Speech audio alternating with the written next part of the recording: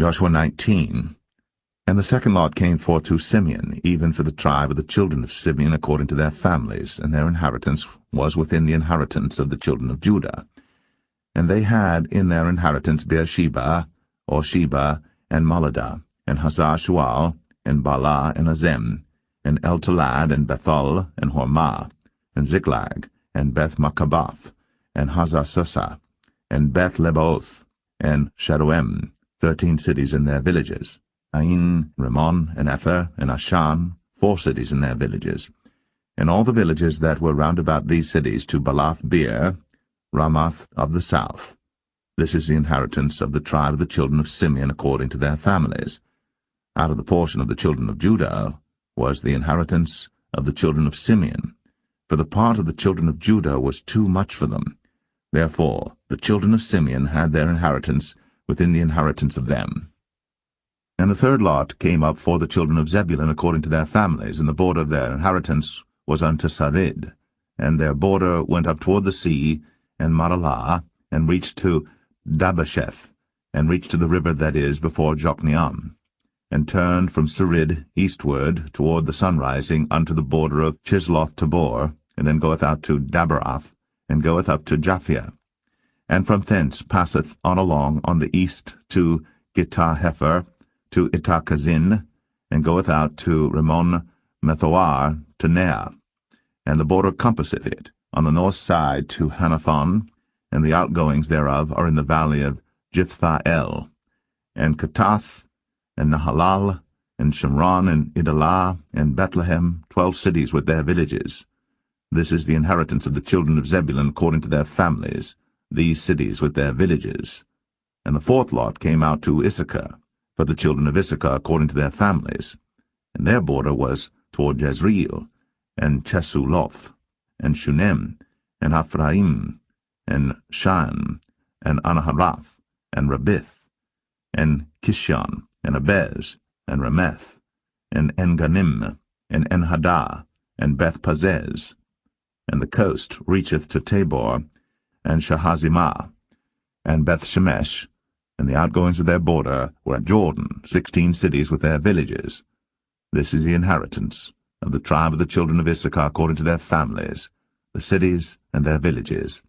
And the fifth lot came out for the tribe of the children of Asher according to their families, and their border was Helkath, and Halai, and Beten, and Akshaph, and Alamelech, and Amad, and Mishiel, and reacheth to Carmel westward, and to Shihor-Libnath, and turneth toward the sunrising to Beth-Dagon, and reacheth to Zebulun, and to the valley of Jiphthah-El, toward the north side of Beth-Emek, and Neiel, and goeth out to Kabul on the left hand, and Hebron, and Rehob, and Hammon, and Cana, even unto great Zidon. And then the coast turneth to Ramah, and to the strong city Tyre, and the coast turneth to Hosah, and the outgoings thereof are at the sea from the coast to Akzib. Umah also, and Aphek, and Rehob, 22 cities with their villages. This is the inheritance of the tribe of the children of Asher according to their families, these cities with their villages. The sixth lot came out to the children of Naphtali, even for the children of Naphtali according to their families, and their coast was from Heleph, from Alon to Zaananim, and Adamai, Nekeb, and Jabneel, unto Lakum, and the outgoings thereof were at Jordan. And then the coast turneth westward to Aznoth-Tabor, and goeth out from thence to Hukok, and reacheth to Zebulun on the south side, and reacheth to Asher on the west side, and to Judah upon Jordan toward the sunrising. And the fenced cities are Ziddim, Zer, and Hamath, Rakath, and Chinnereth, and Adamah, and Ramah, and Hazor, and Kadesh, and Edrei, and En-Hazor, and Aran, and Migdal-El, Horem, and Bethanath, and Beth-Shemesh, 19 cities with their villages. This is the inheritance of the tribe of the children of Naphtali according to their families, the cities and their villages. And the seventh lot came out for the tribe of the children of Dan according to their families, and the coast of their inheritance was Zorah, and Eshtaol, and Ir-Shemesh, and Sha'alabim, and Ailan, and Jedlah, and Elon, and Thimnathah, and Ekron, and Eltekah, and Gibbethon, and Baalath. and Jehud, and Bene Barak, and Gath-Rimmon, and Mijarkon, and Rakon with the border before Japho.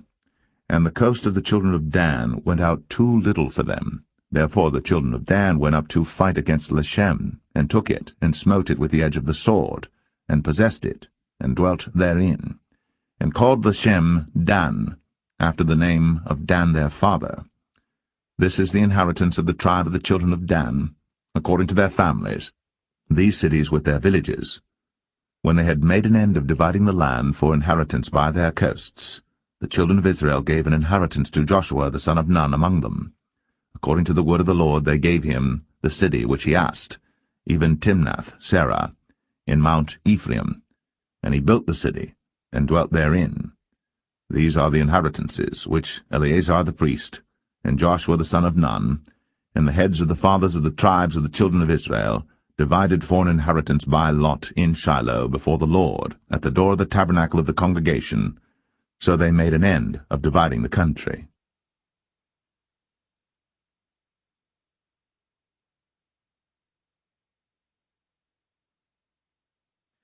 Joshua 20. The Lord also spake unto Joshua, saying, Speak to the children of Israel, saying, Appoint out for you cities of refuge, whereof I spake unto you by the hand of Moses, that the slayer that killeth any person unawares, and unwittingly, may flee thither, and they shall be your refuge from the avenger of blood. And when he that doth flee unto one of those cities shall stand at the entering of the gate of the city, and shall declare his cause in the ears of the elders of that city, they shall take him into the city unto them, and give him a place that he may dwell among them. And if the avenger of blood pursue after him, then they shall not deliver the slayer up into his hand, because he smote his neighbor unwittingly, and hated him not beforetime. And he shall dwell in that city, until he stand before the congregation for judgment, and until the death of the high priest that shall be in those days. Then shall the slayer return, and come unto his own city, and unto his own house, unto the city from whence he fled. And they appointed Kadesh in Galilee, in Mount Naphtali, and Shechem in Mount Ephraim, and Kirjath-Arba, which is Hebron, in the mountain of Judah. And on the other side Jordan by Jericho eastward they assigned Bezer in the wilderness upon the plain, out of the tribe of Reuben, and Ramoth and Gilead, out of the tribe of Gad, and Golan and Bashan, out of the tribe of Manasseh. These were the cities appointed for all the children of Israel, and for the stranger that sojourneth among them, that whosoever killeth any person at unawares might flee thither, and not die by the hand of the avenger of blood, until he stood before the congregation.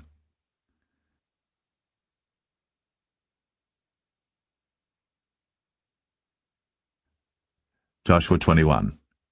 Then came near the heads of the fathers of the Levites unto Eleazar the priest, and unto Joshua the son of Nun, and unto the heads of the fathers of the tribes of the children of Israel. And they spake unto them at Shiloh in the land of Canaan, saying, The Lord commanded by the hand of Moses to give us cities to dwell in, with the suburbs thereof for our cattle. And the children of Israel gave unto the Levites out of their inheritance, at the commandment of the Lord, these cities and their suburbs. And the lot came out for the families of the Kohathites, and the children of Aaron the priest, which were of the Levites, had by lot out of the tribe of Judah, and out of the tribe of Simeon, and out of the tribe of Benjamin 13 cities. And the rest of the children of Kohath had by lot out of the families of the tribe of Ephraim, and out of the tribe of Dan, and out of the half-tribe of Manasseh 10 cities. And the children of Gershon had by lot out of the families of the tribe of Issachar, and out of the tribe of Asher, and out of the tribe of Naphtali, and out of the half-tribe of Manasseh and Bashan 13 cities. The children of Merari by their families had out of the tribe of Reuben, and out of the tribe of Gad, and out of the tribe of Zebulun 12 cities. And the children of Israel gave by lot unto the Levites these cities with their suburbs, as the Lord commanded by the hand of Moses. And they gave out of the tribe of the children of Judah, and out of the tribe of the children of Simeon, these cities which are here mentioned by name, which the children of Aaron, being of the families of the Kohathites, who were of the children of Levi, had, for theirs was the first lot. And they gave them the city of Arba, the father of Anak, which city is Hebron, in the hill country of Judah, with the suburbs thereof round about it. But the fields of the city and the villages thereof gave they to Caleb the son of Jephunneh for his possession. Thus they gave to the children of Aaron the priest Hebron with her suburbs, to be a city of refuge for the slayer, and Libnah with her suburbs, and Jatir with her suburbs, and Eshtemoa with her suburbs, and Holon with her suburbs, and Debir with her suburbs, and Ain with her suburbs, and Jutah with her suburbs, and Beth-Shemesh with her suburbs, 9 cities out of those 2 tribes. And out of the tribe of Benjamin, Gibeon with her suburbs, Geba with her suburbs, Anathoth with her suburbs, and Almon with her suburbs, 4 cities. All the cities of the children of Aaron, the priests, were 13 cities with their suburbs. And the families of the children of Kohath, the Levites which remained of the children of Kohath, even they had the cities of their lot out of the tribe of Ephraim. For they gave them Shechem with her suburbs in Mount Ephraim, to be a city of refuge for the slayer, and Gezer with her suburbs, and Kibzaim with her suburbs, and Beth-horon with her suburbs, 4 cities. And out of the tribe of Dan, Eltekeh with her suburbs, Gibbethon with her suburbs, Ayalon with her suburbs, Gath-rimmon with her suburbs, 4 cities. And out of the half-tribe of Manasseh, Tanakh with her suburbs, and Gath-rimmon with her suburbs, 2 cities. All the cities were 10 with their suburbs for the families of the children of Kohath that remained. And unto the children of Gershon of the families of the Levites, out of the other half-tribe of Manasseh, they gave Golan in Bashan with her suburbs to be a city of refuge for the slayer, and Besh-terah with her suburbs, 2 cities. And out of the tribe of Issachar, Kishon with her suburbs, Dabarah with her suburbs, Jarmuth with her suburbs, En-ganim with her suburbs, 4 cities. And out of the tribe of Asher, Mishal with her suburbs, Abdon with her suburbs, Helkath with her suburbs, and Rehob with her suburbs, 4 cities. And out of the tribe of Naphtali, Kadesh in Galilee with her suburbs, to be a city of refuge for the slayer, and Hamath-dor with her suburbs, and Kartan with her suburbs, 3 cities. All the cities of the Gershonites according to their families, were 13 cities with their suburbs. And unto the families of the children of Merari, the rest of the Levites, out of the tribe of Zebulun, Jokneam with her suburbs, and Kartar with her suburbs, Dimnah with her suburbs, Nahalal with her suburbs, 4 cities. And out of the tribe of Reuben, Bezer with her suburbs, and Jahazah with her suburbs, Kedemoth with her suburbs, Mephaath with her suburbs, 4 cities. And out of the tribe of Gad, Ramoth and Gilead with her suburbs, to be a city of refuge for the slayer, and Mahanaim with her suburbs, Heshbon with her suburbs, Jazer with her suburbs, 4 cities in all. So all the cities for the children of Merari by their families, which were remaining of the families of the Levites, were by their lot 12 cities. All the cities of the Levites within the possession of the children of Israel were 40, and 8 cities with their suburbs. These cities were every one with their suburbs round about them. Thus were all these cities. And the Lord gave unto Israel all the land which he sware to give unto their fathers, and they possessed it, and dwelt therein. And the Lord gave them rest round about, according to all that he sware unto their fathers, and there stood not a man of all their enemies before them. The Lord delivered all their enemies into their hand. There failed not aught of any good thing which the Lord had spoken unto the house of Israel. All came to pass.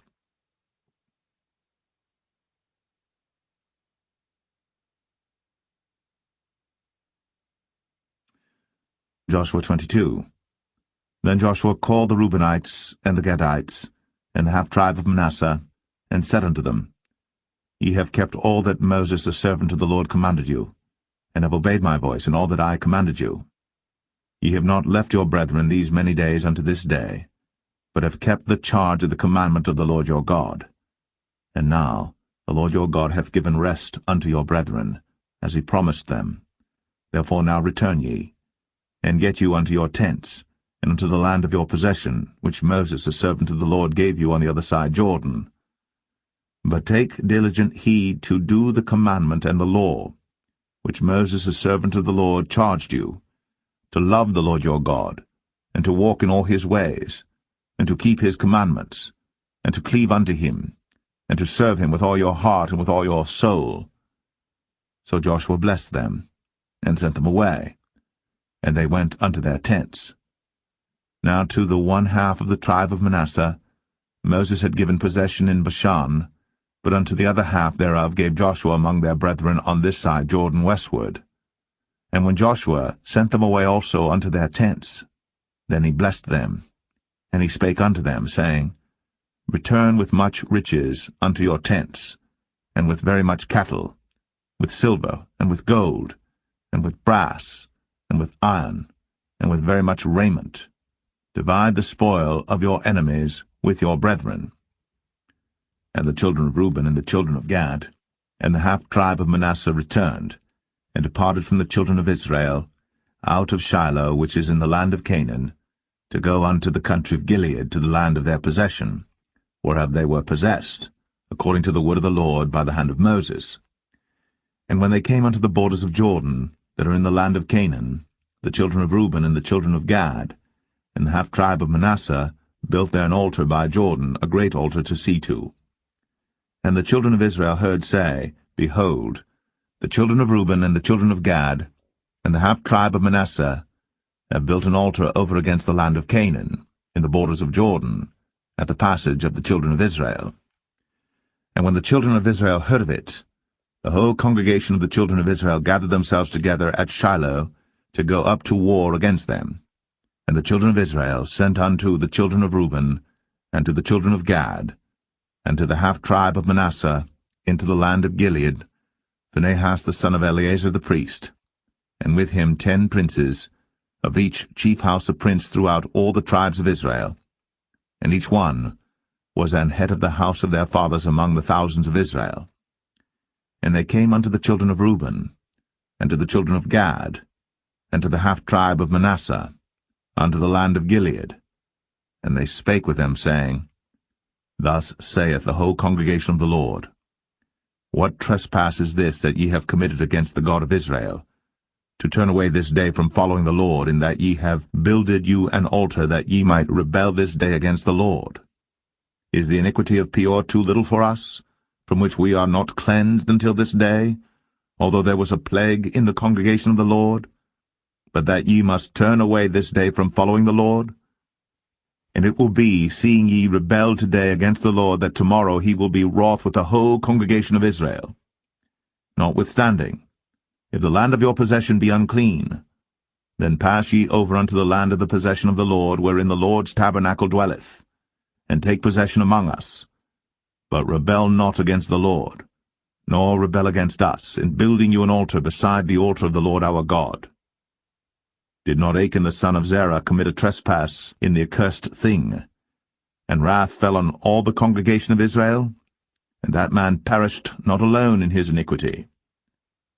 Then the children of Reuben, and the children of Gad, and the half tribe of Manasseh answered and said unto the heads of the thousands of Israel, The Lord God of gods, the Lord God of gods, he knoweth, and Israel he shall know, if it be in rebellion, or if in transgression against the Lord, save us not this day, that we have built us an altar to turn from following the Lord, or if to offer thereon burnt offering, or meat offering, or if to offer peace offerings thereon. Let the Lord himself require it. And if we have not rather done it for fear of this thing, saying, In time to come your children might speak unto our children, saying, What have ye to do with the Lord God of Israel? For the Lord hath made Jordan a border between us and you. Ye children of Reuben, and children of Gad, ye have no part in the Lord. So shall your children make our children cease from fearing the Lord. Therefore we said, Let us now prepare to build us an altar, not for burnt offering, nor for sacrifice, but that it may be a witness between us and you and our generations after us, that we might do the service of the Lord before him with our burnt offerings, and with our sacrifices, and with our peace offerings, that your children may not say to our children in time to come, Ye have no part in the Lord. Therefore said we, that it shall be, when they should so say to us, or to our generations in time to come, that we may say again, Behold, the pattern of the altar of the Lord, which our fathers made, not for burnt offerings, nor for sacrifices, but it is a witness between us and you. God forbid that we should rebel against the Lord, and turn this day from following the Lord, to build an altar for burnt offerings, for meat offerings, or for sacrifices beside the altar of the Lord our God that is before his tabernacle. And when Phinehas the priest, and the princes of the congregation, and heads of the thousands of Israel which were with him, heard the words that the children of Reuben, and the children of Gad, and the children of Manasseh spake, it pleased them. And Phinehas the son of Eleazar the priest said unto the children of Reuben, and to the children of Gad, and to the children of Manasseh, This day we perceive that the Lord is among us, because ye have not committed this trespass against the Lord. Now ye have delivered the children of Israel out of the hand of the Lord. And Phinehas the son of Eleazar the priest, and the princes, returned from the children of Reuben, and from the children of Gad, out of the land of Gilead, unto the land of Canaan, to the children of Israel, and brought them word again. And the thing pleased the children of Israel. And the children of Israel blessed God, and did not intend to go up against them in battle, to destroy the land wherein the children of Reuben and Gad dwelt. And the children of Reuben and the children of Gad called the altar Ed, for it shall be a witness between us that the Lord is God.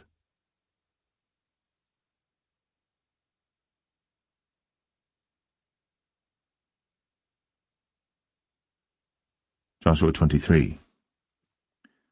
And it came to pass a long time after that the Lord had given rest unto Israel from all their enemies round about, that Joshua waxed old and stricken in age. And Joshua called for all Israel, and for their elders, and for their heads, and for their judges, and for their officers, and said unto them, I am old and stricken in age. And ye have seen all that the Lord your God hath done unto all these nations because of you. For the Lord your God is he that hath fought for you. Behold, I have divided unto you by lot these nations that remain to be an inheritance for your tribes, from Jordan with all the nations that I have cut off, even unto the great sea westward. And the Lord your God, he shall expel them from before you, and drive them from out of your sight. And ye shall possess their land, as the Lord your God hath promised unto you. Be ye therefore very courageous to keep and to do all that is written in the book of the law of Moses, that ye turn not aside therefrom to the right hand or to the left, that ye come not among these nations, these that remain among you, neither make mention of the name of their gods, nor cause to swear by them, neither serve them, nor bow yourselves unto them, but cleave unto the Lord your God as ye have done unto this day. For the Lord hath driven out from before you great nations and strong. But as for you, no man hath been able to stand before you unto this day. One man of you shall chase 1,000, for the Lord your God, he it is that fighteth for you, as he hath promised you. Take good heed therefore unto yourselves that ye love the Lord your God. Else, if ye do in any wise go back, and cleave unto the remnant of these nations, even these that remain among you, and shall make marriages with them, and go in unto them, and they to you, know for a certainty that the Lord your God will no more drive out any of these nations from before you, but they shall be snares and traps unto you, and scourges in your sides, and thorns in your eyes, until ye perish from off this good land which the Lord your God hath given you. And behold, this day I am going the way of all the earth, and ye know in all your hearts and in all your souls that not one thing hath failed of all the good things which the Lord your God spake concerning you. All are come to pass unto you, and not one thing hath failed thereof. Therefore it shall come to pass that as all good things are come upon you, which the Lord your God promised you, so shall the Lord bring upon you all evil things, until he have destroyed you from off this good land which the Lord your God hath given you. When ye have transgressed the covenant of the Lord your God, which he commanded you, and have gone and served other gods, and bowed yourselves to them, then shall the anger of the Lord be kindled against you, and ye shall perish quickly from off the good land which he hath given unto you.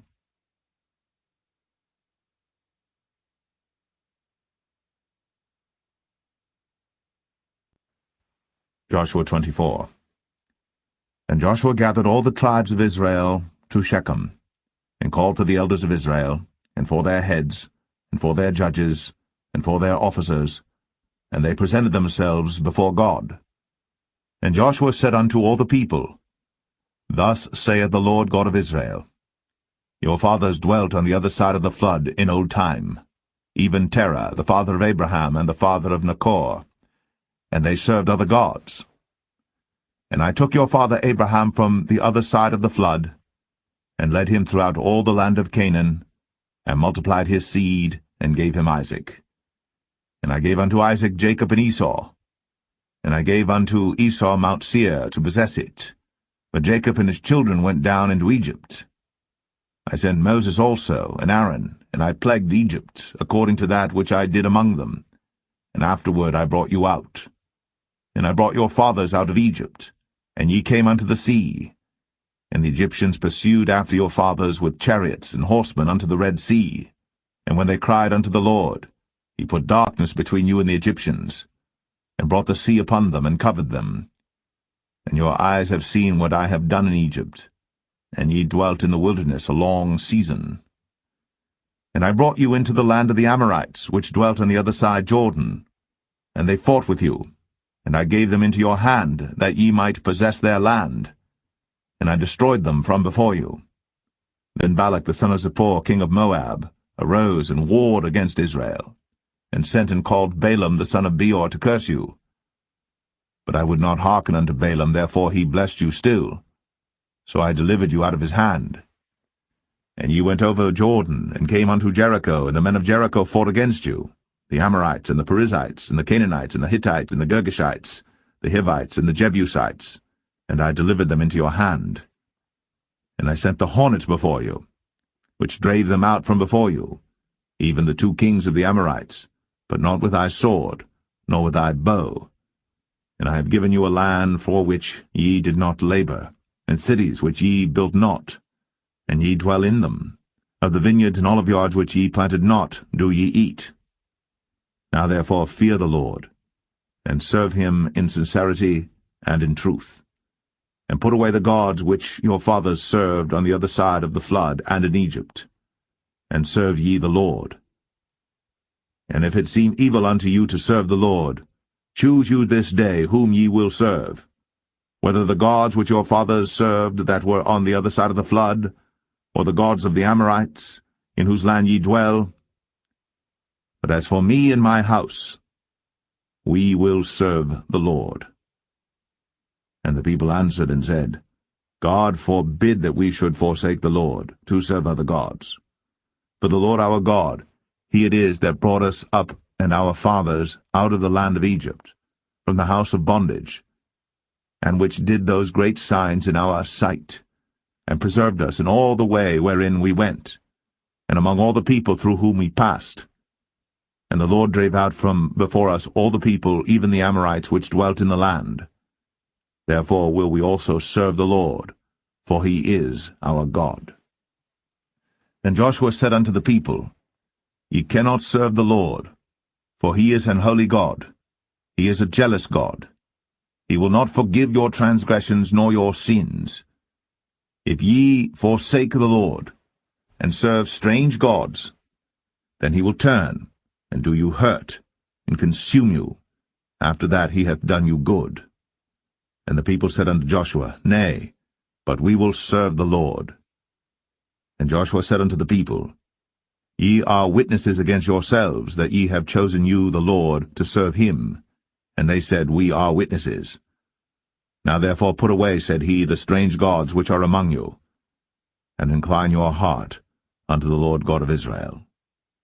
And the people said unto Joshua, The Lord our God will we serve, and his voice will we obey. So Joshua made a covenant with the people that day, and set them a statute and an ordinance in Shechem. And Joshua wrote these words in the book of the law of God, and took a great stone, and set it up there under an oak that was by the sanctuary of the Lord.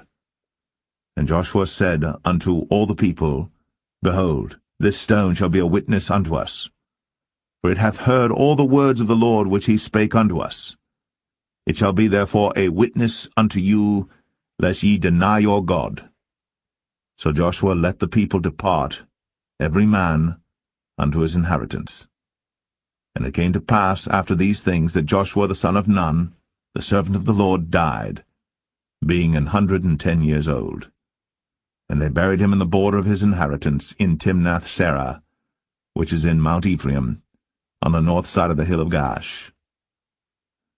And Israel served the Lord all the days of Joshua, and all the days of the elders that overlived Joshua, and which had known all the works of the Lord that he had done for Israel. And the bones of Joseph, which the children of Israel brought up out of Egypt, buried they in Shechem in a parcel of ground, which Jacob bought of the sons of Hamor, the father of Shechem, for 100 pieces of silver. And it became the inheritance of the children of Joseph. And Eleazar the son of Aaron died. And they buried him in a hill that pertained to Phinehas his son, which was given him in Mount Ephraim.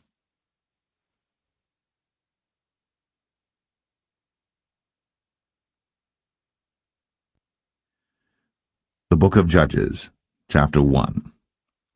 Now after the death of Joshua it came to pass that the children of Israel asked the Lord, saying, Who shall go up for us against the Canaanites first, to fight against them? And the Lord said, Judah shall go up. Behold, I have delivered the land into his hand. And Judah said unto Simeon his brother, Come up with me into my lot, that we may fight against the Canaanites, and I likewise will go with thee into thy lot. So Simeon went with him, and Judah went up, and the Lord delivered the Canaanites and the Perizzites into their hand, and they slew of them in Bezek 10,000 men. And they found Adoni-Bezek in Bezek, and they fought against him, and they slew the Canaanites and the Perizzites. But Adoni-Bezek fled, and they pursued after him, and caught him, and cut off his thumbs and his great toes. And Adoni-Bezek said, 70 kings, having their thumbs and their great toes cut off, gathered their meat under my table, as I have done, so God hath requited me. And they brought him to Jerusalem, and there he died. Now the children of Judah had fought against Jerusalem, and had taken it, and smitten it with the edge of the sword, and set the city on fire. And afterward the children of Judah went down to fight against the Canaanites, that dwelt in the mountain, and in the south, and in the valley. And Judah went against the Canaanites that dwelt in Hebron. Now the name of Hebron before was Kirjath-Arba. And they slew Sheshai, and Ahiman, and Talmai. And from thence he went against the inhabitants of Debir. And the name of Debir before was Kirjath-Sepher. And Caleb said, He that smiteth Kirjath-Sepher, and taketh it, to him will I give Achsah my daughter to wife. And Othniel the son of Kenaz, Caleb's younger brother, took it. And he gave him Achsah his daughter to wife. And it came to pass, when she came to him, that she moved him to ask of her father a field. And she lighted from off her ass. And Caleb said unto her, What wilt thou? And she said unto him, Give me a blessing, for thou hast given me a southland. Give me also springs of water. And Caleb gave her the upper springs and the nether springs. And the children of the Kenite, Moses' father-in-law, went up out of the city of palm trees with the children of Judah into the wilderness of Judah, which lieth in the south of Arad. And they went and dwelt among the people. And Judah went with Simeon his brother, and they slew the Canaanites that inhabited Zephath, and utterly destroyed it. And the name of the city was called Hormah. Also Judah took Gaza with the coast thereof, and Askelon with the coast thereof, and Ekron with the coast thereof. And the Lord was with Judah, and he drave out the inhabitants of the mountain, but could not drive out the inhabitants of the valley, because they had chariots of iron. And they gave Hebron unto Caleb, as Moses said. And he expelled thence the 3 sons of Anak. And the children of Benjamin did not drive out the Jebusites that inhabited Jerusalem, but the Jebusites dwell with the children of Benjamin in Jerusalem unto this day. And the house of Joseph, they also went up against Bethel, and the Lord was with them. And the house of Joseph sent to descry Bethel. Now the name of the city before was Luz. And the spies saw a man come forth out of the city. And they said unto him, Show us, we pray thee, the entrance into the city, and we will show thee mercy. And when he showed them the entrance into the city, they smote the city with the edge of the sword, but they let go the man and all his family. And the man went into the land of the Hittites, and built a city, and called the name thereof Luz, which is the name thereof unto this day. Neither did Manasseh drive out the inhabitants of Beth-shan and her towns, nor Tanakh and her towns, nor the inhabitants of Dor and her towns, nor the inhabitants of Ibleam and her towns, nor the inhabitants of Megiddo and her towns, but the Canaanites would dwell in that land. And it came to pass, when Israel was strong, that they put the Canaanites to tribute, and did not utterly drive them out. Neither did Ephraim drive out the Canaanites that dwelt in Gezer, but the Canaanites dwelt in Gezer among them. Neither did Zebulun drive out the inhabitants of Kitron, nor the inhabitants of Nahalol, but the Canaanites dwelt among them, and became tributaries. Neither did Asher drive out the inhabitants of Akko, nor the inhabitants of Zidon, nor of Alab, nor of Agzib, nor of Helba, nor of Aphik, nor of Rehob. But the Asherites dwelt among the Canaanites, the inhabitants of the land, for they did not drive them out. Neither did Naphtali drive out the inhabitants of Beth-Shemesh, nor the inhabitants of Beth-Anath, but he dwelt among the Canaanites, the inhabitants of the land. Nevertheless the inhabitants of Beth-Shemesh and of Beth-Anath became tributaries unto them. And the Amorites forced the children of Dan into the mountain, for they would not suffer them to come down to the valley. But the Amorites would dwell in Mount Eres, in Ayalon, and in Shaalbim, yet the hand of the house of Joseph prevailed, so that they became tributaries. And the coast of the Amorites was from the going up to Akrabim, from the rock and upward.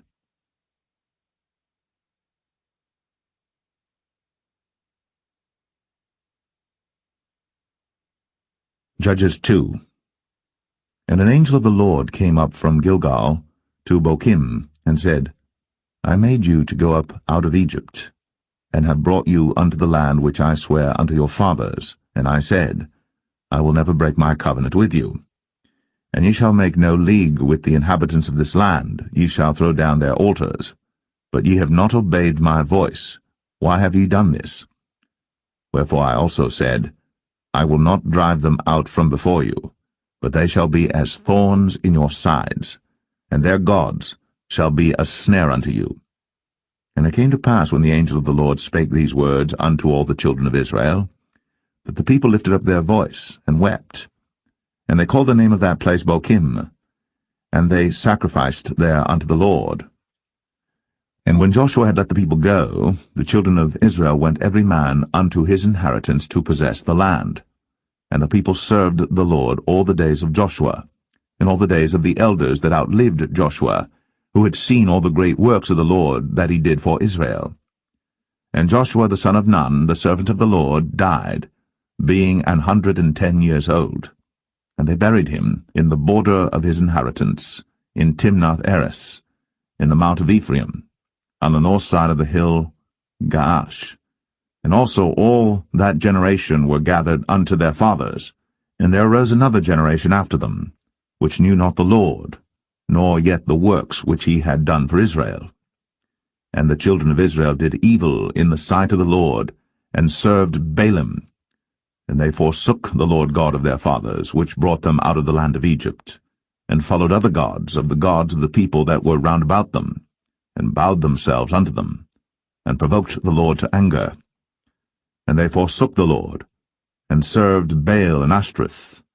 And the anger of the Lord was hot against Israel, and he delivered them into the hands of spoilers that spoiled them, and he sold them into the hands of their enemies round about, so that they could not any longer stand before their enemies.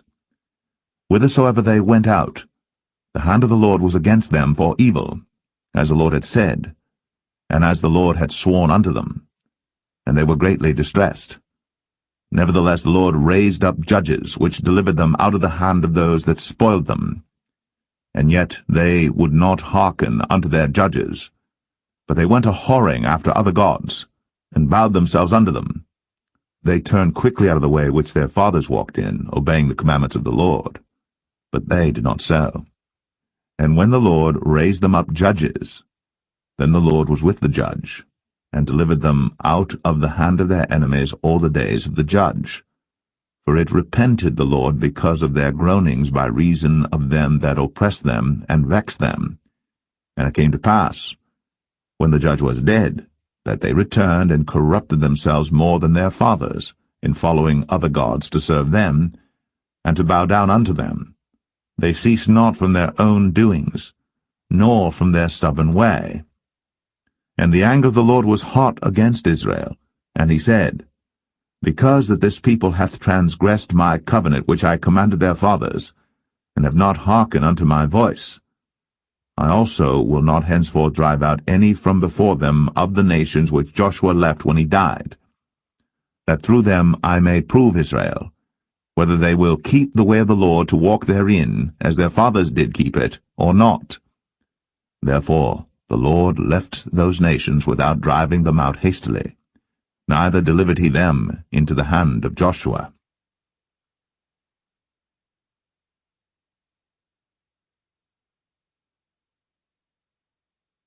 Judges 3. Now these are the nations which the Lord left, to prove Israel by them, even as many of Israel as had not known all the wars of Canaan, only that the generations of the children of Israel might know, to teach them war, at the least such as before knew nothing thereof. Namely, 5 lords of the Philistines, and all the Canaanites, and the Sidonians, and the Hivites that dwelt in Mount Lebanon, from Mount Baal-Hermon unto the entering in of Hamath. And they were to prove Israel by them, to know whether they would hearken unto the commandments of the Lord, which he commanded their fathers by the hand of Moses. And the children of Israel dwelt among the Canaanites, Hittites, and Amorites, and Perizzites, and Hivites, and Jebusites. And they took their daughters to be their wives, and gave their daughters to their sons, and served their gods. And the children of Israel did evil in the sight of the Lord, and forgat the Lord their God, and served Baalim and the groves. Therefore the anger of the Lord was hot against Israel, and he sold them into the hand of Shushan-Rishathaim, king of Mesopotamia. And the children of Israel served Shushan-Rishathaim 8 years. And when the children of Israel cried unto the Lord raised up a deliverer to the children of Israel, who delivered them, even Othniel, the son of Kenaz, Caleb's younger brother. And the Spirit of the Lord came upon him, and he judged Israel, and went out to war. And the Lord delivered Shushan-Rishathaim, king of Mesopotamia, into his hand. And his hand prevailed against Shushan-Rishathaim. And the land had rest 40 years. And Othniel, the son of Kenaz, died. And the children of Israel did evil again in the sight of the Lord. And the Lord strengthened Eglon, the king of Moab, against Israel, because they had done evil in the sight of the Lord. And he gathered unto him the children of Ammon and Amalek, and went and smote Israel, and possessed the city of palm trees. So the children of Israel served Eglon, the king of Moab, 18 years. But when the children of Israel cried unto the Lord raised them up a deliverer, Ehud the son of Gera, a Benjamite, a man left-handed. And by him the children of Israel sent a present unto Eglon, the king of Moab. But Ehud made him a dagger, which had 2 edges of a cubit length, and he did gird it under his raiment, upon his right thigh. And he brought the present unto Eglon, king of Moab. And Eglon was a very fat man. And when he had made an end to offer the present, he sent away the people that bare the present. But he himself turned again from the quarries that were by Gilgal, and said, I have a secret errand unto thee, O king. Who said, Keep silence. And all that stood by him went out from him. And Ehud came unto him, and he was sitting in a summer parlor, which he had for himself alone. And Ehud said, I have a message from God unto thee. And he rose out of his seat. And Ehud put forth his left hand, and took the dagger from his right thigh, and thrust it into his belly. And the haft also went in after the blade, and the fat closed upon the blade, so that he could not draw the dagger out of his belly. And the dirt came out. Then Ehud went forth through the porch, and shut the doors of the parlor upon him, and locked them. When he was gone out, his servants came, and when they saw that, behold, the doors of the parlor were locked, they said, Surely he covereth his feet in his summer chamber. And they tarried till they were ashamed, and behold, he opened not the doors of the parlor. Therefore they took a key and opened them, and behold, their lord was fallen down dead on the earth. And Ehud escaped while they tarried, and passed beyond the quarries, and escaped unto Seirath.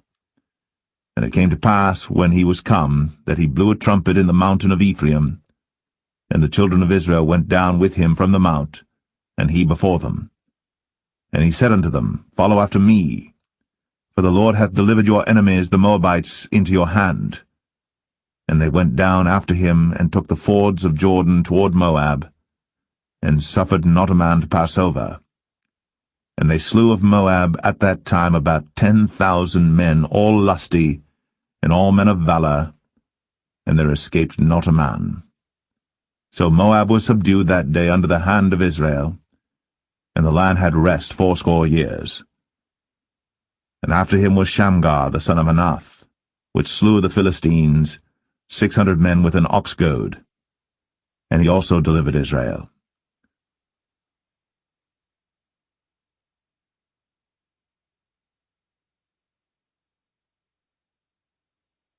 Judges 4. And the children of Israel again did evil in the sight of the Lord, when Ehud was dead. And the Lord sold them into the hand of Jabin, king of Canaan, that reigned in Hazor, the captain of whose host was Sisera, which dwelt in Harosheth of the Gentiles. And the children of Israel cried unto the Lord, for he had 900 chariots of iron. And 20 years he mightily oppressed the children of Israel. And Deborah prophetess, the wife of Lapidoth, she judged Israel at that time.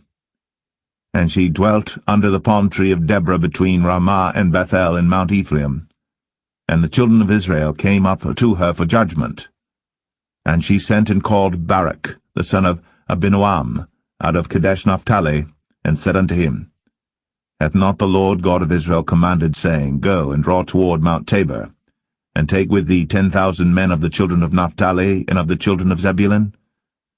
And I will draw unto thee to the river Kishon Sisera, the captain of Jabin's army, with his chariots and his multitude, and I will deliver him into thine hand. And Barak said unto her, If thou wilt go with me, then I will go. But if thou wilt not go with me, then I will not go. And she said, I will surely go with thee. Notwithstanding the journey that thou takest shall not be for thine honour, for the Lord shall sell Sisera into the hand of a woman. And Deborah rose, and went with Barak to Kadesh. And Barak called Zebulun and Naphtali to Kadesh. And he went up with 10,000 men at his feet, and Deborah went up with him. Now Heber the Kenite, which was of the children of Hobab, the father-in-law of Moses, had severed himself from the Kenites, and pitched his tent unto the plain of Zanaim, which is by Kadesh. And they showed Sisera that Barak the son of Abinoam was gone up to Mount Tabor. And Sisera gathered together all his chariots, even 900 chariots of iron, and all the people that were with him, from Harosheth of the Gentiles unto the river of Kishon. And Deborah said unto Barak, Up, for this is the day in which the Lord hath delivered Sisera into thine hand. Is not the Lord gone out before thee? So Barak went down from Mount Tabor, and 10,000 men after him. And the Lord discomfited Sisera, and all his chariots and all his hosts with the edge of the sword before Barak, so that Sisera lighted down off his chariot, and fled away on his feet. But Barak pursued after the chariots and after the host, unto Harosheth of the Gentiles, and all the host of Sisera fell upon the edge of the sword, and there was not a man left. Howbeit Sisera fled away on his feet to the tent of Jael, the wife of Heber the Kenite. For there was peace between Jabin, the king of Hazor, and the house of Heber the Kenite. And Jael went out to meet Sisera, and said unto him, Turn in, my lord, turn in to me, fear not. And when he had turned in unto her into the tent, she covered him with a mantle. And he said unto her, Give me, I pray thee, a little water to drink, for I am thirsty. And she opened a bottle of milk, and gave him drink, and covered him. Again he said to her, Stand in the door of the tent. And it shall be, when any man doth come and inquire of thee, and say, Is there any man here? That thou shalt say, No. Then Jael, Heber's wife, took a nail of the tent, and took an hammer in her hand, and went softly unto him, and smote the nail into his temples, and fastened it into the ground, for he was fast asleep and weary. So he died. And behold, as Barak pursued Sisera, Jael came out to meet him, and said unto him, Come, and I will show thee the man whom thou seekest. And when he came into her tent, behold, Sisera lay dead, and the nail was in his temples. So God subdued on that day Jabin, the king of Canaan, before the children of Israel. And the hand of the children of Israel prospered, and prevailed against Jabin, the king of Canaan, until they had destroyed Jabin, king of Canaan.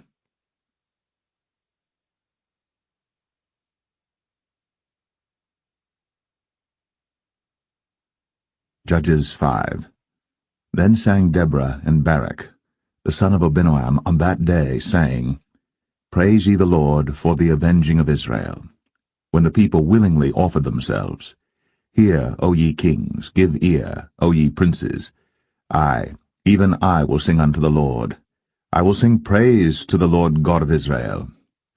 Lord, when thou wentest out of Seir, when thou marchedst out of the field of Edom, the earth trembled, and the heavens dropped. The clouds also dropped water. The mountains melted from before the Lord, even that Sinai from before the Lord God of Israel.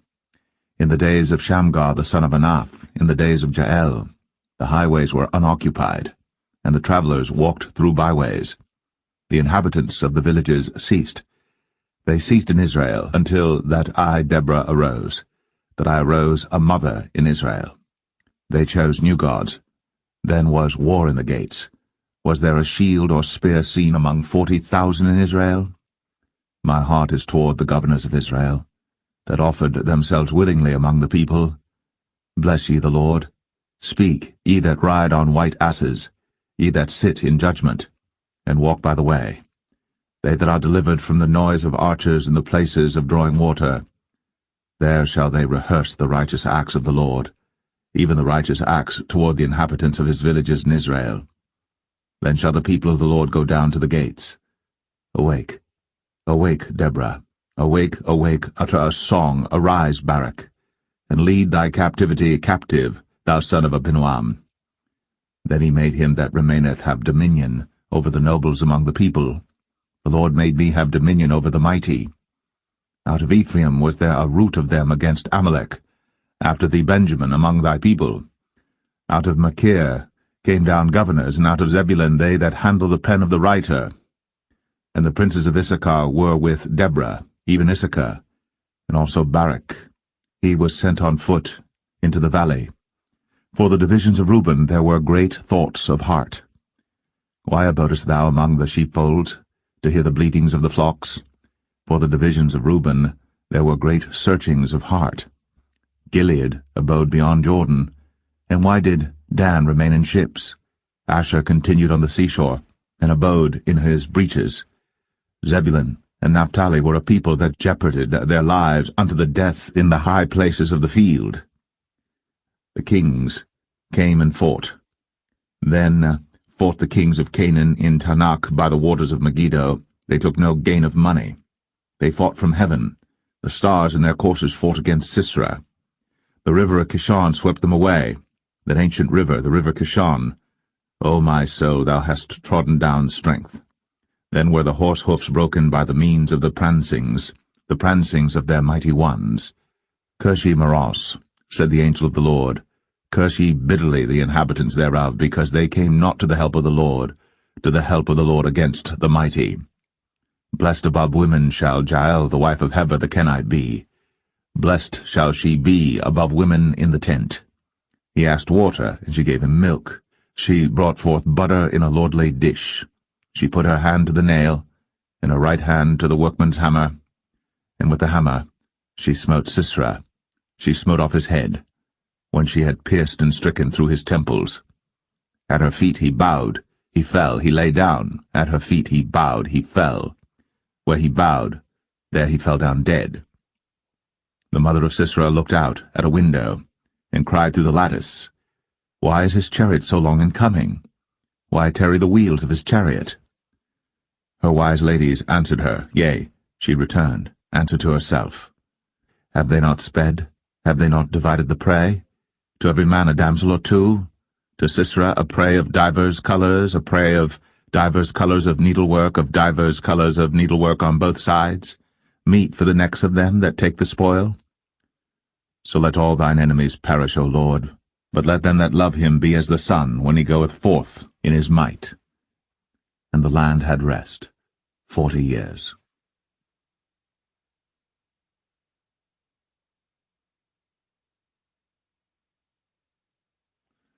Judges 6. And the children of Israel did evil in the sight of the Lord, and the Lord delivered them into the hand of Midian 7 years. And the hand of Midian prevailed against Israel, and because of the Midianites, the children of Israel made them the dens which are in the mountains and caves and strongholds. And so it was, when Israel had sown, that the Midianites came up, and the Amalekites and the children of the east, even they came up against them, and they encamped against them, and destroyed the increase of the earth, till thou come unto Gaza, and left no sustenance for Israel, neither sheep, nor ox, nor ass. For they came up with their cattle and their tents, and they came as grasshoppers for multitude, for both they and their camels were without number. And they entered into the land to destroy it. And Israel was greatly impoverished because of the Midianites, and the children of Israel cried unto the Lord. And it came to pass, when the children of Israel cried unto the Lord because of the Midianites, that the Lord sent a prophet unto the children of Israel, which said unto them, Thus saith the Lord God of Israel, I brought you up from Egypt, and brought you forth out of the house of bondage. And I delivered you out of the hand of the Egyptians, and out of the hand of all that oppressed you, and drave them out from before you, and gave you their land. I said unto you, I am the Lord your God. Fear not the gods of the Amorites, in whose land ye dwell. But ye have not obeyed my voice. And there came an angel of the Lord, and sat under an oak which was in Ophrah, that pertained unto Joash the Abiezrite. And his son Gideon threshed wheat by the winepress to hide it from the Midianites. And the angel of the Lord appeared unto him, and said unto him, The Lord is with thee, thou mighty man of valour. And Gideon said unto him, O my Lord, if the Lord be with us, why then is all this befallen us? And where be all his miracles which our fathers told us of, saying, Did not the Lord bring us up from Egypt? But now the Lord hath forsaken us, and delivered us into the hands of the Midianites.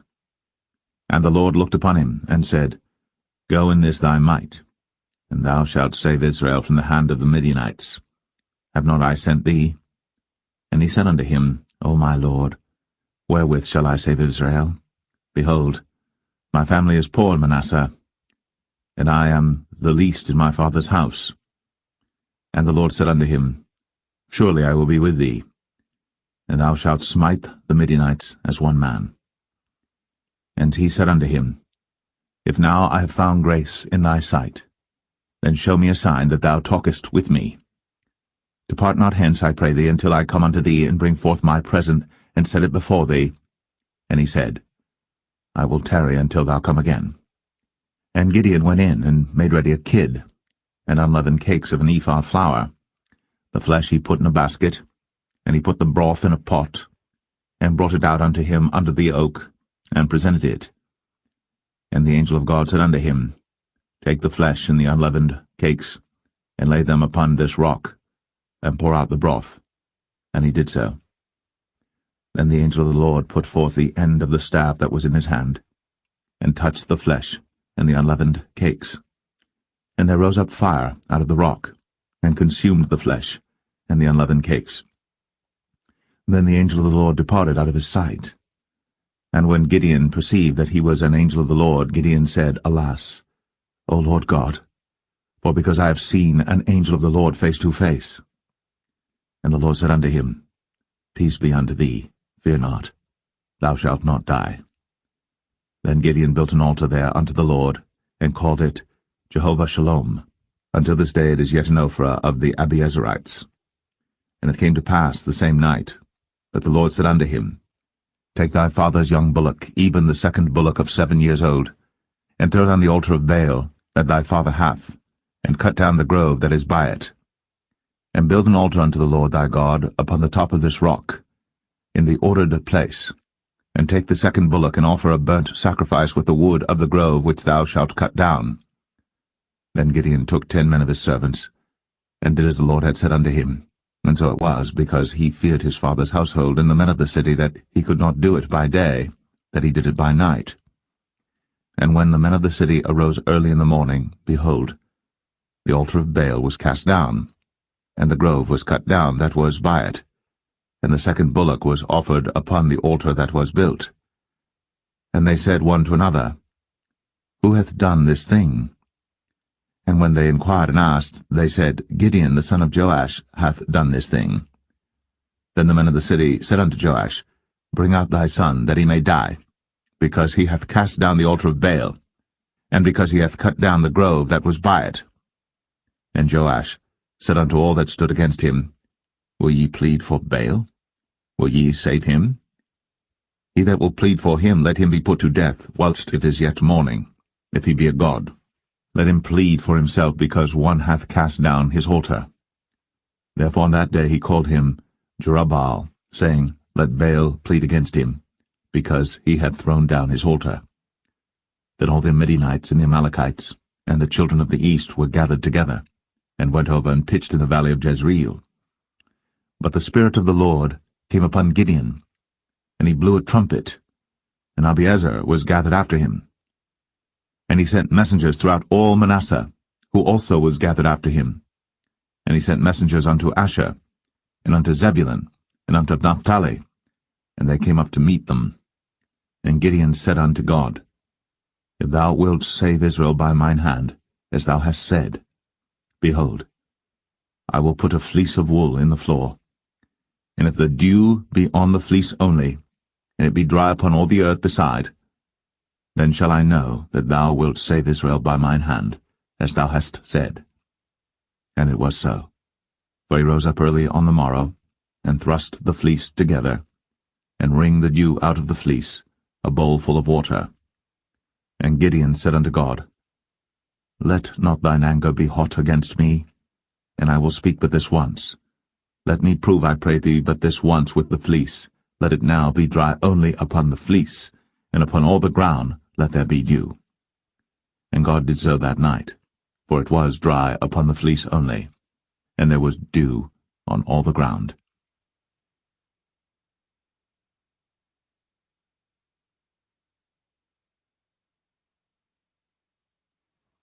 Judges 7. Then Jerubbaal, who is Gideon, and all the people that were with him, rose up early, and pitched beside the well of Harad, so that the host of the Midianites were on the north side of them, by the hill of Moreh in the valley. And the Lord said unto Gideon, The people that are with thee are too many for me to give the Midianites into their hands, lest Israel vaunt themselves against me, saying, Mine own hand hath saved me. Now therefore go to, proclaim in the ears of the people, saying, Whosoever is fearful and afraid, let him return and depart early from Mount Gilead. And there returned to the people 22,000, and there remained 10,000. And the Lord said unto Gideon, The people are yet too many. Bring them down unto the water, and I will try them for thee there. And it shall be that of whom I say unto thee, This shall go with thee, the same shall go with thee. And of whomsoever I say unto thee, This shall not go with thee, the same shall not go. So he brought down the people unto the water.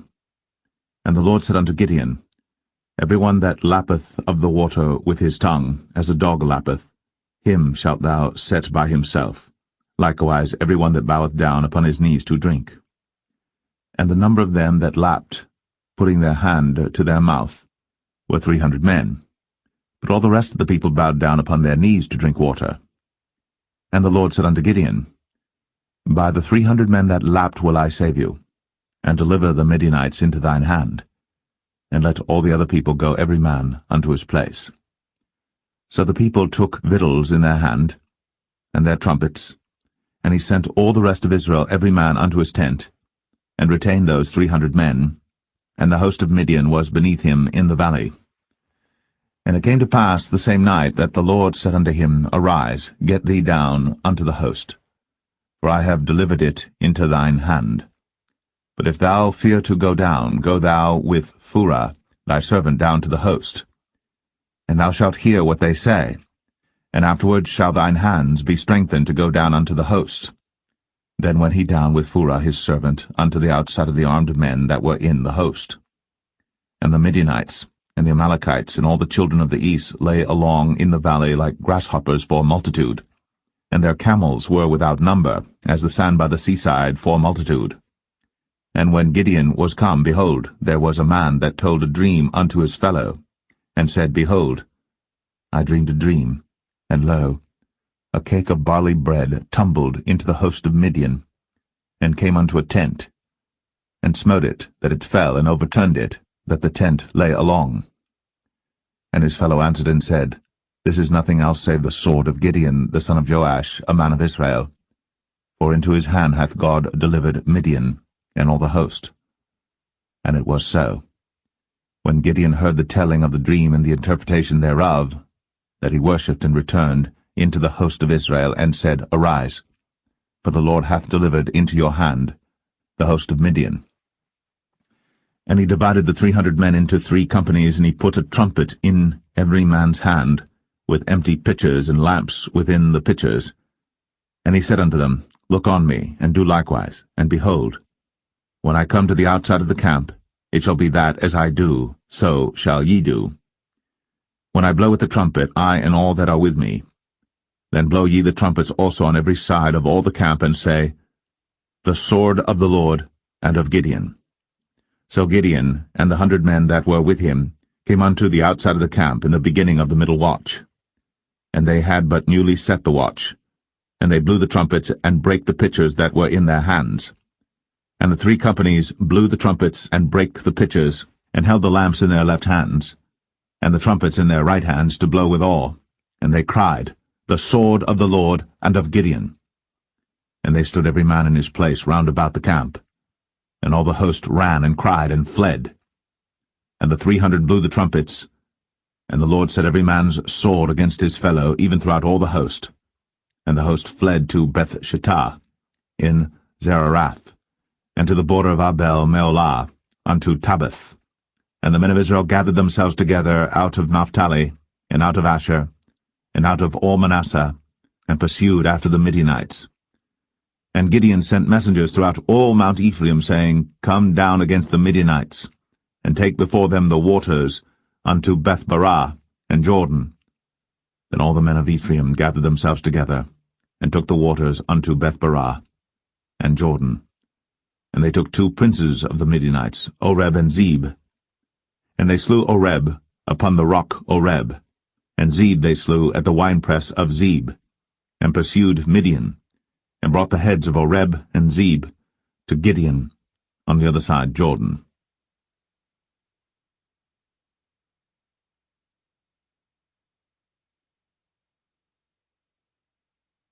Judges 8.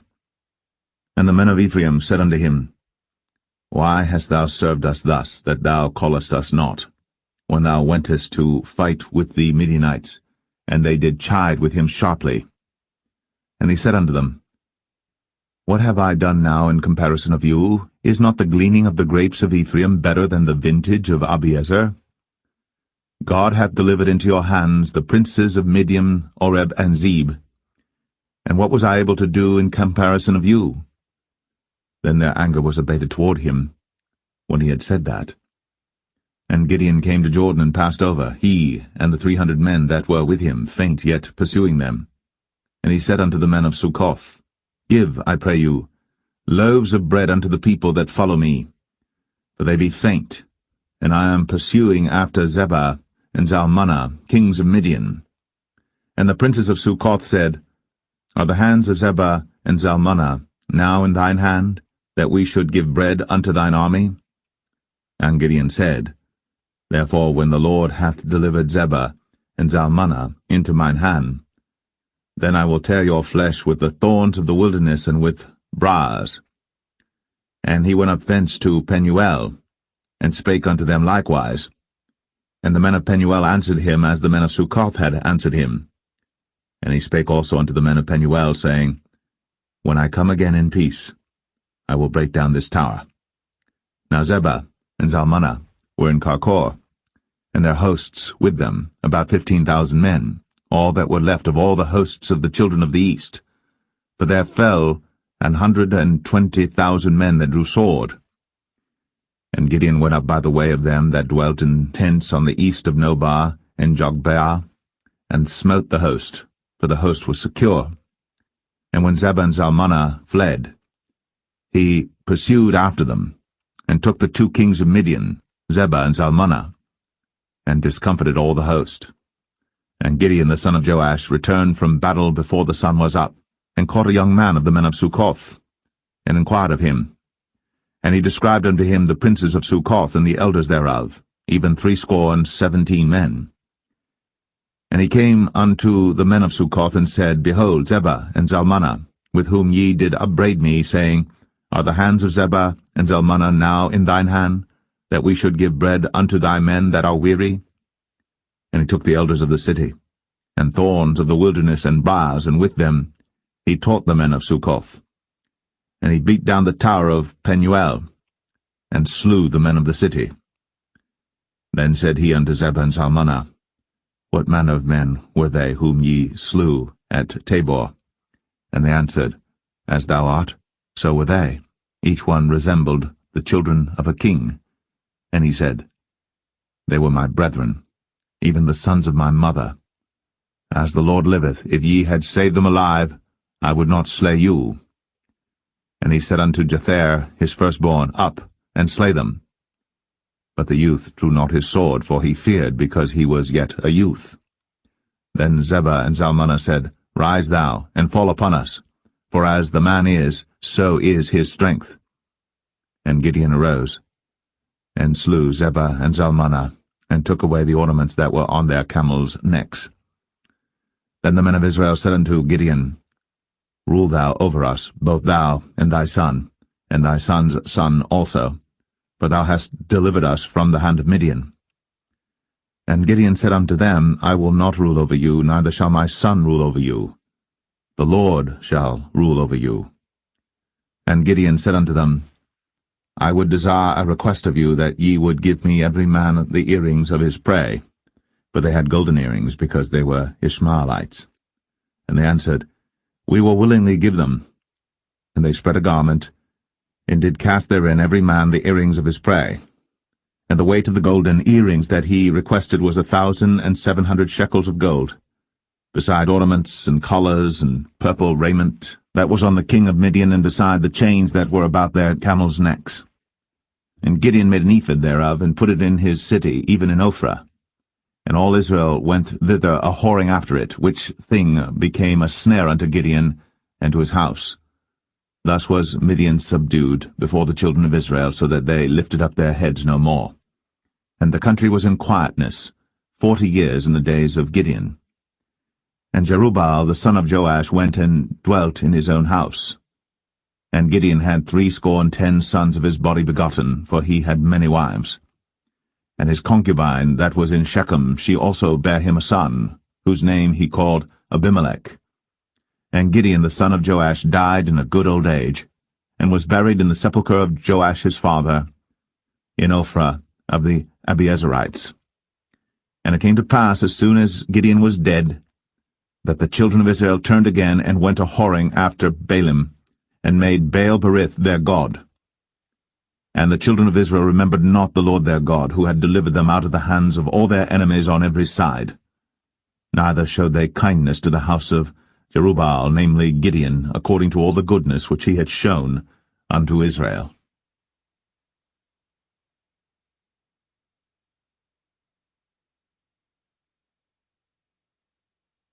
Judges 9.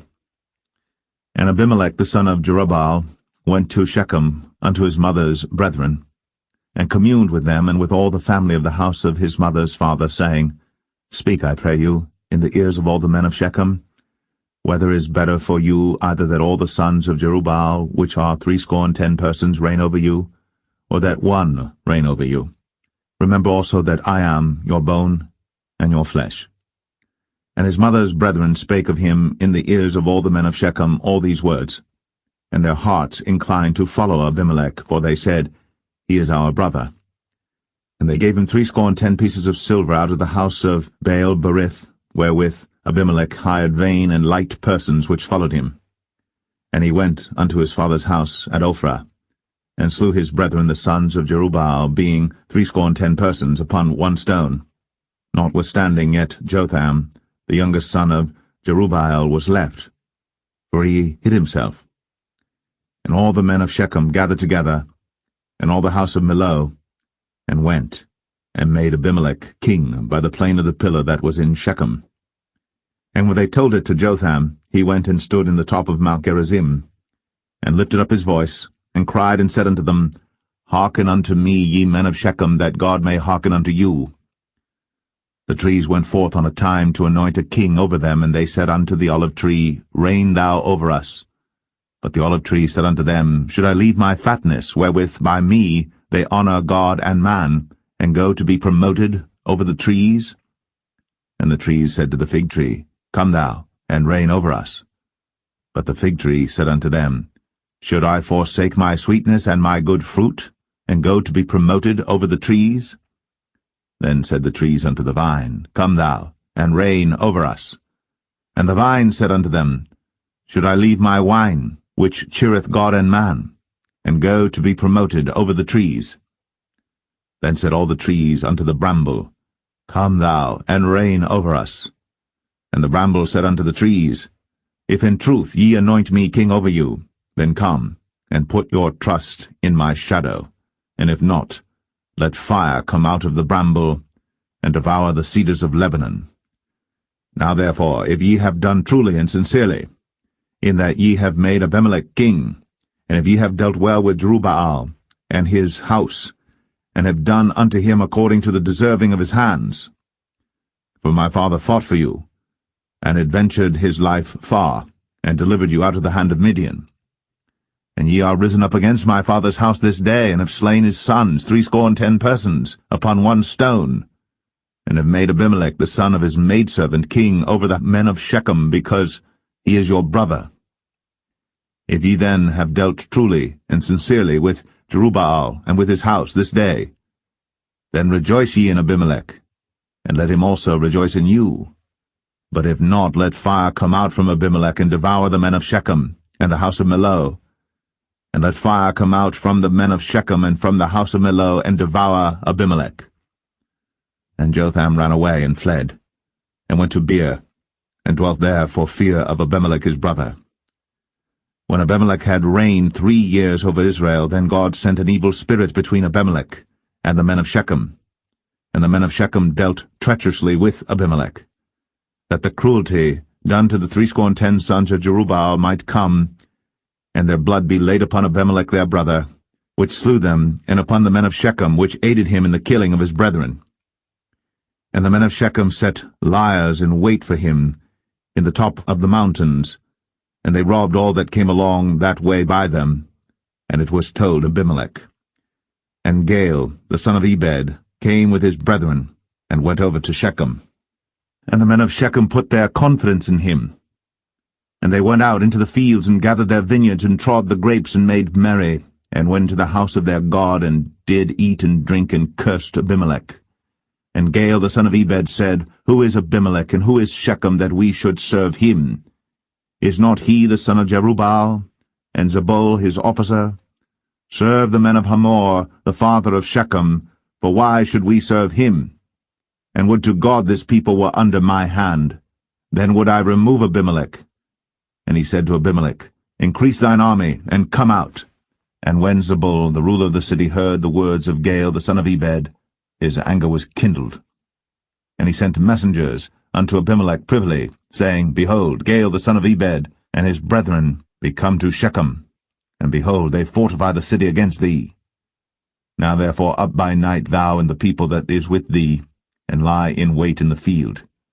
And it shall be that in the morning, as soon as the sun is up, thou shalt rise early, and set upon the city, and behold, when he and the people that is with him come out against thee, then mayest thou do to them as thou shalt find occasion.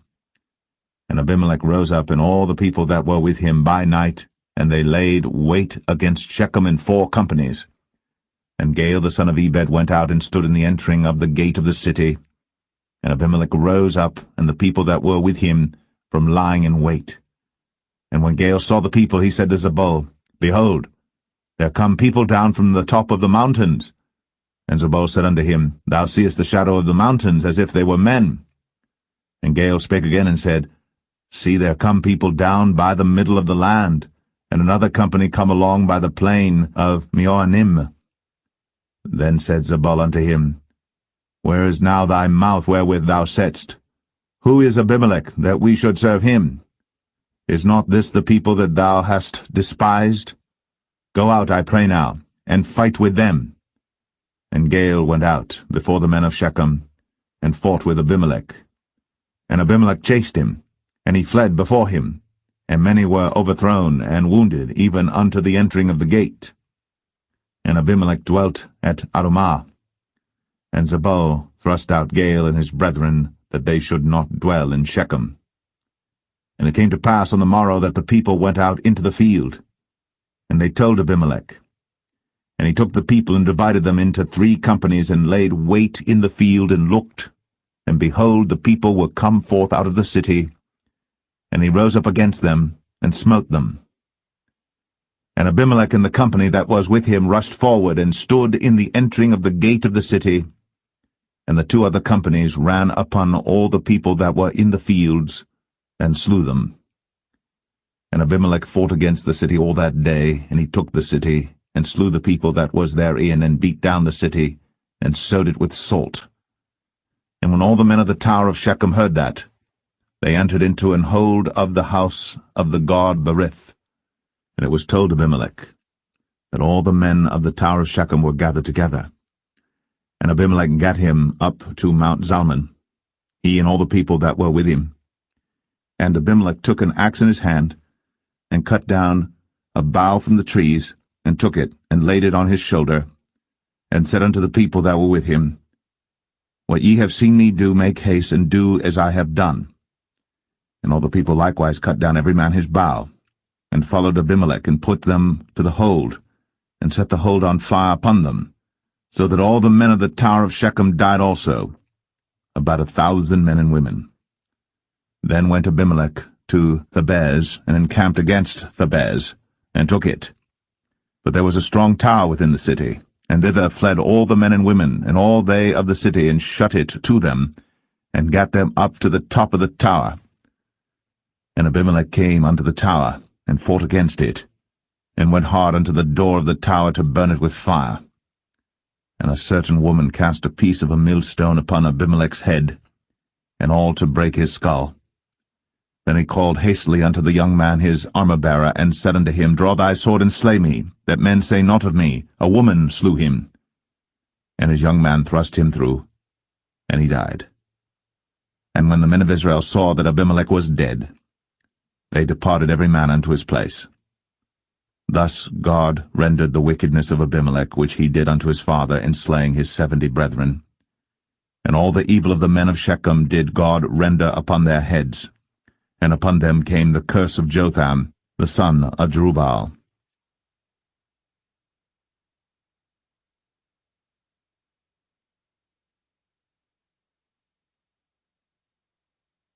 Judges 10. And after Abimelech there arose to defend Israel Tola the son of Puah, the son of Dodo, a man of Issachar. And he dwelt in Shamir in Mount Ephraim. And he judged Israel 23 years, and died, and was buried in Shamir. And after him arose Jair, a Gileadite, and judged Israel 22 years. And he had 30 sons that rode on 30 ass colts. And they had 30 cities, which are called Hovath Jair unto this day, which are in the land of Gilead. And Jair died, and was buried in Kaman. And the children of Israel did evil again in the sight of the Lord, and served Baalim and Ashtoreth, and the gods of Syria, and the gods of Zidon, and the gods of Moab, and the gods of the children of Ammon, and the gods of the Philistines, and forsook the Lord, and served not him. And the anger of the Lord was hot against Israel, and he sold them into the hands of the Philistines, and into the hands of the children of Ammon. And that year they vexed and oppressed the children of Israel. 18 years, all the children of Israel that were on the other side Jordan in the land of the Amorites, which is in Gilead. Moreover, the children of Ammon passed over Jordan to fight also against Judah and against Benjamin and against the house of Ephraim, so that Israel was sore distressed. And the children of Israel cried unto the Lord, saying, We have sinned against thee, both because we have forsaken our God, and also served Baalim. And the Lord said unto the children of Israel, Did not I deliver you from the Egyptians, and from the Amorites, from the children of Ammon, and from the Philistines? The Zidonians also, and the Amalekites, and the Maonites did oppress you, and ye cried to me, and I delivered you out of their hand. Yet ye have forsaken me, and served other gods, wherefore I will deliver you no more. Go, and cry unto the gods which ye have chosen, let them deliver you in the time of your tribulation. And the children of Israel said unto the Lord, We have sinned. Do thou unto us whatsoever seemeth good unto thee. Deliver us only, we pray thee, this day. And they put away the strange gods from among them, and served the Lord, and his soul was grieved for the misery of Israel. Then the children of Ammon were gathered together, and encamped in Gilead. And the children of Israel assembled themselves together, and encamped in Mizpeh. And the people and princes of Gilead said one to another, What man is he that will begin to fight against the children of Ammon? He shall be head over all the inhabitants of Gilead.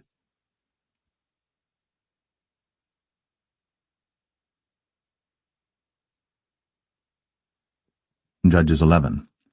Now Jephthah, the Gileadite, was a mighty man of valor, and he was the son of an harlot.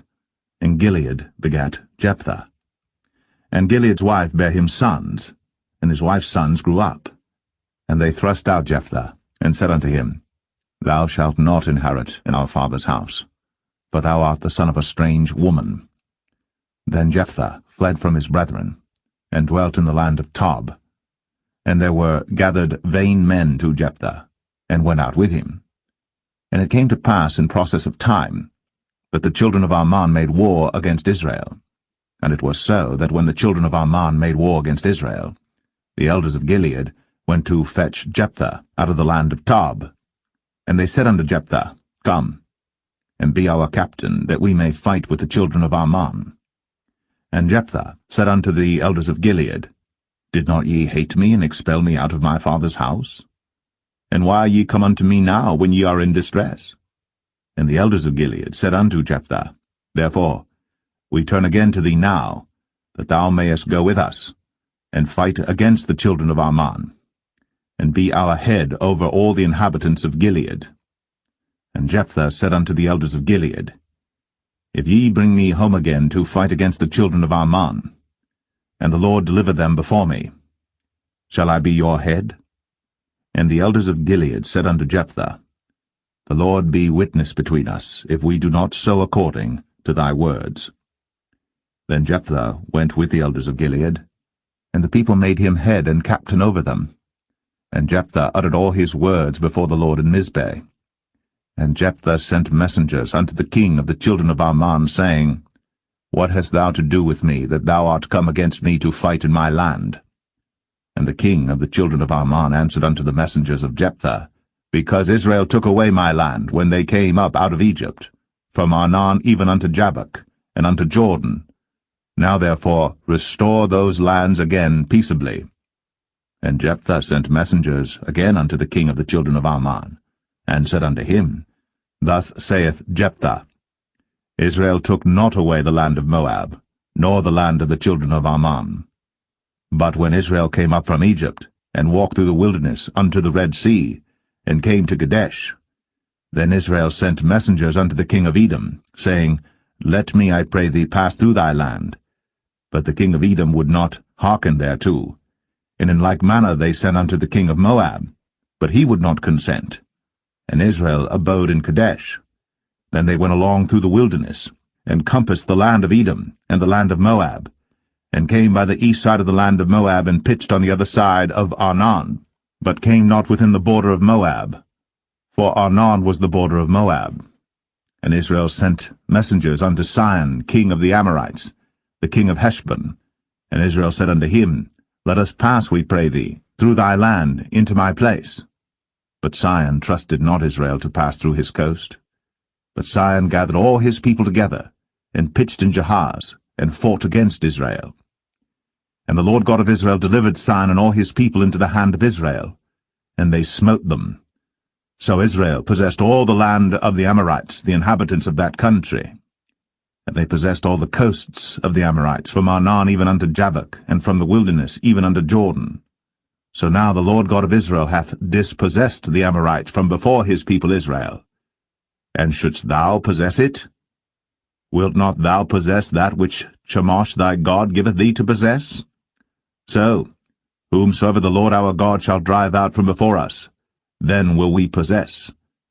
And now, art thou anything better than Balak the son of Zippor, king of Moab? Did he ever strive against Israel, or did he ever fight against them? While Israel dwelt in Heshbon and her towns, and in Aroer and her towns, and in all the cities that be along by the coasts of Arnon, 300 years? Why therefore did ye not recover them within that time? Wherefore I have not sinned against thee, but thou dost me wrong to war against me. The Lord, the judge, be judged this day between the children of Israel and the children of Ammon. Howbeit the king of the children of Ammon hearkened not unto the words of Jephthah, which he sent him. Then the Spirit of the Lord came upon Jephthah, and he passed over Gilead and Manasseh, and passed over Mizpeh of Gilead, and from Mizpeh of Gilead he passed over unto the children of Ammon. And Jephthah vowed a vow unto the Lord, and said, If thou shalt without fail deliver the children of Ammon into mine hands, then it shall be, that whatsoever cometh forth of the doors of my house to meet me, when I return in peace from the children of Ammon, shall surely be the Lord's, and I will offer it up for a burnt offering. So Jephthah passed over unto the children of Ammon to fight against them, and the Lord delivered them into his hands. And he smote them from Aroer, even till thou come to Minnith, even 20 cities, and unto the plain of the vineyards, with a very great slaughter. Thus the children of Ammon were subdued before the children of Israel. And Jephthah came to Mizpeh unto his house, and behold, his daughter came out to meet him, with timbrels and with dances, and she was his only child. Beside her he had neither son nor daughter.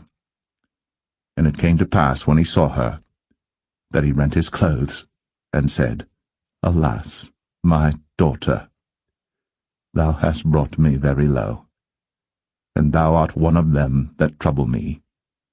For I have opened my mouth unto the Lord, and I cannot go back. And she said unto him, My father, if thou hast opened thy mouth unto the Lord, do to me according to that which hath proceeded out of thy mouth. For as much as the Lord hath taken vengeance for thee of thine enemies, even of the children of Ammon. And she said unto her father, Let this thing be done for me. Let me alone 2 months, that I may go up and down upon the mountains and bewail my virginity, I and my fellows. And he said, Go. And he sent her away for 2 months. And she went with her companions, and bewailed her virginity upon the mountains. And it came to pass at the end of 2 months, that she returned unto her father, who did with her according to his vow which he had vowed. And she knew no man. And it was a custom in Israel, that the daughters of Israel went yearly to lament the daughter of Jephthah the Gileadite, 4 days in a year.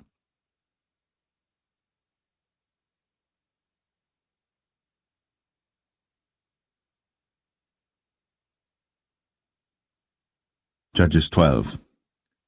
And the men of Ephraim gathered themselves together, and went northward, and said unto Jephthah, Wherefore passedst thou over to fight against the children of Ammon, and didst not call us to go with thee? We will burn thine house upon thee with fire. And Jephthah said unto them, I and my people were at great strife with the children of Ammon. And when I called you, ye delivered me not out of their hands. And when I saw that ye delivered me not, I put my life in my hands, and passed over against the children of Ammon. And the Lord delivered them into my hand. Wherefore then are ye come up unto me this day to fight against me? Then Jephthah gathered together all the men of Gilead, and fought with Ephraim. And the men of Gilead smote Ephraim, because they said, Ye Gileadites are fugitives of Ephraim among the Ephraimites, and among the Manassites. And the Gileadites took the passages of Jordan before the Ephraimites. And it was so that when those Ephraimites which were escaped said, Let me go over, that the men of Gilead said unto him, Art thou an Ephraimite? If he said, Nay. Then said they unto him, Say now, Shibboleth. And he said, Sibboleth, for he could not frame to pronounce it right. Then they took him, and slew him at the passages of Jordan. And there fell at that time of the Ephraimites 42,000. And Jephthah judged Israel 6 years.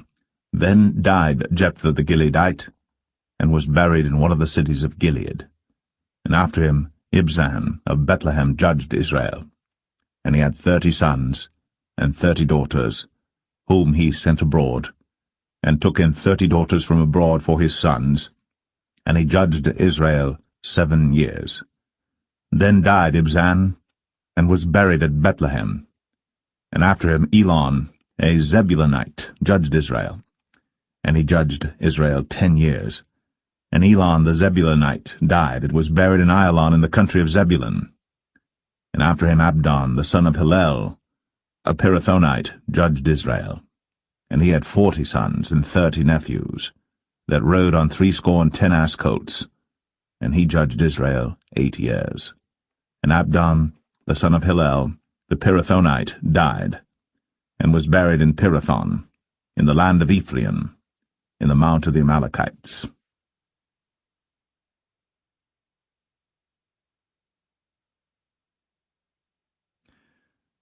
Judges 13. And the children of Israel did evil again in the sight of the Lord, and the Lord delivered them into the hand of the Philistines 40 years. And there was a certain man of Zorah, of the family of the Danites, whose name was Manoah, and his wife was barren, and bare not. And the angel of the Lord appeared unto the woman, and said unto her, Behold now, thou art barren, and bearest not, but thou shalt conceive, and bear a son. Now therefore beware, I pray thee, and drink not wine, nor strong drink, and eat not any unclean thing. For lo, thou shalt conceive and bear a son, and no razor shall come on his head, for the child shall be a Nazarite unto God from the womb, and he shall begin to deliver Israel out of the hand of the Philistines. Then the woman came and told her husband, saying, A man of God came unto me, and his countenance was like the countenance of an angel of God, very terrible. But I asked him not whence he was, neither told he me his name. But he said unto me, Behold, thou shalt conceive and bear a son. And now drink no wine nor strong drink, neither eat any unclean thing, for the child shall be a Nazarite to God from the womb to the day of his death. Then Manoah entreated the Lord, and said, O my Lord, let the man of God which thou didst send come again unto us, and teach us what we shall do unto the child that shall be born. And God hearkened to the voice of Manoah. And the angel of God came again unto the woman as she sat in the field. But Manoah, her husband, was not with her. And the woman made haste, and ran, and showed her husband, and said unto him, Behold, the man hath appeared unto me, that came unto me the other day. And Manoah arose, and went after his wife, and came to the man, and said unto him, Art thou the man that spakest unto the woman? And he said, I am. And Manoah said, Now let thy words come to pass.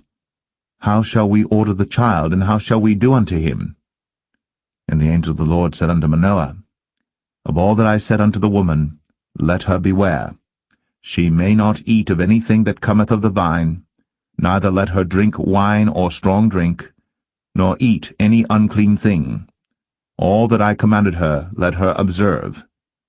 And Manoah said unto the angel of the Lord, I pray thee, let us detain thee, until we shall have made ready a kid for thee. And the angel of the Lord said unto Manoah, Though thou detain me, I will not eat of thy bread, and if thou wilt offer a burnt offering, thou must offer it unto the Lord.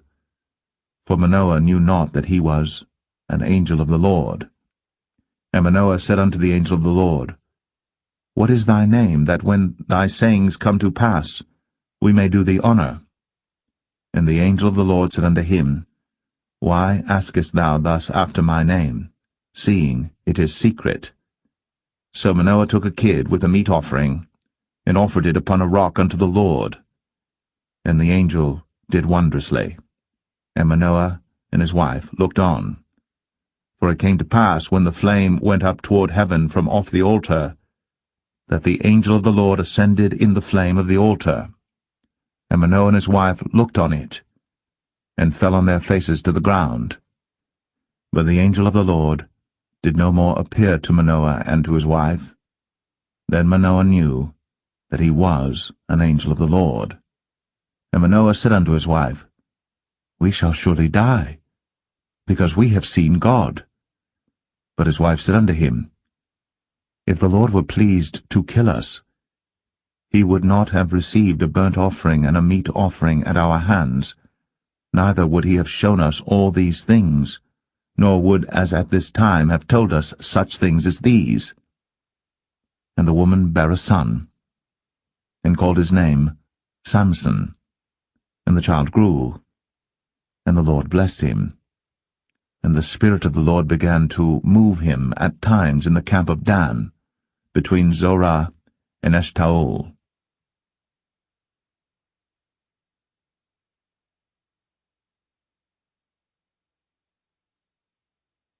Judges 14. And Samson went down to Timnath, and saw a woman in Timnath of the daughters of the Philistines. And he came up and told his father and his mother, and said, I have seen a woman in Timnath of the daughters of the Philistines. Now therefore get her for me to wife. Then his father and his mother said unto him, Is there never a woman among the daughters of thy brethren, or among all my people, that thou goest to take a wife of the uncircumcised Philistines? And Samson said unto his father, Get her for me, for she pleaseth me well.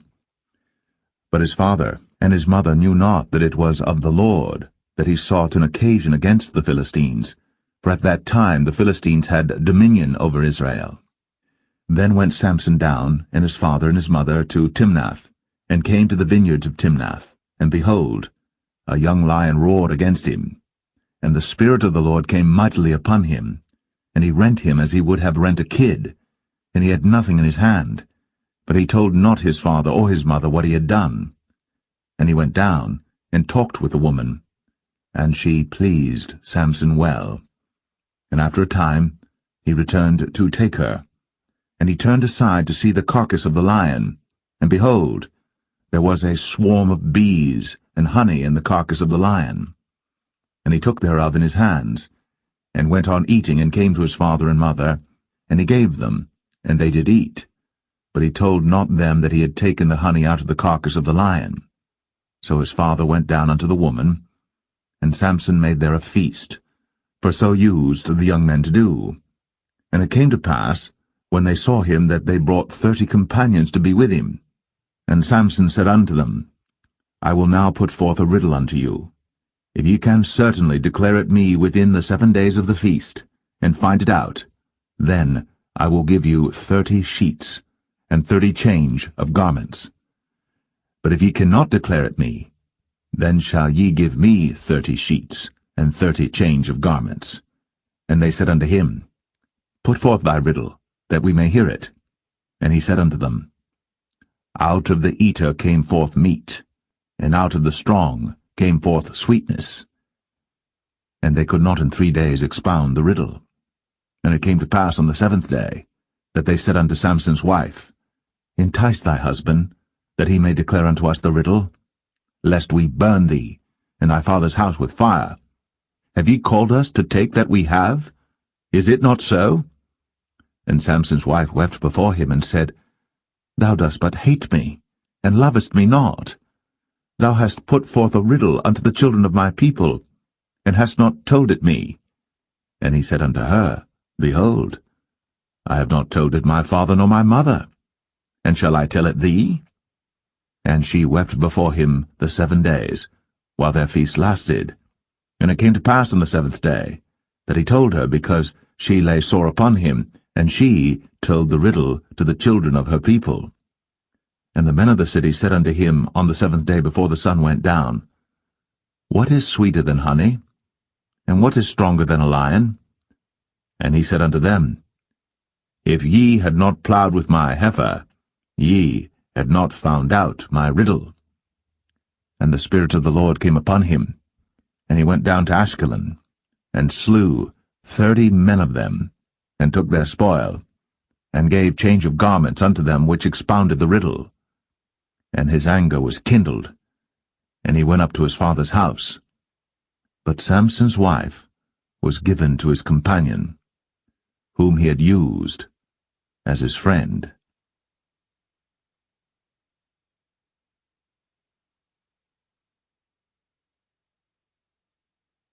Judges 15. But it came to pass within a while after, in the time of wheat harvest, that Samson visited his wife with a kid, and he said, I will go in to my wife into the chamber. But her father would not suffer him to go in. And her father said, I verily thought that thou hadst utterly hated her. Therefore I gave her to thy companion. Is not her younger sister fairer than she? Take her, I pray thee, instead of her. And Samson said concerning them, Now shall I be more blameless than the Philistines, though I do them a displeasure. And Samson went and caught 300 foxes, and took firebrands, and turned tail to tail, and put a firebrand in the midst between 2 tails. And when he had set the brands on fire, he let them go into the standing corn of the Philistines, and burnt up both the shocks, and also the standing corn with the vineyards and olives. Then the Philistines said, Who hath done this? And they answered, Samson, the son-in-law of the Timnite, because he had taken his wife, and given her to his companion. And the Philistines came up, and burnt her and her father with fire. And Samson said unto them, Though ye have done this, yet will I be avenged of you, and after that I will cease. And he smote them hip and thigh with a great slaughter, and he went down and dwelt in the top of the rock Etam. Then the Philistines went up, and pitched in Judah, and spread themselves in Lehi. And the men of Judah said, Why are ye come up against us? And they answered, To bind Samson are we come up, to do to him as he hath done to us. Then 3,000 men of Judah went to the top of the rock Etam, and said to Samson, Knowest thou not that the Philistines are rulers over us? What is this that thou hast done unto us? And he said unto them, As they did unto me, so have I done unto them. And they said unto him, We are come down to bind thee, that we may deliver thee into the hand of the Philistines. And Samson said unto them, Swear unto me, that ye will not fall upon me yourselves.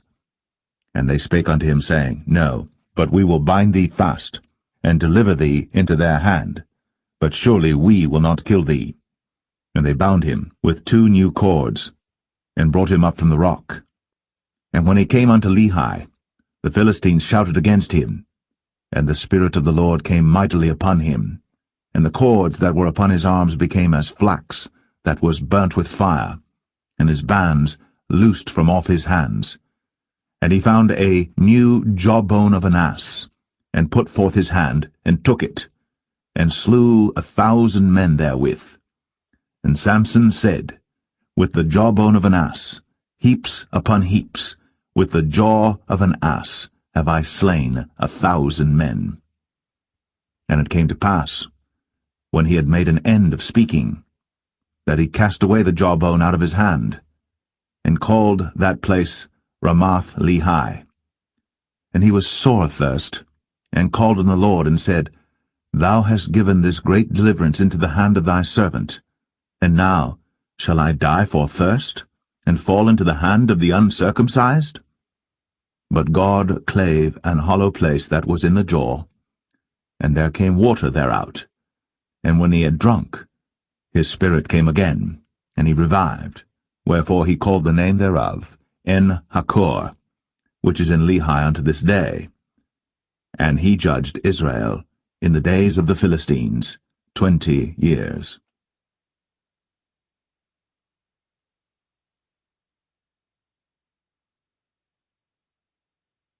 Judges 16.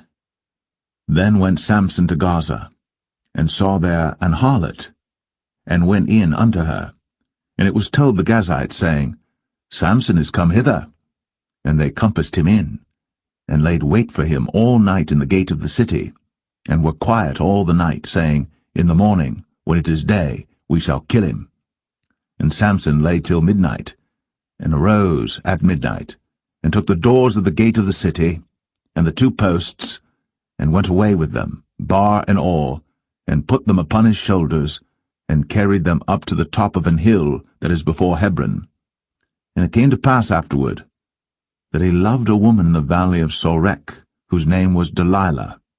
And the lords of the Philistines came up unto her, and said unto her, Entice him, and see wherein his great strength lieth, and by what means we may prevail against him, that we may bind him to afflict him. And we will give thee every one of us 1,100 pieces of silver. And Delilah said to Samson, Tell me, I pray thee, wherein thy great strength lieth, and wherewith thou mightest be bound to afflict thee? And Samson said unto her, If they bind me with 7 green withs that were never dried, then shall I be weak, and be as another man. Then the lords of the Philistines brought up to her 7 green withs, which had not been dried, and she bound him with them. Now there were men lying in wait, abiding with her in the chamber. And she said unto him, The Philistines be upon thee, Samson. And he brake the withs, as a thread of tow is broken when it toucheth the fire. So his strength was not known. And Delilah said unto Samson, Behold, thou hast mocked me, and told me lies. Now tell me, I pray thee, wherewith thou mightest be bound. And he said unto her, If they bind me fast with new ropes, that never were occupied, then shall I be weak, and be as another man. Delilah therefore took new ropes, and bound him therewith, and said unto him, The Philistines be upon thee, Samson. And there were liers in wait, abiding in the chamber. And he brake them from off his arms like a thread. And Delilah said unto Samson, Hitherto thou hast mocked me, and told me lies. Tell me wherewith thou mightest be bound. And he said unto her, If thou weavest the 7 locks of my head with the web. And she fastened it with the pin, and said unto him, The Philistines be upon thee, Samson. And he awaked out of his sleep, and went away with the pin of the beam, and with the web. And she said unto him, How canst thou say, I love thee, when thine heart is not with me? Thou hast mocked me these 3 times, and hast not told me wherein thy great strength lieth. And it came to pass, when she pressed him daily with her words, and urged him, so that his soul was vexed unto death, that he told her all his heart, and said unto her, There hath not come a razor upon mine head, for I have been a Nazarite unto God from my mother's womb. If I be shaven, then my strength will go from me, and I shall become weak, and be like any other man. And when Delilah saw that he had told her all his heart, she sent and called for the lords of the Philistines, saying, Come up this once, for he hath shown me all his heart. Then the lords of the Philistines came up unto her, and brought money in their hand. And she made him sleep upon her knees, and she called for a man, and she caused him to shave off the 7 locks of his head, and she began to afflict him, and his strength went from him. And she said, The Philistines be upon thee, Samson. And he awoke out of his sleep and said, I will go out as at other times before, and shake myself. And he wist not that the Lord was departed from him. But the Philistines took him, and put out his eyes, and brought him down to Gaza, and bound him with fetters of brass. And he did grind in the prison house. Howbeit, the hair of his head began to grow again after he was shaven. Then the lords of the Philistines gathered them together, for to offer a great sacrifice unto Dagon their god, and to rejoice, for they said, Our God hath delivered Samson our enemy into our hand. And when the people saw him, they praised their God, for they said, Our God hath delivered into our hands our enemy, and the destroyer of our country, which slew many of us. And it came to pass, when their hearts were merry, that they said, Call for Samson, that he may make us sport. And they called for Samson out of the prison house, and he made them sport, and they set him between the pillars. And Samson said unto the lad that held him by the hand, Suffer me, that I may feel the pillars whereupon the house standeth, that I may lean upon them. Now the house was full of men and women, and all the lords of the Philistines were there. And there were upon the roof about 3,000 men and women that beheld while Samson made sport. And Samson called unto the Lord and said, O Lord God, remember me, I pray thee, and strengthen me, I pray thee, only this once, O God, that I may be at once avenged of the Philistines for my 2 eyes. And Samson took hold of the 2 middle pillars upon which the house stood, and on which it was borne up, of the one with his right hand, and of the other with his left. And Samson said, Let me die with the Philistines. And he bowed himself with all his might. And the house fell upon the lords, and upon all the people that were therein. So the dead which he slew at his death were more than they which he slew in his life. Then his brethren and all the house of his father came down, and took him, and brought him up, and buried him between Zorah and Eshtaol, in the burying place of Manoah his father.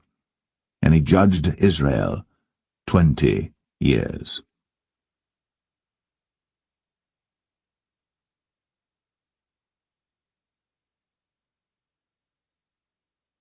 Judges 17. And there was a man of Mount Ephraim, whose name was Micah.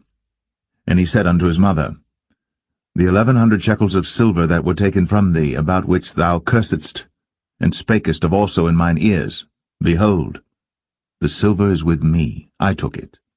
And his mother said, Blessed be thou of the Lord, my son.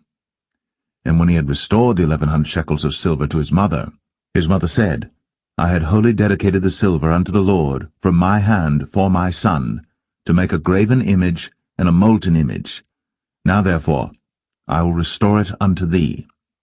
Yet he restored the money unto his mother, and his mother took 200 shekels of silver, and gave them to the founder, who made thereof a graven image and a molten image, and they were in the house of Micah. And the man Micah had an house of gods, and made an ephod and teraphim, and consecrated one of his sons, who became his priest.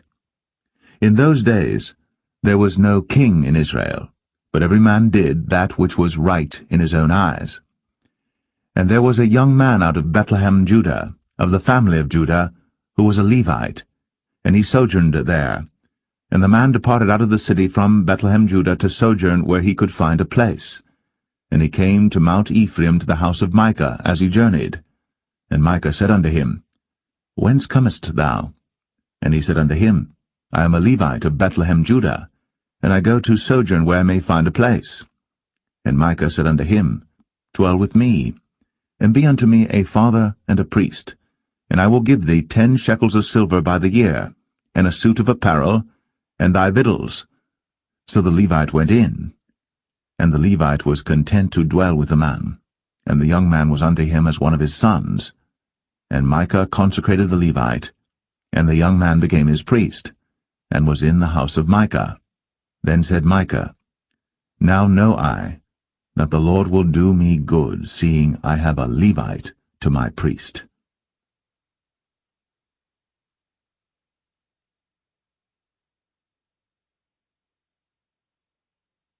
Judges 18. In those days there was no king in Israel, and in those days the tribe of the Danites sought them an inheritance to dwell in. For unto that day all their inheritance had not fallen unto them among the tribes of Israel. And the children of Dan sent of their family 5 men from their coasts, men of valor, from Zorah and from Eshtaol, to spy out the land, and to search it. And they said unto them, Go, search the land. Who, when they came to Mount Ephraim, to the house of Micah, they lodged there. When they were by the house of Micah, they knew the voice of the young man the Levite, and they turned in thither, and said unto him, Who brought thee hither? And what makest thou in this place? And what hast thou here? And he said unto them, Thus and thus dealeth Micah with me, and hath hired me, and I am his priest.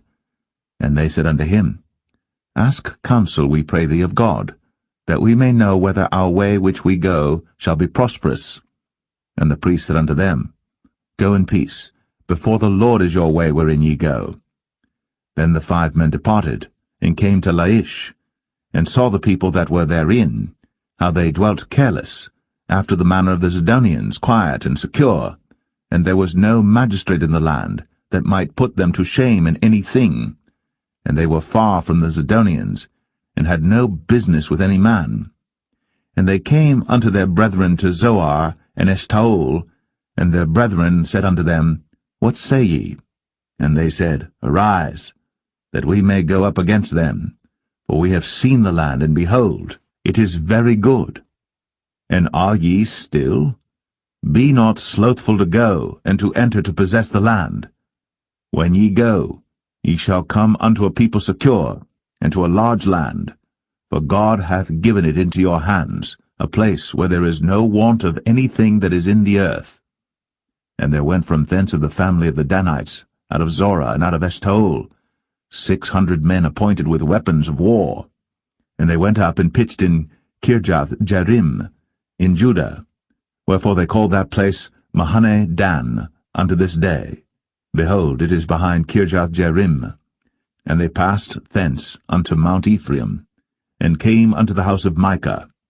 Then answered the 5 men that went to spy out the country of Laish, and said unto their brethren, Do ye know that there is in these houses an ephod, and teraphim, and a graven image, and a molten image?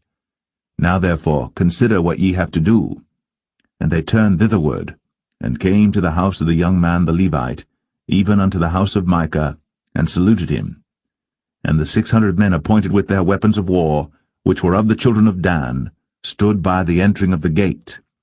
And the 5 men that went to spy out the land went up, and came in thither, and took the graven image, and the ephod, and the teraphim, and the molten image. And the priest stood in the entering of the gate, with the 600 men that were appointed with weapons of war. And these went into Micah's house, and fetched the carved image, the ephod, and the teraphim, and the molten image. Then said the priest unto them, What do ye? And they said unto him, Hold thy peace, lay thine hand upon thy mouth, and go with us, and be to us a father and a priest. Is it better for thee to be a priest unto the house of one man, or that thou be a priest unto a tribe and a family in Israel?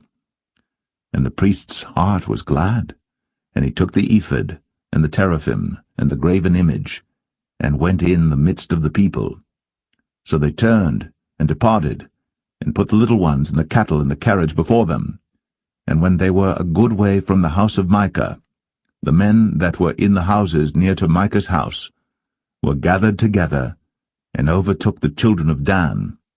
And they cried unto the children of Dan, and they turned their faces, and said unto Micah, What aileth thee, that thou comest with such a company? And he said, Ye have taken away my gods which I made, and the priest and ye are gone away. And what have I more? And what is this that ye say unto me? What aileth thee? And the children of Dan said unto him, Let not thy voice be heard among us, lest angry fellows run upon thee, and thou lose thy life, with the lives of thy household. And the children of Dan went their way. And when Micah saw that they were too strong for him, he turned, and went back unto his house. And they took the things which Micah had made, and the priest which he had, and came unto Laish, unto a people that were at quiet and secure. And they smote them with the edge of the sword, and burnt the city with fire. And there was no deliverer, because it was far from Zidon, and they had no business with any man. And it was in the valley that lieth by Beth-rehob, and they built a city, and dwelt therein. And they called the name of the city Dan, after the name of Dan their father, who was born unto Israel. Howbeit, the name of the city was Laish at the first. And the children of Dan set up the graven image, and Jonathan the son of Gershom, the son of Manasseh, he and his sons were priests to the tribe of Dan, until the day of the captivity of the land. And they set them up, Micah's graven image, which he made, all the time that the house of God was in Shiloh.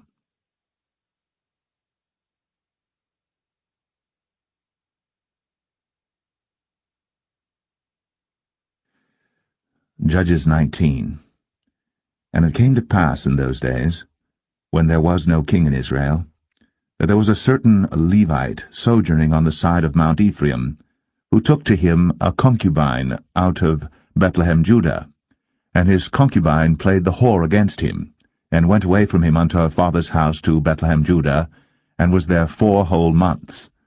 And her husband arose, and went after her, to speak friendly unto her, and to bring her again, having his servant with him, and a couple of asses.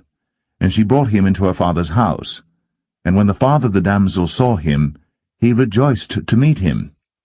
And his father-in-law, the damsel's father, retained him, and he abode with him 3 days. So they did eat and drink and lodged there.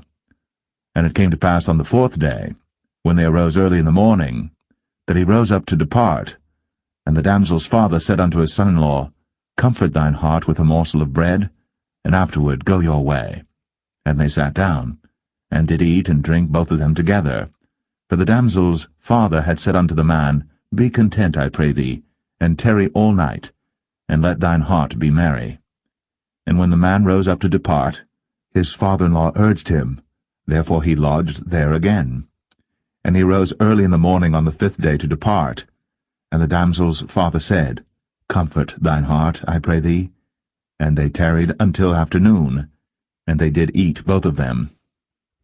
And when the man rose up to depart, he and his concubine, and his servant, his father-in-law, the damsel's father, said unto him, Behold, now the day draweth toward evening.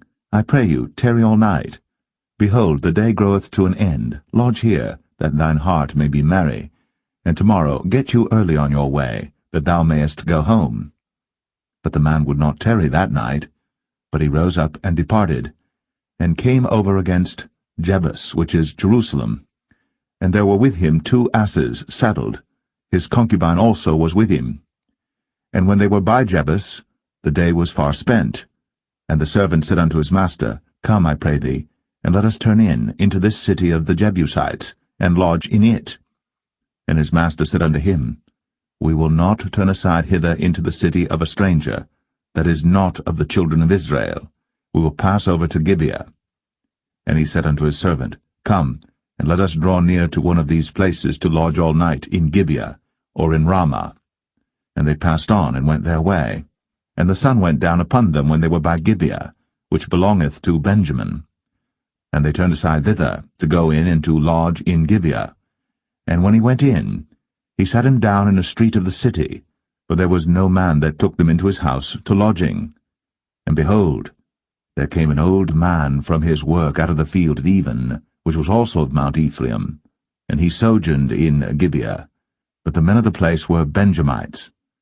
And when he had lifted up his eyes, he saw a wayfaring man in the street of the city. And the old man said, Whither goest thou? And whence comest thou? And he said unto him, We are passing from Bethlehem, Judah, toward the side of Mount Ephraim, from thence am I. And I went to Bethlehem Judah, but I am now going to the house of the Lord, and there is no man that receiveth me to house. Yet there is both straw and provender for our asses, and there is bread and wine also for me, and for thy handmaid, and for the young man which is with thy servants. There is no want of anything. And the old man said, Peace be with thee. Howsoever let all thy wants lie upon me, only lodge not in the street. So he brought him into his house, and gave provender unto the asses, and they washed their feet, and did eat and drink. Now as they were making their hearts merry, behold, the men of the city, certain sons of Belial, beset the house round about, and beat at the door, and spake to the master of the house, the old man, saying, Bring forth the man that came into thine house, that we may know him. And the man, the master of the house, went out unto them, and said unto them, Nay, my brethren, nay, I pray you, do not so wickedly, seeing that this man is come into mine house. Do not this folly. Behold, here is my daughter, a maiden, and his concubine. Them I will bring out now, and humble ye them, and do with them what seemeth good unto you. But unto this man do not so vile a thing. But the men would not hearken to him. So the man took his concubine, and brought her forth unto them. And they knew her, and abused her all the night until the morning. And when the day began to spring, they let her go. Then came the woman in the dawning of the day, and fell down at the door of the man's house, where her lord was, till it was light. And her lord rose up in the morning, and opened the doors of the house, and went out to go his way. And behold, the woman, his concubine, was fallen down at the door of the house, and her hands were upon the threshold. And he said unto her, Up, and let us be going. But none answered. Then the man took her up upon an ass, and the man rose up, and gat him unto his place. And when he was come into his house, he took a knife, and laid hold on his concubine, and divided her, together with her bones, into 12 pieces, and sent her into all the coasts of Israel.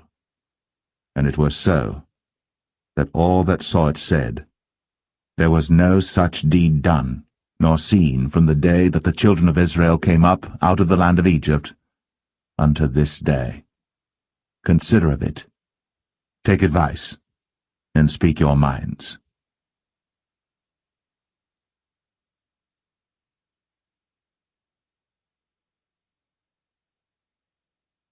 Judges 20. Then all the children of Israel went out, and the congregation was gathered together as one man, from Dan even to Beersheba with the land of Gilead unto the Lord in Mizpeh. And the chief of all the people, even of all the tribes of Israel, presented themselves in the assembly of the people of God, 400,000 footmen that drew sword. Now the children of Benjamin heard that the children of Israel were gone up to Mizpeh. Then said the children of Israel, Tell us, how was this wickedness? And the Levite, the husband of the woman that was slain, answered and said, I came into Gibeah, that belongeth to Benjamin, I and my concubine, to lodge. And the men of Gibeah rose against me, and beset the house round about upon me by night, and thought to have slain me, and my concubine have they forced, that she is dead. And I took my concubine, and cut her in pieces, and sent her throughout all the country of the inheritance of Israel, for they have committed lewdness and folly in Israel. Behold, ye are all children of Israel, give here your advice and counsel. And all the people arose as one man, saying, We will not any of us go to his tent, neither will we any of us turn into his house.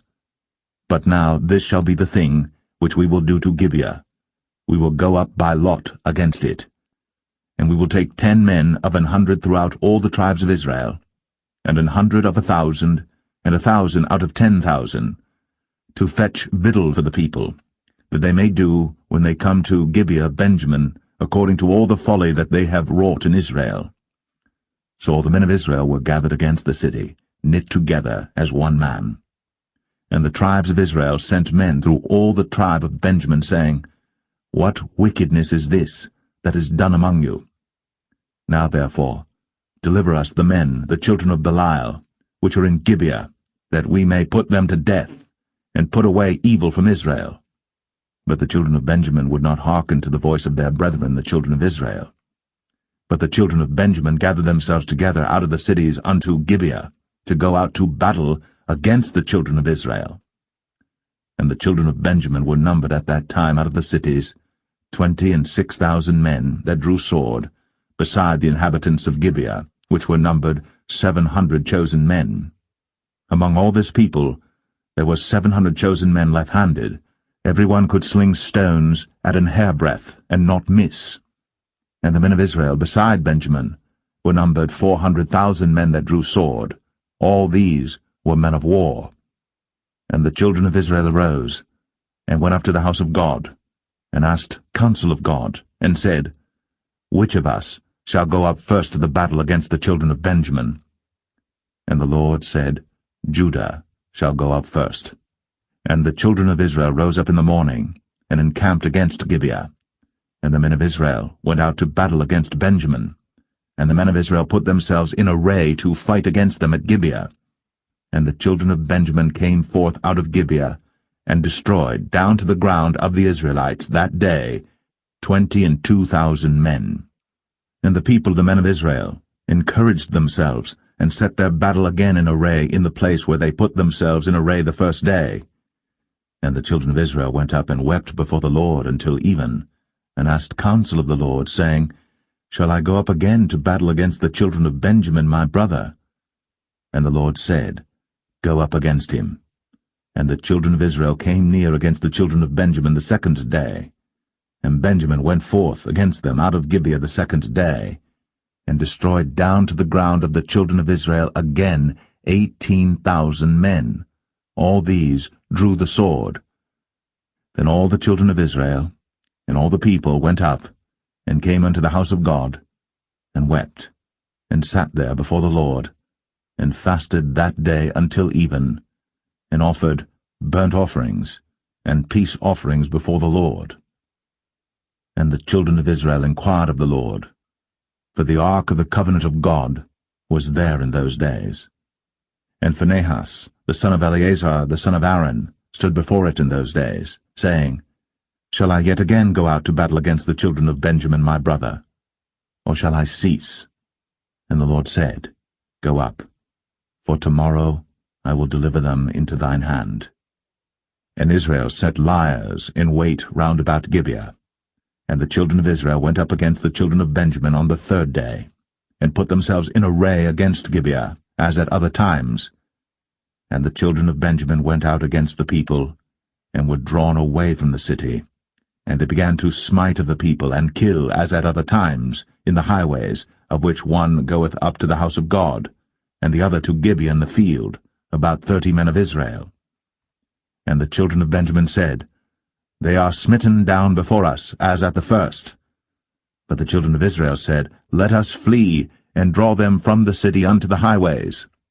And all the men of Israel rose up out of their place, and put themselves in array at Baal-Tamar. And the liers in wait of Israel came forth out of their places, even out of the meadows of Gibeah. And there came against Gibeah 10,000 chosen men out of all Israel. And the battle was sore, but they knew not that evil was near them. And the Lord smote Benjamin before Israel. And the children of Israel destroyed of the Benjamites that day 25,000 and 100 men. All these drew the sword. So the children of Benjamin saw that they were smitten.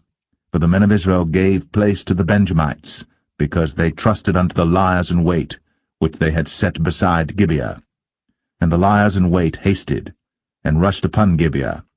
And the liers in wait drew themselves along, and smote all the city with the edge of the sword. Now there was an appointed sign between the men of Israel and the liers in wait, that they should make a great flame with smoke rise up out of the city. And when the men of Israel retired in the battle, Benjamin began to smite and kill of the men of Israel about 30 persons, for they said, Surely they are smitten down before us, as in the first battle. But when the flame began to arise up out of the city with a pillar of smoke, the Benjamites looked behind them, and behold, the flame of the city ascended up to heaven. And when the men of Israel turned again, the men of Benjamin were amazed, for they saw that evil was come upon them. Therefore they turned their backs before the men of Israel unto the way of the wilderness. But the battle overtook them, and them which came out of the cities they destroyed in the midst of them. Thus they enclosed the Benjamites round about, and chased them, and trod them down with ease over against Gibeah toward the sunrising. And there fell of Benjamin 18,000 men. All these were men of valor. And they turned and fled toward the wilderness, unto the rock of Rimmon. And they gleaned of them in the highways 5,000 men, and pursued hard after them unto Kidom, and slew 2,000 men of them. So that all which fell that day of Benjamin were 25,000 men that drew the sword. All these were men of valor. But 600 men turned and fled to the wilderness unto the rock Rimmon, and abode in the rock Rimmon 4 months. And the men of Israel turned again upon the children of Benjamin, and smote them with the edge of the sword, as well the men of every city as the beast, and all that came to hand. Also they set on fire all the cities that they came to.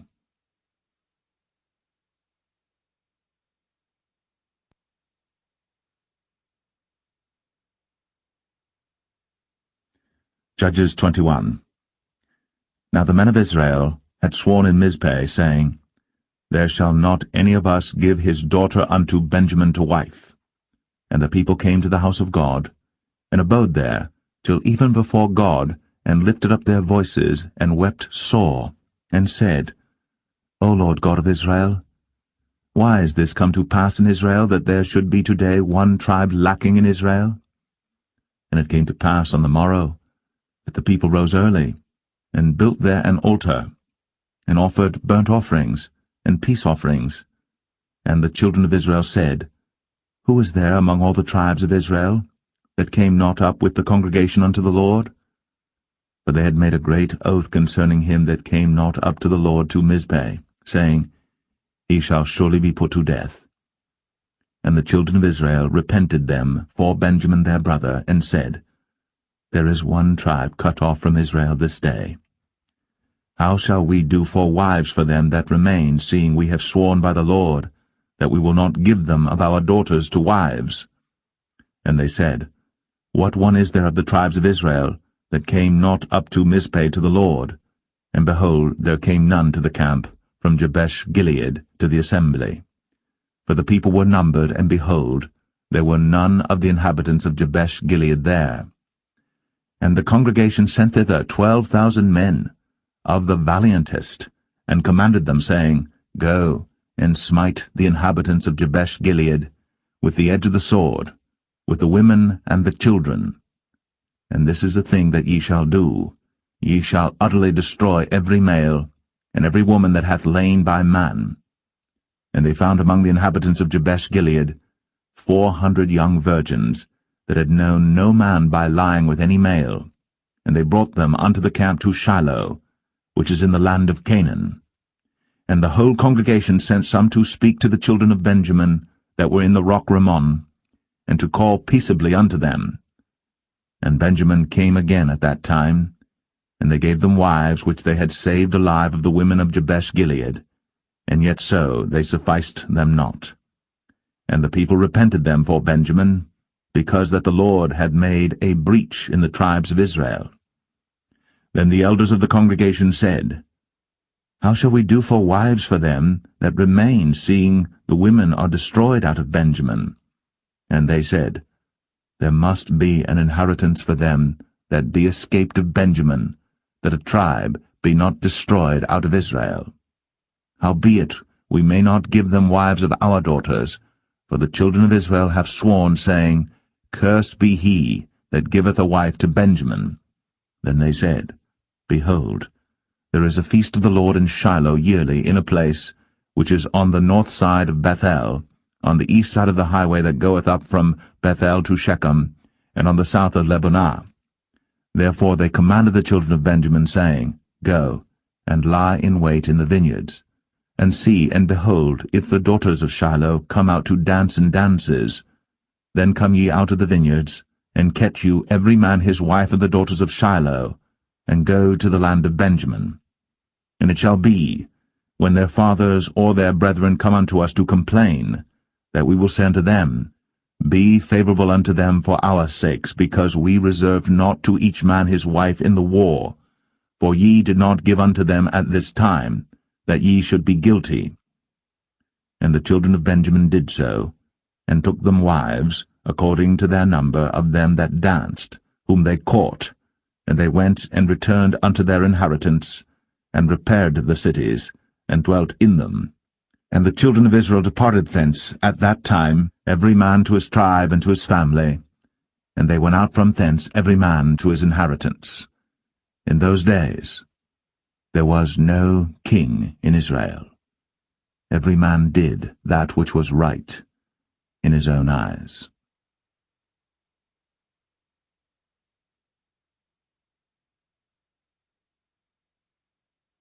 The Book of Ruth, Chapter 1.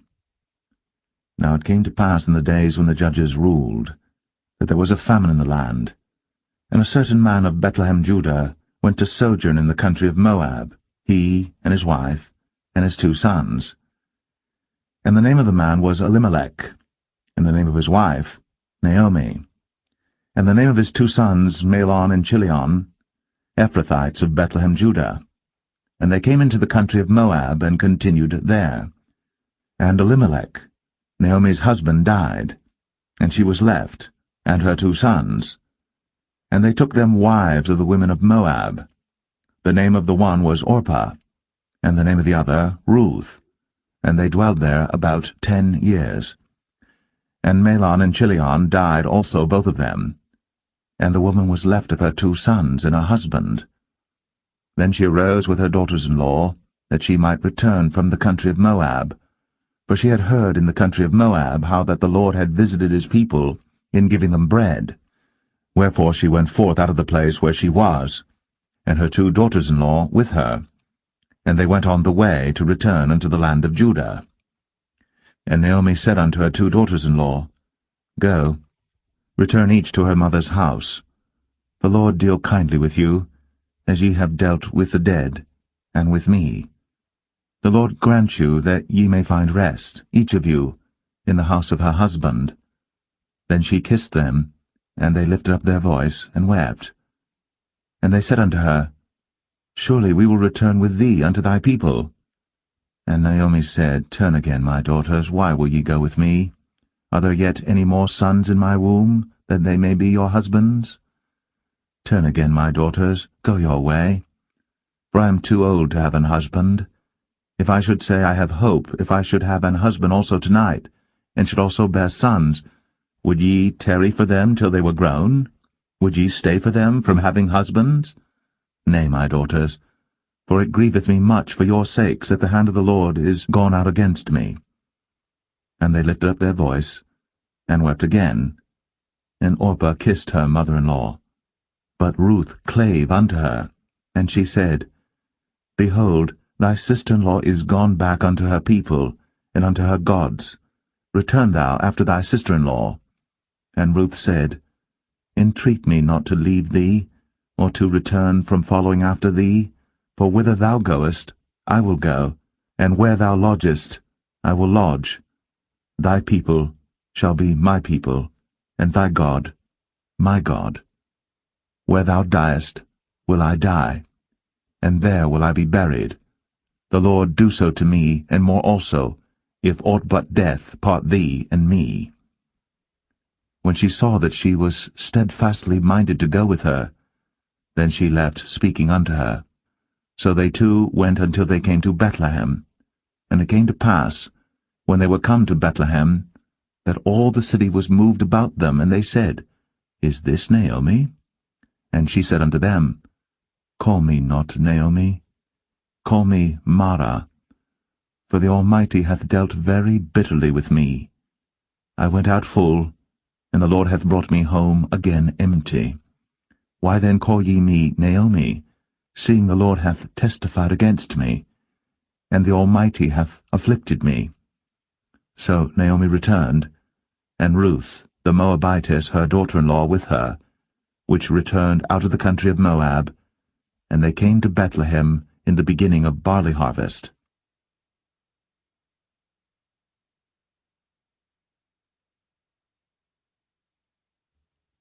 Ruth 2. And Naomi had a kinsman of her husband's, a mighty man of wealth, of the family of Elimelech, and his name was Boaz.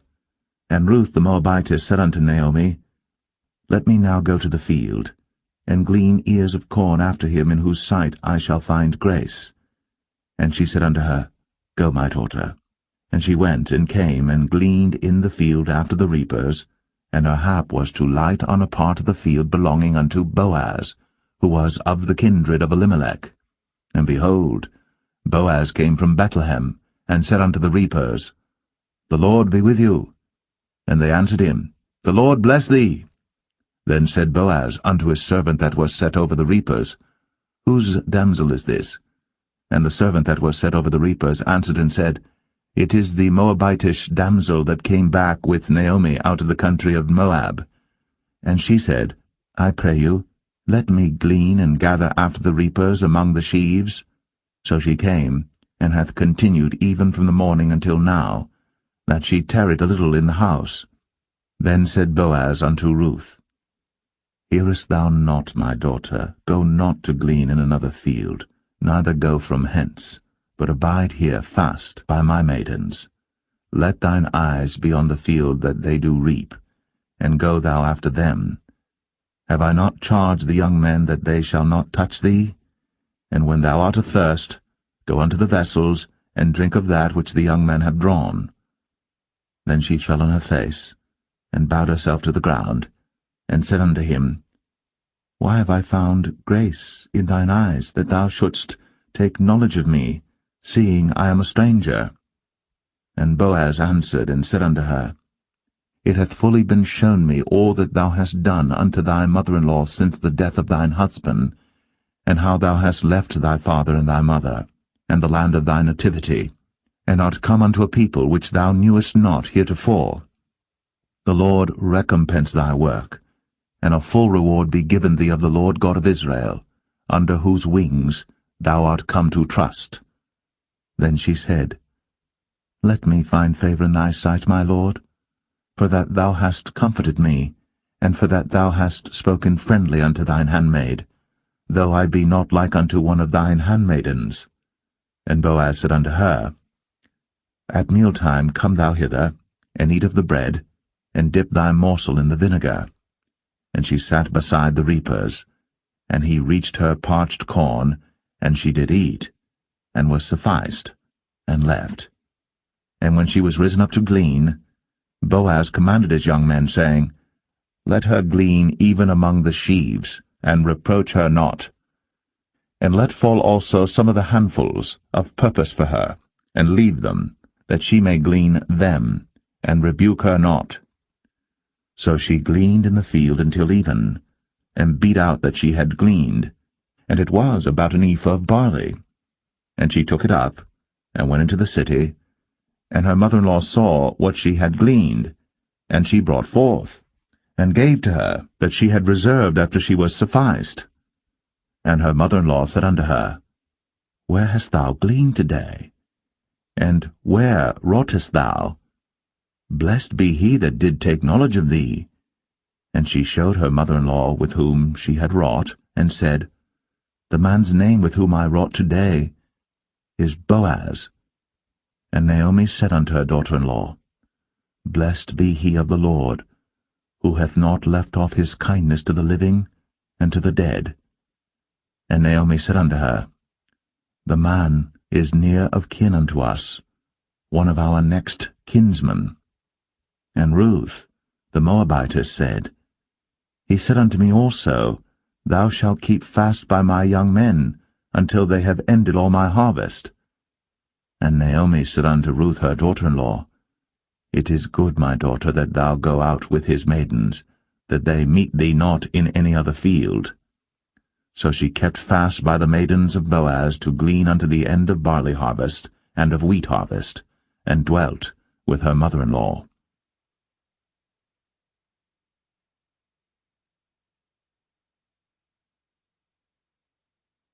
Ruth 3. Then Naomi her mother-in-law said unto her, My daughter, shall I not seek rest for thee, that it may be well with thee? And now is not Boaz of our kindred, with whose maidens thou wast? Behold, he winnoweth barley tonight in the threshing floor. Wash thyself therefore, and anoint thee, and put thy raiment upon thee, and get thee down to the floor. But make not thyself known unto the man until he shall have done eating and drinking. And it shall be, when he lieth down, that thou shalt mark the place where he shall lie, and thou shalt go in, and uncover his feet, and lay thee down, and he will tell thee what thou shalt do. And she said unto her, All that thou sayest unto me, I will do.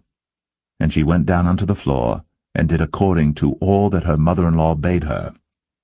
And when Boaz had eaten and drunk, and his heart was merry, he went to lie down at the end of the heap of corn. And she came softly, and uncovered his feet, and laid her down. And it came to pass at midnight, that the man was afraid, and turned himself, and behold, a woman lay at his feet. And he said, Who art thou? And she answered, I am Ruth thine handmaid. Spread therefore thy skirt over thine handmaid, for thou art a near kinsman. And he said, Blessed be thou of the Lord, my daughter, for thou hast shown more kindness in the latter end than at the beginning, inasmuch as thou followest not young men, whether poor or rich. And now, my daughter, fear not. I will do to thee all that thou requirest, for all the city of my people doth know that thou art a virtuous woman. And now it is true that I am thy near kinsman, howbeit there is a kinsman nearer than I. Tarry this night, and it shall be in the morning that if he will perform unto thee the part of a kinsman, well, let him do the kinsman's part. But if he will not do the part of a kinsman to thee, then will I do the part of a kinsman to thee, as the Lord liveth. Lie down until the morning. And she lay at his feet until the morning, and she rose up before one could know another. And he said, Let it not be known that a woman came into the floor. Also he said, Bring the veil that thou hast upon thee, and hold it. And when she held it, he measured 6 measures of barley, and laid it on her. And she went into the city. And when she came to her mother-in-law, she said, Who art thou, my daughter? And she told her all that the man had done to her. And she said, These 6 measures of barley gave he me, for he said to me, Go not empty unto thy mother-in-law. Then said she, Sit still, my daughter, until thou know how the matter will fall, for the man will not be in rest until he have finished the thing this day.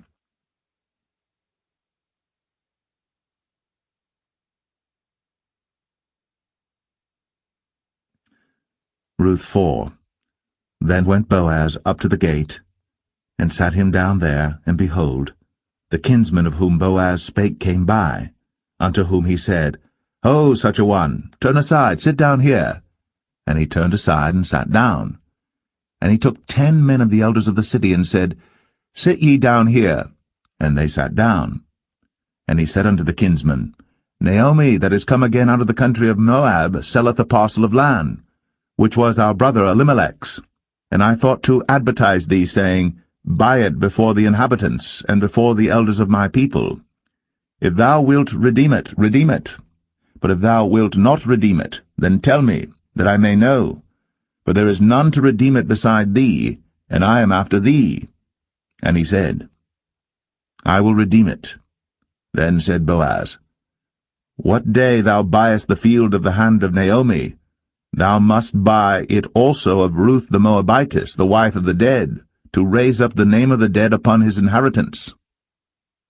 And the kinsman said, I cannot redeem it for myself, lest I mar mine own inheritance. Redeem thou my right to thyself, for I cannot redeem it. Now this was the manner in former time in Israel concerning redeeming and concerning changing, for to confirm all things, a man plucked off his shoe, and gave it to his neighbor, and this was a testimony in Israel. Therefore the kinsman said unto Boaz, Buy it for thee. So he drew off his shoe. And Boaz said unto the elders, and unto all the people, Ye are witnesses this day, that I have bought all that was Elimelech's, and all that was Chilion's and Mahlon's of the hand of Naomi. Moreover, Ruth the Moabitess, the wife of Mahlon, have I purchased to be my wife, to raise up the name of the dead upon his inheritance, that the name of the dead be not cut off from among his brethren, and from the gate of his place. Ye are witnesses this day. And all the people that were in the gate, and the elders said, We are witnesses. The Lord make the woman that is come into thine house like Rachel and like Leah, which two did build the house of Israel. And do thou worthily in Ephratah, and be famous in Bethlehem. And let thy house be like the house of Pharez, whom Tamar bare unto Judah, of the seed which the Lord shall give thee of this young woman.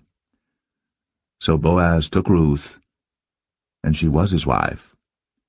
And when he went in unto her, the Lord gave her conception, and she bare a son.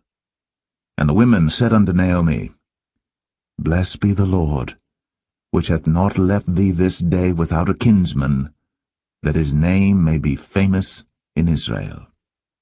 And he shall be unto thee a restorer of thy life, and a nourisher of thine old age.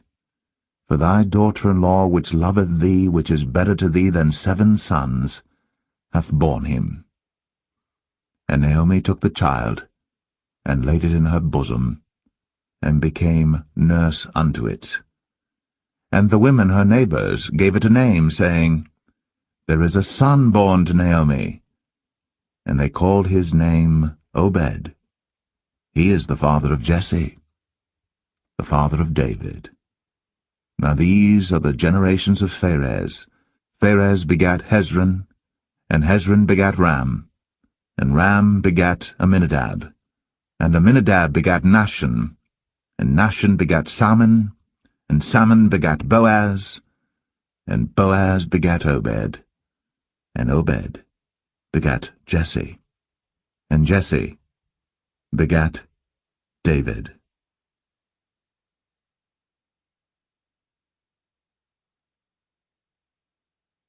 The first book of Samuel, chapter 1.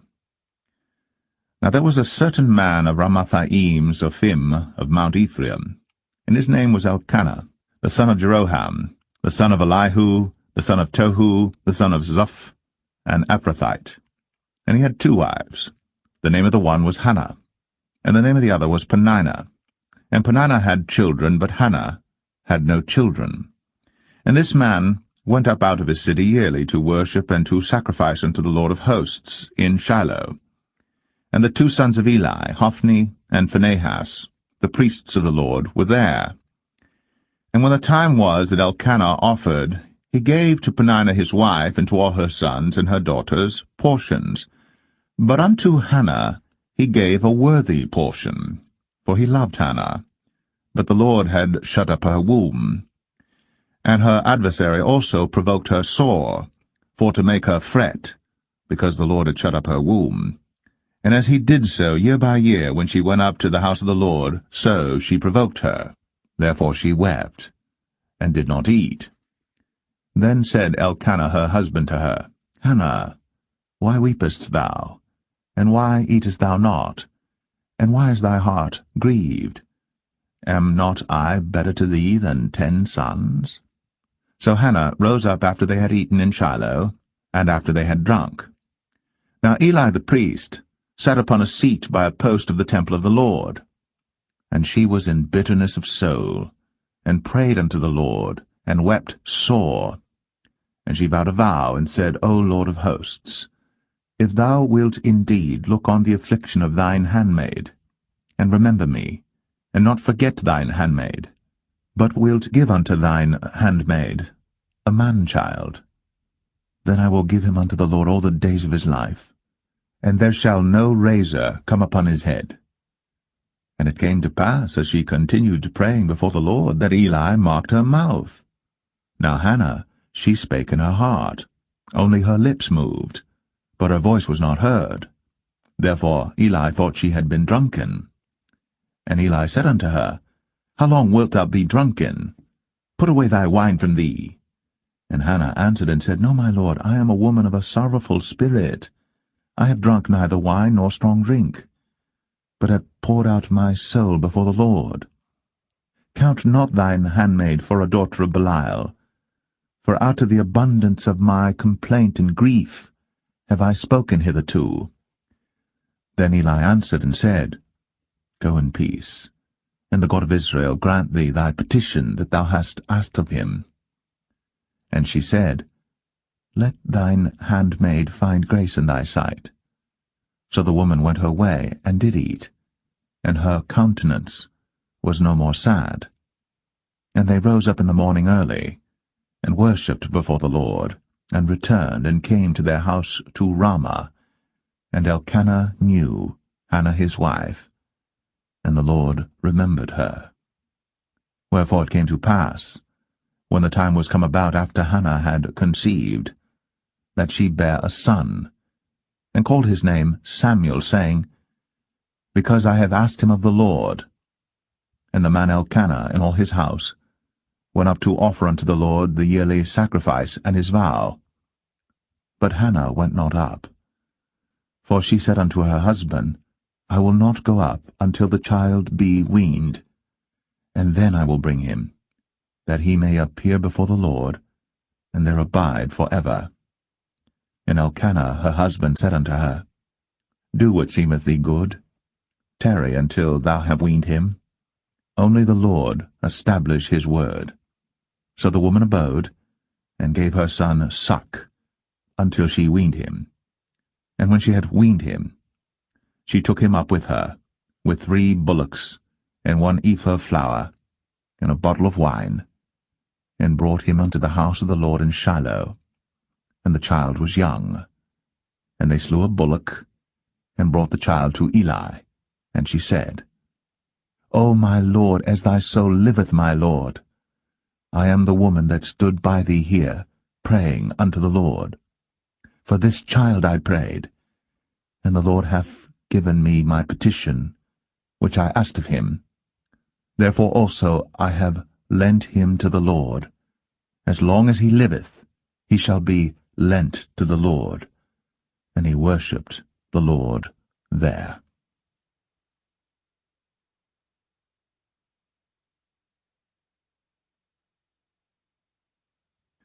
1 Samuel chapter 2.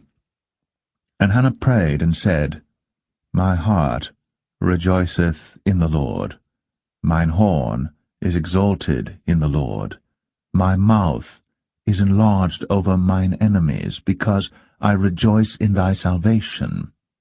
There is none holy as the Lord, for there is none beside thee, neither is there any rock like our God. Talk no more so exceeding proudly. Let not arrogancy come out of your mouth. For the Lord is a God of knowledge, and by him actions are weighed. The bows of the mighty men are broken, and they that stumbled are girded with strength.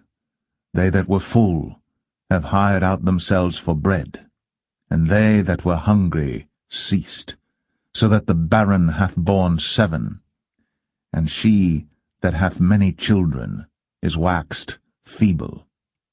The Lord killeth, and maketh alive. He bringeth down to the grave, and bringeth up. The Lord maketh poor, and maketh rich. He bringeth low, and lifteth up. He raiseth up the poor out of the dust, and lifteth up the beggar from the dunghill, to set them among princes, and to make them inherit the throne of glory. For the pillars of the earth are the Lord's, and he hath set the world upon them. He will keep the feet of his saints, and the wicked shall be silent in darkness, for by strength shall no man prevail. The adversaries of the Lord shall be broken to pieces. Out of heaven shall he thunder upon them. The Lord shall judge the ends of the earth, and he shall give strength unto his king, and exalt the horn of his anointed. And Elkanah went to Ramah to his house, and the child did minister unto the Lord before Eli the priest. Now the sons of Eli were sons of Belial. They knew not the Lord. And the priest's custom with the people was, that when any man offered sacrifice, the priest's servant came, while the flesh was in seething, with a flesh hook of 3 teeth in his hand, and he struck it into the pan or kettle or cauldron or pot. All that the flesh hook brought up, the priest took for himself. So they did in Shiloh unto all the Israelites that came thither. Also before they burnt the fat, the priest's servant came and said to the man that sacrificed, Give flesh to roast for the priest, for he will not have sodden flesh of thee, but raw. And if any man said unto him, Let them not fail to burn the fat presently, and then take as much as thy soul desireth, then he would answer him, Nay, but thou shalt give it me now, and if not, I will take it by force. Wherefore the sin of the young men was very great before the Lord, for men abhorred the offering of the Lord. But Samuel ministered before the Lord, being a child, girded with a linen ephod. Moreover, his mother made him a little coat, and brought it to him from year to year, when she came up with her husband to offer the yearly sacrifice. And Eli blessed Elkanah and his wife, and said, The Lord give thee seed of this woman for the loan which is lent to the Lord. And they went unto their own home. And the Lord visited Hannah, so that she conceived, and bare 3 sons and 2 daughters. And the child Samuel grew before the Lord. Now Eli was very old, and heard all that his sons did unto all Israel, and how they lay with the women that assembled at the door of the tabernacle of the congregation. And he said unto them, Why do ye such things? For I hear of your evil dealings by all this people. Nay, my sons, for it is no good report that I hear. Ye make the Lord's people to transgress. If one man sin against another, the judge shall judge him. But if a man sin against the Lord, who shall entreat for him? Notwithstanding, they hearkened not unto the voice of their father, because the Lord would slay them. And the child Samuel grew on, and was in favor both with the Lord and also with men. And there came a man of God unto Eli, and said unto him, Thus saith the Lord, Did I plainly appear unto the house of thy father, when they were in Egypt, in Pharaoh's house? And did I choose him out of all the tribes of Israel to be my priest, to offer upon mine altar, to burn incense, to wear an ephod before me? And did I give unto the house of thy father all the offerings made by fire of the children of Israel? Wherefore kick ye at my sacrifice and at mine offering, which I have commanded in my habitation, and honourest thy sons above me, to make yourselves fat with the chiefest of all the offerings of Israel my people? Wherefore the Lord God of Israel saith, I said indeed that thy house and the house of thy father should walk before me for ever. But now the Lord saith, Be it far from me, for them that honour me I will honour, and they that despise me shall be lightly esteemed. Behold, the days come that I will cut off thine arm, and the arm of thy father's house, that there shall not be an old man in thine house, and thou shalt see an enemy in my habitation, in all the wealth which God shall give Israel, and there shall not be an old man in thine house for ever. And the man of thine whom I shall not cut off from mine altar shall be to consume thine eyes and to grieve thine heart, and all the increase of thine house shall die in the flower of their age. And this shall be a sign unto thee, that shall come upon thy 2 sons, on Hophni and Phinehas, in one day. They shall die, both of them. And I will raise me up a faithful priest, that shall do according to that which is in mine heart and in my mind. And I will build him a sure house, and he shall walk before mine anointed forever. And it shall come to pass, that every one that is left in thine house shall come and crouch to him for a piece of silver and a morsel of bread, and shall say, Put me, I pray thee, into one of the priest's offices, that I may eat a piece of bread.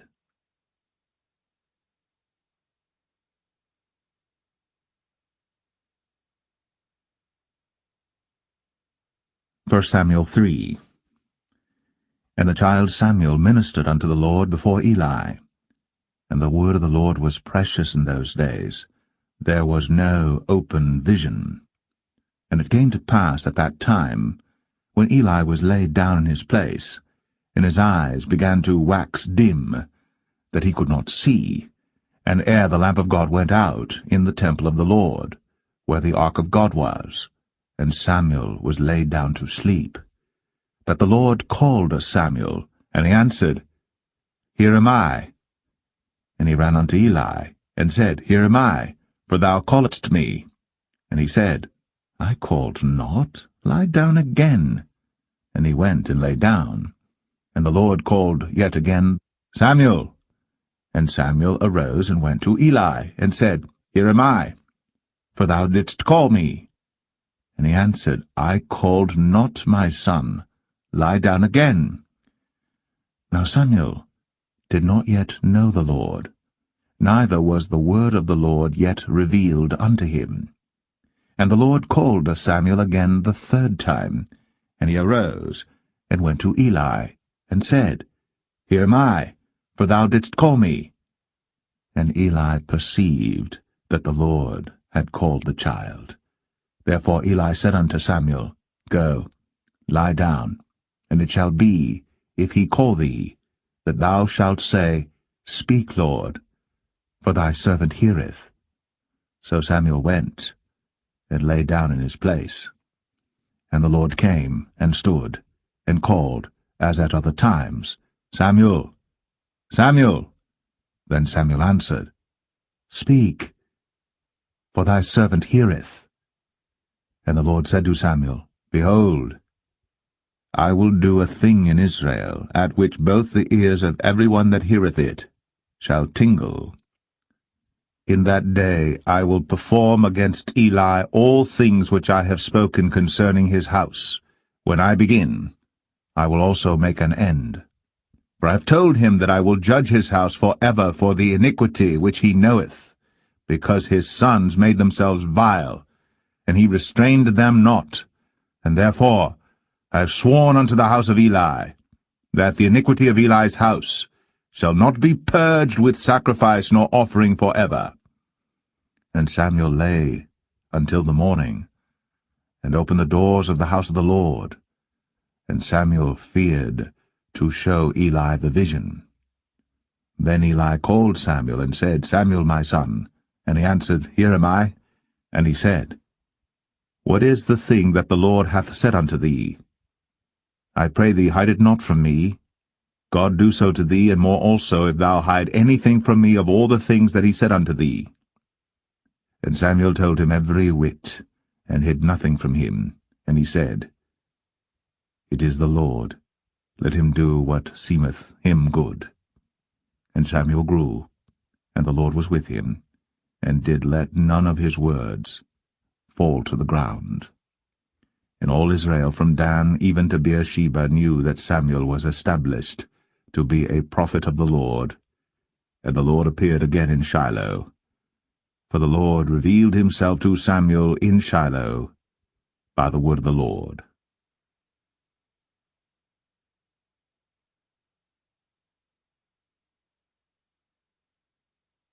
First Samuel 4. And the word of Samuel came to all Israel. Now Israel went out against the Philistines to battle, and pitched beside Ebenezer. And the Philistines pitched in Aphek. And the Philistines put themselves in array against Israel. And when they joined battle, Israel was smitten before the Philistines, and they slew of the army in the field about 4,000 men. And when the people were come into the camp, the elders of Israel said, Wherefore hath the Lord smitten us today before the Philistines?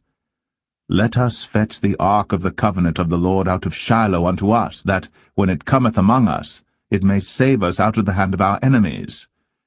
So the people sent to Shiloh, that they might bring from thence the ark of the covenant of the Lord of hosts, which dwelleth between the cherubims. And the two sons of Eli, Hophni and Phinehas, were there with the ark of the covenant of God. And when the ark of the covenant of the Lord came into the camp, all Israel shouted with a great shout, so that the earth rang again. And when the Philistines heard the noise of the shout, they said, What meaneth the noise of this great shout in the camp of the Hebrews? And they understood that the ark of the Lord was come into the camp. And the Philistines were afraid, for they said, God is come into the camp. And they said, Woe unto us, for there hath not been such a thing heretofore. Woe unto us! Who shall deliver us out of the hand of these mighty gods? These are the gods that smote the Egyptians with all the plagues in the wilderness. Be strong, and quit yourselves like men, O ye Philistines, that ye be not servants unto the Hebrews, as they have been to you. Quit yourselves like men, and fight. And the Philistines fought, and Israel was smitten, and they fled every man into his tent. And there was a very great slaughter, for there fell of Israel 30,000 footmen. And the ark of God was taken, and the two sons of Eli, Hophni and Phinehas, were slain. And there ran a man of Benjamin out of the army, and came to Shiloh the same day with his clothes rent, and with earth upon his head. And when he came, lo, Eli sat upon a seat by the wayside, watching, for his heart trembled for the ark of God. And when the man came into the city and told it, all the city cried out. And when Eli heard the noise of the crying, he said, What meaneth the noise of this tumult? And the man came in hastily, and told Eli. Now Eli was 98 years old, and his eyes were dim, that he could not see. And the man said unto Eli, I am he that came out of the army, and I fled today out of the army. And he said, What hast thou done, my son? And the messenger answered and said, Israel is fled before the Philistines, and there hath been also a great slaughter among the people. And thy two sons also, Hophni and Phinehas, are dead, and the ark of God is taken. And it came to pass, when he made mention of the ark of God, that he fell from off the seat backward by the side of the gate, and his neck brake, and he died. For he was an old man and heavy, and he had judged Israel 40 years. And his daughter-in-law Phinehas' wife was with child, near to be delivered. And when she heard the tidings that the ark of God was taken, and that her father-in-law and her husband were dead, she bowed herself and travailed, for her pains came upon her. And about the time of her death the women that stood by her said unto her, Fear not, for thou hast borne a son. But she answered not, neither did she regard it. And she named the child Ichabod, saying, The glory is departed from Israel, because the ark of God was taken, and because of her father-in-law and her husband. And she said, The glory is departed from Israel, for the ark of God is taken.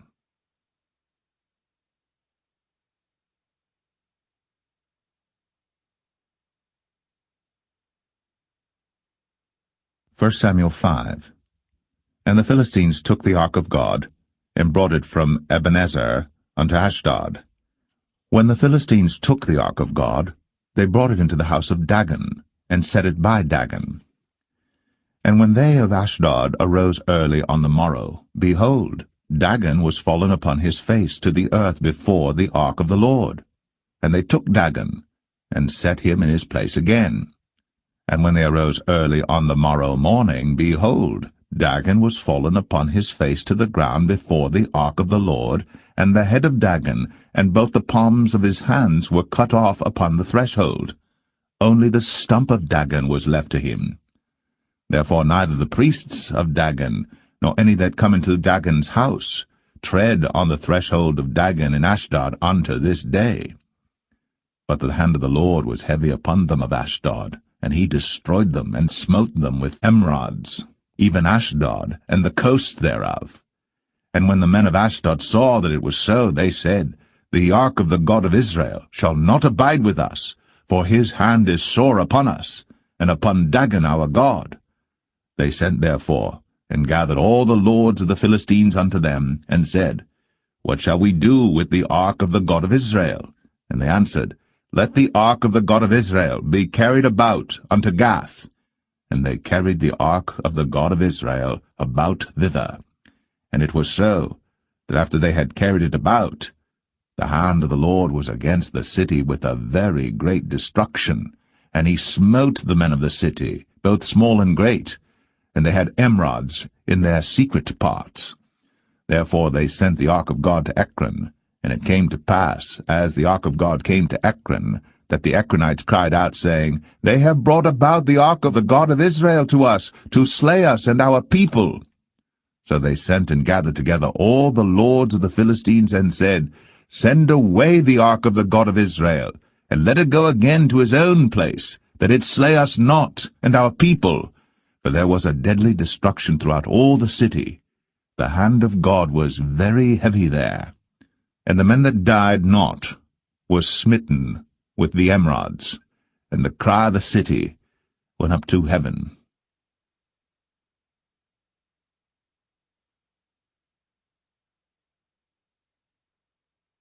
1 Samuel 6. And the ark of the Lord was in the country of the Philistines 7 months. And the Philistines called for the priests and the diviners, saying, What shall we do to the ark of the Lord? Tell us wherewith we shall send it to his place. And they said, If ye send away the ark of the God of Israel, send it not empty, but in any wise return him a trespass offering. Then ye shall be healed, and it shall be known to you why his hand is not removed from you. Then said they, What shall be the trespass offering which we shall return to him? They answered, 5 golden emerods, and 5 golden mice, according to the number of the lords of the Philistines. For one plague was on you all, and on your lords. Wherefore ye shall make images of your emerods, and images of your mice that mar the land, and ye shall give glory unto the God of Israel. Peradventure he will lighten his hand from off you, and from off your gods, and from off your land. Wherefore then do ye harden your hearts, as the Egyptians and Pharaoh hardened their hearts, when he had wrought wonderfully among them? Did they not let the people go, and they departed? Now therefore make a new cart, and take 2 milch kine, on which there hath come no yoke, and tie the kine to the cart, and bring their calves home from them. And take the ark of the Lord, and lay it upon the cart, and put the jewels of gold, which ye return him for a trespass offering, in a coffer by the side thereof, and send it away, that it may go. And see, if it goeth up by the way of his own coast, to Bethshemesh, then he hath done us this great evil. But if not, then we shall know that it is not his hand that smote us. It was a chance that happened to us. And the men did so, and took 2 milch kine, and tied them to the cart, and shut up their calves at home. And they laid the ark of the Lord upon the cart, and the coffer with the mice of gold, and the images of their emerods.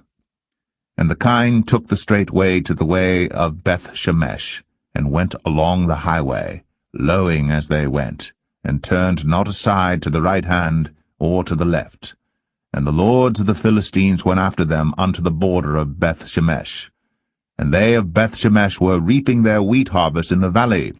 And they lifted up their eyes, and saw the ark, and rejoiced to see it. And the cart came into the field of Joshua, a Bethshemite, and stood there, where there was a great stone.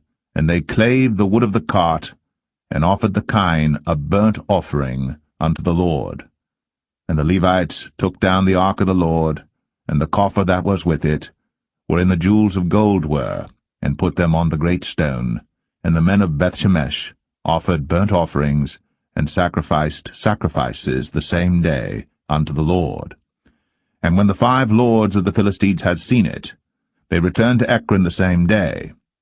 And these are the golden emerods, which the Philistines returned for a trespass offering unto the Lord: for Ashdod 1, for Gaza 1, for Ashkelon 1, for Gath 1, for Ekron 1. And the golden mice, according to the number of all the cities of the Philistines, belonging to the 5 lords, both of fenced cities and of country villages, even unto the great stone of Abel, whereon they set down the ark of the Lord, which stone remaineth unto this day in the field of Joshua the Bethshemite. And he smote the men of Bethshemesh, because they had looked into the ark of the Lord. Even he smote of the people 50,060 men. And the people lamented, because the Lord had smitten many of the people with a great slaughter. And the men of Bethshemesh said, Who is able to stand before this holy Lord God? And to whom shall he go up from us? And they sent messengers to the inhabitants of Kirjath-jearim, saying, The Philistines have brought again the ark of the Lord. Come ye down, and fetch it up to you.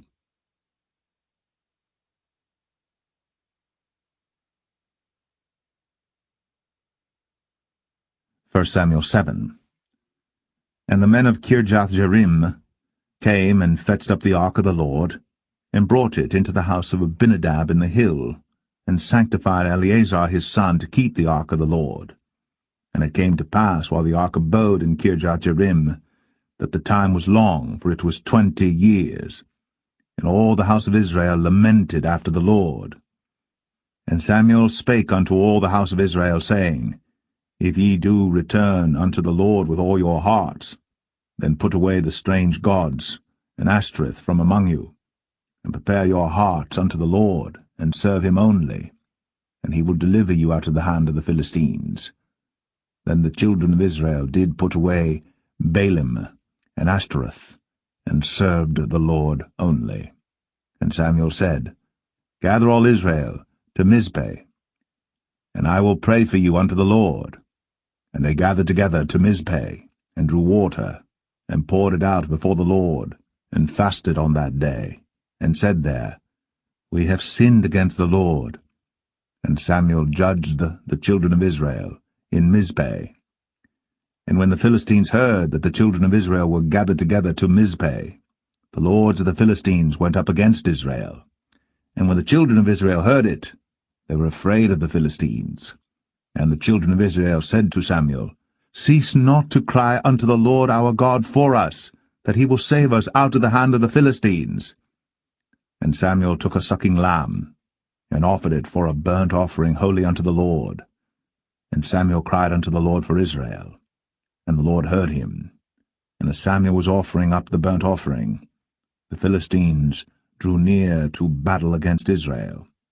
But the Lord thundered with a great thunder on that day upon the Philistines, and discomfited them, and they were smitten before Israel. And the men of Israel went out of Mizpeh, and pursued the Philistines, and smote them until they came unto Bethkar. Then Samuel took a stone, and set it between Mizpeh and Shen, and called the name of it Ebenezer, saying, Hitherto hath the Lord helped us. So the Philistines were subdued, and they came no more into the coast of Israel. And the hand of the Lord was against the Philistines all the days of Samuel. And the cities which the Philistines had taken from Israel were restored to Israel, from Ekron even unto Gath. And the coasts thereof did Israel deliver out of the hands of the Philistines. And there was peace between Israel and the Amorites. And Samuel judged Israel all the days of his life. And he went from year to year in circuit to Bethel, and Gilgal, and Mizpeh, and judged Israel in all those places.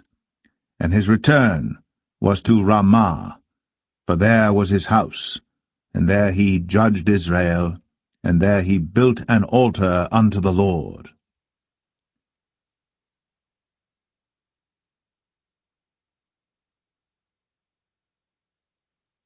1 Samuel 8. And it came to pass, when Samuel was old, that he made his sons judges over Israel. Now the name of his firstborn was Joel, and the name of his second Abiah. They were judges in Beersheba. And his sons walked not in his ways, but turned aside after lucre, and took bribes, and perverted judgment. And all the elders of Israel gathered themselves together, and came to Samuel unto Ramah, and said unto him, Behold, thou art old, and thy sons walk not in thy ways. Now make us a king to judge us like all the nations. But the thing displeased Samuel, when they said, Give us a king to judge us. And Samuel prayed unto the Lord. And the Lord said unto Samuel, Hearken unto the voice of the people, in all that they say unto thee. For they have not rejected thee, but they have rejected me, that I should not reign over them. According to all the works which they have done since the day that I brought them up out of Egypt, even unto this day, wherewith they have forsaken me, and served other gods, so do they also unto thee. Now therefore hearken unto their voice, howbeit yet protest solemnly unto them, and show them the manner of the king that shall reign over them.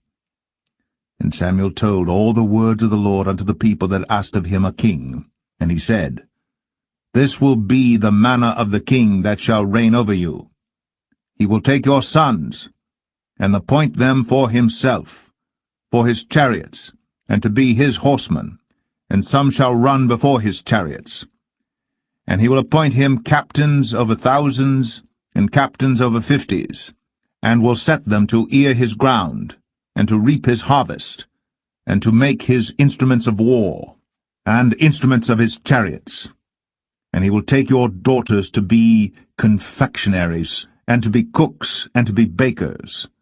And he will take your fields, and your vineyards, and your oliveyards, even the best of them, and give them to his servants. And he will take the tenth of your seed, and of your vineyards, and give to his officers, and to his servants. And he will take your men-servants, and your maidservants, and your goodliest young men, and your asses, and put them to his work. He will take the tenth of your sheep, and ye shall be his servants. And ye shall cry out in that day because of your king which ye shall have chosen you. And the Lord will not hear you in that day. Nevertheless, the people refused to obey the voice of Samuel, and they said, Nay, but we will have a king over us, that we also may be like all the nations, and that our king may judge us, and go out before us, and fight our battles. And Samuel heard all the words of the people, and he rehearsed them in the ears of the Lord. And the Lord said to Samuel, Hearken unto their voice, and make them a king. And Samuel said unto the men of Israel, Go ye every man unto his city.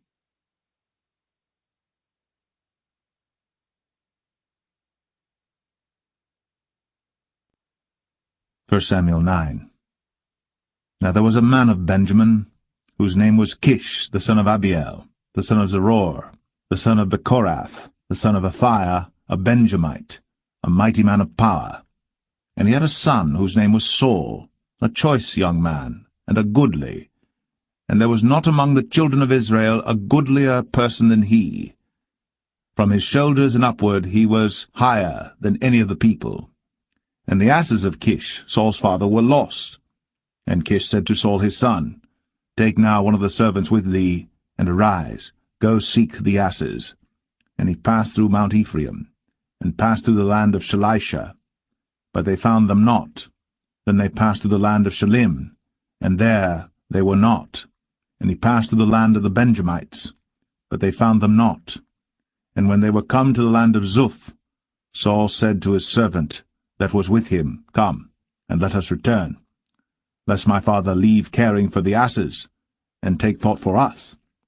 And he said unto him, Behold now, there is in this city a man of God, and he is an honourable man.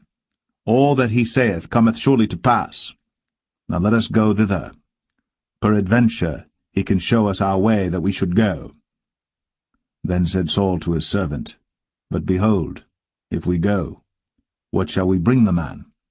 For the bread is spent in our vessels, and there is not a present to bring to the man of God. What have we? And the servant answered Saul again, and said, Behold, I have here at hand the 4th part of a shekel of silver. That will I give to the man of God, to tell us our way. Before time in Israel, when a man went to inquire of God, thus he spake, Come, and let us go to the seer. For he that is now called a prophet was before time called a seer. Then said Saul to his servant, Well said, come, let us go. So they went unto the city where the man of God was. And as they went up the hill to the city, they found young maidens going out to draw water, and said unto them, Is the seer here? And they answered them, and said, He is, behold, he is before you. Make haste now, for he came today to the city, for there is a sacrifice of the people today in the high place. As soon as ye be come into the city, ye shall straightway find him, before he go up to the high place to eat. For the people will not eat until he come, because he doth bless the sacrifice, and afterwards they eat that be bidden. Now therefore get you up, for about this time ye shall find him. And they went up into the city. And when they were come into the city, behold, Samuel came out against them, for to go up to the high place. Now the Lord had told Samuel in his ear a day before Saul came, saying, Tomorrow, about this time, I will send thee a man out of the land of Benjamin, and thou shalt anoint him to be captain over my people Israel, that he may save my people out of the hand of the Philistines. For I have looked upon my people, because their cry is come unto me. And when Samuel saw Saul, the Lord said unto him, Behold the man whom I spake to thee of. This same shall reign over my people. Then Saul drew near to Samuel in the gate, and said, Tell me, I pray thee, where the seer's house is. And Samuel answered Saul, and said, I am the seer. Go up before me unto the high place. For ye shall eat with me today, and tomorrow I will let thee go, and will tell thee all that is in thine heart. And as for thine asses that were lost 3 days ago, set not thy mind on them, for they are found. And on whom is all the desire of Israel? Is it not on thee, and on all thy father's house? And Saul answered and said, Am not I a Benjamite, of the smallest of the tribes of Israel, and my family the least of all the families of the tribe of Benjamin? Wherefore then speakest thou so to me? And Samuel took Saul and his servant, and brought them into the parlour, and made them sit in the chiefest place among them that were bidden, which were about 30 persons. And Samuel said unto the cook, Bring the portion which I gave thee, of which I said unto thee, Set it by thee. And the cook took up the shoulder, and that which was upon it, and set it before Saul. And Samuel said, Behold that which is left, set it before thee, and eat. For unto this time hath it been kept for thee, since I said, I have invited the people. So Saul did eat with Samuel that day. And when they were come down from the high place into the city, Samuel communed with Saul upon the top of the house. And they arose early. And it came to pass about the spring of the day that Samuel called Saul to the top of the house, saying, Up, that I may send thee away. And Saul arose. And they went out, both of them, he and Samuel, abroad. And as they were going down to the end of the city, Samuel said to Saul, Bid the servant pass on before us. And he passed on. But stand thou still a while, that I may show thee the word of God.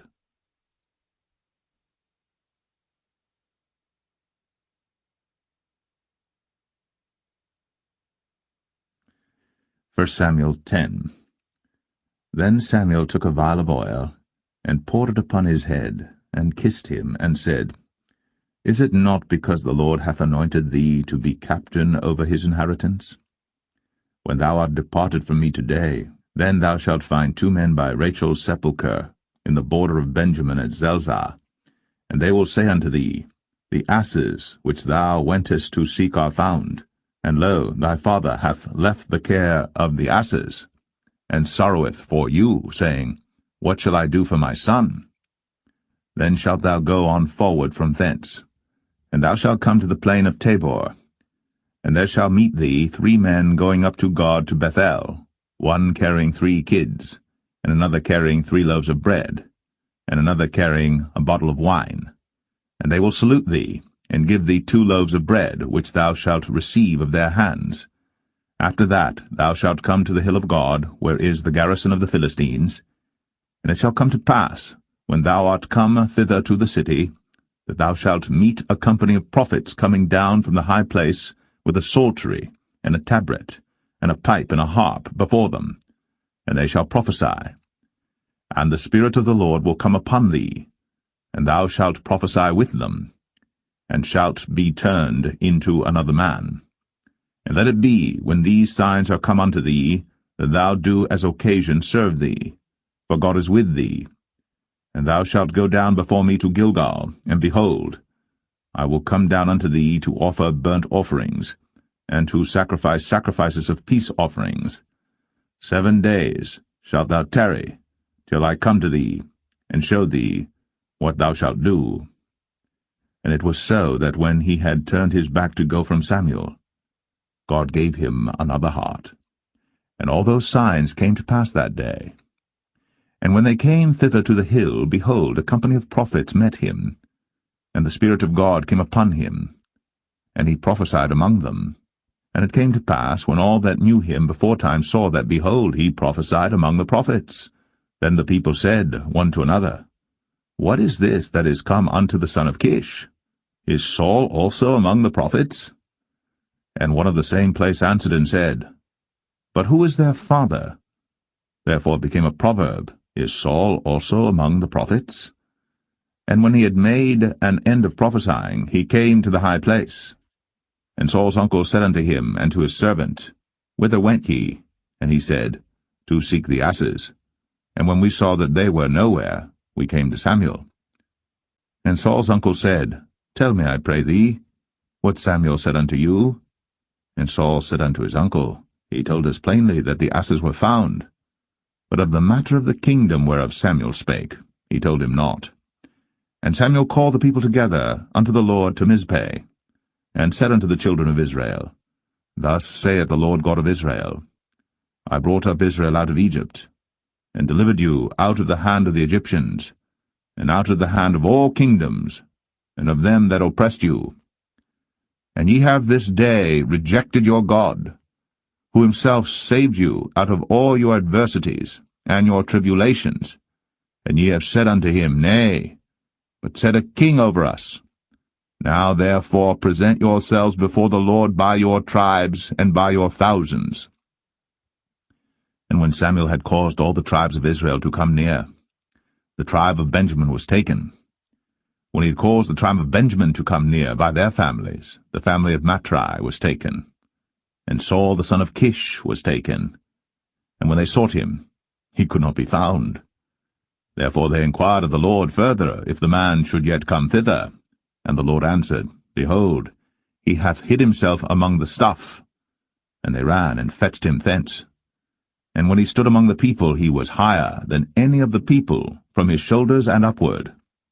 And Samuel said to all the people, See ye him, whom the Lord hath chosen, that there is none like him among all the people? And all the people shouted and said, God save the king. Then Samuel told the people the manner of the kingdom, and wrote it in a book, and laid it up before the Lord. And Samuel sent all the people away, every man to his house. And Saul also went home to Gibeah, and there went with him a band of men, whose hearts God had touched. But the children of Belial said, How shall this man save us? And they despised him, and brought him no presents. But he held his peace.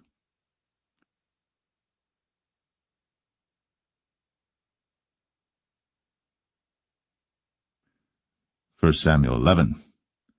Then Nahash the Ammonite came up, and encamped against Jabesh-Gilead.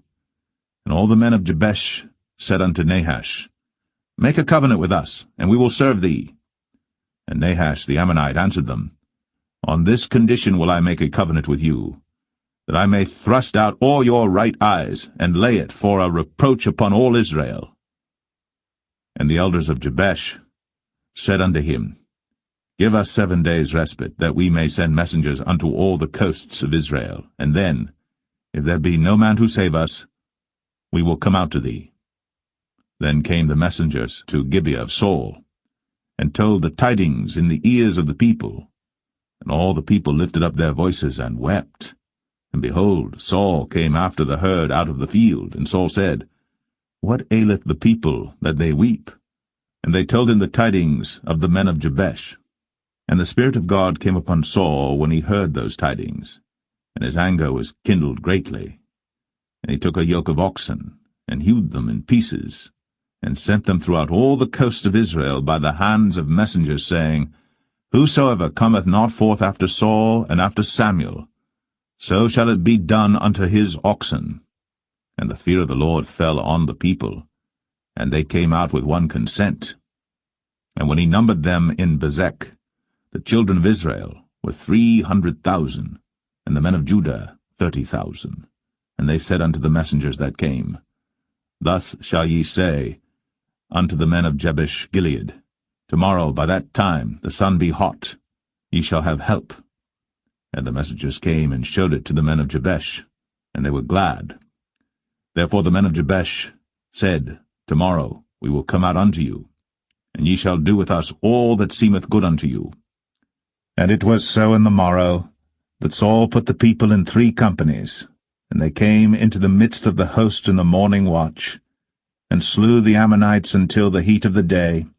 And it came to pass that they which remained were scattered, so that 2 of them were not left together. And the people said unto Samuel, Who is he that said, Shall Saul reign over us? Bring the men, that we may put them to death. And Saul said, There shall not a man be put to death this day, for today the Lord hath wrought salvation in Israel. Then said Samuel to the people, Come, and let us go to Gilgal, and renew the kingdom there.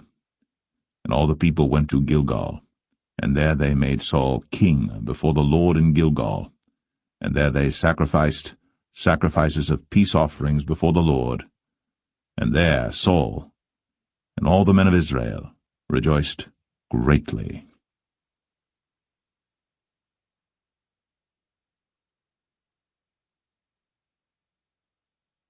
1 Samuel 12. And Samuel said unto all Israel, Behold, I have hearkened unto your voice in all that ye said unto me, and have made a king over you. And now, behold, the king walketh before you, and I am old and grey-headed, and behold, my sons are with you. And I have walked before you from my childhood unto this day. Behold, here I am. Witness against me before the Lord and before his anointed, whose ox have I taken? Or whose ass have I taken? Or whom have I defrauded? Whom have I oppressed? Or of whose hand have I received any bribe to blind mine eyes therewith? And I will restore it you. And they said, Thou hast not defrauded us, nor oppressed us, neither hast thou taken aught of any man's hand. And he said unto them, The Lord is witness against you, and his anointed is witness this day, that ye have not found aught in my hand. And they answered, He is witness. And Samuel said unto the people, It is the Lord that advanced Moses and Aaron, and that brought your fathers up out of the land of Egypt. Now therefore stand still, that I may reason with you before the Lord of all the righteous acts of the Lord, which he did to you and to your fathers. When Jacob was come into Egypt, and your fathers cried unto the Lord, then the Lord sent Moses and Aaron, which brought forth your fathers out of Egypt, and made them dwell in this place. And when they forgat the Lord their God, he sold them into the hand of Sisera, captain of the host of Hazor, and into the hand of the Philistines, and into the hand of the king of Moab, and they fought against them. And they cried unto the Lord, and said, We have sinned, because we have forsaken the Lord, and have served Balaam and Ashtoreth. But now deliver us out of the hand of our enemies, and we will serve thee. And the Lord sent Jerubbaal, and Bedan, and Jephthah, and Samuel, and delivered you out of the hand of your enemies on every side, and ye dwelled safe. And when ye saw that Nahash the king of the children of Ammon came against you, ye said unto me, Nay, but a king shall reign over us, when the Lord your God was your king. Now therefore, behold, the king whom ye have chosen, and whom ye have desired, and behold, the Lord hath set a king over you. If ye will fear the Lord, and serve him, and obey his voice, and not rebel against the commandment of the Lord, then shall both ye and also the king that reigneth over you continue following the Lord your God. But if ye will not obey the voice of the Lord, but rebel against the commandment of the Lord, then shall the hand of the Lord be against you, as it was against your fathers. Now therefore stand and see this great thing which the Lord will do before your eyes. Is it not wheat harvest today?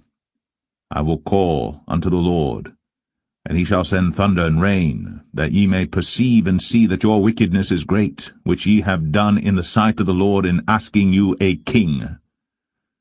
So Samuel called unto the Lord, and the Lord sent thunder and rain that day.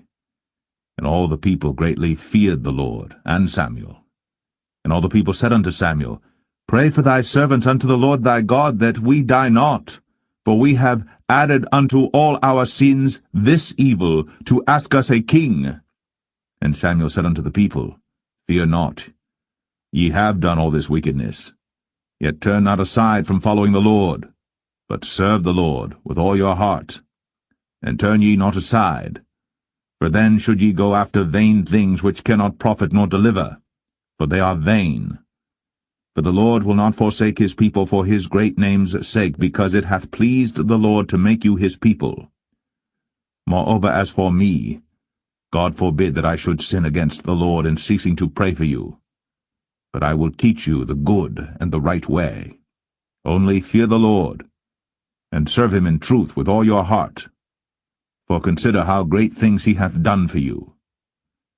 But if ye shall still do wickedly, ye shall be consumed, both ye and your king.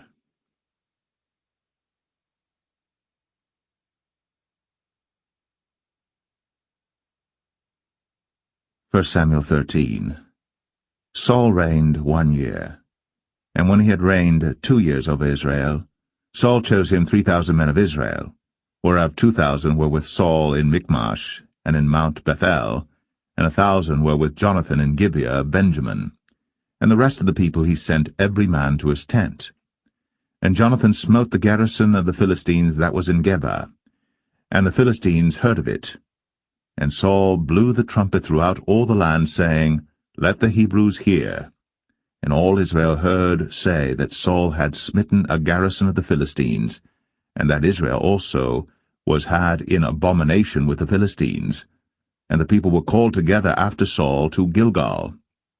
And the Philistines gathered themselves together to fight with Israel, 30,000 chariots and 6,000 horsemen, and people as the sand which is on the seashore in multitude. And they came up, and pitched in Michmash, eastward from Bethaven. When the men of Israel saw that they were in a strait, for the people were distressed, then the people did hide themselves in caves, and in thickets, and in rocks, and in high places, and in pits. And some of the Hebrews went over Jordan to the land of Gad and Gilead.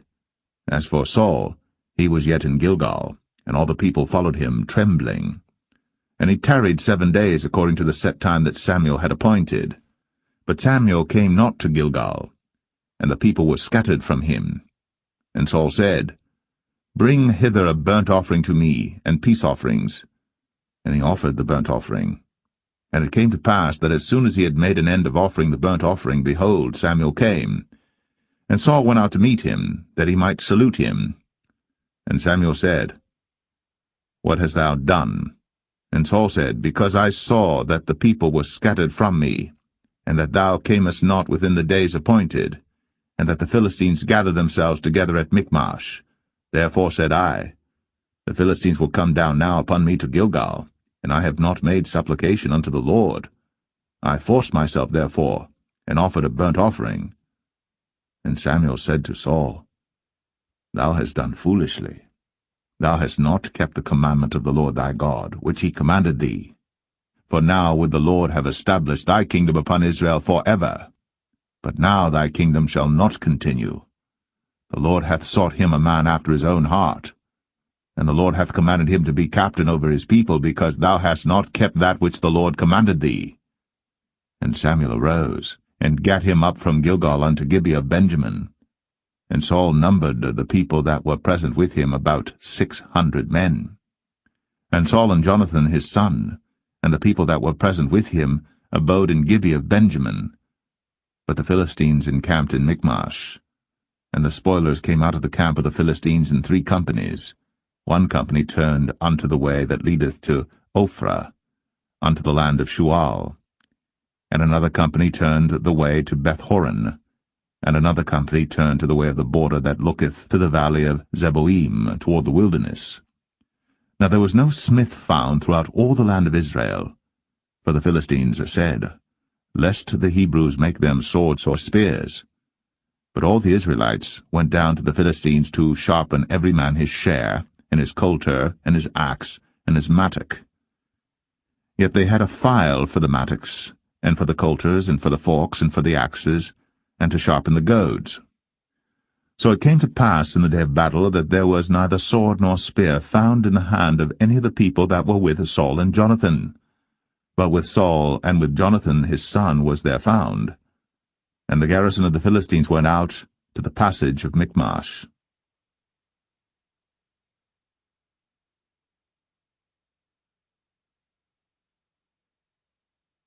1 Samuel 14.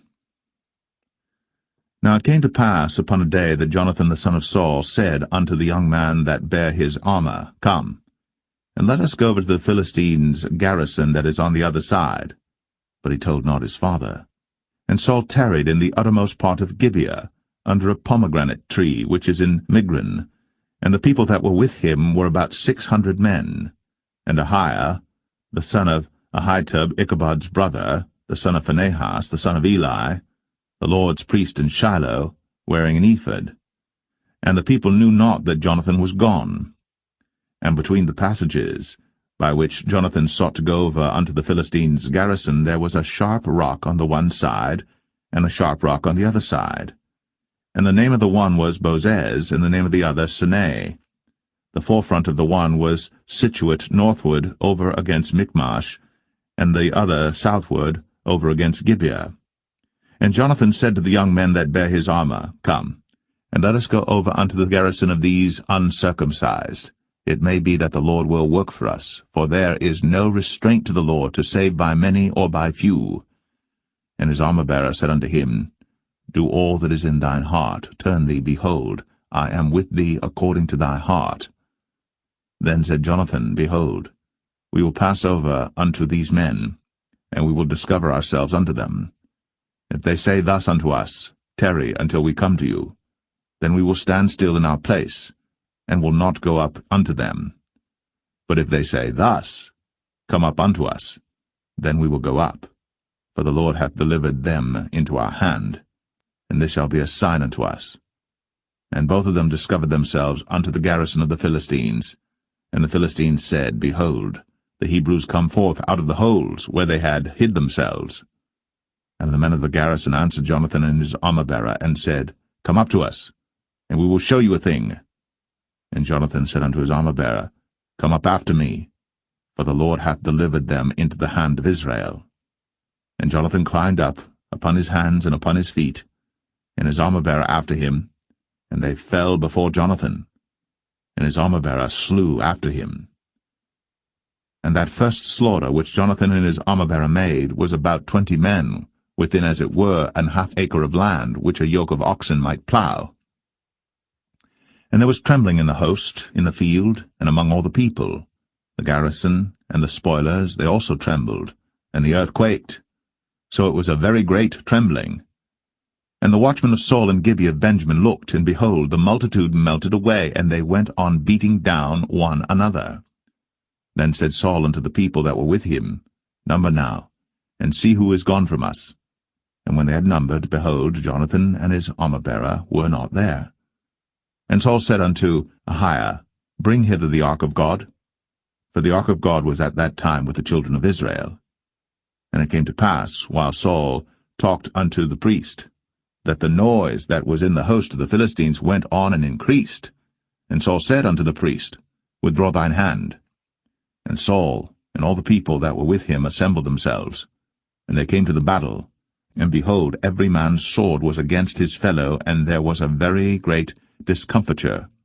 Moreover, the Hebrews that were with the Philistines before that time, which went up with them into the camp from the country round about, even they also turned to be with the Israelites that were with Saul and Jonathan. Likewise all the men of Israel, which had hid themselves in Mount Ephraim, when they heard that the Philistines fled, even they also followed hard after them in the battle. So the Lord saved Israel that day. And the battle passed over unto Bethaven. And the men of Israel were distressed that day. For Saul had adjured the people, saying, Cursed be the man that eateth any food until evening, that I may be avenged on mine enemies. So none of the people tasted any food. And all they of the land came to a wood, and there was honey upon the ground. And when the people were come into the wood, behold, the honey dropped. But no man put his hand to his mouth, for the people feared the oath. But Jonathan heard not, when his father charged the people with the oath, wherefore he put forth the end of the rod that was in his hand, and dipped it in an honeycomb, and put his hand to his mouth, and his eyes were enlightened. Then answered one of the people, and said, Thy father straitly charged the people with an oath, saying, Cursed be the man that eateth any food this day. And the people were faint. Then said Jonathan, My father hath troubled the land. See, I pray you, how mine eyes have been enlightened, because I tasted a little of this honey. How much more, if haply the people had eaten freely today of the spoil of their enemies which they found? For had there not been now a much greater slaughter among the Philistines? And they smote the Philistines that day, from Michmash to Ailon. And the people were very faint. And the people flew upon the spoil, and took sheep and oxen and calves, and slew them on the ground. And the people did eat them with the blood. Then they told Saul, saying, Behold, the people sin against the Lord, in that they eat with the blood. And he said, Ye have transgressed. Roll a great stone unto me this day. And Saul said, Disperse yourselves among the people, and say unto them, Bring me hither every man his ox, and every man his sheep, and slay them here, and eat, and sin not against the Lord in eating with the blood. And all the people brought every man his ox with him that night, and slew them there. And Saul built an altar unto the Lord. The same was the first altar that he built unto the Lord. And Saul said, Let us go down after the Philistines by night, and spoil them until the morning light, and let us not leave a man of them. And they said, Do whatsoever seemeth good unto thee. Then said the priest, Let us draw near hither unto God. And Saul asked counsel of God, Shall I go down after the Philistines? Wilt thou deliver them into the hand of Israel? But he answered him not that day. And Saul said, Draw ye near hither, all the chief of the people, and know and see wherein this sin hath been this day. For as the Lord liveth, which saveth Israel, though it be in Jonathan my son, he shall surely die. But there was not a man among all the people that answered him. Then said he unto all Israel, Be ye on one side, and I and Jonathan my son will be on the other side. And the people said unto Saul, Do what seemeth good unto thee. Therefore Saul said unto the Lord God of Israel, Give a perfect lot. And Saul and Jonathan were taken, but the people escaped. And Saul said, Cast lots between me and Jonathan my son. And Jonathan was taken. Then Saul said to Jonathan, Tell me what thou hast done. And Jonathan told him, and said, I did but taste a little honey with the end of the rod that was in mine hand, and lo, I must die. And Saul answered, God do so and more also, for thou shalt surely die, Jonathan. And the people said unto Saul, Shall Jonathan die, who hath wrought this great salvation in Israel? God forbid, as the Lord liveth. There shall not one hair of his head fall to the ground, for he hath wrought with God this day. So the people rescued Jonathan, that he died not. Then Saul went up from following the Philistines, and the Philistines went to their own place. So Saul took the kingdom over Israel, and fought against all his enemies on every side, against Moab, and against the children of Ammon, and against Edom, and against the kings of Zobah, and against the Philistines, and whithersoever he turned himself, he vexed them. And he gathered an host, and smote the Amalekites, and delivered Israel out of the hands of them that spoiled them. Now the sons of Saul were Jonathan and Ishui, and Melch-Ishui, and the names of his 2 daughters were these, the name of the firstborn Merab, and the name of the younger Michal. And the name of Saul's wife was Ahinoam, the daughter of Ahimaaz. And the name of the captain of his host was Abner, the son of Ner, Saul's uncle. And Kish was the father of Saul, and Ner, the father of Abner, was the son of Abiel. And there was sore war against the Philistines all the days of Saul. And when Saul saw any strong man or any valiant man, he took him unto him.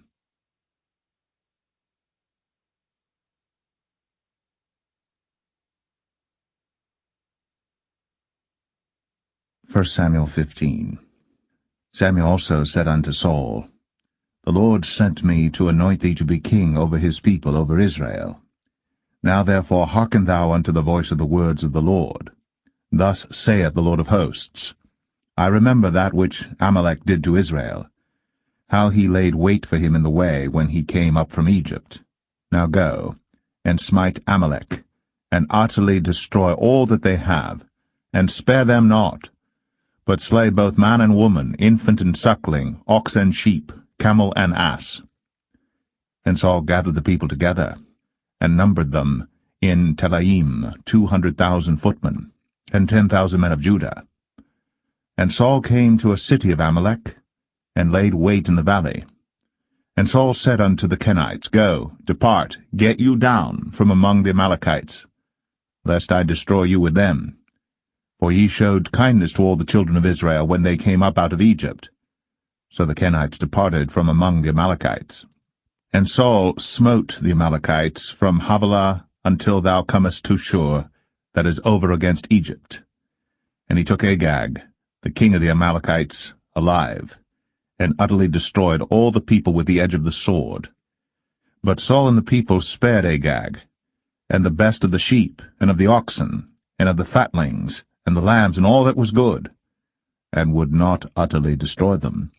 But everything that was vile and refuse, that they destroyed utterly. Then came the word of the Lord unto Samuel, saying, It repenteth me that I have set up Saul to be king, for he is turned back from following me, and hath not performed my commandments. And it grieved Samuel, and he cried unto the Lord all night. And when Samuel rose early to meet Saul in the morning, it was told Samuel, saying, Saul came to Carmel, and behold, he set him up a place, and is gone about, and passed on, and gone down to Gilgal. And Samuel came to Saul, and Saul said unto him, Blessed be thou of the Lord, I have performed the commandment of the Lord. And Samuel said, What meaneth then this bleating of the sheep in mine ears, and the lowing of the oxen which I hear? And Saul said, They have brought them from the Amalekites, for the people spared the best of the sheep and of the oxen to sacrifice unto the Lord thy God, and the rest we have utterly destroyed. Then Samuel said unto Saul, Stay, and I will tell thee what the Lord hath said to me this night. And he said unto him, Say on. And Samuel said, When thou wast little in thine own sight, wast thou not made the head of the tribes of Israel? And the Lord anointed thee king over Israel? And the Lord sent thee on a journey, and said, Go, and utterly destroy the sinners, the Amalekites, and fight against them until they be consumed. Wherefore then didst thou not obey the voice of the Lord, but didst fly upon the spoil, and didst evil in the sight of the Lord?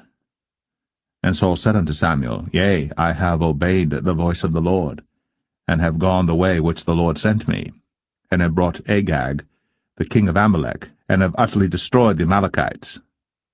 But the people took of the spoil sheep and oxen, the chief of the things which should have been utterly destroyed, to sacrifice unto the Lord thy God in Gilgal. And Samuel said, Hath the Lord as great delight in burnt offerings and sacrifices as in obeying the voice of the Lord? Behold, to obey is better than sacrifice, and to hearken than the fat of rams.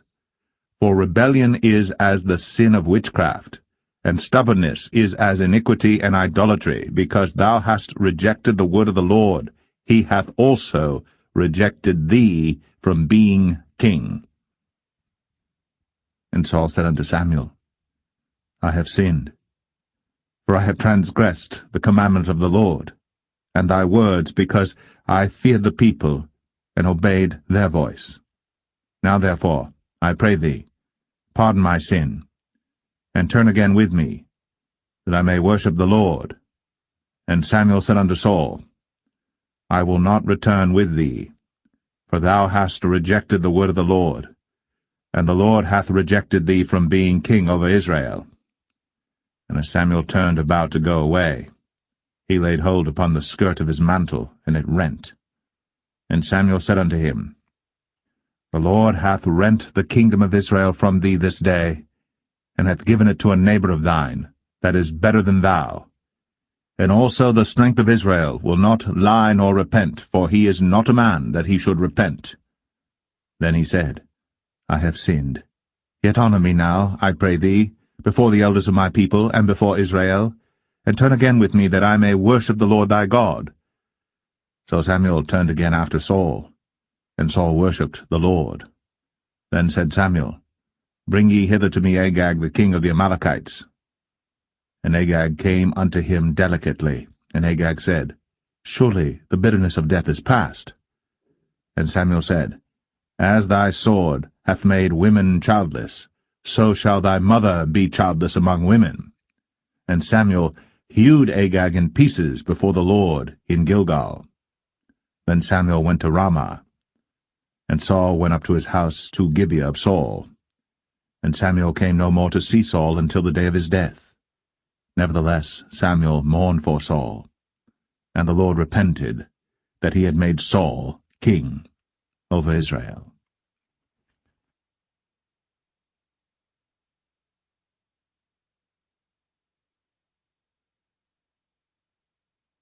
1 Samuel 16. And the Lord said unto Samuel, How long wilt thou mourn for Saul, seeing I have rejected him from reigning over Israel? Fill thine horn with oil, and go. I will send thee to Jesse the Bethlehemite, for I have provided me a king among his sons. And Samuel said, How can I go? If Saul hear it, he will kill me. And the Lord said, Take an heifer with thee, and say, I am come to sacrifice to the Lord. And call Jesse to the sacrifice. And I will show thee what thou shalt do, and thou shalt anoint unto me him whom I name unto thee. And Samuel did that which the Lord spake, and came to Bethlehem.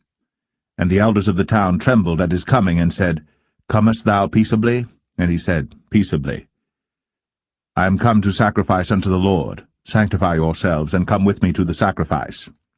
And he sanctified Jesse and his sons, and called them to the sacrifice. And it came to pass, when they were come, that he looked on Eliab, and said, Surely the Lord's anointed is before him. But the Lord said unto Samuel, Look not on his countenance, or on the height of his stature, because I have refused him. For the Lord seeth not as man seeth. For man looketh on the outward appearance, but the Lord looketh on the heart. Then Jesse called Abinadab, and made him pass before Samuel, and he said, Neither hath the Lord chosen this. Then Jesse made Shammah to pass by, and he said, Neither hath the Lord chosen this. Again Jesse made 7 of his sons to pass before Samuel. And Samuel said unto Jesse, The Lord hath not chosen these. And Samuel said unto Jesse, Are here all thy children? And he said, There remaineth yet the youngest, and behold, he keepeth the sheep. And Samuel said unto Jesse, Send and fetch him, for we will not sit down till he come hither. And he sent and brought him in. Now he was ruddy, and withal of a beautiful countenance, and goodly to look to. And the Lord said, Arise, anoint him, for this is he. Then Samuel took the horn of oil, and anointed him in the midst of his brethren. And the Spirit of the Lord came upon David from that day forward. So Samuel rose up, and went to Ramah. But the Spirit of the Lord departed from Saul, and an evil spirit from the Lord troubled him. And Saul's servant said unto him, Behold now, an evil spirit from God troubleth thee. Let our Lord now command thy servants which are before thee to seek out a man who is a cunning player on an harp, And it shall come to pass, when the evil spirit from God is upon thee, that he shall play with his hand, and thou shalt be well. And Saul said unto his servants, Provide me now a man that can play well, and bring him to me. Then answered one of the servants, and said, Behold, I have seen a son of Jesse the Bethlehemite, that is cunning in playing, and a mighty valiant man, and a man of war, and prudent in matters, and a comely person. And the Lord is with him. Wherefore Saul sent messengers unto Jesse, and said, Send me David thy son, which is with the sheep. And Jesse took an ass laden with bread, and a bottle of wine, and a kid, and sent them by David his son unto Saul. And David came to Saul, and stood before him. And he loved him greatly, and he became his armor-bearer. And Saul said to Jesse, saying, Let David, I pray thee, stand before me, for he hath found favor in my sight. And it came to pass, when the evil spirit from God was upon Saul, that David took an harp, and played with his hand. So Saul was refreshed, and was well, and the evil spirit departed from him.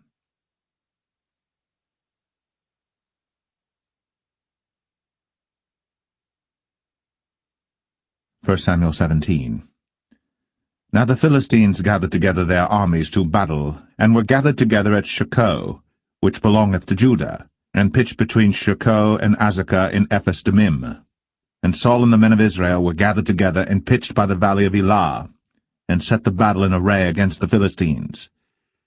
And the Philistines stood on a mountain on the one side, and Israel stood on a mountain on the other side, and there was a valley between them. And there went out a champion out of the camp of the Philistines, named Goliath of Gath, whose height was 6 cubits and a span. And he had an helmet of brass upon his head, and he was armed with a coat of mail, and the weight of the coat was 5,000 shekels of brass. And he had greaves of brass upon his legs, and a target of brass between his shoulders. And the staff of his spear was like a weaver's beam, and his spear's head weighed 600 shekels of iron, and one bearing a shield went before him. And he stood and cried unto the armies of Israel, and said unto them, Why are ye come out to set your battle in array? Am not I a Philistine, and ye servants to Saul? Choose you a man for you, and let him come down to me. If he be able to fight with me and to kill me, then will we be your servants. But if I prevail against him, and kill him, then shall ye be our servants, and serve us. And the Philistine said, I defy the armies of Israel this day. Give me a man, that we may fight together. When Saul and all Israel heard those words of the Philistine, they were dismayed, and greatly afraid. Now David was the son of that Ephrathite of Bethlehem, Judah, whose name was Jesse, and he had 8 sons. And the man went among men, for an old man, in the days of Saul. And the 3 eldest sons of Jesse went and followed Saul to the battle. And the names of his 3 sons that went to the battle were Eliab the firstborn, and next unto him Abinadab, and the third Shammah. And David was the youngest, and the 3 eldest followed Saul. But David went and returned from Saul to feed his father's sheep at Bethlehem. And the Philistine drew near morning and evening, and presented himself 40 days. And Jesse said unto David his son, Take now for thy brethren an ephah of this parched corn, and these 10 loaves, and run to the camp to thy brethren. And carry these 10 cheeses unto the captain of their 1,000, and look how thy brethren fare, and take their pledge. Now Saul and they, and all the men of Israel, were in the valley of Elah, fighting with the Philistines. And David rose up early in the morning, and left the sheep with a keeper, and took and went, as Jesse had commanded him. And he came to the trench, as the host was going forth to the fight, and shouted for the battle. For Israel and the Philistines had put the battle in array, army against army. And David left his carriage in the hand of the keeper of the carriage, and ran into the army, and came and saluted his brethren.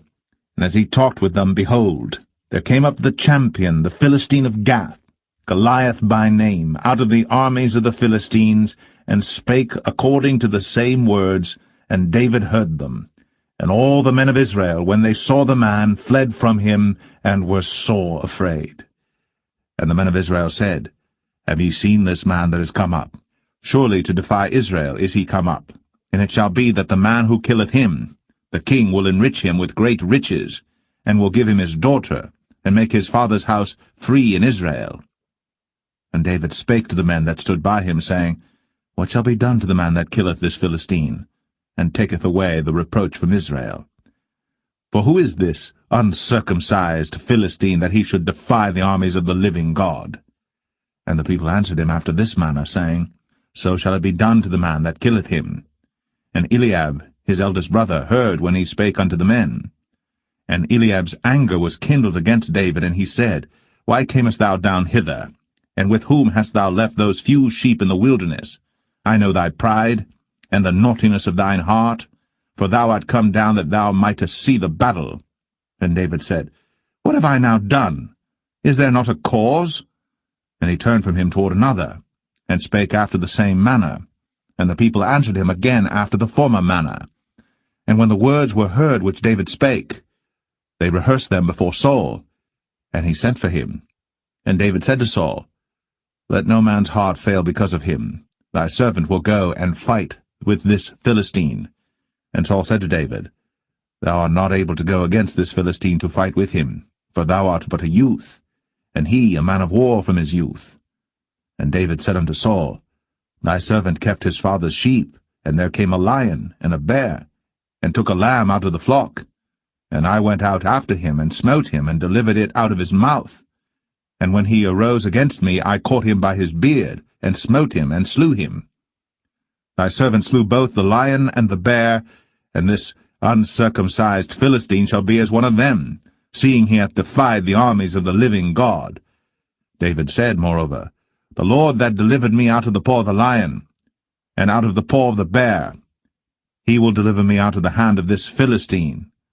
And Saul said unto David, Go, and the Lord be with thee. And Saul armed David with his armor, and he put an helmet of brass upon his head. Also he armed him with a coat of mail. And David girded his sword upon his armor, and he essayed to go, for he had not proved it. And David said unto Saul, I cannot go with these, for I have not proved them. And David put them off him. And he took his staff in his hand, and chose him 5 smooth stones out of the brook, and put them in a shepherd's bag which he had, even in a scrip, and his sling was in his hand. And he drew near to the Philistine. And the Philistine came on and drew near unto David. And the man that bare the shield went before him. And when the Philistine looked about and saw David, he disdained him, for he was but a youth, and ruddy, and of a fair countenance. And the Philistine said unto David, Am I a dog that thou comest to me with staves? And the Philistine cursed David by his gods.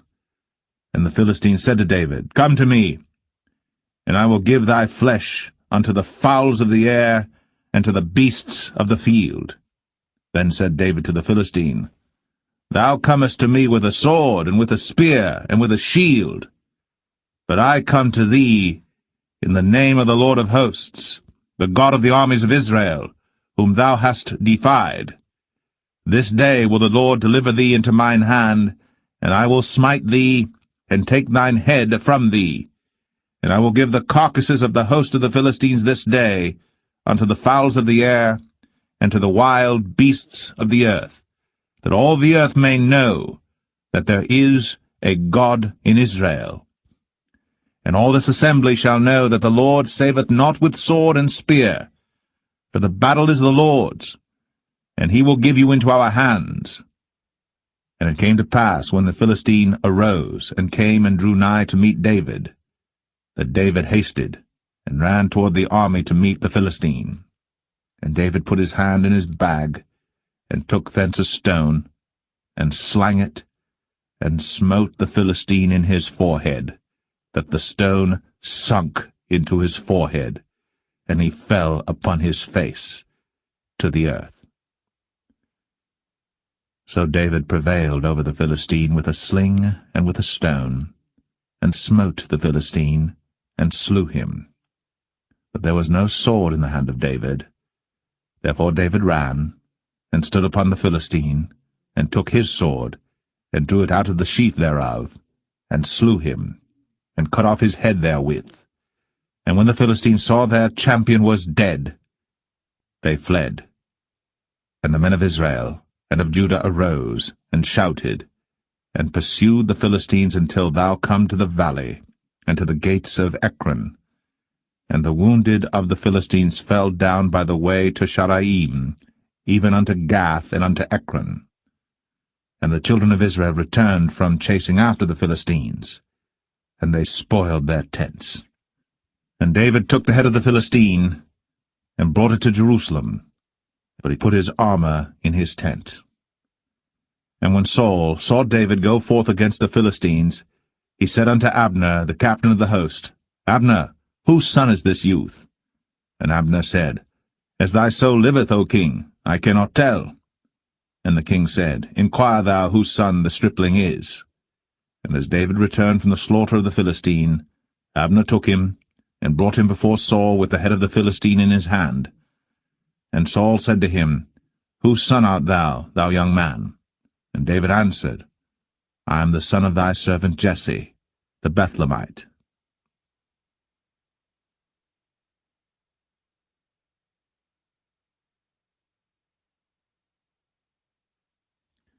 1 Samuel 18. And it came to pass, when he had made an end of speaking unto Saul, that the soul of Jonathan was knit with the soul of David, and Jonathan loved him as his own soul. And Saul took him that day, and would let him go no more home to his father's house. Then Jonathan and David made a covenant, because he loved him as his own soul. And Jonathan stripped himself of the robe that was upon him, and gave it to David, and his garments, even to his sword, and to his bow, and to his girdle. And David went out whithersoever Saul sent him, and behaved himself wisely. And Saul set him over the men of war, and he was accepted in the sight of all the people, and also in the sight of Saul's servants. And it came to pass, as they came, when David was returned from the slaughter of the Philistine, that women came out of all cities of Israel, singing and dancing to meet King Saul, with tabrets, with joy, and with instruments of music.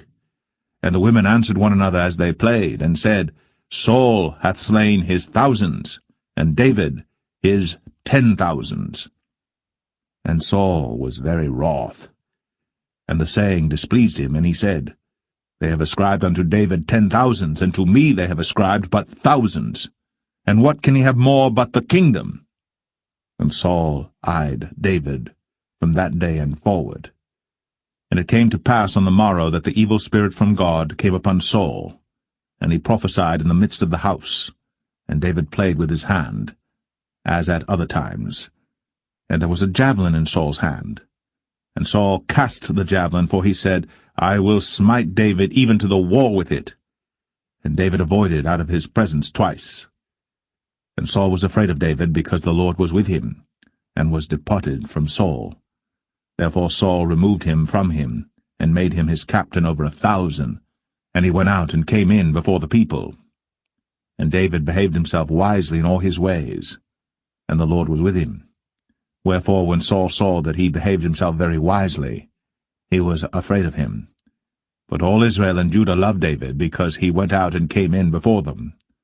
And Saul said to David, Behold my elder daughter Merab, her will I give thee to wife.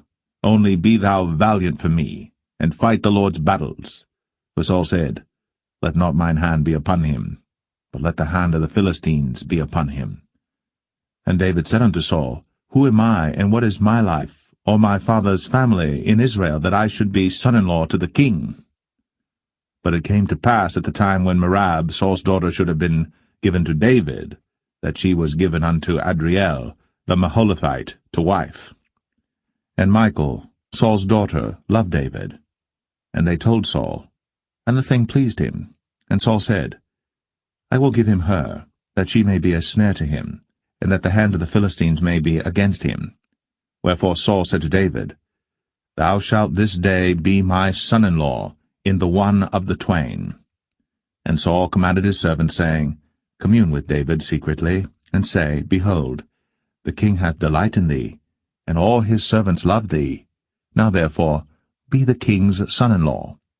And Saul's servants spake those words in the ears of David. And David said, Seemeth it to you a light thing to be a king's son-in-law, seeing that I am a poor man, and lightly esteemed? And the servants of Saul told him, saying, On this manner spake David. And Saul said, Thus shall ye say to David, The king desireth not any dowry, but 100 foreskins of the Philistines to be avenged of the king's enemies. But Saul thought to make David fall by the hand of the Philistines. And when his servants told David these words, it pleased David well to be the king's son-in-law, and the days were not expired. Wherefore David arose, and went, he and his men, and slew of the Philistines 200 men. And David brought their foreskins, and they gave them in full tale to the king, that he might be the king's son-in-law. And Saul gave him Michal his daughter to wife. And Saul saw and knew that the Lord was with David, and that Michal, Saul's daughter, loved him. And Saul was yet the more afraid of David, and Saul became David's enemy continually. Then the princes of the Philistines went forth, and it came to pass after they went forth that David behaved himself more wisely than all the servants of Saul, so that his name was much set by.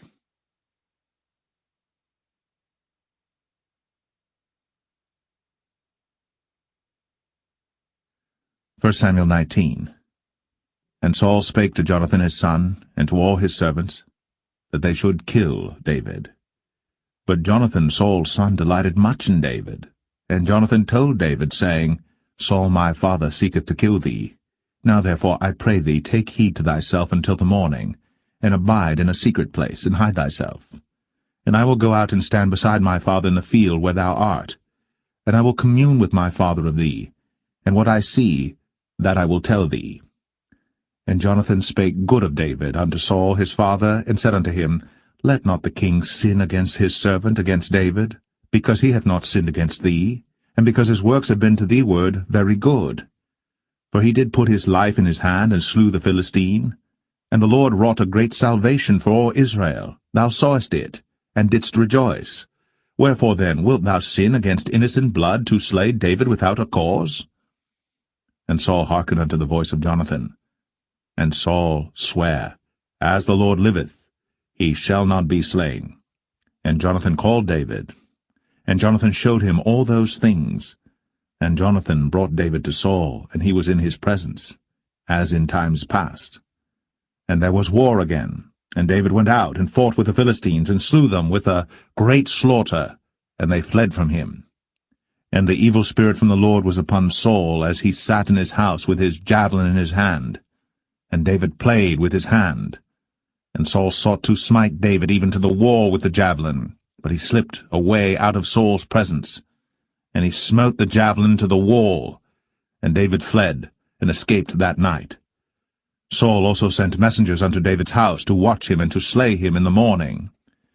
And Michal, David's wife, told him, saying, If thou save not thy life tonight, tomorrow thou shalt be slain. So Michal let David down through a window, and he went and fled, and escaped. And Michal took an image, and laid it in the bed, and put a pillow of goat's hair for his bolster, and covered it with a cloth. And when Saul sent messengers to take David, she said, He is sick. And Saul sent the messengers again to see David, saying, Bring him up to me in the bed, that I may slay him.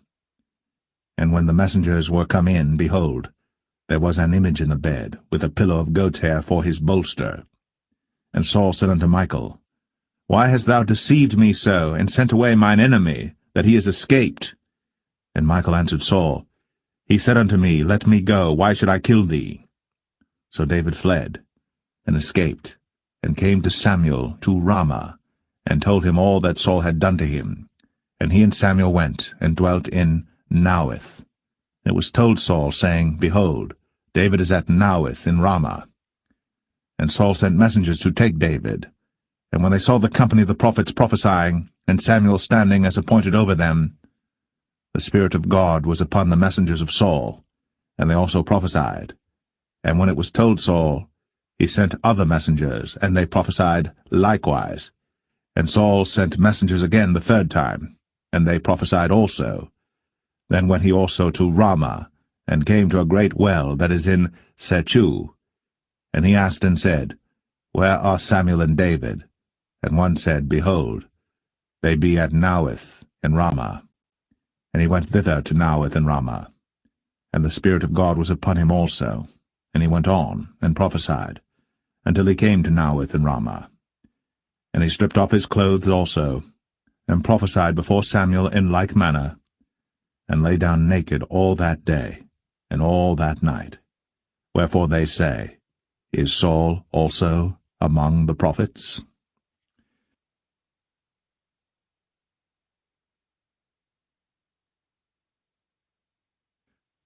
1 Samuel 20. And David fled from Naioth in Ramah, and came and said before Jonathan, What have I done? What is mine iniquity? And what is my sin before thy father, that he seeketh my life? And he said unto him, God forbid, thou shalt not die. Behold, my father will do nothing either great or small, but that he will show it me. And why should my father hide this thing from me? It is not so. And David sware moreover, and said, Thy father certainly knoweth that I have found grace in thine eyes. And he saith, Let not Jonathan know this, lest he be grieved. But truly as the Lord liveth, and as thy soul liveth, there is but a step between me and death. Then said Jonathan unto David, Whatsoever thy soul desireth, I will even do it for thee. And David said unto Jonathan, Behold, tomorrow is the new moon, and I should not fail to sit with the king at meat, but let me go, that I may hide myself in the field unto the 3rd day at even. If thy father at all miss me, then say, David earnestly asked leave of me that he might run to Bethlehem his city, for there is a yearly sacrifice there for all the family. If he say thus, it is well, thy servant shall have peace. But if he be very wroth, then be sure that evil is determined by him. Therefore thou shalt deal kindly with thy servant, for thou hast brought thy servant into a covenant of the Lord with thee. Notwithstanding, if there be in me iniquity, slay me thyself. For why shouldest thou bring me to thy father? And Jonathan said, Far be it from thee, for if I knew certainly that evil were determined by my father to come upon thee, then would not I tell it thee? Then said David to Jonathan, Who shall tell me? Or what if thy father answer thee roughly? And Jonathan said unto David, Come, and let us go out into the field. And they went out, both of them, into the field.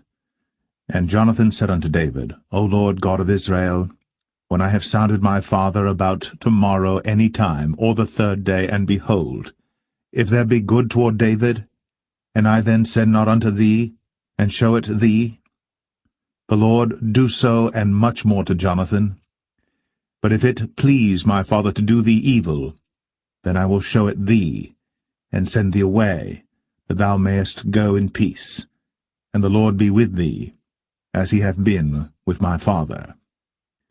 And thou shalt not only while yet I live show me the kindness of the Lord, that I die not, but also thou shalt not cut off thy kindness from my house for ever, no, not when the Lord hath cut off the enemies of David every one from the face of the earth.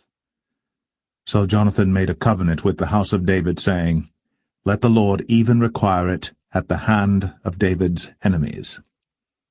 And Jonathan caused David to swear again, because he loved him, for he loved him as he loved his own soul. Then Jonathan said to David, Tomorrow is the new moon, and thou shalt be missed, because thy seat will be empty. And when thou hast stayed 3 days, then thou shalt go down quickly, and come to the place where thou didst hide thyself when the business was in hand, and shalt remain by the stone Zelle. And I will shoot 3 arrows on the side thereof, as though I shot at a mark, and behold, I will send a lad, saying, Go, find out the arrows. If I expressly say unto the lad, Behold, the arrows are on this side of thee, take them, then come thou. For there is peace to thee, and no hurt, as the Lord liveth. But if I say thus unto the young man, Behold, the arrows are beyond thee, go thy way, for the Lord hath sent thee away. And as touching the matter which thou and I have spoken of, behold, the Lord be between thee and me for ever. So David hid himself in the field. And when the new moon was come, the king sat him down to eat meat. And the king sat upon his seat as at other times, even upon a seat by the wall. And Jonathan arose, And Abner sat by Saul's side, and David's place was empty. Nevertheless Saul spake not anything that day, for he thought, Something hath befallen him. He is not clean. Surely he is not clean. And it came to pass on the morrow, which was the 2nd day of the month, that David's place was empty. And Saul said unto Jonathan his son, Wherefore cometh not the son of Jesse to meat, neither yesterday nor today? And Jonathan answered Saul, David earnestly asked leave of me to go to Bethlehem. And he said, Let me go, I pray thee. For our family hath a sacrifice in the city, and my brother, he hath commanded me to be there. And now, if I have found favour in thine eyes, let me get away, I pray thee, and see my brethren. Therefore he cometh not unto the king's table. Then Saul's anger was kindled against Jonathan. And he said unto him, Thou son of the perverse, rebellious woman, do not I know that thou hast chosen the son of Jesse to thine own confusion, and unto the confusion of thy mother's nakedness? For as long as the son of Jesse liveth upon the ground, thou shalt not be established, nor thy kingdom. Wherefore, now send and fetch him unto me, for he shall surely die. And Jonathan answered Saul his father, and said unto him, Wherefore shall he be slain? What hath he done? And Saul cast a javelin at him to smite him, whereby Jonathan knew that it was determined of his father to slay David. So Jonathan arose from the table in fierce anger, and did eat no meat the 2nd day of the month, for he was grieved for David, because his father had done him shame. And it came to pass in the morning that Jonathan went out into the field at the time appointed with David, and a little lad with him. And he said unto his lad, Run, find out now the arrows which I shoot. And as the lad ran, he shot an arrow beyond him. And when the lad was come to the place of the arrow which Jonathan had shot, Jonathan cried after the lad, and said, Is not the arrow beyond thee? And Jonathan cried after the lad, Make speed, haste, stay not. And Jonathan's lad gathered up the arrows, and came to his master. But the lad knew not anything, only Jonathan and David knew the matter. And Jonathan gave his artillery unto his lad, and said unto him, Go, carry them to the city. And as soon as the lad was gone, David arose out of a place toward the south, and fell on his face to the ground, and bowed himself 3 times. And they kissed one another, and wept one with another, until David exceeded. And Jonathan said to David, Go in peace, for as much as we have sworn both of us in the name of the Lord, saying, The Lord be between me and thee, and between my seed and thy seed forever. And he arose, and departed. And Jonathan went into the city.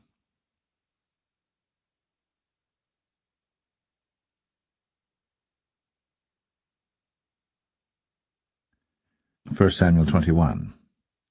Then came David to Nob, to Ahimelech the priest. And Ahimelech was afraid at the meeting of David, and said unto him, Why art thou alone, and no man with thee? And David said unto Ahimelech the priest, The king hath commanded me a business, and hath said unto me, Let no man know anything of the business whereabout I send thee, and what I have commanded thee. And I have appointed my servants to such and such a place. Now therefore, what is under thine hand? Give me 5 loaves of bread in mine hand, or what there is present. And the priest answered David, and said, There is no common bread under mine hand, but there is hallowed bread, if the young men have kept themselves at least from women. And David answered the priest, and said unto him, Of a truth, women have been kept from us, about these 3 days, since I came out. And the vessels of the young men are holy, and the bread is in a manner common, yea, though it was sanctified this day in the vessel. So the priests gave him hallowed bread, for there was no bread there but the showbread, that was taken from before the Lord, to put hot bread in the day when it was taken away. Now a certain man of the servants of Saul was there that day, detained before the Lord, and his name was Doeg, an Edomite. the chiefest of the herdmen that belonged to Saul. And David said unto Ahimelech, And is there not here under thine hand spear or sword? For I have neither brought my sword nor my weapons with me, because the king's business required haste. And the priest said, The sword of Goliath the Philistine, whom thou slewest in the valley of Elah, behold, it is here, wrapped in a cloth behind the ephod. If thou wilt take that, take it, for there is no other save that here. And David said, There is none like that, give it me. And David arose, and fled that day for fear of Saul, and went to Achish, the king of Gath. And the servants of Achish said unto him, Is not this David the king of the land? Did they not sing one to another of him in dances, saying, Saul hath slain his thousands, and David his 10,000s? And David laid up these words in his heart, and was sore afraid of Achish, the king of Gath. And he changed his behaviour before them, and feigned himself mad in their hands, and scrabbled on the doors of the gate, and let his spittle fall down upon his beard. Then said Achish unto his servants, Lo, ye see the man is mad. Wherefore then have ye brought him to me? Have I need of madmen, that ye have brought this fellow to play the madman in my presence? Shall this fellow come into my house?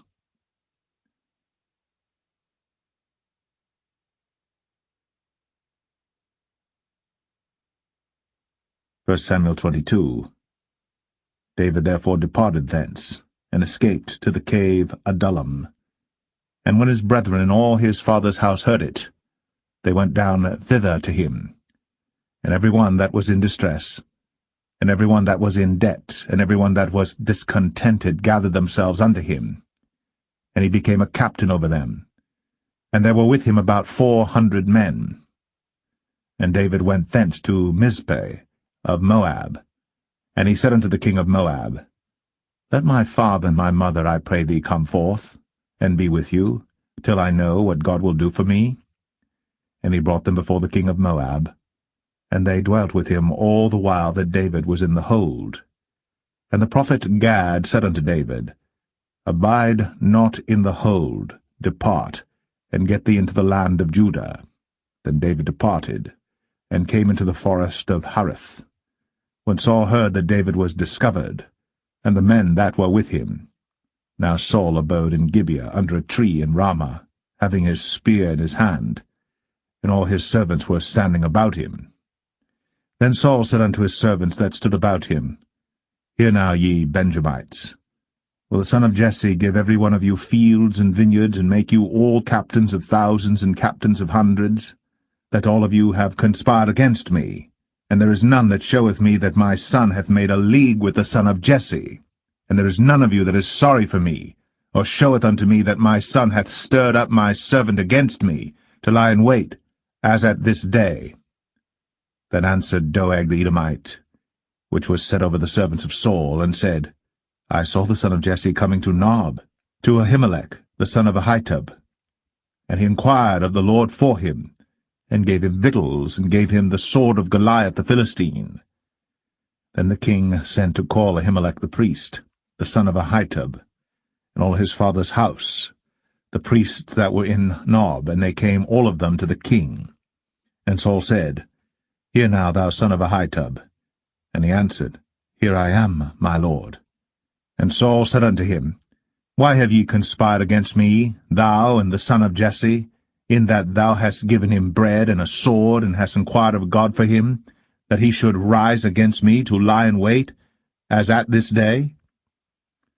Then Ahimelech answered the king, and said, And who is so faithful among all thy servants as David, which is the king's son-in-law, and goeth at thy bidding, and is honourable in thine house?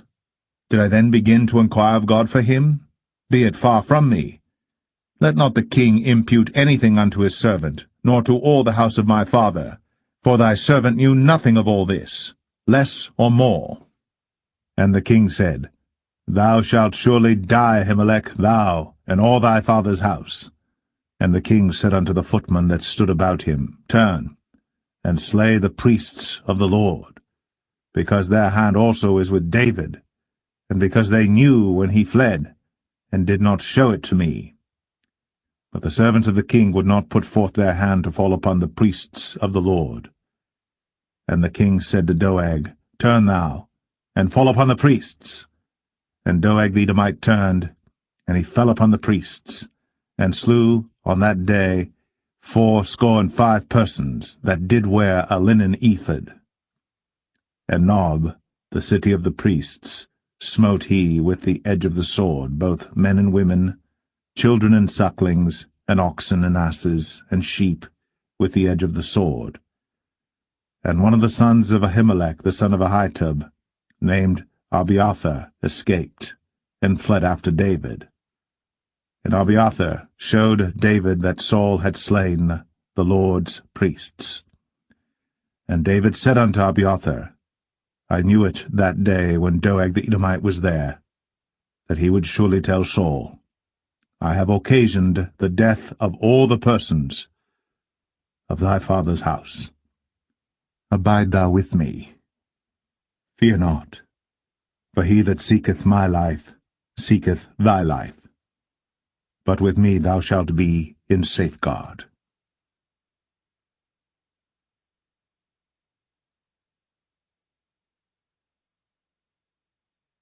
1 Samuel 23. Then they told David, saying, Behold, the Philistines fight against Keilah, and they rob the threshing floors. Therefore David inquired of the Lord, saying, Shall I go and smite these Philistines? And the Lord said unto David, Go, and smite the Philistines, and save Keilah. And David's men said unto him, Behold, we be afraid here in Judah. How much more then if we come to Keilah against the armies of the Philistines? Then David inquired of the Lord yet again. And the Lord answered him and said, Arise, go down to Keilah, for I will deliver the Philistines into thine hand. So David and his men went to Keilah, and fought with the Philistines, and brought away their cattle, and smote them with a great slaughter. So David saved the inhabitants of Keilah. And it came to pass, when Abiathar, the son of Ahimelech, fled to David to Keilah, that he came down with an ephod in his hand. And it was told Saul that David was come to Keilah, and Saul said, God hath delivered him into mine hand, for he is shut in, by entering into a town that hath gates and bars. And Saul called all the people together to war, to go down to Keilah, to besiege David and his men. And David knew that Saul secretly practiced mischief against him. And he said to Abiathar the priest, Bring hither the ephod. Then said David, O Lord God of Israel, thy servant hath certainly heard that Saul seeketh to come to Keilah, to destroy the city for my sake. Will the men of Keilah deliver me up into his hand? Will Saul come down as thy servant hath heard? O Lord God of Israel, I beseech thee, tell thy servant. And the Lord said, He will come down. Then said David, Will the men of Keilah deliver me and my men into the hand of Saul? And the Lord said, They will deliver thee up. Then David and his men, which were about 600, arose, and departed out of Keilah, and went whithersoever they could go. And it was told Saul that David was escaped from Keilah, and he forbare to go forth.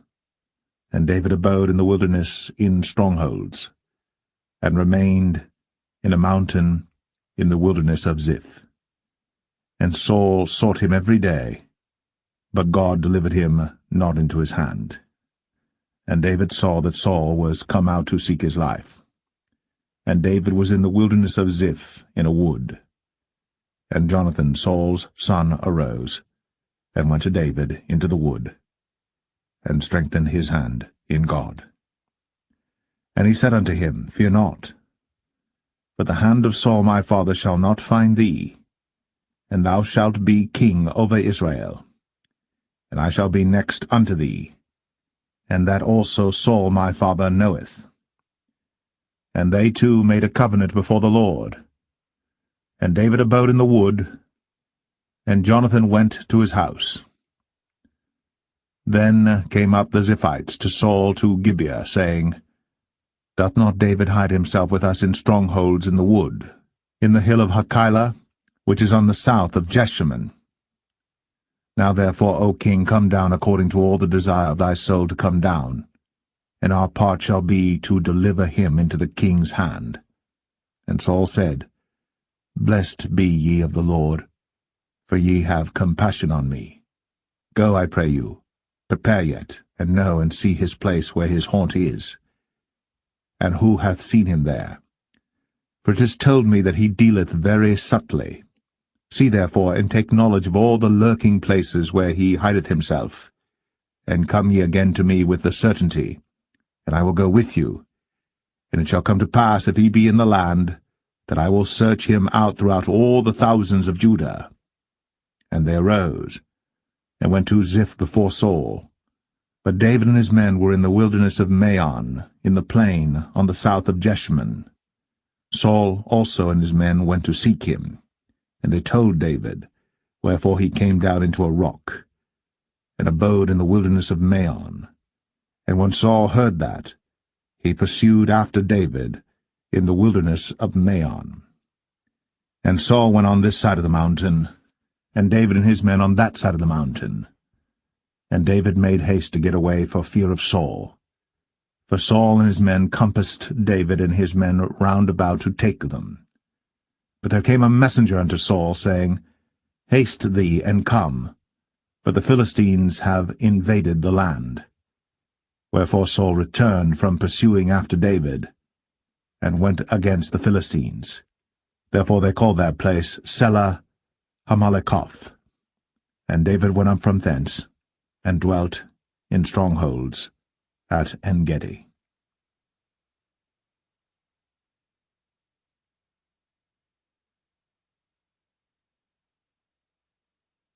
1 Samuel 24. And it came to pass, when Saul was returned from following the Philistines, that it was told him, saying, Behold, David is in the wilderness of En-gedi.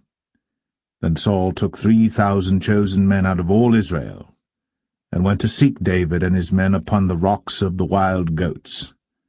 And he came to the sheepcotes by the way, where was a cave. And Saul went in to cover his feet, and David and his men remained in the sides of the cave. And the men of David said unto him, Behold the day of which the Lord said unto thee, Behold, I will deliver thine enemy into thine hand, that thou mayest do to him as it shall seem good unto thee. Then David arose, and cut off the skirt of Saul's robe privily. And it came to pass afterward that David's heart smote him, because he had cut off Saul's skirt.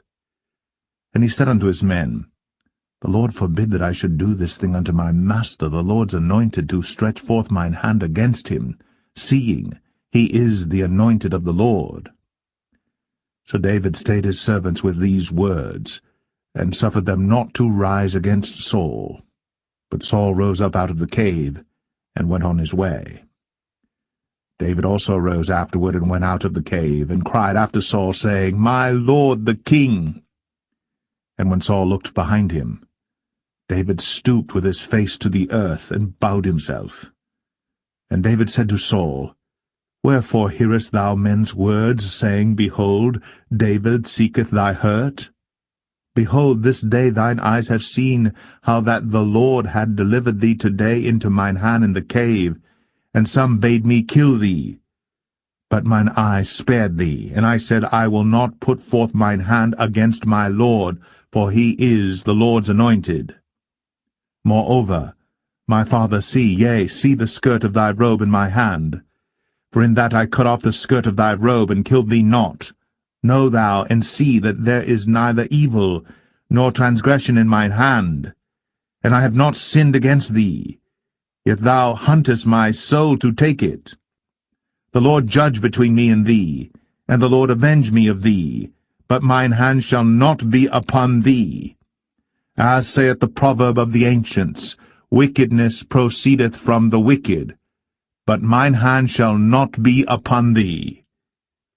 After whom is the king of Israel come out? After whom dost thou pursue? After a dead dog, after a flea? The Lord therefore be judge, and judge between me and thee, and see, and plead my cause, and deliver me out of thine hand. And it came to pass, when David had made an end of speaking these words unto Saul, that Saul said, Is this thy voice, my son David? And Saul lifted up his voice, and wept. And he said to David, Thou art more righteous than I, for thou hast rewarded me good, whereas I have rewarded thee evil.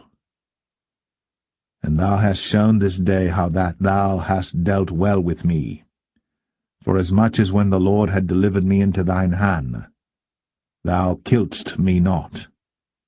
For if a man find his enemy, will he let him go well away? Wherefore the Lord reward thee good for that thou hast done unto me this day. And now behold, I know well that thou shalt surely be king, and that the kingdom of Israel shall be established in thine hand. Swear now therefore unto me by the Lord, that thou wilt not cut off my seed after me, and that thou wilt not destroy my name out of my father's house. And David sware unto Saul. And Saul went home, but David and his men gat them up unto the hold.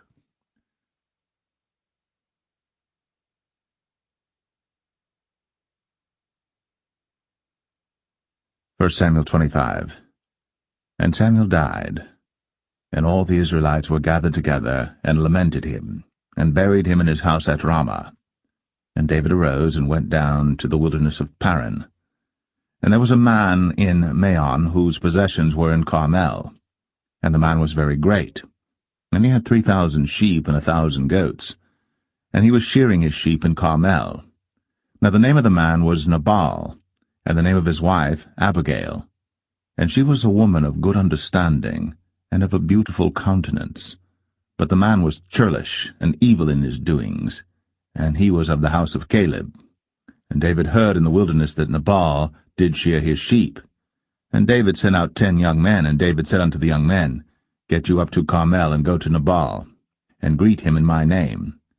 And thus shall ye say to him that liveth in prosperity, Peace be both to thee, and peace be to thine house, and peace be unto all that thou hast. And now I have heard that thou hast shearers. Now thy shepherds which were with us, we hurt them not, neither was there aught missing unto them all the while they were in Carmel. Ask thy young men, and they will show thee. Wherefore let the young men find favor in thine eyes. For we come in a good day. Give, I pray thee, whatsoever cometh to thine hand unto thy servants, and to thy son David. And when David's young men came, they spake to Nabal according to all those words in the name of David, and ceased. And Nabal answered David's servants, and said, Who is David? And who is the son of Jesse? There be many servants nowadays that break away every man from his master. Shall I then take my bread and my water and my flesh that I have killed for my shearers, and give it unto men whom I know not whence they be? So David's young men turned their way, and went again, and came and told him all those sayings. And David said unto his men, Gird ye on every man his sword. And they girded on every man his sword. And David also girded on his sword. And there went up after David about 400 men, and 200 abode by the stuff. But one of the young men told Abigail, Nabal's wife, saying, Behold, David sent messengers out of the wilderness to salute our master, and he railed on them. But the men were very good unto us, and we were not hurt, neither missed we anything as long as we were conversant with them when we were in the fields. They were a wall unto us both by night and day. All the while we were with them keeping the sheep. Now therefore know and consider what thou wilt do, for evil is determined against our master, and against all his household. For he is such a son of Belial, that a man cannot speak to him. Then Abigail made haste, and took 200 loaves and 2 bottles of wine, and 5 sheep ready dressed, and 5 measures of parched corn, and 100 clusters of raisins, and 200 cakes of figs, and laid them on asses. And she said unto her servants, Go on before me, behold, I come after you. But she told not her husband Nabal. And it was so, as she rode on the ass, that she came down by the covert of the hill, and behold, David and his men came down against her, and she met them, Now David had said, Surely in vain have I kept all that this fellow hath in the wilderness, so that nothing was missed of all that pertained unto him, and he hath requited me evil for good. So, and more also do God unto the enemies of David, if I leave of all that pertain to him by the morning light any that pisseth against the wall. And when Abigail saw David, she hasted, and lighted off the ass, and fell before David on her face, and bowed herself to the ground, and fell at his feet, and said, Upon me, my lord, upon me let this iniquity be, and let thine handmaid, I pray thee, speak in thine audience, and hear the words of thine handmaid. Let not, my lord, I pray thee, regard this man of Belial, even Nabal. For as his name is, so is he. Nabal is his name, and folly is with him.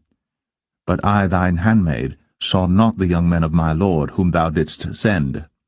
Now therefore, my lord, as the Lord liveth, and as thy soul liveth, seeing the Lord hath withholden thee from coming to shed blood, and from avenging thyself with thine own hand, now let thine enemies, and they that seek evil to my lord, be as Nabal. And now this blessing which thine handmaid hath brought unto my lord, let it even be given unto the young men that follow my lord. I pray thee, forgive the trespass of thine handmaid, for the Lord will certainly make my lord a sure house, because my lord fighteth the battles of the Lord, and evil hath not been found in thee all thy days. Yet a man is risen to pursue thee, and to seek thy soul. But the soul of my lord shall be bound in the bundle of life with the Lord thy God, and the souls of thine enemies, them shall he sling out, as out of the middle of a sling. And it shall come to pass, when the Lord shall have done to my lord according to all the good that he hath spoken concerning thee, and shall have appointed thee ruler over Israel, that this shall be no grief unto thee, nor offense of heart unto my lord, either that thou hast shed blood causeless, or that my lord hath avenged himself. But when the Lord shall have dealt well with my lord, then remember thine handmaid. And David said to Abigail, Blessed be the Lord God of Israel, which sent thee this day to meet me. And blessed be thy advice, and blessed be thou, which hast kept me this day from coming to shed blood, and from avenging myself with mine own hand. For in very deed, as the Lord God of Israel liveth, which hath kept me back from hurting thee, except thou hadst hasted and come to meet me, surely there had not been left unto Nabal by the morning light any that pisseth against the wall. So David received of her hand that which she had brought him, and said unto her, Go up in peace to thine house. See, I have hearkened to thy voice, and have accepted thy person. And Abigail came to Nabal, and behold, he held a feast in his house, like the feast of a king. And Nabal's heart was merry within him, for he was very drunken. Wherefore she told him nothing, less or more, until the morning light.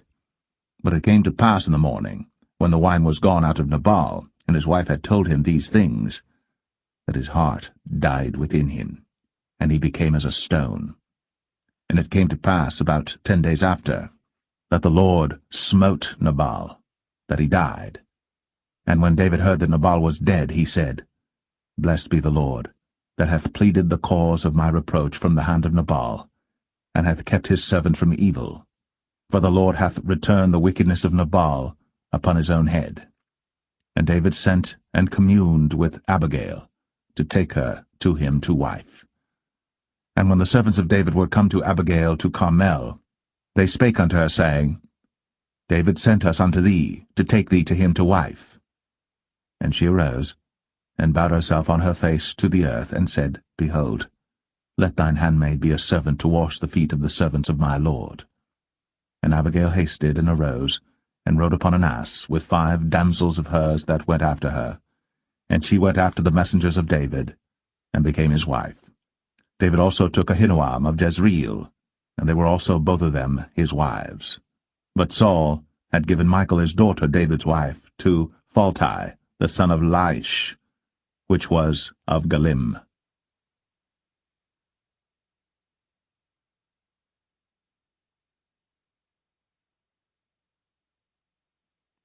1 Samuel 26.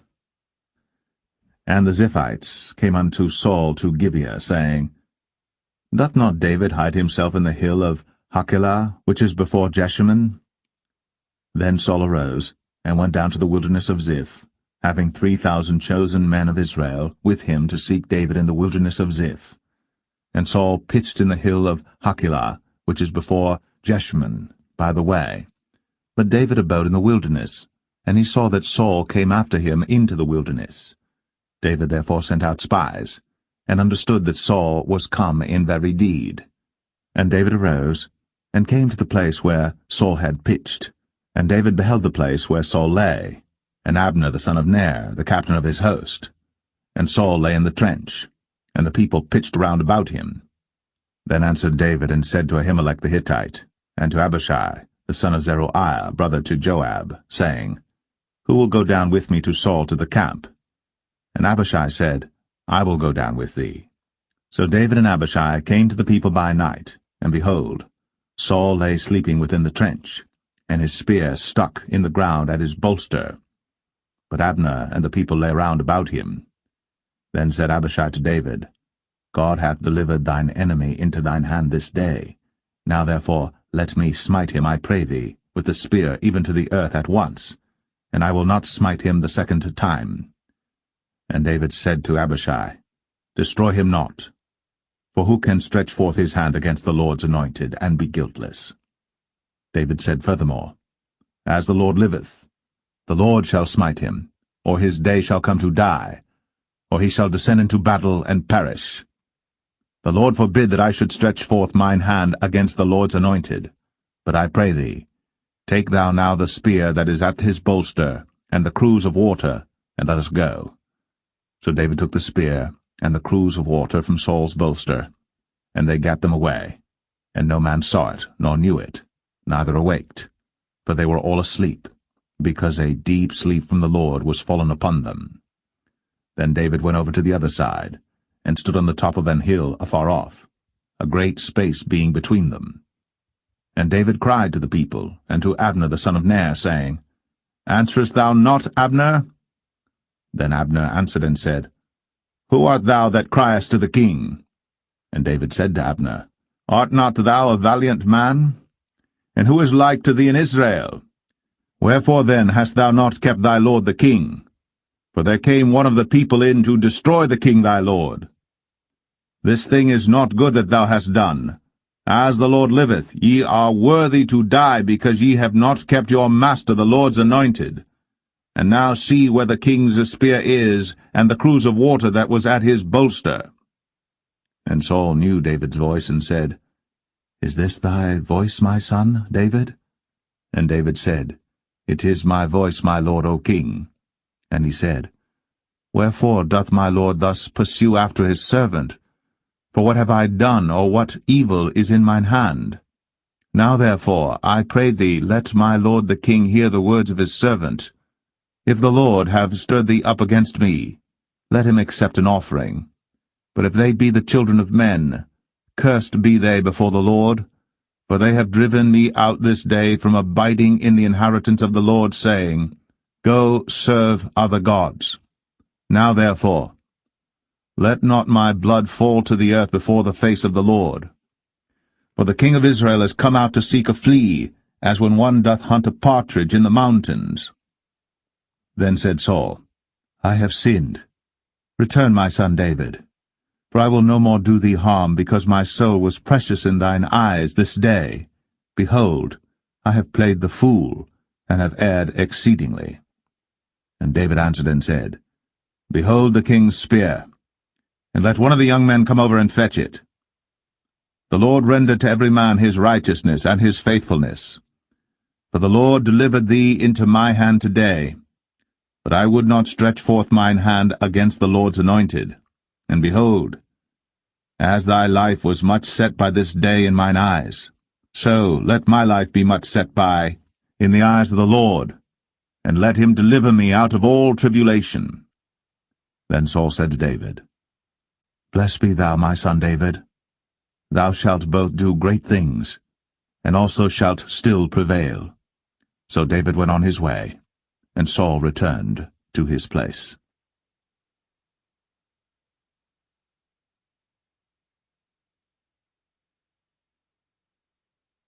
1 Samuel 27. And David said in his heart, I shall now perish one day by the hand of Saul.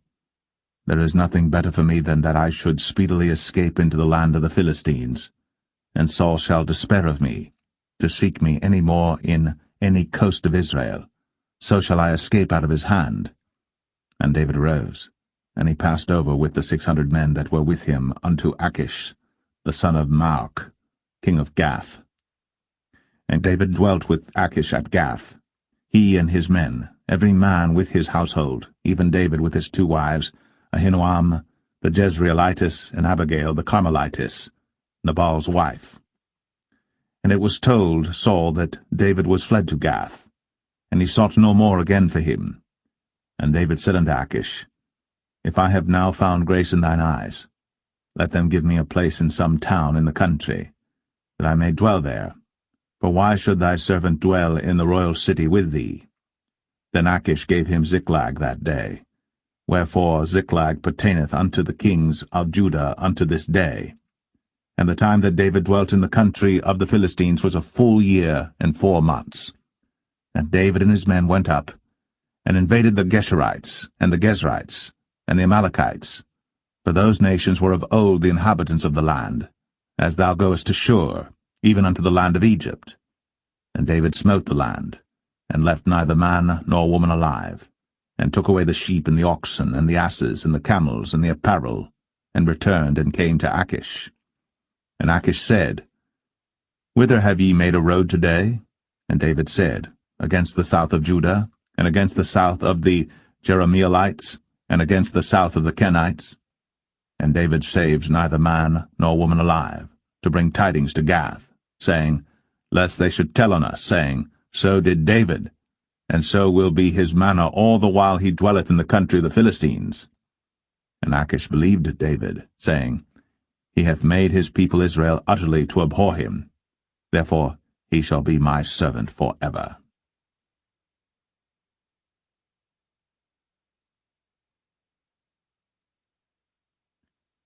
1 Samuel 28. And it came to pass in those days that the Philistines gathered their armies together for warfare, to fight with Israel. And Achish said unto David, Know thou assuredly that thou shalt go out with me to battle, thou and thy men. And David said to Achish, Surely thou shalt know what thy servant can do. And Achish said to David, Therefore will I make thee keeper of mine head for ever. Now Samuel was dead, and all Israel had lamented him and buried him in Ramah, even in his own city. And Saul had put away those that had familiar spirits, and the wizards out of the land. And the Philistines gathered themselves together, and came and pitched in Shunem. And Saul gathered all Israel together, and they pitched in Gilboa. And when Saul saw the host of the Philistines, he was afraid, and his heart greatly trembled. And when Saul inquired of the Lord answered him not, neither by dreams, nor by Urim, nor by prophets. Then said Saul unto his servants, Seek me a woman that hath a familiar spirit, that I may go to her, and inquire of her. And his servants said to him, Behold, there is a woman that hath a familiar spirit at Endor. And Saul disguised himself, and put on other raiment, and he went, and 2 men with him. And they came to the woman by night. And he said, I pray thee, divine unto me by the familiar spirit, and bring me him up, whom I shall name unto thee. And the woman said unto him, Behold, thou knowest what Saul hath done, how he hath cut off those that have familiar spirits and the wizards out of the land? Wherefore then layest thou a snare for my life, to cause me to die? And Saul sware to her by the Lord, saying, As the Lord liveth, there shall no punishment happen to thee for this thing. Then said the woman, Whom shall I bring up unto thee? And he said, Bring me up Samuel.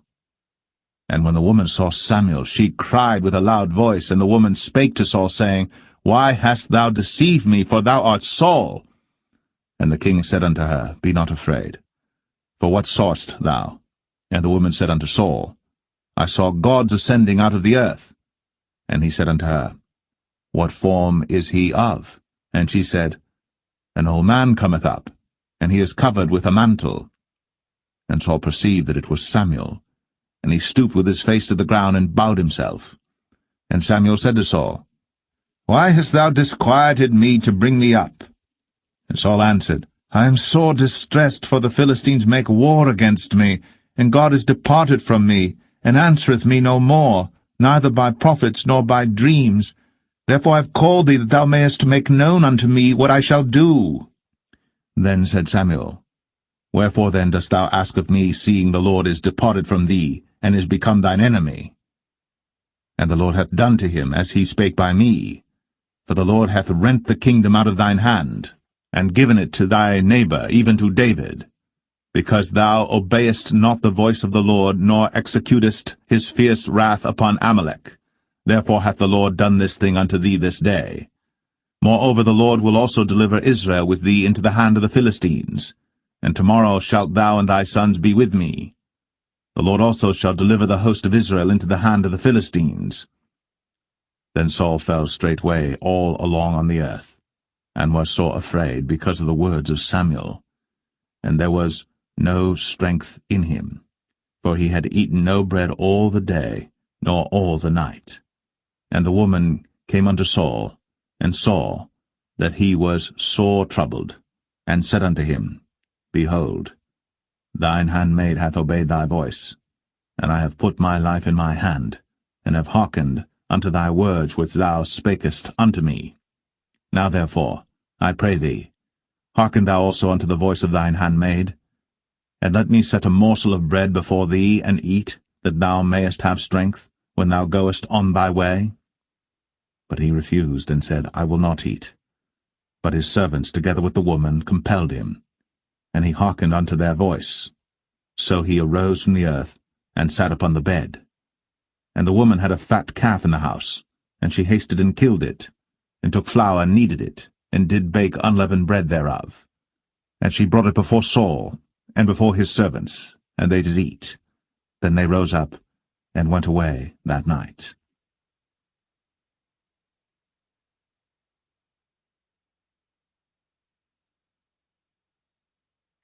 1 Samuel 29. Now the Philistines gathered together all their armies to Aphek, and the Israelites pitched by a fountain which is in Jezreel. And the lords of the Philistines passed on by hundreds and by thousands, but David and his men passed on in the rearward with Achish. Then said the princes of the Philistines, What do these Hebrews here? And Achish said unto the princes of the Philistines, Is not this David the servant of Saul the king of Israel, which hath been with me these days, or these years? And I have found no fault in him since he fell unto me unto this day. And the princes of the Philistines were wroth with him. And the princes of the Philistines said unto him, Make this fellow return, that he may go again to his place which thou hast appointed him, and let him not go down with us to battle, lest in the battle he be an adversary to us. For wherewith should he reconcile himself unto his master? Should it not be with the heads of these men? Is not this David, of whom they sang one to another in dances, saying, Saul slew his thousands, and David his 10,000s? Then Achish called David and said unto him, Surely as the Lord liveth, thou hast been upright, and thy going out and thy coming in with me in the host is good in my sight. For I have not found evil in thee since the day of thy coming unto me unto this day. Nevertheless the Lord's favour thee not. Wherefore now return and go in peace, that thou displease not the lords of the Philistines. And David said unto Achish, But what have I done? And what hast thou found in thy servant so long as I have been with thee unto this day, that I may not go fight against the enemies of my lord the king? And Achish answered and said to David, I know that thou art good in my sight, as an angel of God. Notwithstanding the princes of the Philistines have said, He shall not go up with us to the battle. Wherefore now rise up early in the morning with thy master's servants that are come with thee, and as soon as ye be up early in the morning and have light, depart. So David and his men rose up early to depart in the morning, to return into the land of the Philistines. And the Philistines went up to Jezreel.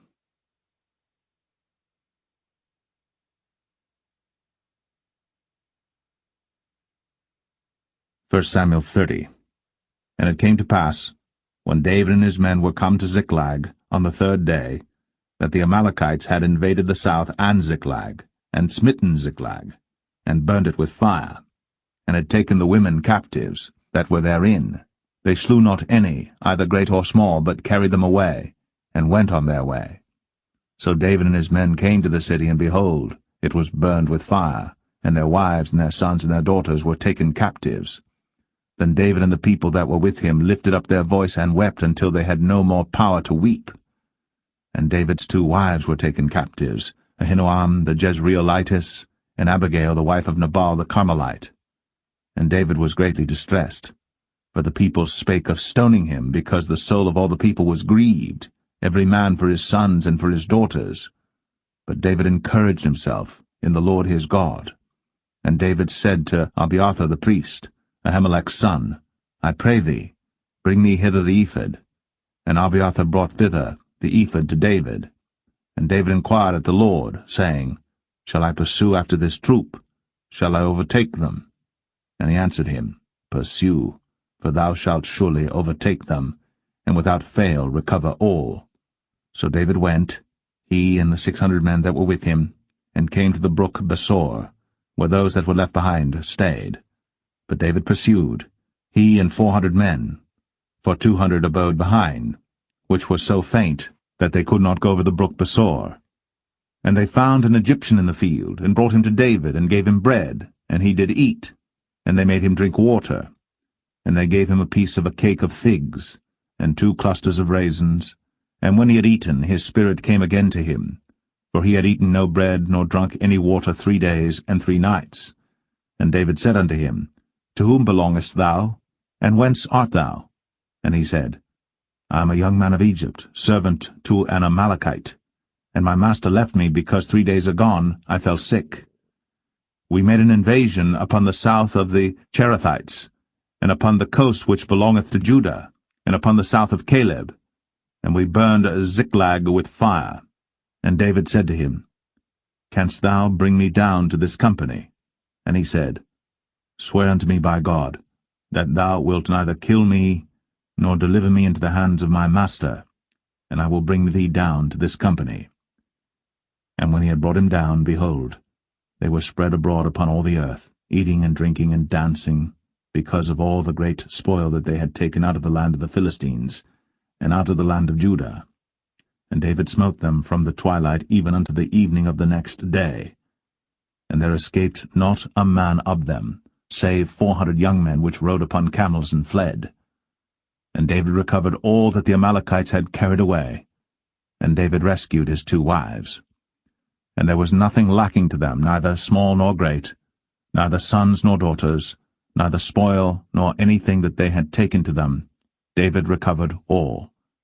And David took all the flocks and the herds, which they drave before those other cattle, and said, This is David's spoil.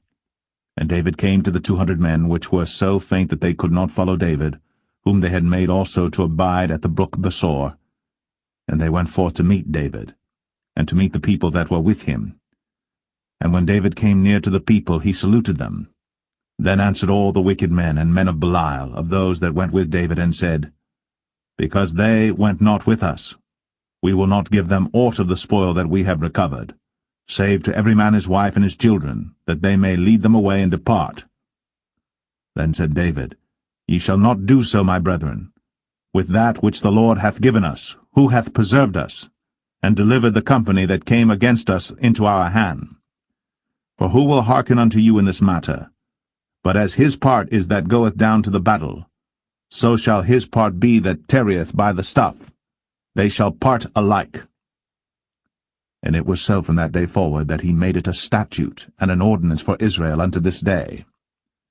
And when David came to Ziklag, he sent of the spoil unto the elders of Judah, even to his friends, saying, Behold, a present for you of the spoil of the enemies of the Lord, to them which were in Bethel, and to them which were in South Ramoth, and to them which were in Jatir, and to them which were in Aroer, and to them which were in Siphmoth, and to them which were in Eshtemoa, and to them which were in Rakal, and to them which were in the cities of the Jerahmeelites, and to them which were in the cities of the Kenites, and to them which were in Hormah, and to them which were in Chor-Ashan, and to them which were in Athak, and to them which were in Hebron, and to all the places where David himself and his men were wont to haunt.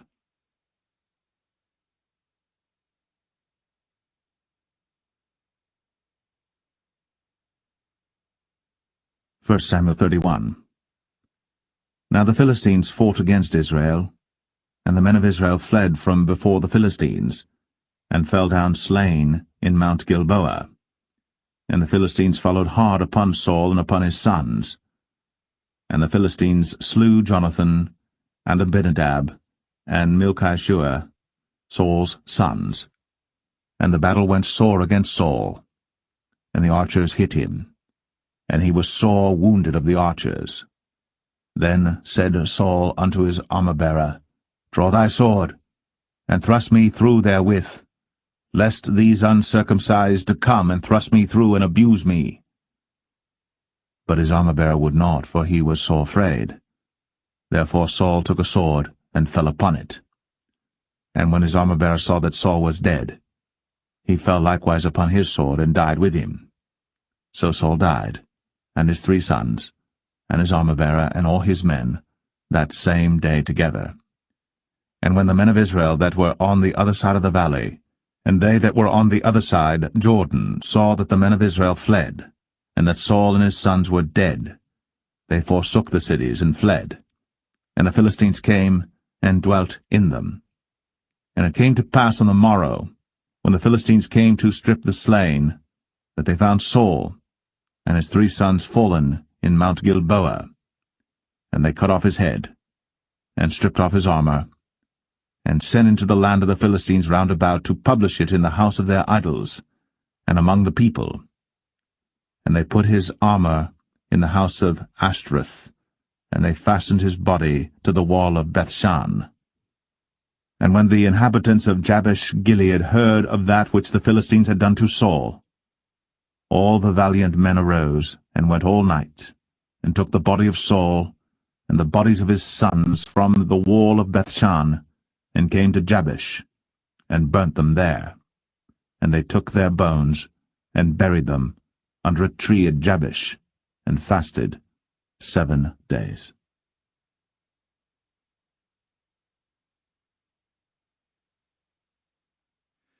The second book of Samuel, chapter 1. Now it came to pass after the death of Saul, when David was returned from the slaughter of the Amalekites, and David had abode 2 days in Ziklag, it came even to pass on the 3rd day that, behold, a man came out of the camp from Saul with his clothes rent, and earth upon his head. And so it was when he came to David, that he fell to the earth, and did obeisance. And David said unto him, From whence comest thou? And he said unto him, Out of the camp of Israel am I escaped. And David said unto him, How went the matter? I pray thee, tell me. And he answered, That the people are fled from the battle, and many of the people also are fallen and dead. And Saul and Jonathan his son are dead also. Then David said unto the young man that told him, How knowest thou that Saul and Jonathan his son be dead? And the young man that told him said, As I happened by chance upon Mount Gilboa, behold, Saul leaned upon his spear, and lo, the chariots and horsemen followed hard after him. And when he looked behind him, he saw me, and called unto me, and I answered, Here am I. And he said unto me, Who art thou? And I answered him, I am an Amalekite. He said unto me again, Stand, I pray thee, upon me, and slay me, for anguish is come upon me, because my life is yet whole in me. So I stood upon him, and slew him, because I was sure that he could not live after that he was fallen. And I took the crown that was upon his head, and the bracelet that was on his arm, and have brought them hither unto my lord. Then David took hold on his clothes, and rent them, and likewise all the men that were with him. And they mourned, and wept, and fasted until even, for Saul and for Jonathan his son, and for the people of the Lord, and for the house of Israel, because they were fallen by the sword. And David said unto the young man that told him, Whence art thou? And he answered, I am the son of a stranger, an Amalekite. And David said unto him, How wast thou not afraid to stretch forth thine hand to destroy the Lord's anointed? And David called one of the young men and said, Go near, and fall upon him. And he smote him that he died. And David said unto him, Thy blood be upon thy head. For thy mouth hath testified against thee, saying, I have slain the Lord's anointed. And David lamented with this lamentation over Saul and over Jonathan his son. Also he bade them teach the children of Judah the use of the bow. Behold, it is written in the book of Jasher, The beauty of Israel is slain upon thy high places. How are the mighty fallen! Tell it not in Gath. Publish it not in the streets of Ashkelon, lest the daughters of the Philistines rejoice, lest the daughters of the uncircumcised triumph. Ye mountains of Gilboa, let there be no dew, neither let there be rain upon you, nor fields of offerings. For there the shield of the mighty is vilely cast away, the shield of Saul, as though he had not been anointed with oil. From the blood of the slain, from the fat of the mighty, the bow of Jonathan turned not back, and the sword of Saul returned not empty. Saul and Jonathan were lovely and pleasant in their lives, and in their death they were not divided. They were swifter than eagles. They were stronger than lions. Ye daughters of Israel, weep over Saul, who clothed you in scarlet, with other delights, who put on ornaments of gold upon your apparel. How are the mighty fallen in the midst of the battle, O Jonathan! Thou wast slain in thine high places. I am distressed for thee, my brother Jonathan. Very pleasant hast thou been unto me. Thy love to me was wonderful, passing the love of women. How are the mighty fallen, and the weapons of war perished!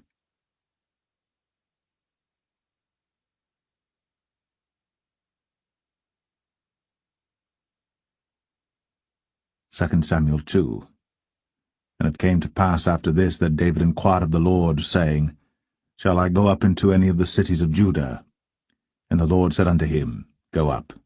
And David said, Whither shall I go up? And he said, Unto Hebron. So David went up thither, and his 2 wives also, Ahinoam the Jezreelitess, and Abigail Nabal's wife, the Carmelite. And his men that were with him did David bring up, every man with his household, and they dwelt in the cities of Hebron. And the men of Judah came, and there they anointed David king over the house of Judah. And they told David, saying, that the men of Jabesh-Gilead were they that buried Saul. And David sent messengers unto the men of Jabesh-Gilead, and said unto them, Blessed be ye of the Lord, that ye have shown this kindness unto your Lord, even unto Saul, and have buried him.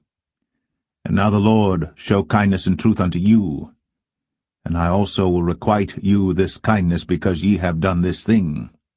Therefore now let your hands be strengthened, and be ye valiant. For your master Saul is dead, and also the house of Judah have anointed me king over them. But Abner, the son of Ner, captain of Saul's host, took Ishbosheth, the son of Saul, and brought him over to Mahanaim, and made him king over Gilead, and over the Asherites, and over Jezreel, and over Ephraim, and over Benjamin, and over all Israel. Ishbosheth, Saul's son, was 40 years old when he began to reign over Israel, and reigned 2 years. But the house of Judah followed David. And the time that David was king in Hebron over the house of Judah was 7 years and 6 months. And Abner the son of Ner, and the servants of Ishbosheth the son of Saul, went out from Mahanaim to Gibeon. And Joab the son of Zeruiah, and the servants of David went out, and met together by the pool of Gibeon. And they sat down, the one on the one side of the pool, and the other on the other side of the pool. And Abner said to Joab, Let the young men now arise, and play before us. And Joab said, Let them arise. Then there arose and went over by number 12 of Benjamin, which pertained to Ishbosheth the son of Saul, and 12 of the servants of David. And they caught every one his fellow by the head, and thrust his sword in his fellow's side, so they fell down together. Wherefore that place was called Helkath Hazurim, which is in Gibeon. And there was a very sore battle that day, and Abner was beaten, and the men of Israel, before the servants of David. And there were 3 sons of Zeruiah there, Joab, and Abishai, and Asahel. And Asahel was as light of foot as a wild roe. And Asahel pursued after Abner, and in going he turned not to the right hand nor to the left from following Abner. Then Abner looked behind him and said, Art thou Asahel? And he answered, I am. And Abner said to him, Turn thee aside to thy right hand or to thy left, and lay thee hold on one of the young men, and take thee his armor. But Asahel would not turn aside from following of him. And Abner said again to Asahel, Turn thee aside from following me. Wherefore should I smite thee to the ground? How then should I hold up my face to Joab thy brother? Howbeit he refused to turn aside. Wherefore Abner, with the hinder end of the spear, smote him under the 5th rib, that the spear came out behind him. And he fell down there, and died in the same place. And it came to pass, that as many as came to the place where Asahel fell down and died stood still. Joab also and Abishai pursued after Abner. And the sun went down when they were come to the hill of Ammah, that lieth before Giah by the way of the wilderness of Gibeon.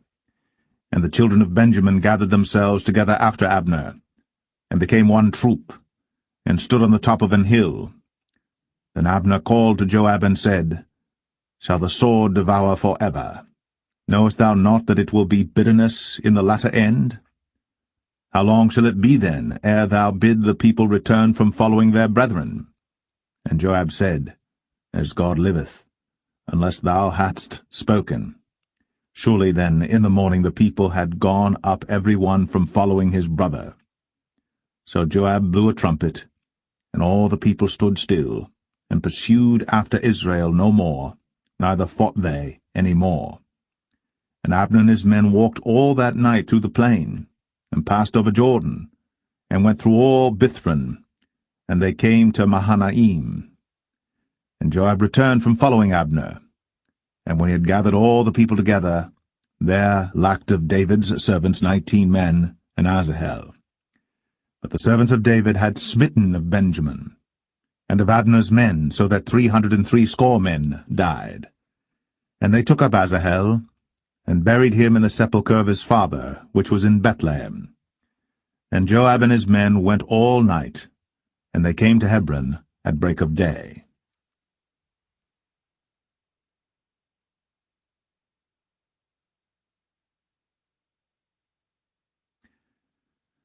Second Samuel 3.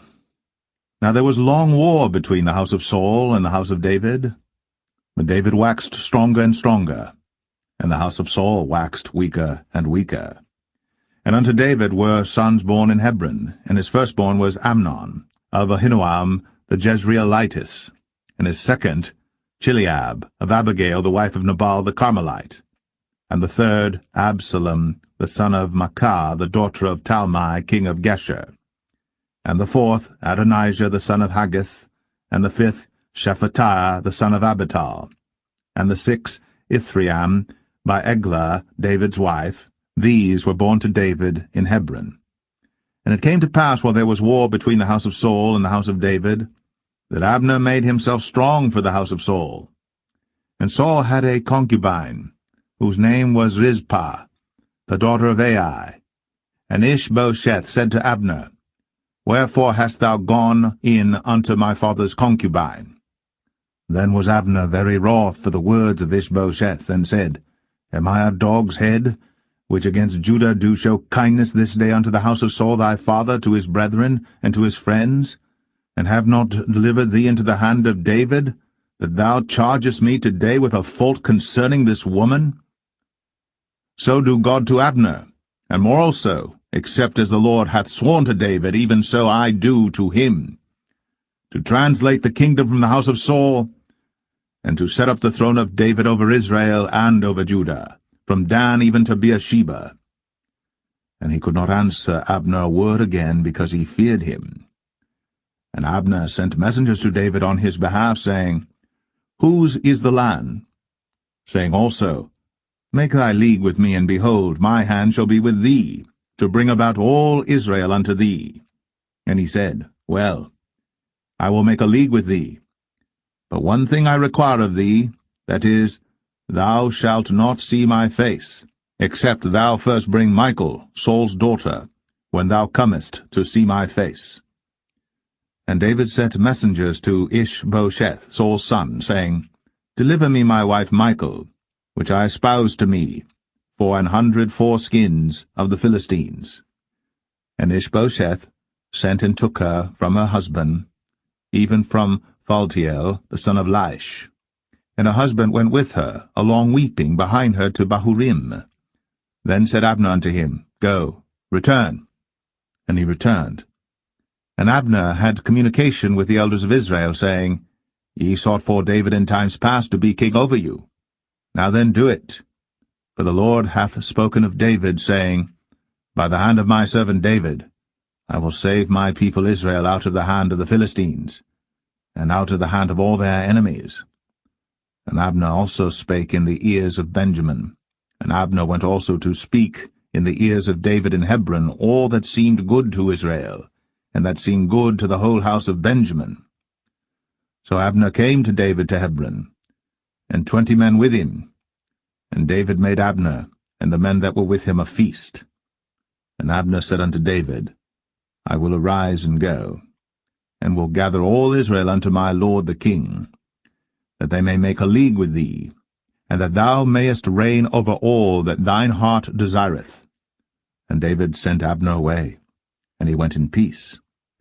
And behold, the servants of David and Joab came from pursuing a troop, and brought in a great spoil with them. But Abner was not with David in Hebron, for he had sent him away, and he was gone in peace. When Joab and all the host that was with him were come, they told Joab, saying, Abner the son of Ner came to the king, and he hath sent him away, and he is gone in peace. Then Joab came to the king and said, What hast thou done? Behold, Abner came unto thee. Why is it that thou hast sent him away, and he is quite gone? Thou knowest Abner the son of Ner, that he came to deceive thee, and to know thy going out and thy coming in, and to know all that thou doest. And when Joab was come out from David, he sent messengers after Abner, which brought him again from the well of Sirah. But David knew it not.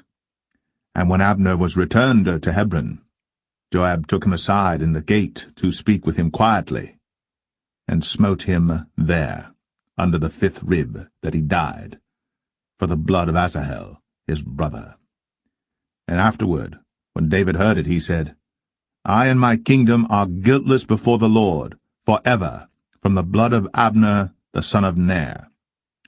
Let it rest on the head of Joab, and on all his father's house. And let there not fail from the house of Joab one that hath an issue, or that is a leper, or that leaneth on a staff, or that falleth on the sword, or that lacketh bread. So Joab and Abishai his brother slew Abner, because he had slain their brother Asahel at Gibeon in the battle. And David said to Joab and to all the people that were with him, Rend your clothes, and gird you with sackcloth, and mourn before Abner. And King David himself followed the bier. And they buried Abner in Hebron. And the king lifted up his voice, and wept at the grave of Abner. And all the people wept. And the king lamented over Abner, and said, Died Abner as a fool dieth. Thy hands were not bound, nor thy feet put into fetters. As a man falleth before wicked men, so fellest thou. And all the people wept again over him. And when all the people came to cause David to eat meat while it was yet day, David sware, saying, So do God to me, and more also, if I taste bread or aught else, till the sun be down. And all the people took notice of it, and it pleased them, as whatsoever the king did pleased all the people. For all the people and all Israel understood that day that it was not of the king to slay Abner the son of Ner. And the king said unto his servants, Know ye not that there is a prince and a great man fallen this day in Israel? and I am this day weak, though anointed king. And these men, the sons of Zeruiah, be too hard for me. The Lord shall reward the doer of evil according to his wickedness.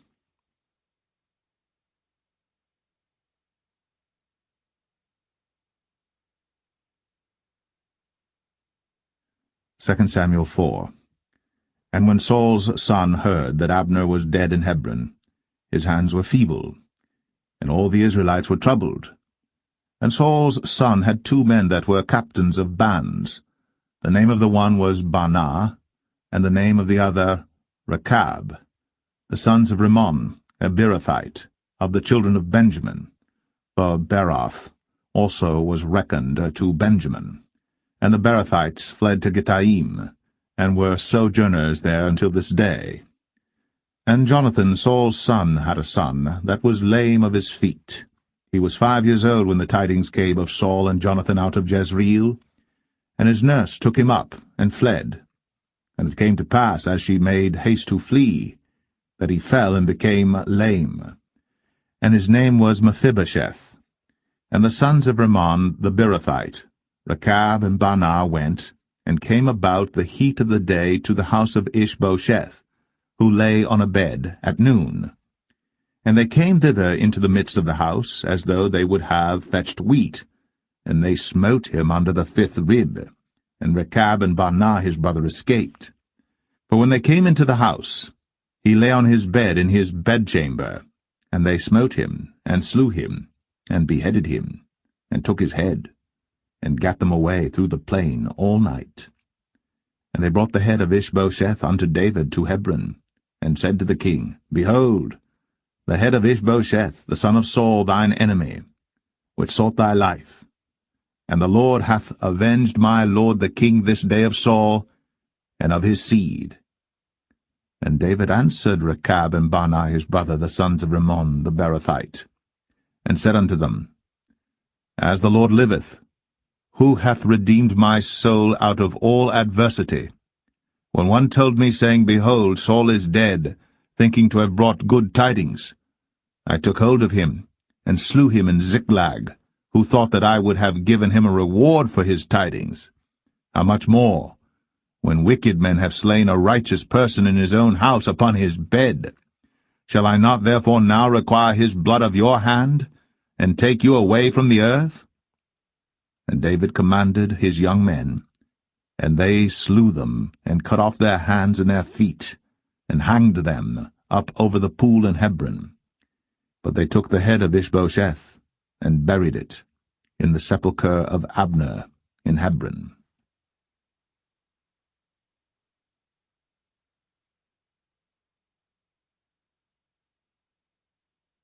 Second Samuel 5. Then came all the tribes of Israel to David unto Hebron, and spake, saying, Behold, we are thy bone and thy flesh. Also in time past, when Saul was king over us, thou wast he that leddest out and broughtest in Israel. And the Lord said to thee, Thou shalt feed my people Israel, and thou shalt be a captain over Israel. So all the elders of Israel came to the king to Hebron, and King David made a league with them in Hebron before the Lord, and they anointed David king over Israel. David was 30 years old when he began to reign, and he reigned 40 years. In Hebron he reigned over Judah 7 years and 6 months, and in Jerusalem he reigned 33 years over all Israel and Judah. And the king and his men went to Jerusalem unto the Jebusites, the inhabitants of the land, which spake unto David, saying, Except thou take away the blind and the lame, thou shalt not come in hither, thinking, David cannot come in hither. Nevertheless, David took the stronghold of Zion, the same is the city of David. And David said on that day, Whosoever getteth up to the gutter, and smiteth the Jebusites, and the lame and the blind, that are hated of David's soul, he shall be chief and captain.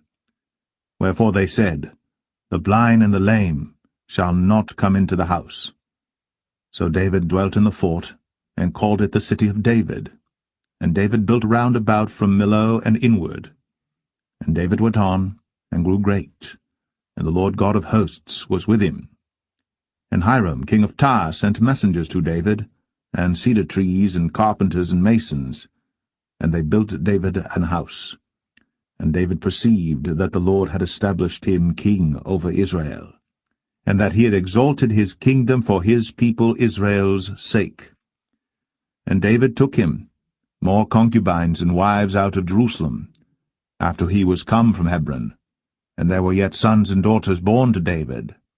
And these be the names of those that were born unto him in Jerusalem: Shammua, and Shobab, and Nathan, and Solomon, Ibhar also, and Elishua, and Nepheg, and Japhia, and Elishama, and Eliada, and Eliphalet. But when the Philistines heard that they had anointed David king over Israel, all the Philistines came up to seek David, and David heard of it, and went down to the hold. The Philistines also came and spread themselves in the valley of Rephaim. And David inquired of the Lord, saying, Shall I go up to the Philistines? Wilt thou deliver them into mine hand? And the Lord said unto David, Go up, for I will doubtless deliver the Philistines into thine hand. And David came to Baal Perazim, and David smote them there, and said, The Lord hath broken forth upon mine enemies before me, as the breach of waters. Therefore he called the name of that place Baal Perazim. And there they left their images, and David and his men burned them.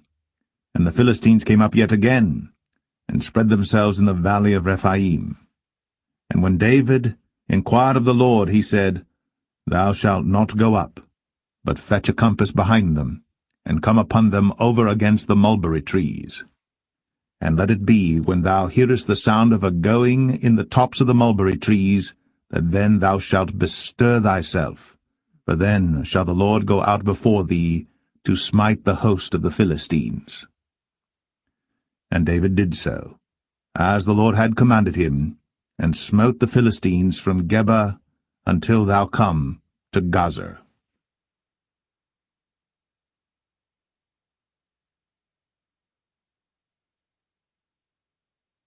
2 Samuel 6. Again David gathered together all the chosen men of Israel, 30,000. And David arose and went with all the people that were with him from Baale of Judah, to bring up from thence the ark of God, whose name is called by the name of the Lord of hosts, that dwelleth between the cherubims. And they set the ark of God upon a new cart, and brought it out of the house of Abinadab that was in Gibeah. And Uzzah and Ahio, the sons of Abinadab, drave the new cart. And they brought it out of the house of Abinadab, which was at Gibeah, accompanying the ark of God, and Ahio went before the ark. And David and all the house of Israel played before the Lord in all manner of instruments made of fir wood, even on harps, and on psalteries, and on timbrels, and on cornets, and on cymbals. And when they came to Nachon's threshing floor, Uzzah put forth his hand to the ark of God, and took hold of it, for the oxen shook it. And the anger of the Lord was kindled against Uzzah, and God smote him there for his error, and there he died by the ark of God. And David was displeased, because the Lord had made a breach upon Uzzah, and he called the name of the place Perez Uzzah to this day. And David was afraid of the Lord that day, and said, How shall the ark of the Lord come to me? So David would not remove the ark of the Lord unto him into the city of David, but David carried it aside into the house of Obed-Edom the Gittite. And the ark of the Lord continued in the house of Obed-Edom the Gittite 3 months. And the Lord blessed Obed-Edom and all his household. And it was told King David, saying, The Lord hath blessed the house of Obed-Edom, and all that pertaineth unto him, because of the ark of God. So David went and brought up the ark of God from the house of Obed-Edom into the city of David with gladness. And it was so, that when they that bare the ark of the Lord had gone 6 paces, he sacrificed oxen and fatlings. And David danced before the Lord with all his might. And David was girded with a linen ephod. So David and all the house of Israel brought up the ark of the Lord with shouting, and with the sound of the trumpet. And as the ark of the Lord came into the city of David, Michal, Saul's daughter, looked through a window, and saw King David leaping and dancing before the Lord. And she despised him in her heart.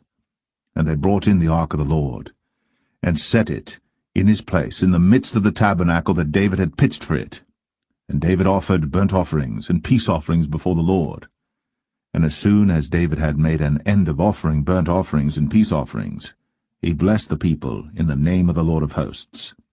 And he dealt among all the people, even among the whole multitude of Israel, as well to the women as men, to every one a cake of bread, and a good piece of flesh, and a flagon of wine. So all the people departed every one to his house. Then David returned to bless his household, and Michal, the daughter of Saul, came out to meet David, and said, How glorious was the king of Israel today, who uncovered himself today in the eyes of the handmaids of his servants, as one of the vain fellows shamelessly uncovereth himself. And David said unto Michal, It was before the Lord which chose me before thy father, and before all his house, to appoint me ruler over the people of the Lord, over Israel. Therefore will I play before the Lord. And I will yet be more vile than thus, and will be base in mine own sight. And of the maidservants which thou hast spoken of them shall I be had in honor. Therefore Michal, the daughter of Saul, had no child unto the day of her death.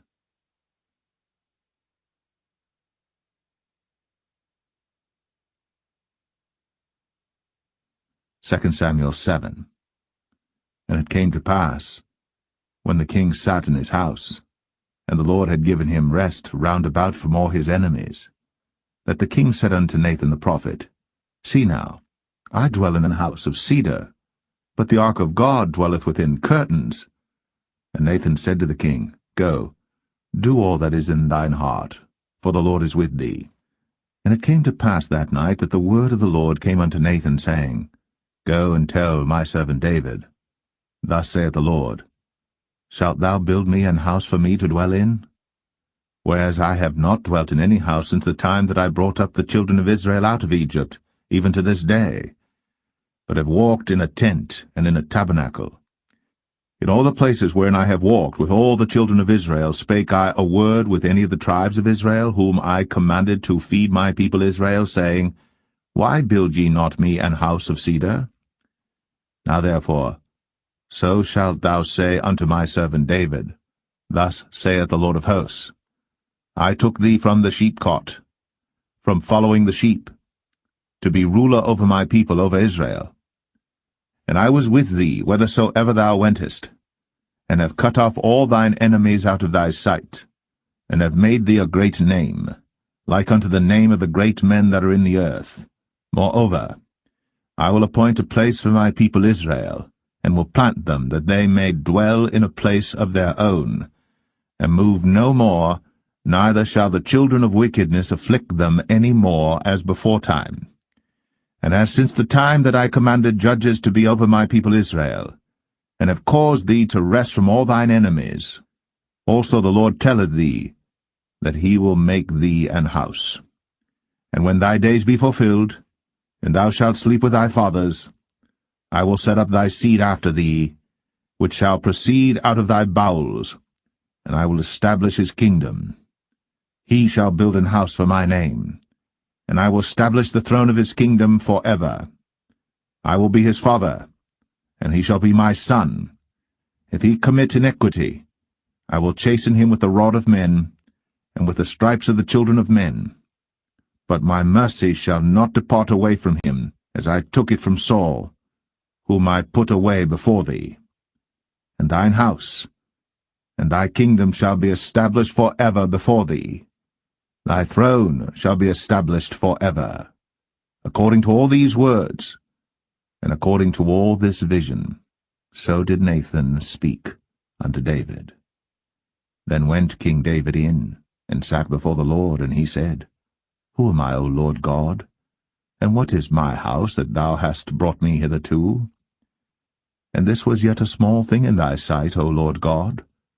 But thou hast spoken also of thy servant's house for a great while to come. And is this the manner of man, O Lord God? And what can David say more unto thee? For thou, Lord God, knowest thy servant.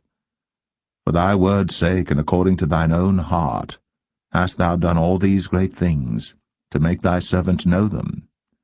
Wherefore thou art great, O Lord God, for there is none like thee, neither is there any God beside thee, according to all that we have heard with our ears. And what one nation in the earth is like thy people, even like Israel, whom God went to redeem for a people to himself, and to make him a name, and to do for you great things and terrible for thy land, before thy people, which thou redeemedst to thee from Egypt, from the nations and their gods. For thou hast confirmed to thyself thy people Israel to be a people unto thee for ever, and thou, Lord, art become their God. And now, O Lord God, the word that thou hast spoken concerning thy servant and concerning his house, establish it for ever, and do as thou hast said. And let thy name be magnified for ever, saying, The Lord of hosts is the God of Israel. And let the house of thy servant David be established before thee. For thou, O Lord of hosts, God of Israel, hast revealed to thy servant, saying, I will build thee an house. Therefore hath thy servant found in his heart to pray this prayer unto thee. And now, O Lord God, thou art that God, and thy words be true, and thou hast promised this goodness unto thy servant. Therefore now, let it please thee to bless the house of thy servant, that it may continue for ever before thee. For thou, O Lord God, hast spoken it, and with thy blessing let the house of thy servant be blessed for ever.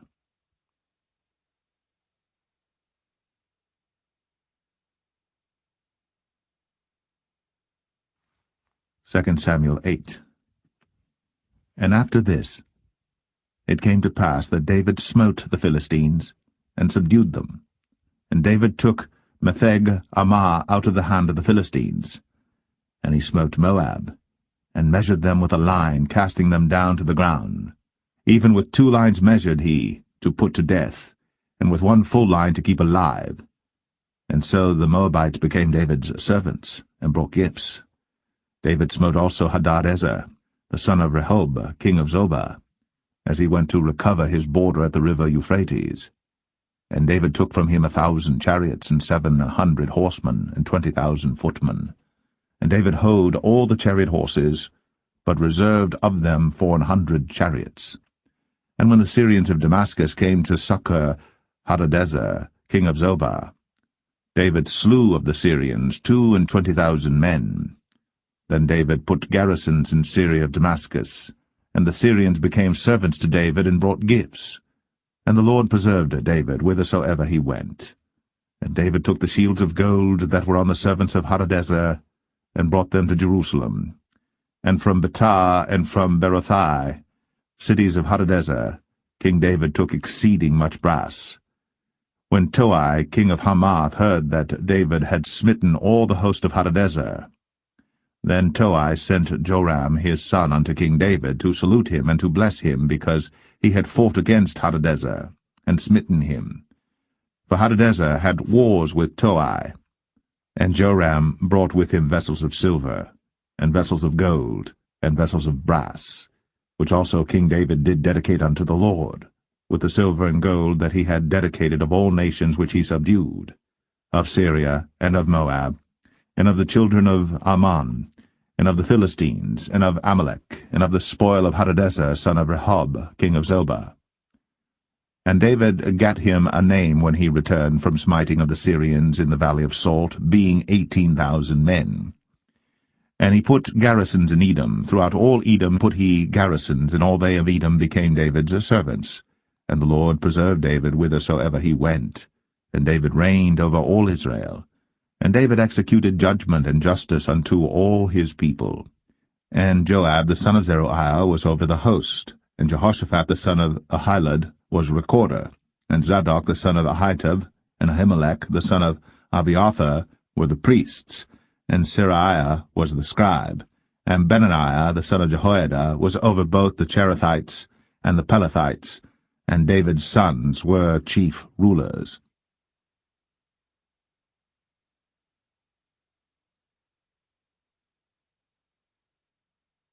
2 Samuel 9. And David said, Is there yet any that is left of the house of Saul, that I may show him kindness for Jonathan's sake? And there was of the house of Saul a servant whose name was Ziba. And when they had called him unto David, the king said unto him, Art thou Ziba? And he said, Thy servant is he. And the king said, Is there not yet any of the house of Saul, that I may show the kindness of God unto him? And Ziba said unto the king, Jonathan hath yet a son which is lame on his feet. And the king said unto him, Where is he? And Ziba said unto the king, Behold, he is in the house of Machir, the son of Ammiel, in Lo-debar. Then King David sent and fetched him out of the house of Machir, the son of Ammiel, from Lo-debar. Now when Mephibosheth, the son of Jonathan, the son of Saul, was come unto David, he fell on his face and did reverence. And David said, Mephibosheth. And he answered, Behold, thy servant. And David said unto him, Fear not, for I will surely show thee kindness for Jonathan thy father's sake, and will restore thee all the land of Saul thy father, and thou shalt eat bread at my table continually. And he bowed himself and said, What is thy servant, that thou shouldst look upon such a dead dog as I am? Then the king called to Ziba, Saul's servant, and said unto him, I have given unto thy master's son all that pertained to Saul, and to all his house. Thou therefore, and thy sons and thy servants, shall till the land for him, and thou shalt bring in the fruits, that thy master's son may have food to eat. But Mephibosheth, thy master's son, shall eat bread always at my table. Now Ziba had 15 sons and 20 servants. Then said Ziba unto the king, According to all that my lord the king hath commanded his servant, so shall thy servant do. As for Mephibosheth, said the king, he shall eat at my table as one of the king's sons. And Mephibosheth had a young son whose name was Micah. And all that dwelt in the house of Ziba were servants unto Mephibosheth. So Mephibosheth dwelt in Jerusalem, for he did eat continually at the king's table, and was lame on both his feet.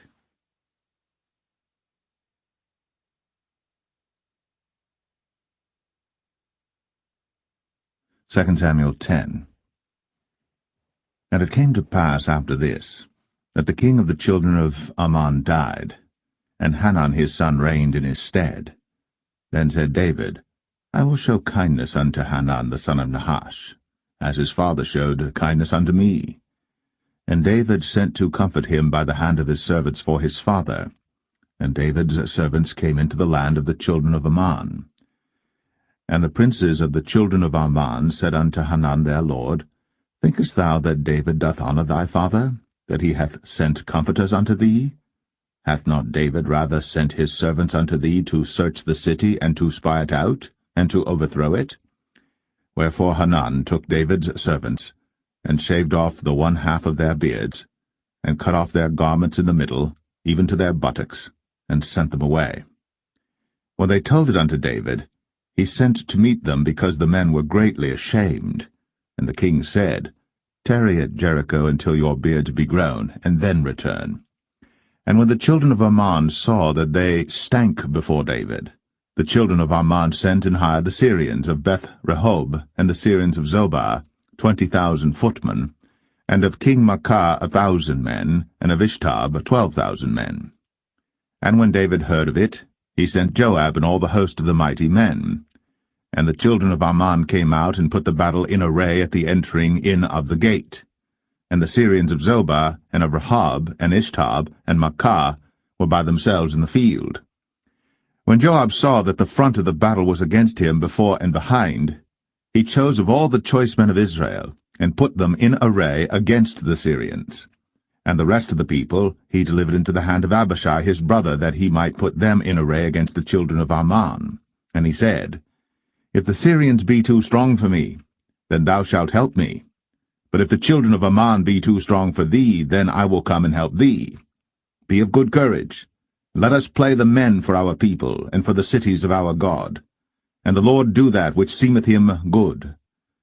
And Joab drew nigh, and the people that were with him, unto the battle against the Syrians. And they fled before him, And when the children of Ammon saw that the Syrians were fled, then fled they also before Abishai, and entered into the city. So Joab returned from the children of Ammon and came to Jerusalem. And when the Syrians saw that they were smitten before Israel, they gathered themselves together. And Hadarezer sent, and brought out the Syrians that were beyond the river, and they came to Helam. And Shobach, the captain of the host of Hadarezer, went before them. And when it was told David, he gathered all Israel together, and passed over Jordan, and came to Helam. And the Syrians set themselves in array against David, and fought with him. And the Syrians fled before Israel. And David slew the men of 700 chariots of the Syrians, and 40,000 horsemen, and smote Shobach, the captain of their host, who died there. And when all the kings that were servants to Hadarezer saw that they were smitten before Israel, they made peace with Israel, and served them. So the Syrians feared to help the children of Ammon any more.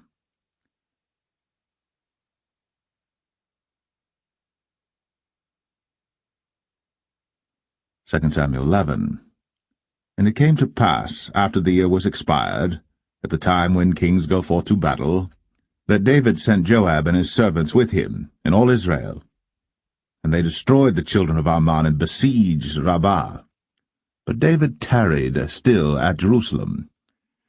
And it came to pass in an evening tide that David arose from off his bed, and walked upon the roof of the king's house. And from the roof he saw a woman washing herself, and the woman was very beautiful to look upon. And David sent and inquired after the woman.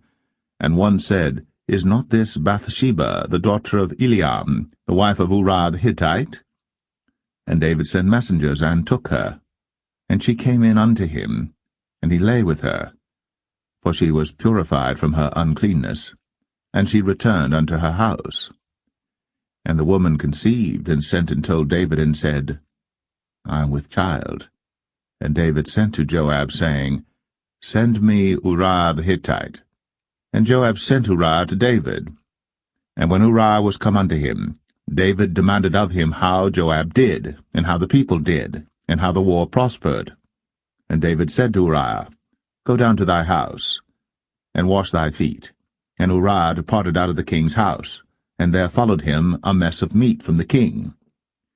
But Uriah slept at the door of the king's house with all the servants of his lord, and went not down to his house.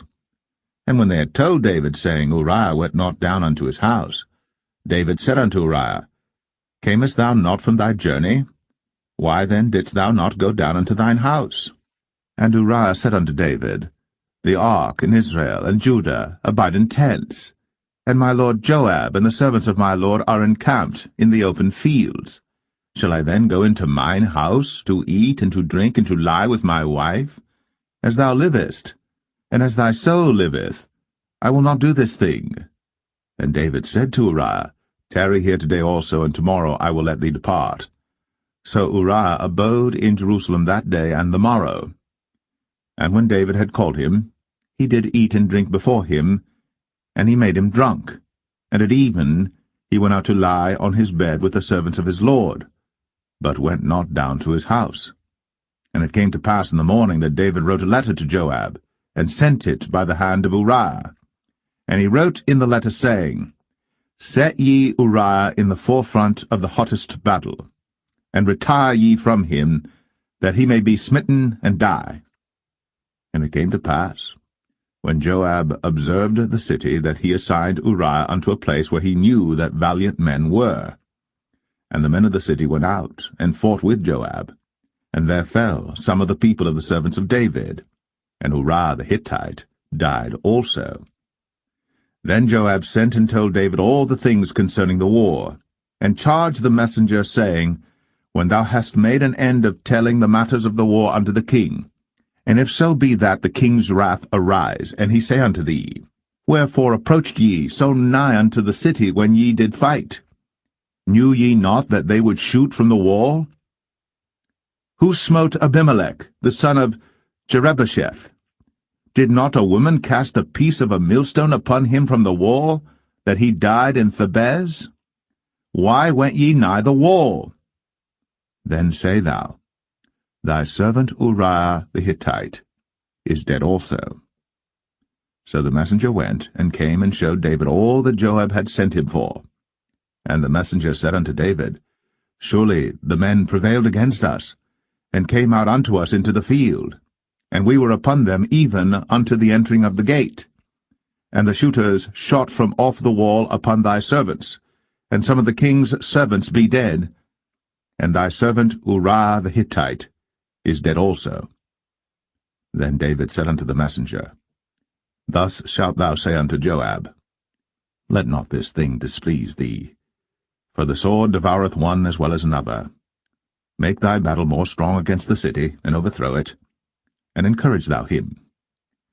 And when the wife of Uriah heard that Uriah her husband was dead, she mourned for her husband. And when the mourning was past, David sent and fetched her to his house, and she became his wife, and bare him a son. But the thing that David had done displeased the Lord.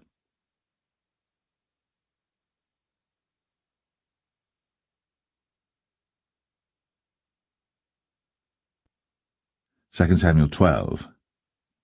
And the Lord sent Nathan unto David.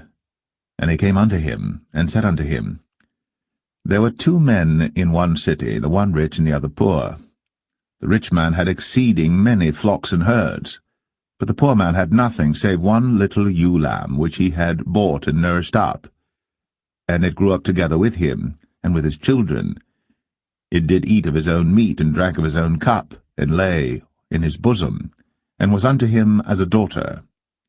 And there came a traveller unto the rich man, and he spared to take of his own flock and of his own herd to dress for the wayfaring man that was come unto him, but took the poor man's lamb, and dressed it for the man that was come to him.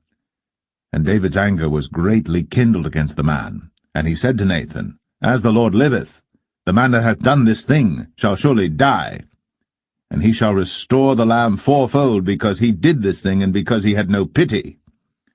And Nathan said to David, Thou art the man. Thus saith the Lord God of Israel, I anointed thee king over Israel, and I delivered thee out of the hand of Saul. And I gave thee thy master's house, and thy master's wives into thy bosom, and gave thee the house of Israel and of Judah. And if that had been too little, I would moreover have given unto thee such and such things. Wherefore hast thou despised the commandment of the Lord to do evil in his sight? Thou hast killed Uriah the Hittite with the sword, and hast taken his wife to be thy wife, and hast slain him with the sword of the children of Ammon. Now, therefore, the sword shall never depart from thine house, because thou hast despised me, and hast taken the wife of Uriah the Hittite to be thy wife. Thus saith the Lord, Behold, I will raise up evil against thee out of thine own house, and I will take thy wives before thine eyes, and give them unto thy neighbor, and he shall lie with thy wives in the sight of this sun. For thou didst it secretly, but I will do this thing before all Israel, and before the sun. And David said unto Nathan, I have sinned against the Lord. And Nathan said unto David, The Lord also hath put away thy sin. Thou shalt not die. Howbeit, because by this deed thou hast given great occasion to the enemies of the Lord to blaspheme, the child also that is born unto thee shall surely die.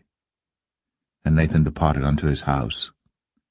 And the Lord struck the child that Uriah's wife bare unto David, and it was very sick. David therefore besought God for the child. And David fasted, and went in, and lay all night upon the earth. And the elders of his house arose, and went to him, to raise him up from the earth. But he would not, neither did he eat bread with them. And it came to pass on the 7th day that the child died. And the servants of David feared to tell him that the child was dead, for they said, Behold, while the child was yet alive, we spake unto him, and he would not hearken unto our voice. How will he then vex himself, if we tell him that the child is dead? But when David saw that his servants whispered, David perceived that the child was dead. Therefore David said unto his servants, Is the child dead? And they said, He is dead.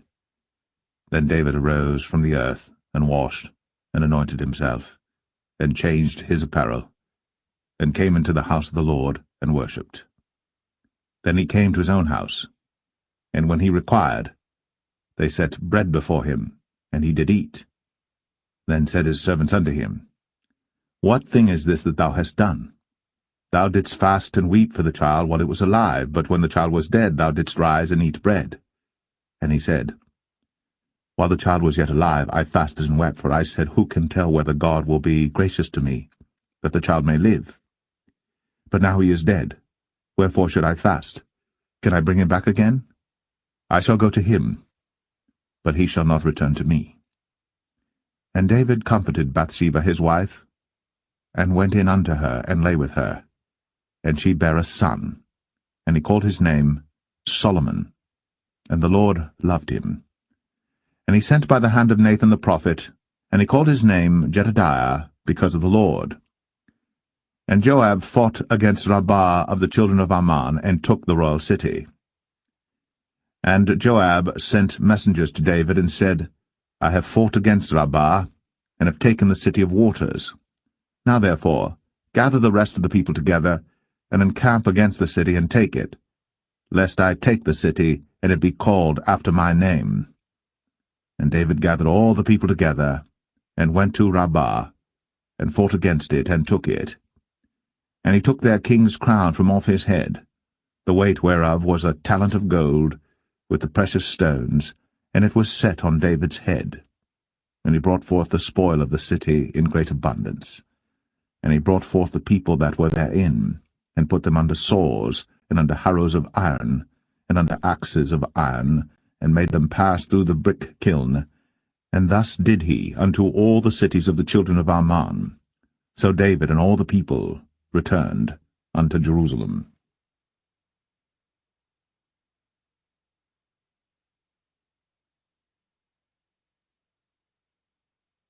2 Samuel 13.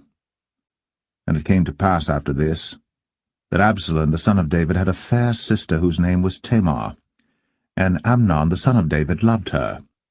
And Amnon was so vexed that he fell sick for his sister Tamar, for she was a virgin, and Amnon thought it hard for him to do anything to her. But Amnon had a friend whose name was Jonadab, the son of Shimea, David's brother. And Jonadab was a very subtle man. And he said unto him, Why art thou, being the king's son, lean from day to day? Wilt thou not tell me? And Amnon said unto him, I love Tamar, my brother Absalom's sister. And Jonadab said unto him, Lay thee down on thy bed, and make thyself sick. And when thy father cometh to see thee, say unto him, I pray thee, let my sister Tamar come and give me meat, and dress the meat in my sight, that I may see it, and eat it at her hand. So Amnon lay down, and made himself sick. And when the king was come to see him, Amnon said unto the king, I pray thee, let Tamar my sister come, and make me a couple of cakes in my sight, that I may eat at her hand. Then David sent home to Tamar, saying, Go now to thy brother Amnon's house, and dress him meat. So Tamar went to her brother Amnon's house, and he was laid down. And she took flour, and kneaded it, and made cakes in his sight, and did bake the cakes. And she took a pan, and poured them out before him. But he refused to eat. And Amnon said, Have out all men from me. And they went out every man from him. And Amnon said unto Tamar, Bring the meat into the chamber, that I may eat of thine hand. And Tamar took the cakes which she had made, and brought them into the chamber to Amnon her brother. And when she had brought them unto him to eat, he took hold of her, and said unto her, Come, lie with me, my sister. And she answered him, Nay, my brother, do not force me. For no such thing ought to be done in Israel. Do not thou this folly. And I, whither shall I cause my shame to go? And as for thee, thou shalt be as one of the fools in Israel. Now therefore I pray thee, speak unto the king, for he will not withhold me from thee. Howbeit, he would not hearken unto her voice, but being stronger than she, forced her, and lay with her. Then Amnon hated her exceedingly. so that the hatred wherewith he hated her was greater than the love wherewith he had loved her. And Amnon said unto her, Arise, be gone. And she said unto him, There is no cause. This evil in sending me away is greater than the other that thou didst unto me. But he would not hearken unto her. Then he called his servant that ministered unto him, and said, Put now this woman out from me, and bolt the door after her. And she had a garment of divers colours upon her, for with such robes were the king's daughters that were virgins apparelled. Then his servant brought her out, and bolted the door after her. And Tamar put ashes on her head, and rent her garment of divers colours that was on her, and laid her hand on her head, and went on crying. And Absalom, her brother, said unto her, Hath Amnon thy brother been with thee? But hold now thy peace, my sister. He is thy brother. Regard not this thing. So Tamar remained desolate in her brother Absalom's house. But when King David heard of all these things, he was very wroth. And Absalom spake unto his brother Amnon, neither good nor bad, for Absalom hated Amnon, because he had forced his sister Tamar. And it came to pass after 2 full years, that Absalom had sheep-shearers in Baal-Hazor, which is beside Ephraim. And Absalom invited all the king's sons. And Absalom came to the king and said, Behold now, thy servant hath sheep-shearers. Let the king, I beseech thee, and his servants go with thy servant.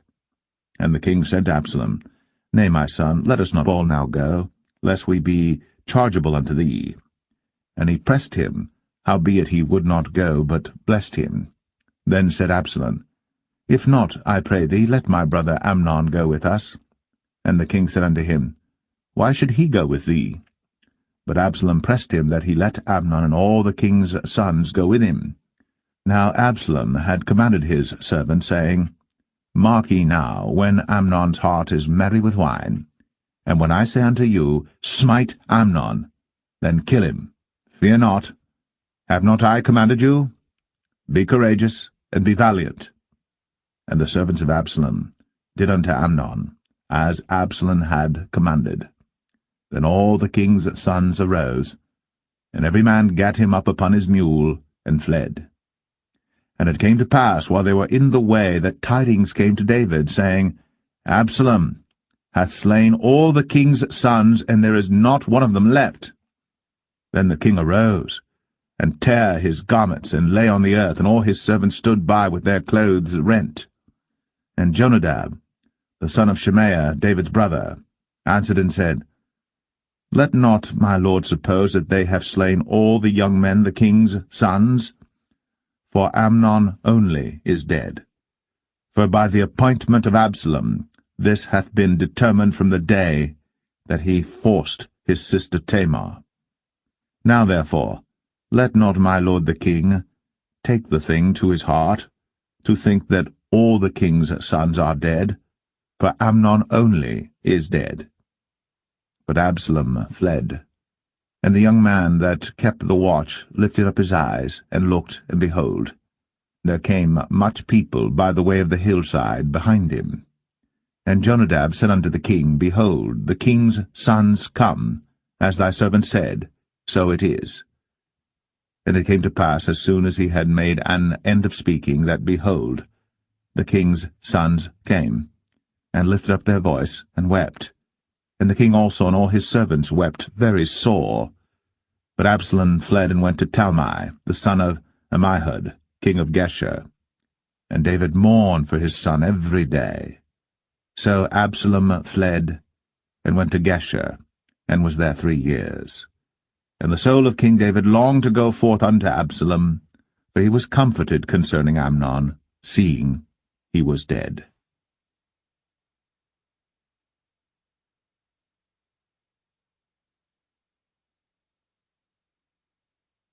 2 Samuel 14.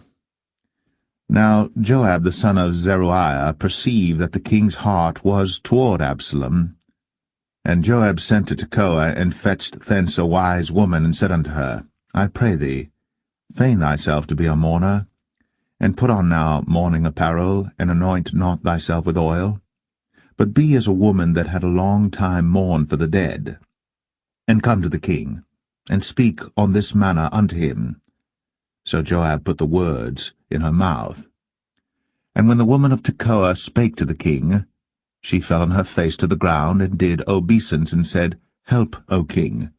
And the king said unto her, What aileth thee? And she answered, I am indeed a widow woman, and mine husband is dead. And thy handmaid had 2 sons, and they 2 strove together in the field, and there was none to part them. But the one smote the other, and slew him. And behold, the whole family is risen against thine handmaid. And they said, Deliver him that smote his brother, that we may kill him for the life of his brother whom he slew. And we will destroy the heir also. And so they shall quench my coal which is left, and shall not leave to my husband neither name nor remainder upon the earth. And the king said unto the woman, Go to thine house, and I will give charge concerning thee. And the woman of Tekoa said unto the king, My lord, O king, the iniquity be on me, and on my father's house, and the king and his throne be guiltless. And the king said, Whosoever saith aught unto thee, bring him to me, and he shall not touch thee any more. Then said she, I pray thee, let the king remember the Lord thy God, that thou wouldst not suffer the revengers of blood to destroy any more, lest they destroy my son. And he said, As the Lord liveth, there shall not one hair of thy son fall to the earth. Then the woman said, Let thine handmaid, I pray thee, speak one word unto my lord the king. And he said, Say on. And the woman said, Wherefore then hast thou thought such a thing against the people of God? For the king doth speak this thing as one which is faulty, in that the king doth not fetch home again his banished. For we must needs die, and are as water spilt on the ground, which cannot be gathered up again. Neither doth God respect any person, yet doth he devise means that his banished be not expelled from him. Now therefore that I am come to speak of this thing unto my lord the king, it is because the people have made me afraid. And thy handmaid said, I will now speak unto the king. It may be that the king will perform the request of his handmaid. For the king will hear to deliver his handmaid out of the hand of the man that would destroy me and my son together out of the inheritance of God. Then thine handmaid said, The word of my lord the king shall now be comfortable. For as an angel of God, so is my lord the king to discern good and bad. Therefore the Lord thy God will be with thee. Then the king answered and said unto the woman, Hide not from me, I pray thee, the thing that I shall ask thee. And the woman said, Let my lord the king now speak. And the king said, Is not the hand of Joab with thee in all this?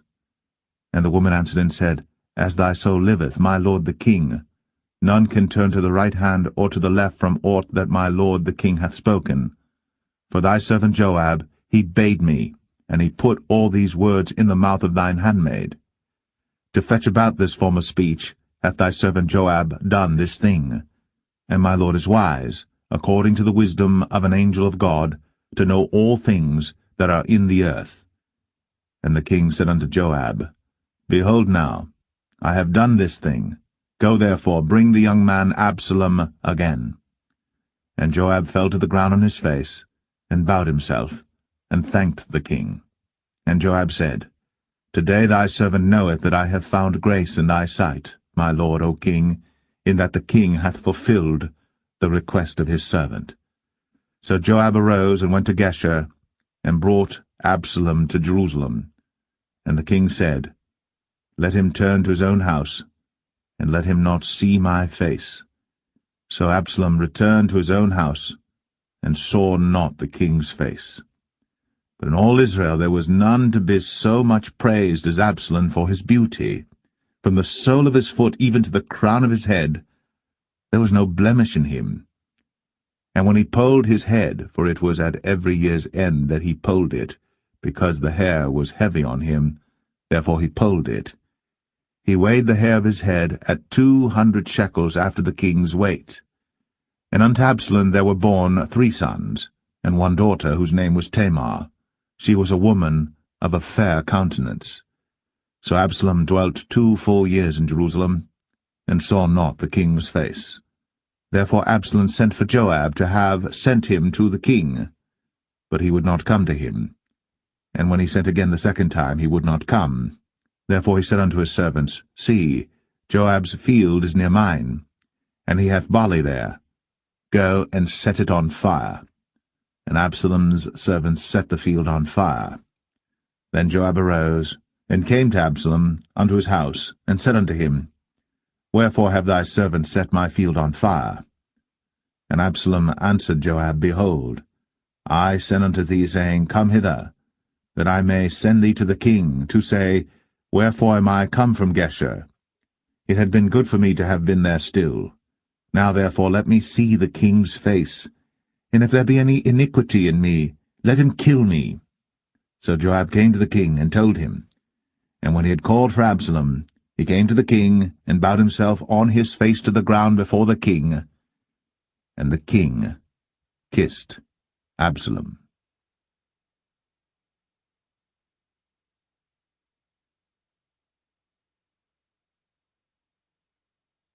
2 Samuel 15. And it came to pass after this, that Absalom prepared him chariots and horses, and 50 men to run before him. And Absalom rose up early, and stood beside the way of the gate. And it was so, that when any man that had a controversy came to the king for judgment, then Absalom called unto him, and said, Of what city art thou? And he said, Thy servant is of one of the tribes of Israel. And Absalom said unto him, See, thy matters are good and right, but there is no man deputed of the king to hear thee. Absalom said moreover, O that I were made judge in the land, that every man which hath any suit or cause might come unto me, and I would do him justice. And it was so, that when any man came nigh to him to do him obeisance, he put forth his hand, and took him, and kissed him. And on this manner did Absalom to all Israel that came to the king for judgment. So Absalom stole the hearts of the men of Israel. And it came to pass after 40 years that Absalom said unto the king, I pray thee, let me go and pay my vow, which I have vowed unto the Lord in Hebron. For thy servant vowed a vow while I abode at Geshur in Syria, saying, If the Lord shall bring me again indeed to Jerusalem, then I will serve the Lord. And the king said unto him, Go in peace. So he arose, and went to Hebron.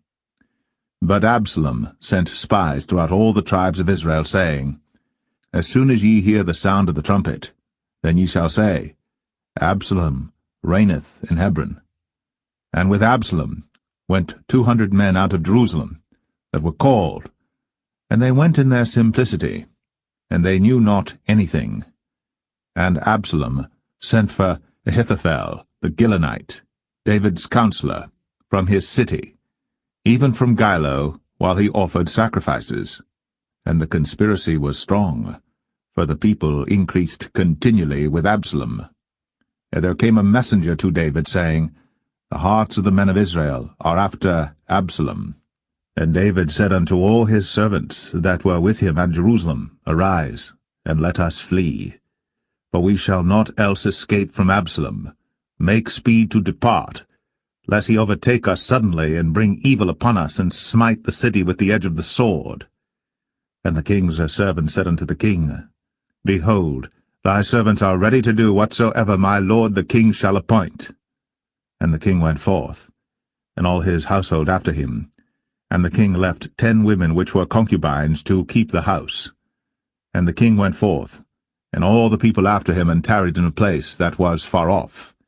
And all his servants passed on beside him, and all the Cherethites, and all the Pelethites, and all the Gittites, 600 men which came after him from Gath, passed on before the king. Then said the king to Ittai the Gittite, Wherefore goest thou also with us? Return to thy place, and abide with the king, for thou art a stranger, and also an exile. Whereas thou camest but yesterday, should I this day make thee go up and down with us? Seeing I go whither I may, return thou, and take back thy brethren. Mercy and truth be with thee. And Ittai answered the king, and said, As the Lord liveth, and as my lord the king liveth, surely in what place my lord the king shall be, whether in death or life, even there also will thy servant be. And David said to Ittai, Go and pass over. And Ittai the Gittite passed over, and all his men, and all the little ones that were with him. And all the country wept with a loud voice. And all the people passed over. The king also himself passed over the brook Kidron. And all the people passed over toward the way of the wilderness. And lo, Zadok also, and all the Levites were with him, bearing the ark of the covenant of God. And they set down the ark of God, and Abiathar went up, until all the people had done passing out of the city. And the king said unto Zadok, Carry back the ark of God into the city. If I shall find favor in the eyes of the Lord, he will bring me again, and show me both it and his habitation. But if he thus say, I have no delight in thee, behold, here am I. Let him do to me as seemeth good unto him. The king said also unto Zadok the priest, Art not thou a seer? Return into the city in peace, and your 2 sons with you, Ahimaaz thy son, and Jonathan the son of Abiathar. See, I will tarry in the plain of the wilderness until there come word from you to certify me. Zadok therefore and Abiathar carried the ark of God again to Jerusalem, and they tarried there. And David went up by the ascent of Mount Olivet, and wept as he went up, and had his head covered, and he went barefoot, and all the people that was with him covered every man his head, and they went up, weeping as they went up. And one told David, saying, Ahithophel is among the conspirators with Absalom. And David said, O Lord, I pray thee, turn the counsel of Ahithophel into foolishness. And it came to pass that when David was come to the top of the mount, where he worshipped God, behold, Hushai the Archite came to meet him with his coat rent, and earth upon his head. Unto whom David said, If thou passest on with me, then thou shalt be a burden unto me. But if thou return to the city, and say unto Absalom, I will be thy servant, O king, as I have been thy father's servant hitherto, so will I now also be thy servant. Then mayest thou for me defeat the counsel of Ahithophel. And hast thou not there with thee Zadok and Abiathar the priests? Therefore it shall be that what thing soever thou shalt hear out of the king's house, thou shalt tell it to Zadok and Abiathar the priests. Behold, they have there with them their 2 sons, Ahimaaz Zadok's son, and Jonathan Abiathar's son. And by them ye shall send unto me everything that ye can hear. So Hushai, David's friend, came into the city, and Absalom came into Jerusalem.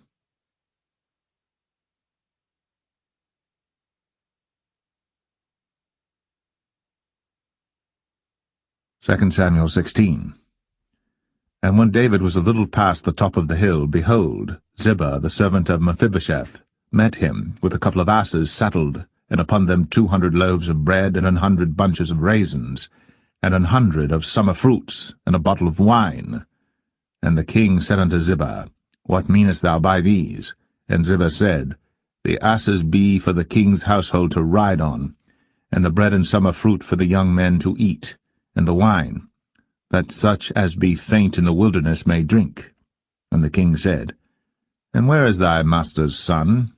And Ziba said unto the king, Behold, he abideth at Jerusalem, for he said, Today shall the house of Israel restore me the kingdom of my father. Then said the king to Ziba, Behold, thine are all that pertained unto Mephibosheth.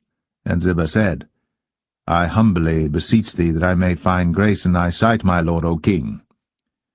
And when King David came to Bahurim, behold, thence came out a man of the family of the house of Saul, whose name was Shimei, the son of Gera. He came forth, and cursed still as he came. And he cast stones at David, and at all the servants of King David. And all the people and all the mighty men were on his right hand and on his left. And thus said Shimei, when he cursed, come out, thou bloody man, and thou man of Belial. The Lord hath returned upon thee all the blood of the house of Saul, in whose stead thou hast reigned. And the Lord hath delivered the kingdom into the hand of Absalom thy son, and behold, thou art taken in thy mischief, because thou art a bloody man. Then said Abishai the son of Zeruiah unto the king, Why should this dead dog curse my lord the king? Let me go over, I pray thee, and take off his head. And the king said, What have I to do with you, ye sons of Zeruiah? So let him curse, because the Lord hath said unto him, Curse David. Who shall then say, Wherefore hast thou done so? And David said to Abishai and to all his servants, Behold, my son, which came forth of my bowels, seeketh my life. How much more now may this Benjamite do it? Let him alone, and let him curse, for the Lord hath bidden him. It may be that the Lord will look on mine affliction, and that the Lord will requite me good for his cursing this day. And as David and his men went by the way, Shimei went along on the hills side over against him, and cursed as he went, and threw stones at him, and cast dust. And the king and all the people that were with him came weary, and refreshed themselves there. And Absalom and all the people, the men of Israel, came to Jerusalem, and Ahithophel with him. And it came to pass, when Hushai the Archite, David's friend, was come unto Absalom, that Hushai said unto Absalom, God save the king, God save the king. And Absalom said to Hushai, Is this thy kindness to thy friend? Why wentest thou not with thy friend? And Hushai said unto Absalom, Nay, but whom the Lord and this people and all the men of Israel choose, his will I be, and with him will I abide. And again, whom should I serve? Should I not serve in the presence of his son? As I have served in thy father's presence, so will I be in thy presence. Then said Absalom to Ahithophel, Give counsel among you what we shall do. And Ahithophel said unto Absalom, Go in unto thy father's concubines, which he hath left to keep the house. And all Israel shall hear that thou art abhorred of thy father. Then shall the hands of all that are with thee be strong. So they spread Absalom a tent upon the top of the house. And Absalom went in unto his father's concubines in the sight of all Israel. And the counsel of Ahithophel, which he counselled in those days, was as if a man had inquired at the oracle of God. So was all the counsel of Ahithophel, both with David and with Absalom.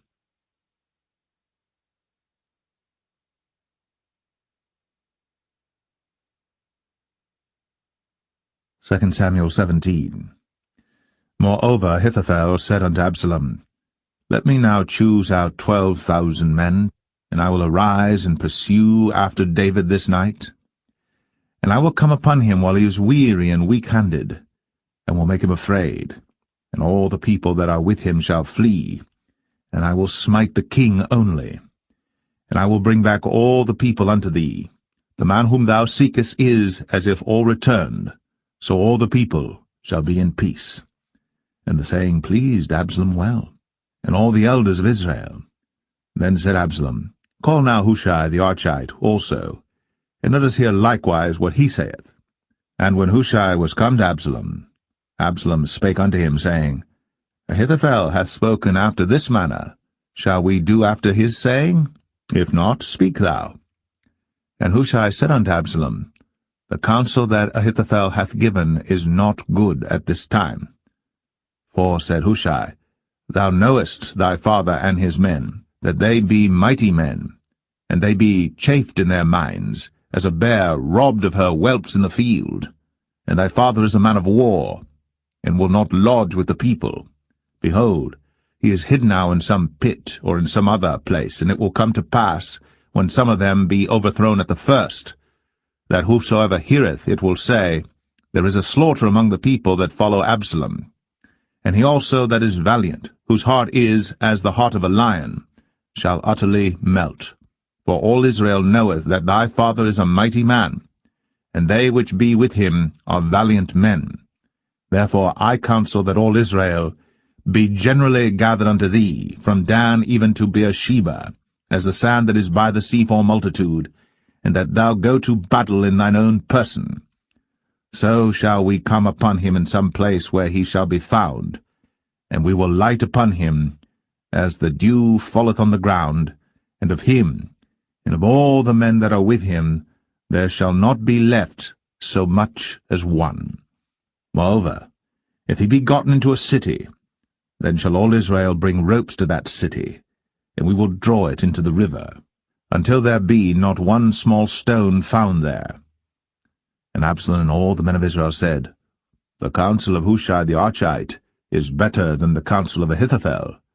For the Lord had appointed to defeat the good counsel of Ahithophel, to the intent that the Lord might bring evil upon Absalom.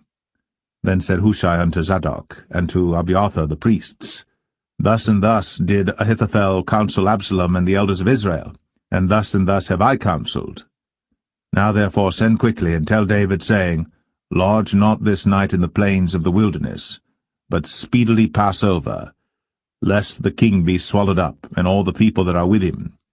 Now Jonathan and Ahimaaz stayed by En-rogel, for they might not be seen to come into the city. And a wench went and told them, and they went and told King David. Nevertheless a lad saw them and told Absalom. But they went both of them away quickly, and came to a man's house in Bahurim, which had a well in his court, whither they went down. And the woman took and spread a covering over the well's mouth, and spread ground corn thereon, and the thing was not known. And when Absalom's servants came to the woman to the house, they said, Where is Ahimaaz and Jonathan? And the woman said unto them, They be gone over the brook of water. And when they had sought and could not find them, they returned to Jerusalem. And it came to pass, after they were departed, that they came up out of the well, and went and told to King David, and said unto David, Arise, and pass quickly over the water, for thus hath Ahithophel counselled against you. Then David arose, and all the people that were with him, and they passed over Jordan. By the morning light there lacked not one of them that was not gone over Jordan. And when Ahithophel saw that his counsel was not followed, he saddled his ass, and arose, and gat him home to his house, to his city, and put his household in order, and hanged himself, and died, and was buried in the sepulchre of his father. Then David came to Mahanaim, and Absalom passed over Jordan, he and all the men of Israel with him. And Absalom made Amasa captain of the host instead of Joab, which Amasa was a man's son, whose name was Ithra, an Israelite, that went in to Abigail, the daughter of Nahash, sister to Zeruiah, Joab's mother. So Israel and Absalom pitched in the land of Gilead. And it came to pass, when David was come to Mahanaim, that Shobai the son of Nahash of Rabbah, of the children of Ammon, and Machir the son of Amiel of Lo-debar, and Barzillai the Gileadite of Rogelim, brought beds, and basins, and earthen vessels, and wheat, and barley, and flour, and parched corn, and beans, and lentils, and parched pulse, and honey, and butter, and sheep, and cheese of kine for David and for the people that were with him to eat. For they said, The people is hungry, and weary, and thirsty in the wilderness.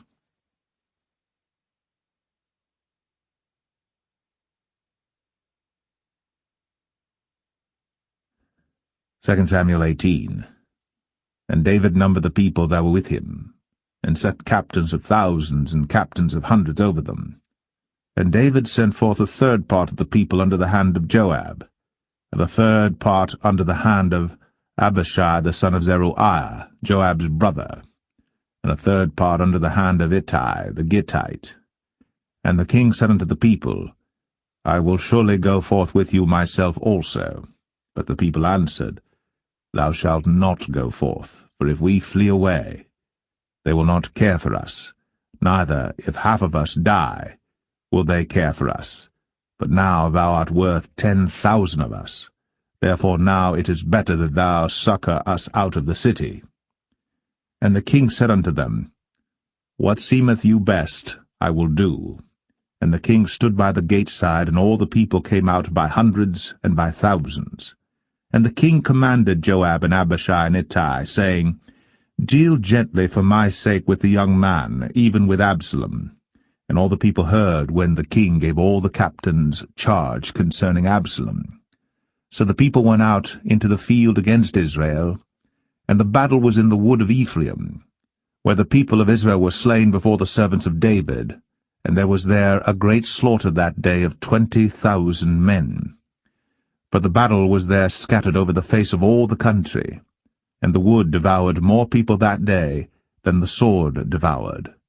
And Absalom met the servants of David, and Absalom rode upon a mule, and the mule went under the thick boughs of a great oak, and his head caught hold of the oak, and he was taken up between the heaven and the earth, and the mule that was under him went away. And a certain man saw it, and told Joab, and said, Behold, I saw Absalom hanged in an oak. And Joab said unto the man that told him, And behold, thou sawest him, and why didst thou not smite him there to the ground? And I would have given thee 10 shekels of silver and a girdle.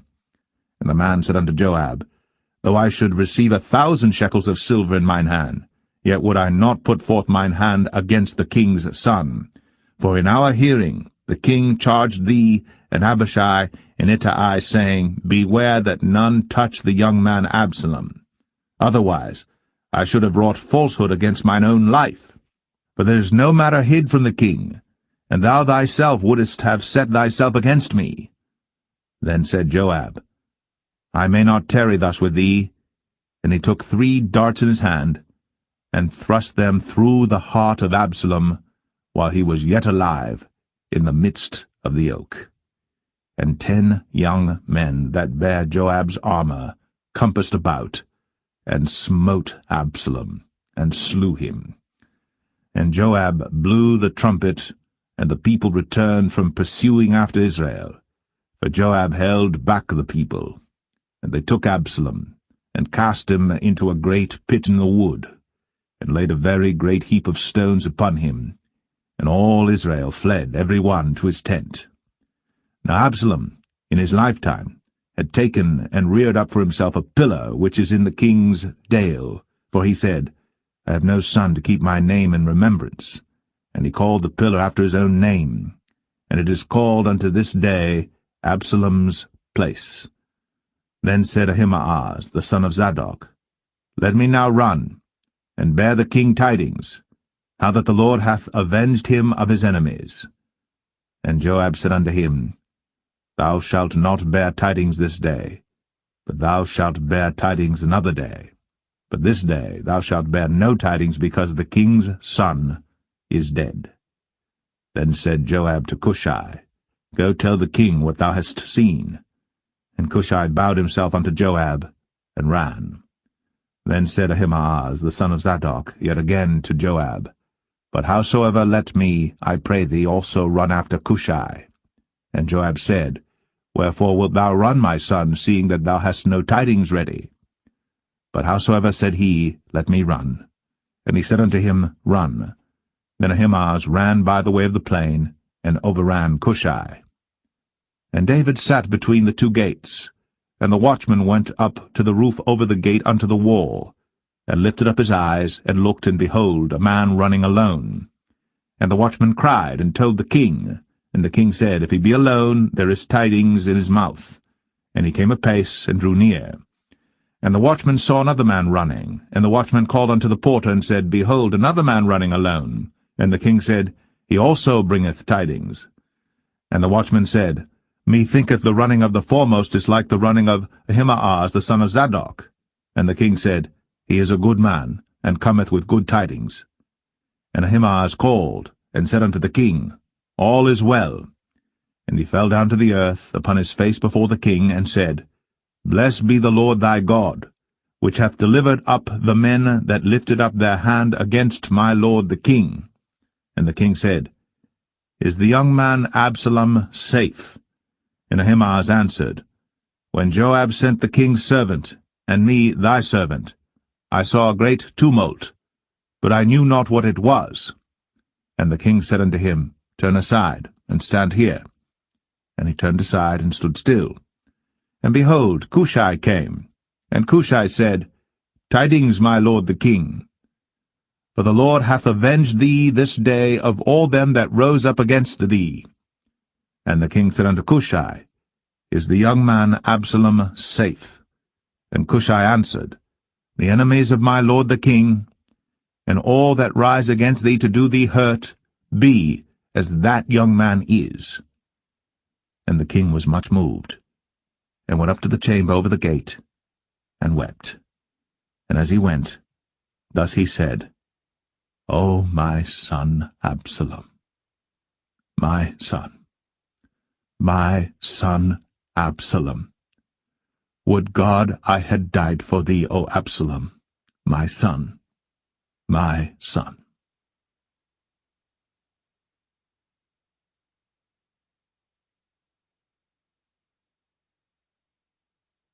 2 Samuel 19.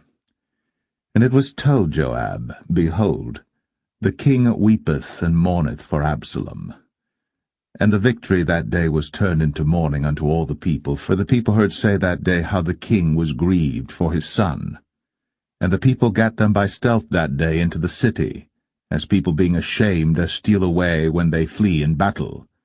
But the king covered his face. And the king cried with a loud voice, O my son Absalom! O Absalom, my son, my son! And Joab came into the house to the king, and said, Thou hast shamed this day the faces of all thy servants, which this day have saved thy life and the lives of thy sons and of thy daughters, and the lives of thy wives and the lives of thy concubines, in that thou lovest thine enemies and hatest thy friends. For thou hast declared this day that thou regardest neither princes nor servants. For this day I perceive that if Absalom had lived, and all we had died this day, then it had pleased thee well. Now therefore arise, go forth, and speak comfortably unto thy servants. For I swear by the Lord, if thou go not forth, there will not tarry one with thee this night. And that will be worse unto thee than all the evil that befell thee from thy youth until now. Then the king arose and sat in the gate. And they told unto all the people, saying, Behold, the king doth sit in the gate. And all the people came before the king, for Israel had fled every man to his tent. And all the people were at strife throughout all the tribes of Israel, saying, The king saved us out of the hand of our enemies, and he delivered us out of the hand of the Philistines, and now he is fled out of the land for Absalom. And Absalom, whom we anointed over us, is dead in battle. Now therefore why speak ye not a word of bringing the king back? And King David sent to Zadok and to Abiathar the priests, saying, Speak unto the elders of Judah, saying, Why are ye the last to bring the king back to his house, seeing the speech of all Israel is come to the king, even to his house? Ye are my brethren, ye are my bones and my flesh, wherefore then are ye the last to bring back the king? And say ye to Amasa, Art thou not of my bone and of my flesh? God do so to me, and more also, if thou be not captain of the host before me continually in the room of Joab. And he bowed the heart of all the men of Judah, even as the heart of one man, so that they sent this word unto the king, Return thou, and all thy servants. So the king returned, and came to Jordan, and Judah came to Gilgal, to go to meet the king, to conduct the king over Jordan. And Shimei the son of Gera, a Benjamite, which was of Bahurim, hasted and came down with the men of Judah to meet King David. And there were 1,000 men of Benjamin with him, and Ziba the servant of the house of Saul, and his 15 sons and his 20 servants with him. And they went over Jordan before the king. And there went over a ferry boat to carry over the king's household, and to do what he thought good.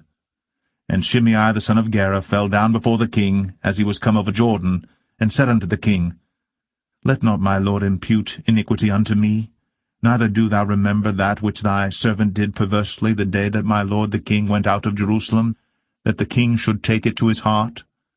For thy servant doth know that I have sinned, therefore behold, I am come the first this day of all the house of Joseph, to go down to meet my lord the king. But Abishai the son of Zeruiah answered and said, Shall not Shimei be put to death for this, because he cursed the Lord's anointed? And David said, What have I to do with you, ye sons of Zeruiah, that ye should this day be adversaries unto me? Shall there any man be put to death this day in Israel? For do not I know that I am this day king over Israel. Therefore the king said unto Shimei, Thou shalt not die. And the king sware unto him. And Mephibosheth, the son of Saul, came down to meet the king, and had neither dressed his feet, nor trimmed his beard, nor washed his clothes, from the day the king departed until the day he came again in peace. And it came to pass, when he was come to Jerusalem to meet the king, that the king said unto him, Wherefore wentest not thou with me, Mephibosheth? And he answered, My lord, O king, my servant deceived me. For thy servant said, I will saddle me an ass, that I may ride thereon, and go to the king, because thy servant is lame. And he hath slandered thy servant unto my lord the king. But my lord the king is as an angel of God. Do therefore what is good in thine eyes. For all of my father's house were but dead men before my lord the king. Yet didst thou set thy servant among them that did eat at thine own table? What right therefore have I yet to cry any more unto the king? And the king said unto him, Why speakest thou any more of thy matters? I have said, Thou and Ziba divide the land. And Mephibosheth said unto the king, Yea, let him take all, forasmuch as my lord the king is come again in peace unto his own house.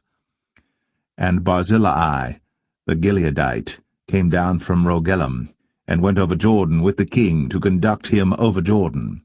Now Barzillai was a very aged man, even 80 years old, and he had provided the king of sustenance while he lay at Mahanaim, for he was a very great man. And the king said unto Barzillai, Come thou over with me, and I will feed thee with me in Jerusalem. And Barzillai said unto the king, How long have I to live, that I should go up with the king unto Jerusalem? I am this day 80 years old, and can I discern between good and evil? Can thy servant taste what I eat or what I drink? Can I hear any more the voice of singing men and singing women? Wherefore then should thy servant be yet a burden unto my lord the king? Thy servant will go a little way over Jordan with the king, and why should the king recompense it me with such a reward? Let thy servant, I pray thee, turn back again, that I may die in mine own city, and be buried by the grave of my father and of my mother. But behold thy servant, Chimham, let him go over with my lord the king, and do to him what shall seem good unto thee. And the king answered, Chimham shall go over with me, and I will do to him that which shall seem good unto thee. And whatsoever thou shalt require of me, that will I do for thee. And all the people went over Jordan.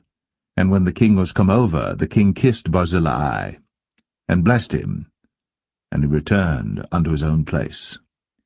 Then the king went on to Gilgal, and Chimham went on with him.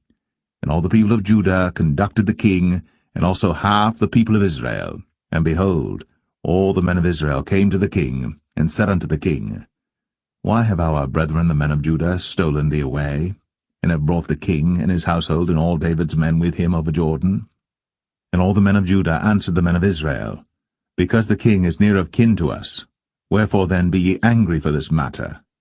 Have we eaten at all of the king's cost, or hath he given us any gift? And the men of Israel answered the men of Judah, and said, We have 10 parts in the king, and we have also more right in David than ye. Why then did ye despise us, that our advice should not be first had in bringing back our king? And the words of the men of Judah were fiercer than the words of the men of Israel.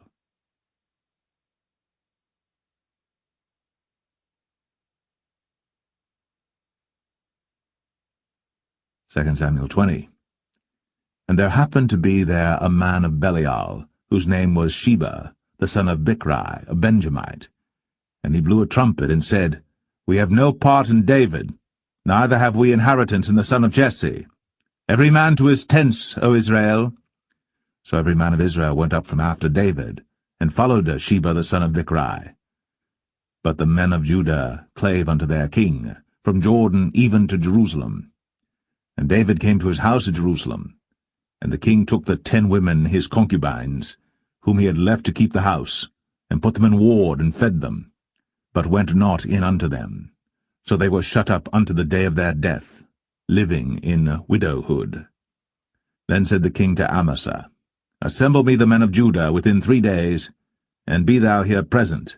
So Amasa went to assemble the men of Judah, but he tarried longer than the set time which he had appointed him.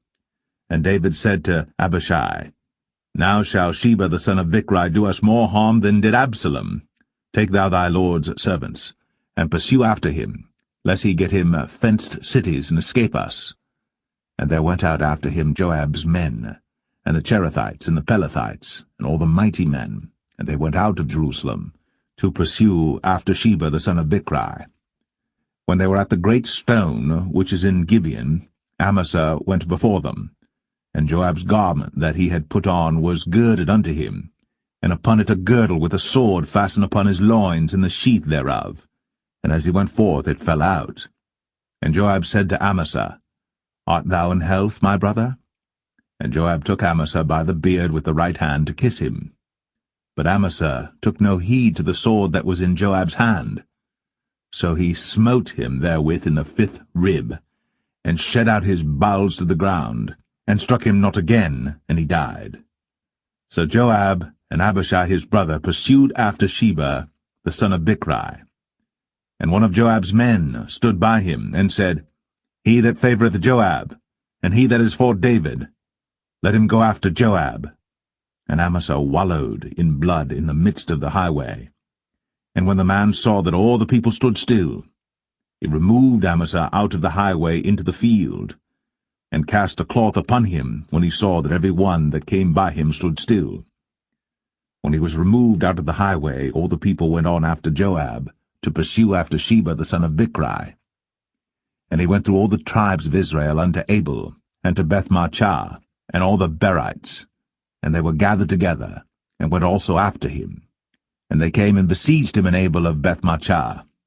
And they cast up a bank against the city, and it stood in the trench, and all the people that were with Joab battered the wall to throw it down. Then cried a wise woman out of the city, Hear, hear, say, I pray you, unto Joab, Come near hither, that I may speak with thee. And when he was come near unto her, the woman said, Art thou Joab? And he answered, I am he. Then she said unto him, Hear the words of thine handmaid. And he answered, I do hear. Then she spake, saying, They were wont to speak in old time, saying, They shall surely ask counsel at Abel. And so they ended the matter. I am one of them that are peaceable and faithful in Israel. Thou seekest to destroy a city and a mother in Israel. Why wilt thou swallow up the inheritance of the Lord? And Joab answered and said, far be it from me that I should swallow up or destroy. The matter is not so.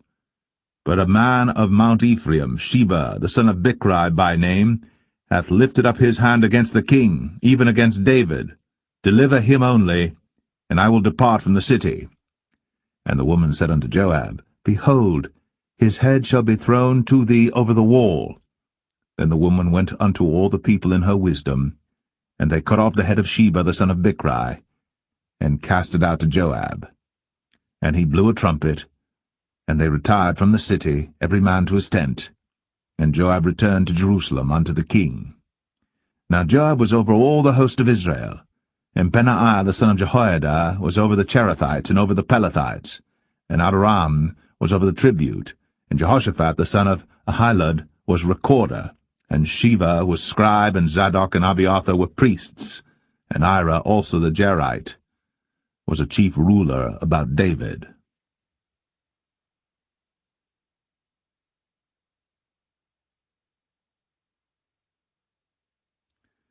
Second Samuel 21. Then there was a famine in the days of David 3 years, year after year. And David inquired of the Lord. And the Lord answered, It is for Saul and for his bloody house, because he slew the Gibeonites. And the king called the Gibeonites, and said unto them, Now the Gibeonites were not of the children of Israel, but of the remnant of the Amorites, and the children of Israel had sworn unto them. And Saul sought to slay them in his zeal to the children of Israel and Judah. Wherefore David said unto the Gibeonites, What shall I do for you? And wherewith shall I make the atonement, that ye may bless the inheritance of the Lord? And the Gibeonites said unto him, We will have no silver nor gold of Saul, nor of his house, Neither for us shalt thou kill any man in Israel. And he said, What ye shall say, that will I do for you. And they answered the king, The man that consumed us, and that devised against us, that we should be destroyed from remaining in any of the coasts of Israel. Let 7 men of his sons be delivered unto us, and we will hang them up unto the Lord in Gibeah of Saul, whom the Lord did choose. And the king said, I will give them. But the king spared Mephibosheth, the son of Jonathan the son of Saul, because of the Lord's oath that was between them, between David and Jonathan the son of Saul. But the king took the 2 sons of Rizpah, the daughter of Aiah, whom she bare unto Saul, Armoni and Mephibosheth, and the 5 sons of Michal the daughter of Saul, whom she brought up for Adriel the son of Barzillai the Maholathite. And he delivered them into the hands of the Gibeonites, and they hanged them in the hill before the Lord. And they fell all 7 together, and were put to death in the days of harvest, in the first days, in the beginning of barley harvest. And Rizpah the daughter of Aiah took sackcloth, and spread it for her upon the rock, from the beginning of harvest until water dropped upon them out of heaven, and suffered neither the birds of the air to rest on them by day, nor the beast of the field by night. And it was told David what Rizpah the daughter of Aiah, the concubine of Saul, had done. And David went and took the bones of Saul, and the bones of Jonathan his son, from the men of Jabesh-Gilead, which had stolen them from the street of Bethshan, where the Philistines had hanged them, when the Philistines had slain Saul in Gilboa. And he brought up from thence the bones of Saul, and the bones of Jonathan his son, and they gathered the bones of them that were hanged.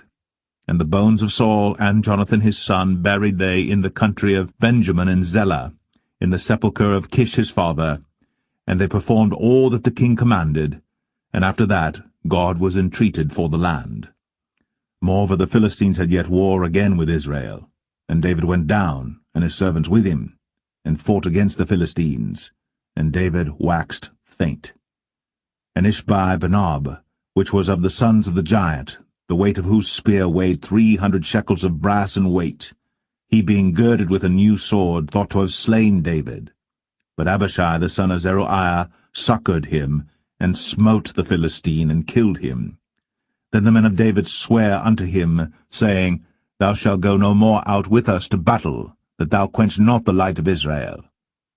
And it came to pass after this, that there was again a battle with the Philistines at Gob.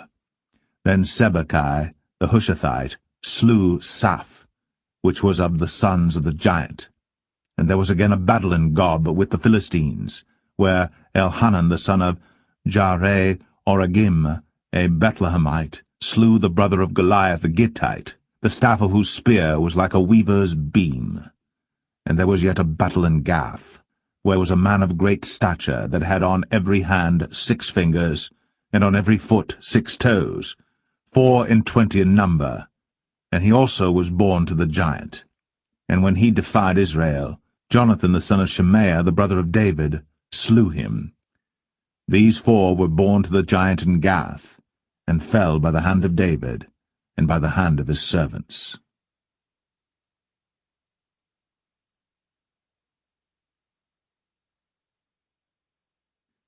2 Samuel 22.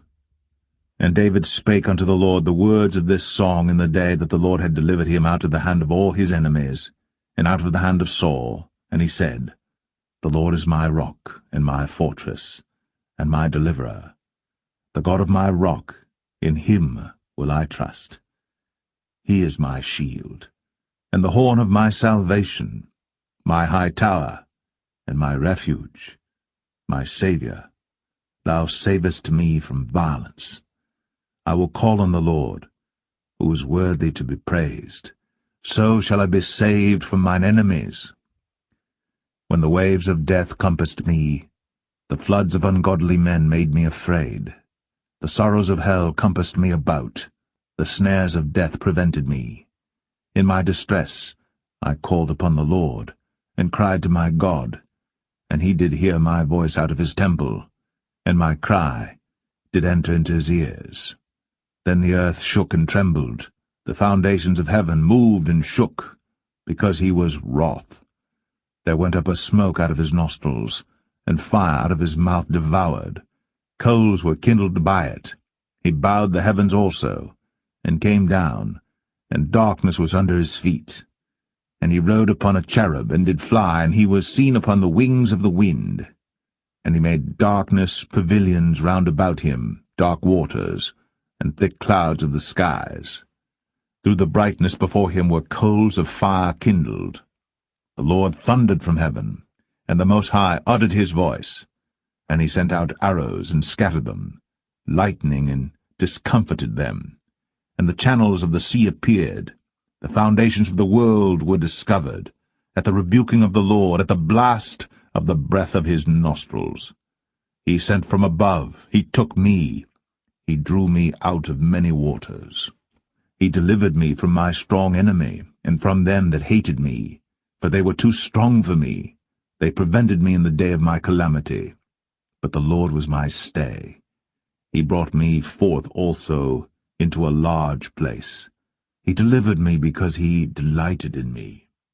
The Lord rewarded me according to my righteousness, according to the cleanness of my hands hath he recompensed me. For I have kept the ways of the Lord, and have not wickedly departed from my God. For his judgments were before me, and as for his statutes, I did not depart from them. I was also upright before him, and have kept myself from mine iniquity. Therefore the Lord hath recompensed me according to my righteousness, according to my cleanness in his eyesight.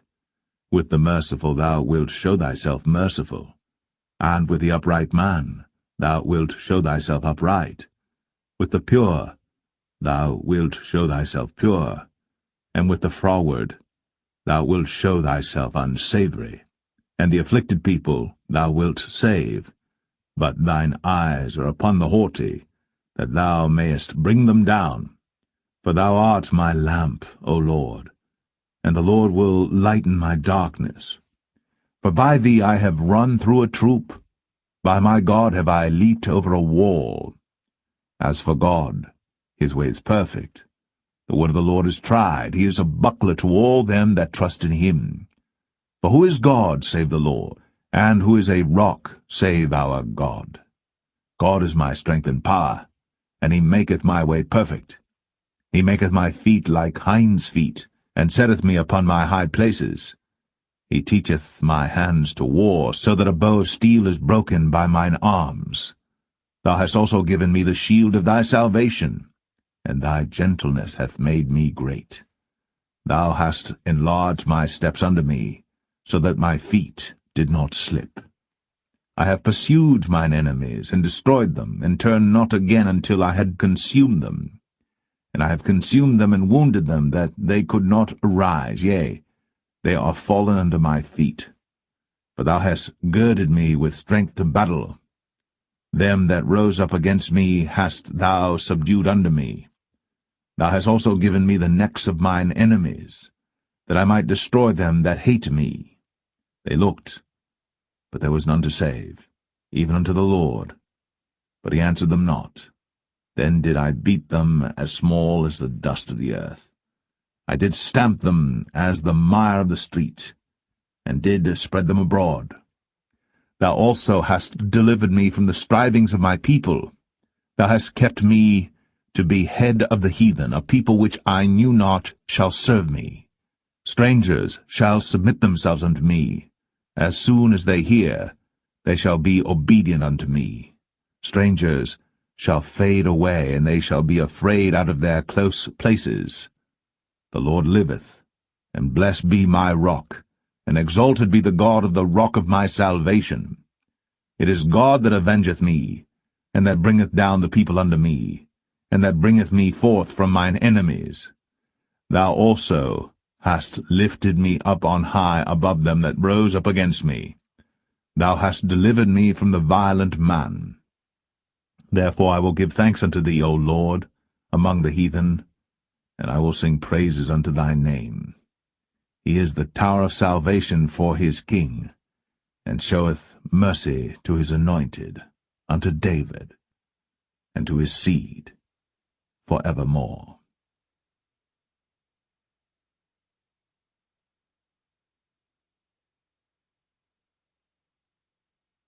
2 Samuel 23. Now these be the last words of David. David the son of Jesse said, and the man who was raised up on high, the anointed of the God of Jacob, and the sweet psalmist of Israel, said, The Spirit of the Lord spake by me, and his word was in my tongue. The God of Israel said, The Rock of Israel spake to me. He that ruleth over men must be just, ruling in the fear of God. And he shall be as the light of the morning, when the sun riseth, even a morning without clouds, as the tender grass springing out of the earth by clear shining after rain.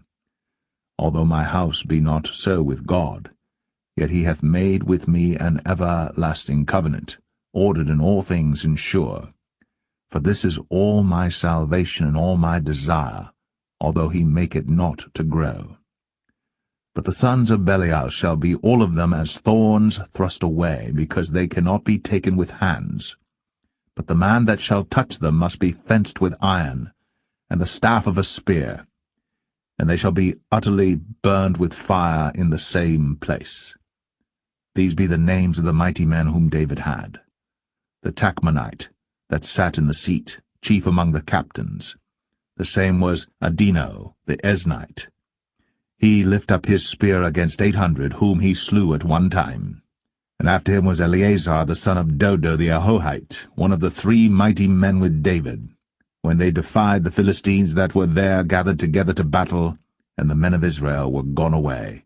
He arose, and smote the Philistines until his hand was weary, and his hand clave unto the sword. And the Lord wrought a great victory that day, and the people returned after him only to spoil. And after him was Shammah the son of Agi, the Herahite. And the Philistines were gathered together into a troop, where was a piece of ground full of lentils, and the people fled from the Philistines. But he stood in the midst of the ground, and defended it, and slew the Philistines, and the Lord wrought a great victory. And 3 of the 30 chief went down, and came to David, in the harvest time, unto the cave of Adullam. And the troop of the Philistines pitched in the valley of Rephaim.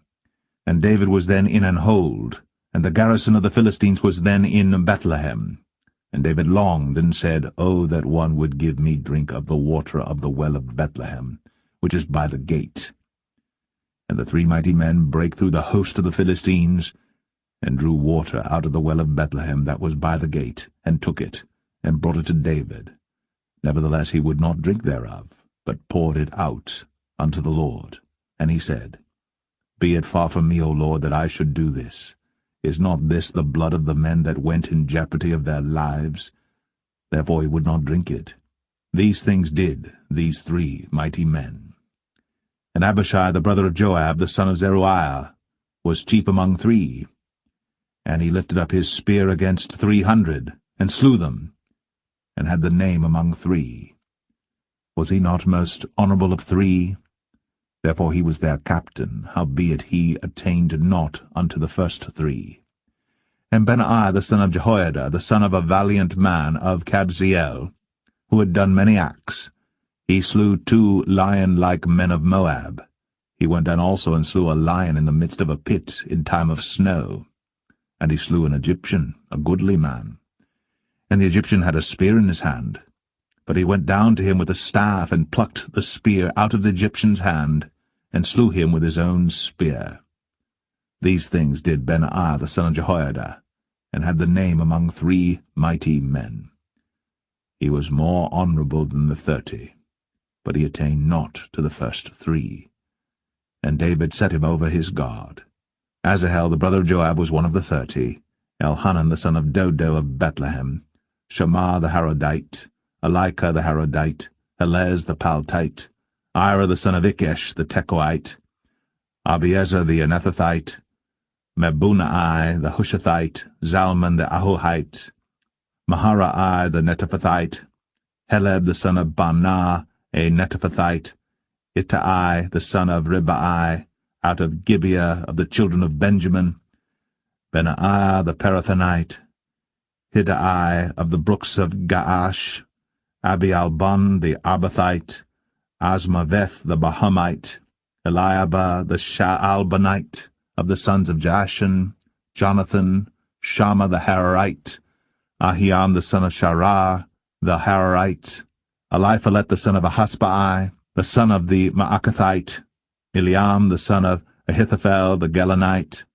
Hezrai the Carmelite, Parai the Arbite, Igal the son of Nathan of Zobah, Bani the Gadite, Zelek the Ammonite, Naharai the Barathite, Armah-bearer to Joab the son of Zeruiah, Ira and Ithrite, Gareb and Ithrite, Uriah the Hittite, 37 in all.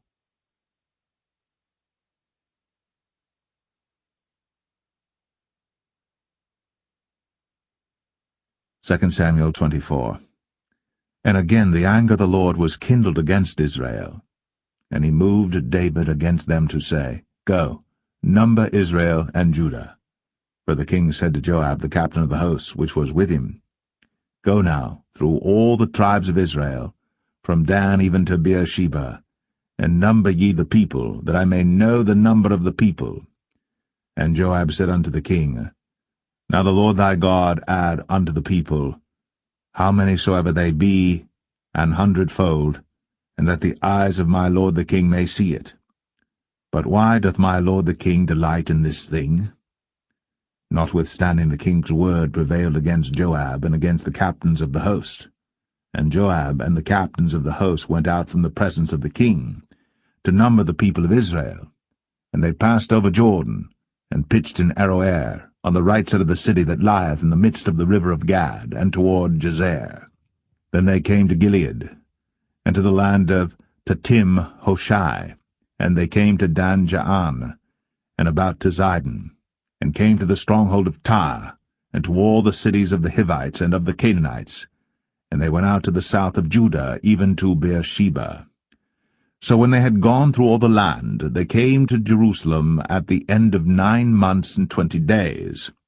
And Joab gave up the sum of the number of the people unto the king, and there were in Israel 800,000 valiant men that drew the sword, and the men of Judah were 500,000 men. And David's heart smote him after that he had numbered the people.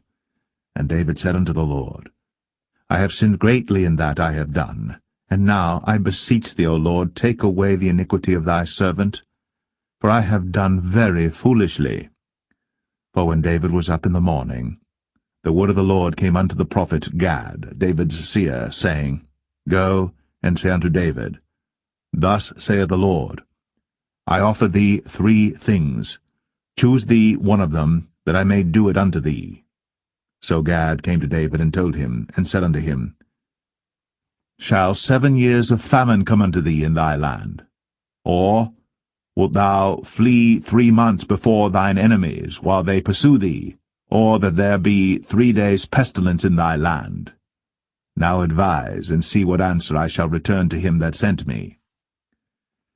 And David said unto Gad, I am in a great strait. Let us fall now into the hand of the Lord, for his mercies are great, and let me not fall into the hand of man. So the Lord sent a pestilence upon Israel, from the morning even to the time appointed, and there died of the people from Dan even to Beersheba 70,000 men. And when the angel stretched out his hand upon Jerusalem to destroy it, the Lord repented him of the evil, and said to the angel that destroyed the people, It is enough. Stay now thine hand. And the angel of the Lord was by the threshing place of Araunah the Jebusite. And David spake unto the Lord when he saw the angel that smote the people, and said, Lo, I have sinned, and I have done wickedly. But these sheep, what have they done? Let thine hand, I pray thee, be against me, and against my father's house. And Gad came that day to David, and said unto him, Go up, rear an altar unto the Lord in the threshing floor of Araunah the Jebusite. And David, according to the saying of Gad, went up as the Lord commanded. And Araunah looked, and saw the king and his servants coming on toward him. And Araunah went out, and bowed himself before the king on his face upon the ground. And Araunah said, Wherefore is my lord the king come to his servant? And David said, to buy the threshing floor of thee, to build an altar unto the Lord, that the plague may be stayed from the people. And Araunah said unto David, Let my lord the king take and offer up what seemeth good unto him. Behold, here be oxen for burnt sacrifice, and threshing instruments, and other instruments of the oxen for wood. All these things did Araunah as a king give unto the king. And Araunah said unto the king, The Lord thy God accept thee. And the king said unto Araunah, Nay, but I will surely buy it of thee at a price. Neither will I offer burnt offerings unto the Lord my God of that which doth cost me nothing. So David bought the threshing floor and the oxen for 50 shekels of silver. And David built there an altar unto the Lord, and offered burnt offerings and peace offerings. So the Lord was entreated for the land, and the plague was stayed from Israel.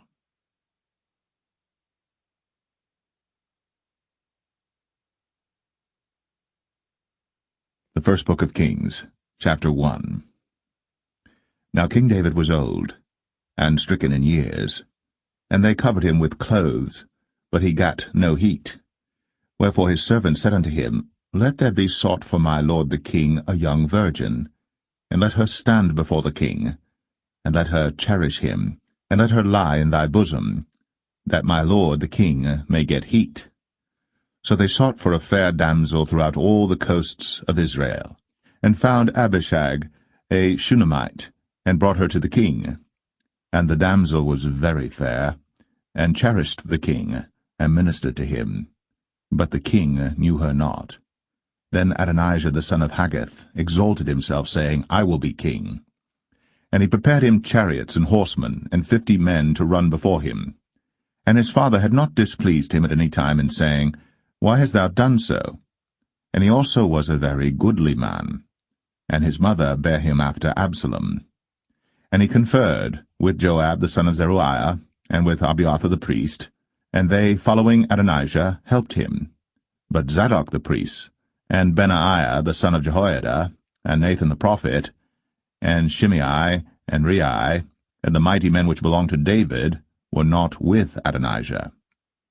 And Adonijah slew sheep and oxen and fat cattle by the stone of Zoheleth, which is by En-Rogel, and called all his brethren the king's sons, and all the men of Judah the king's servants. But Nathan the prophet, and Benaiah, and the mighty men, and Solomon his brother, he called not. Wherefore Nathan spake unto Bathsheba, the mother of Solomon, saying, Hast thou not heard that Adonijah the son of Haggith doth reign, and David our Lord knoweth it not? Now therefore come, let me, I pray thee, give thee counsel, that thou mayest save thine own life, and the life of thy son Solomon. Go and get thee in unto King David, and say unto him, Didst not thou, my lord, O king, swear unto thine handmaid, saying, Assuredly Solomon thy son shall reign after me, and he shall sit upon my throne. Why then doth Adonijah reign? Behold, while thou yet talkest there with the king, I also will come in after thee, and confirm thy words. And Bathsheba went in unto the king into the chamber, and the king was very old, and Abishag the Shunammite ministered unto the king. And Bathsheba bowed, and did obeisance unto the king. And the king said, What wouldst thou? And she said unto him, My lord, thou swearest by the Lord thy God unto thine handmaid, saying, Assuredly Solomon thy son shall reign after me, and he shall sit upon my throne. And now, behold, Adonijah reigneth. And now, my lord the king, thou knowest it not. And he hath slain oxen and fat cattle, and sheep in abundance, and hath called all the sons of the king, and Abiathar the priest, and Joab the captain of the host. But Solomon thy servant hath he not called. And thou, my lord, O king, the eyes of all Israel are upon thee, that thou shouldst tell them who shall sit on the throne of my lord the king after him. Otherwise it shall come to pass, when my lord the king shall sleep with his fathers, that I and my son Solomon shall be counted offenders. And lo, while she yet talked with the king, Nathan the prophet also came in. And they told the king, saying, Behold, Nathan the prophet. And when he was come in before the king, he bowed himself before the king with his face to the ground.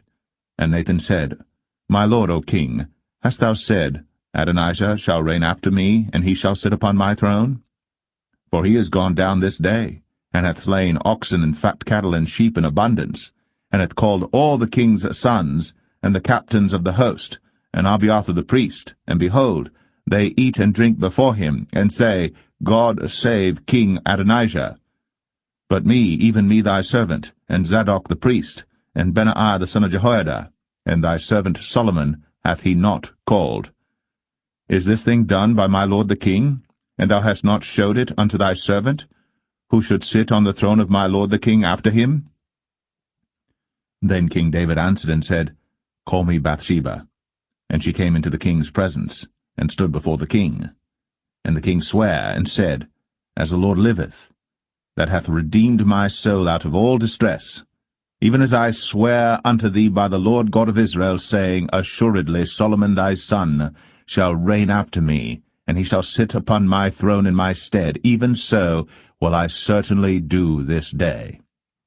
Then Bathsheba bowed with her face to the earth, and did reverence to the king, and said, Let my lord King David live for ever. And King David said, Call me Zadok the priest, and Nathan the prophet, and Benaiah the son of Jehoiada. And they came before the king. The king also said unto them, Take with you the servants of your lord, and cause Solomon my son to ride upon mine own mule, and bring him down to Gin. And let Zadok the priest, and Nathan the prophet, anoint him there king over Israel.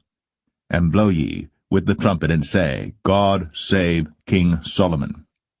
Then ye shall come up after him, that he may come and sit upon my throne, for he shall be king in my stead. And I have appointed him to be ruler over Israel and over Judah. And Benaiah the son of Jehoiada answered the king, and said, Amen. The Lord God of my lord the king say so too. As the Lord hath been with my lord the king, even so be he with Solomon, and make his throne greater than the throne of my lord, King David. So Zadok the priest, and Nathan the prophet, and Benaiah the son of Jehoiada, and the Cherethites, and the Pelethites, went down, and caused Solomon to ride upon King David's mule, and brought him to Gin. And Zadok the priest took an horn of oil out of the tabernacle, and anointed Solomon, and they blew the trumpet. And all the people said, God save King Solomon. And all the people came up after him, and the people piped with pipes, and rejoiced with great joy, so that the earth rent with the sound of them. And Adonijah and all the guests that were with him heard it as they had made an end of eating. And when Joab heard the sound of the trumpet, he said, Wherefore is this noise of the city being in an uproar? And while he yet spake, behold, Jonathan the son of Abiathar the priest came. And Adonijah said unto him, Come in, for thou art a valiant man, and bringest good tidings. And Jonathan answered and said to Adonijah, Verily, our lord King David hath made Solomon king. And the king hath sent with him Zadok the priest, and Nathan the prophet, and Benaiah the son of Jehoiada, and the Cherethites and the Pelethites, and they have caused him to ride upon the king's mule. And Zadok the priest, and Nathan the prophet, have anointed him king in Gin, and they are come up from thence, rejoicing, so that the city rang again. This is the noise that ye have heard. And also Solomon sitteth on the throne of the kingdom. And moreover, the king's servants came to bless our lord King David, saying, God make the name of Solomon better than thy name, and make his throne greater than thy throne. And the king bowed himself upon the bed. And also thus said the king, Blessed be the Lord God of Israel, which hath given one to sit on my throne this day, mine eyes even seeing it. And all the guests that were with Adonijah were afraid, and rose up, and went every man his way. And Adonijah feared because of Solomon, and arose, and went, and caught hold on the horns of the altar. And it was told Solomon, saying, Behold, Adonijah feareth King Solomon, for lo, he hath caught hold on the horns of the altar, saying, Let King Solomon swear unto me today, that he will not slay his servant with the sword. And Solomon said, If he will show himself a worthy man, there shall not an hair of him fall to the earth. But if wickedness shall be found in him, he shall die. So King Solomon sent, and they brought him down from the altar, and he came and bowed himself to King Solomon. And Solomon said unto him, Go to thine house.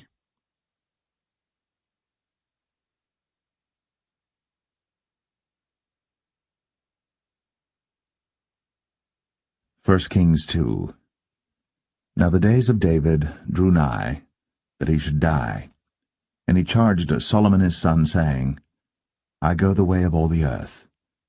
Be thou strong therefore, and show thyself a man, and keep the charge of the Lord thy God, to walk in his ways, to keep his statutes, and his commandments, and his judgments, and his testimonies, as it is written in the law of Moses, that thou mayest prosper in all that thou doest, and whithersoever thou turnest thyself, that the Lord may continue his word which he spake concerning me, saying, If thy children take heed to their way, to walk before me in truth with all their heart and with all their soul, there shall not fail thee, said he, a man on the throne of Israel. Moreover, thou knowest also what Joab the son of Zeruiah did to me, and what he did to the 2 captains of the host of Israel, unto Abner the son of Ner, and unto Amasa the son of Jether, whom he slew, and shed the blood of war in peace, and put the blood of war upon his girdle that was about his loins, and in his shoes that were on his feet. Do therefore according to thy wisdom, and let not his hoar head go down to the grave in peace.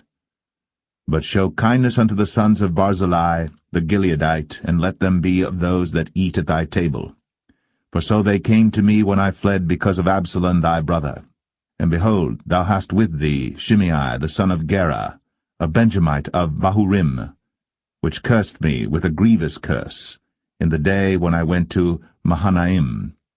But he came down to meet me at Jordan, and I sware to him by the Lord, saying, I will not put thee to death with the sword.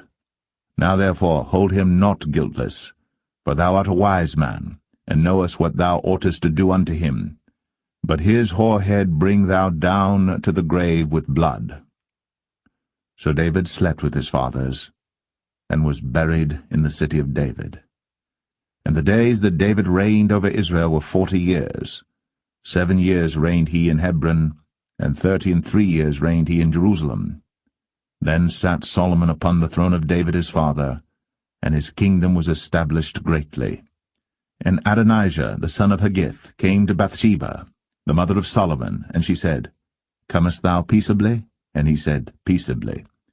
He said, Moreover, I have somewhat to say unto thee. And she said, Say on.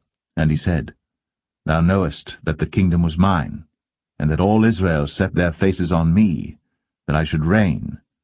Howbeit the kingdom is turned about, and is become my brother's, for it was his from the Lord. And now I ask one petition of thee, deny me not. And she said unto him, Say on. And he said, Speak, I pray thee, unto Solomon the king. For he will not say thee nay, that he give me Abishag the Shunammite to wife. And Bathsheba said, Well, I will speak for thee unto the king. Bathsheba therefore went unto King Solomon, to speak unto him for Adonijah. And the king rose up to meet her, and bowed himself unto her, and sat down on his throne, and caused a seat to be set for the king's mother. And she sat on his right hand. Then she said, I desire one small petition of thee. I pray thee, say me not nay. And the king said unto her, Ask on, my mother, for I will not say thee nay. And she said, Let Abishag the Shunammite be given to Adonijah thy brother to wife. And King Solomon answered and said unto his mother, And why dost thou ask Abishag the Shunammite for Adonijah? Ask for him the kingdom also? For he is mine elder brother, even for him, and for Abiathar the priest, and for Joab the son of Zeruiah. Then King Solomon sware by the Lord, saying, God do so to me, and more also, if Adonijah have not spoken this word against his own life. Now therefore, as the Lord liveth, which hath established me, and set me on the throne of David my father, and who hath made me an house, as he promised, Adonijah shall be put to death this day. And King Solomon sent by the hand of Benaiah the son of Jehoiada, and he fell upon him, that he died. And unto Abiathar the priest said the king, Get thee to Anathoth, unto thine own fields, for thou art worthy of death. But I will not at this time put thee to death, because thou bearest the ark of the Lord God before David my father, and because thou hast been afflicted in all wherein my father was afflicted. So Solomon thrust out Abiathar from being priest unto the Lord, that he might fulfill the word of the Lord which he spake concerning the house of Eli in Shiloh. Then tidings came to Joab. For Joab had turned after Adonijah, though he turned not after Absalom. And Joab fled unto the tabernacle of the Lord, and caught hold on the horns of the altar. And it was told King Solomon that Joab was fled unto the tabernacle of the Lord, and behold, he is by the altar. Then Solomon sent Benaiah the son of Jehoiada, saying, Go, fall upon him. And Benaiah came to the tabernacle of the Lord, and said unto him, Thus saith the king, Come forth. And he said, Nay, but I will die here. And Benaiah brought the king word again, saying, Thus said Joab. And thus he answered me. And the king said unto him, Do as he hath said, and fall upon him, and bury him, that thou mayest take away the innocent blood, which Joab shed from me, and from the house of my father. And the Lord shall return his blood upon his own head, who fell upon 2 men more righteous and better than he, and slew them with the sword. My father David, not knowing thereof, to wit, Abner the son of Ner, captain of the host of Israel, and Amasa the son of Jether, captain of the host of Judah. Their blood shall therefore return upon the head of Joab, and upon the head of his seed for ever. But upon David, and upon his seed, and upon his house, and upon his throne, shall there be peace for ever from the Lord. So Benaiah the son of Jehoiada went up, and fell upon him, and slew him. And he was buried in his own house, in the wilderness. And the king put Benaiah the son of Jehoiada in his room over the host, and Zadok the priest did the king put in the room of Abiathar. And the king sent and called for Shimei, and said unto him, Build thee an house in Jerusalem, and dwell there, and go not forth thence any whither. For it shall be, that on the day thou goest out, and passest over the brook Kidron, thou shalt know for certain that thou shalt surely die. Thy blood shall be upon thine own head. And Shimei said unto the king, The saying is good. As my lord the king hath said, so will thy servant do. And Shimei dwelt in Jerusalem many days.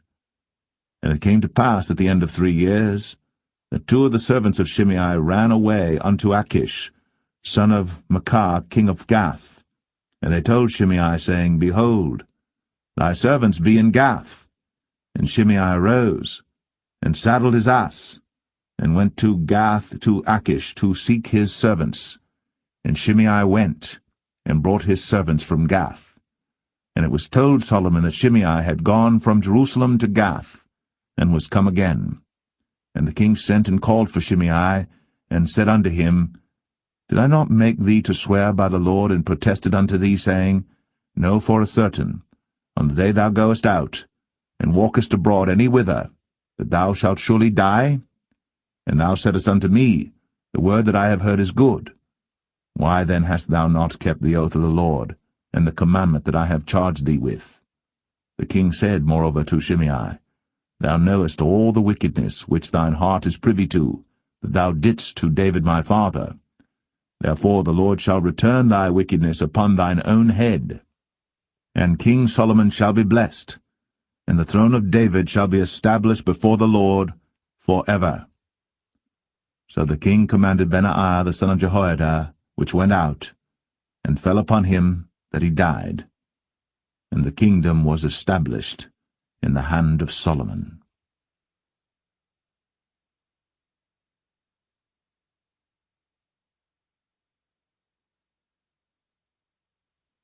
1 Kings 3. And Solomon made affinity with Pharaoh king of Egypt, and took Pharaoh's daughter, and brought her into the city of David, until he had made an end of building his own house and the house of the Lord, and the wall of Jerusalem round about. Only the people sacrificed in high places, because there was no house built unto the name of the Lord, until those days. And Solomon loved the Lord, walking in the statutes of David his father. Only he sacrificed and burnt incense in high places. And the king went to Gibeon to sacrifice there, for that was the great high place. 1,000 burnt offerings did Solomon offer upon that altar. In Gibeon the Lord appeared to Solomon in a dream by night, and God said, Ask what I shall give thee. And Solomon said, Thou hast shown unto thy servant David my father great mercy, according as he walked before thee in truth, and in righteousness, and in uprightness of heart with thee. And thou hast kept for him this great kindness, that thou hast given him a son, to sit on his throne, as it is this day. And now, O Lord my God, thou hast made thy servant king instead of David my father, and I am but a little child. I know not how to go out or come in. And thy servant is in the midst of thy people which thou hast chosen, a great people, that cannot be numbered nor counted for multitude. Give therefore thy servant an understanding heart to judge thy people, that I may discern between good and bad. For who is able to judge this, thy so great a people? And the speech pleased the Lord, that Solomon had asked this thing. And God said unto him, Because thou hast asked this thing, and hast not asked for thyself long life, neither hast asked riches for thyself, nor hast asked the life of thine enemies, but hast asked for thyself understanding, to discern judgment. Behold, I have done according to thy words. Lo, I have given thee a wise and an understanding heart, so that there was none like thee before thee, neither after thee shall any arise like unto thee. And I have also given thee that which thou hast not asked, both riches and honour, so that there shall not be any among the kings like unto thee all thy days. And if thou wilt walk in my ways, to keep my statutes and my commandments, as thy father David did walk, then I will lengthen thy days. And Solomon awoke, and behold, it was a dream. And he came to Jerusalem, and stood before the ark of the covenant of the Lord, and offered up burnt offerings, and offered peace offerings, and made a feast to all his servants. Then came there 2 women that were harlots unto the king, and stood before him. And the one woman said, O my lord, I and this woman dwell in one house, and I was delivered of a child with her in the house. And it came to pass, the 3rd day after that I was delivered, that this woman was delivered also, and we were together. There was no stranger with us in the house, save we 2 in the house. And this woman's child died in the night, because she overlaid it. And she arose at midnight, and took my son from beside me while thine handmaid slept, and laid it in her bosom, and laid her dead child in my bosom.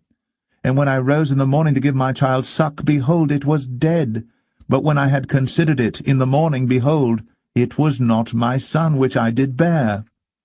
And the other woman said, Nay, but the living is my son, and the dead is thy son. And this said, No, but the dead is thy son, and the living is my son. Thus they spake before the king. Then said the king, The one saith, This is my son that liveth, and thy son is the dead. And the other saith, Nay, but thy son is the dead, and my son is the living.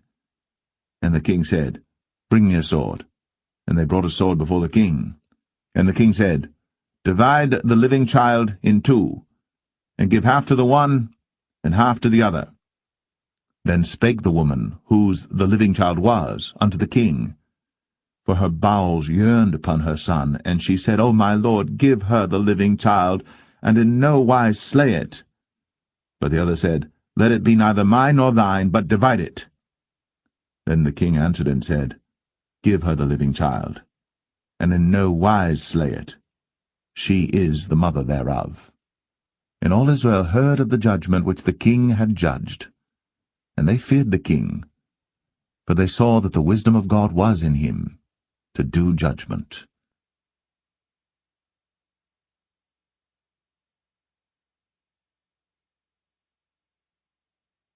1 Kings 4. So King Solomon was king over all Israel.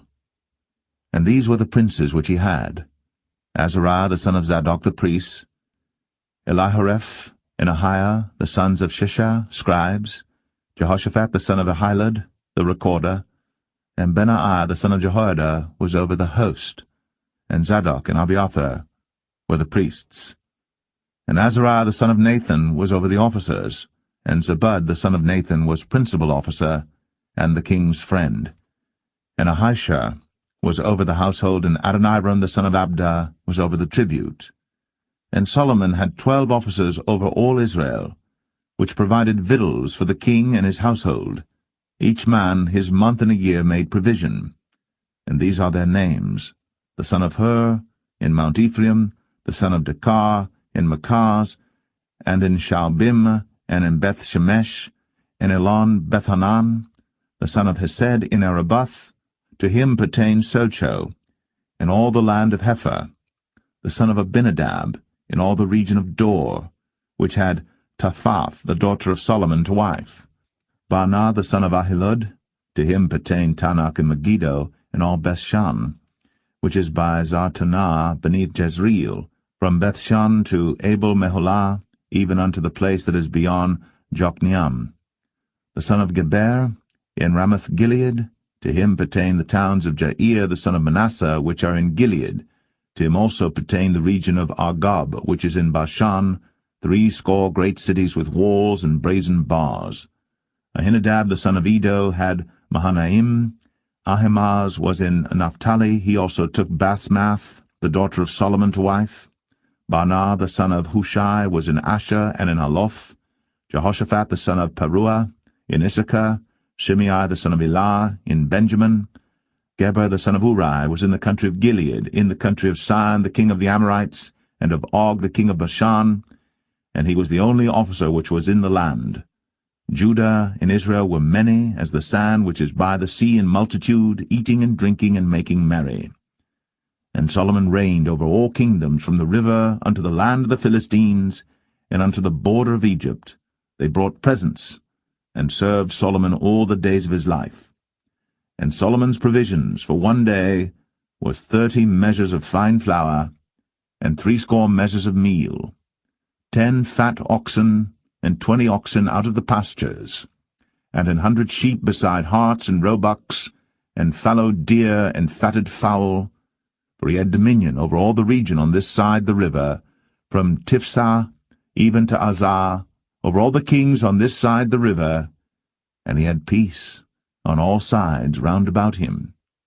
And Judah and Israel dwelt safely, every man under his vine and under his fig tree, from Dan even to Beersheba, all the days of Solomon.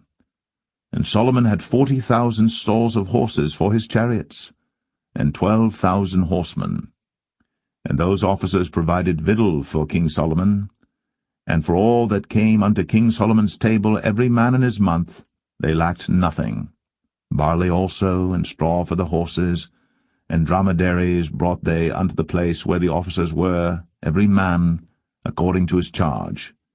And God gave Solomon wisdom and understanding exceeding much, and largeness of heart, even as the sand that is on the seashore. And Solomon's wisdom excelled the wisdom of all the children of the east country, and all the wisdom of Egypt. For he was wiser than all men, than Ethan the Ezrahite, and Heman, and Chalcol, and Darda, the sons of Mahol, and his fame was in all nations round about. And he spake 3,000 proverbs, and his songs were 1,005. And he spake of trees, from the cedar tree that is in Lebanon, even unto the hyssop that springeth out of the wall. He spake also of beasts, and of fowl, and of creeping things, and of fishes. And there came of all people to hear the wisdom of Solomon, from all kings of the earth, which had heard of his wisdom.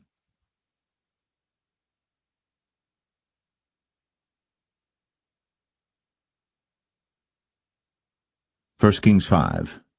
And Hiram king of Tyre sent his servants unto Solomon, for he had heard that they had anointed him king in the room of his father, for Hiram was ever a lover of David.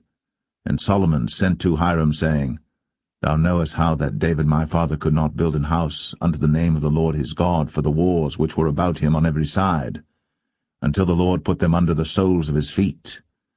But now the Lord my God hath given me rest on every side, so that there is neither adversary nor evil occurrent.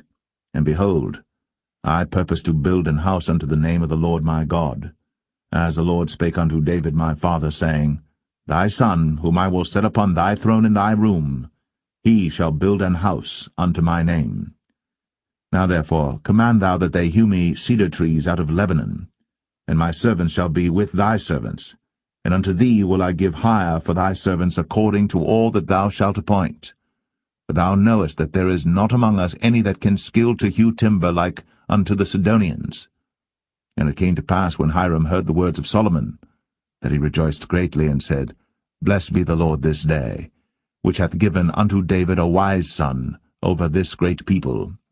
And Hiram sent to Solomon, saying, I have considered the things which thou sentest to me for, and I will do all thy desire concerning timber of cedar, and concerning timber of fir. My servants shall bring them down from Lebanon unto the sea, and I will convey them by sea in floats unto the place that thou shalt appoint me, and will cause them to be discharged there. And thou shalt receive them, and thou shalt accomplish my desire in giving food for my household. So Hiram gave Solomon cedar trees and fir trees, according to all his desire. And Solomon gave Hiram 20,000 measures of wheat for food to his household, and 20 measures of pure oil. Thus gave Solomon to Hiram year by year. And the Lord gave Solomon wisdom, as he promised him. And there was peace between Hiram and Solomon, and they two made a league together. And King Solomon raised a levy out of all Israel, and the levy was 30,000 men. And he sent them to Lebanon, 10,000 a month by courses. A month they were in Lebanon, and 2 months at home, and Adoniram was over the levy. And Solomon had 70,000 that bare burdens, and 80,000 hewers in the mountains, beside the chief of Solomon's officers which were over the work, 3,300 which ruled over the people that wrought in the work. And the king commanded, and they brought great stones, costly stones, and hewed stones, to lay the foundation of the house. And Solomon's builders and Hiram's builders did hew them, and the stone squarers, so they prepared timber and stones to build the house.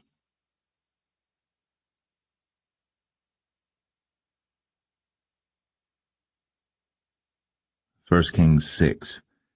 And it came to pass in the 480th year, after the children of Israel were come out of the land of Egypt, in the 4th year of Solomon's reign over Israel, in the month Ziph, which is the 2nd month, that he began to build the house of the Lord. And the house which King Solomon built for the Lord, the length thereof was 80 cubits, and the breadth thereof 20 cubits, and the height thereof 30 cubits. And the porch before the temple of the house 20 cubits was the length thereof, according to the breadth of the house, and 10 cubits was the breadth thereof before the house. And for the house he made windows of narrow lights. And against the wall of the house he built chambers round about, against the walls of the house round about, both of the temple and of the oracle, and he made chambers round about. The nethermost chamber was 5 cubits broad, and the middle was 6 cubits broad, and the third was 7 cubits broad. For without, in the wall of the house, he made narrowed rests round about, that the beams should not be fastened in the walls of the house. And the house, when it was in building, was built of stone made ready before it was brought thither, so that there was neither hammer nor axe nor any tool of iron heard in the house, while it was in building. The door for the middle chamber was in the right side of the house, and they went up with winding stairs into the middle chamber, and out of the middle into the third. So he built the house, and finished it, and covered the house with beams and boards of cedar. And then he built chambers against all the house, 5 cubits high, and they rested on the house with timber of cedar. And the word of the Lord came to Solomon, saying, Concerning this house, which thou art in building, if thou wilt walk in my statutes, and execute my judgments, and keep all my commandments to walk in them, Then will I perform my word with thee, which I spake unto David thy father. And I will dwell among the children of Israel, and will not forsake my people Israel. So Solomon built the house, and finished it. And he built the walls of the house within with boards of cedar, both the floor of the house and the walls of the ceiling. And he covered them on the inside with wood, and covered the floor of the house with planks of fir. And he built 20 cubits on the sides of the house, both the floor and the walls with boards of cedar, even built them for it within, even for the oracle, even for the most holy place. And the house, that is, the temple before it, was 40 cubits long. And the cedar of the house within was carved with knobs and open flowers. All was cedar. There was no stone seen. And the oracle he prepared in the house within, to set there the ark of the covenant of the Lord. And the oracle in the forepart was 20 cubits in length, and 20 cubits in breadth, and 20 cubits in the height thereof. And he overlaid it with pure gold, and so covered the altar which was of cedar. So Solomon overlaid the house within with pure gold, and he made a partition by the chains of gold before the oracle, and he overlaid it with gold. And the whole house he overlaid with gold until he had finished all the house. Also the whole altar that was by the oracle he overlaid with gold. And within the oracle he made 2 cherubims of olive tree, each 10 cubits high, and 5 cubits was the one wing of the cherub, and 5 cubits the other wing of the cherub. From the uttermost part of the one wing unto the uttermost part of the other were 10 cubits, and the other cherub was 10 cubits. Both the cherubims were of one measure and one size. The height of the one cherub was 10 cubits, and so was it of the other cherub.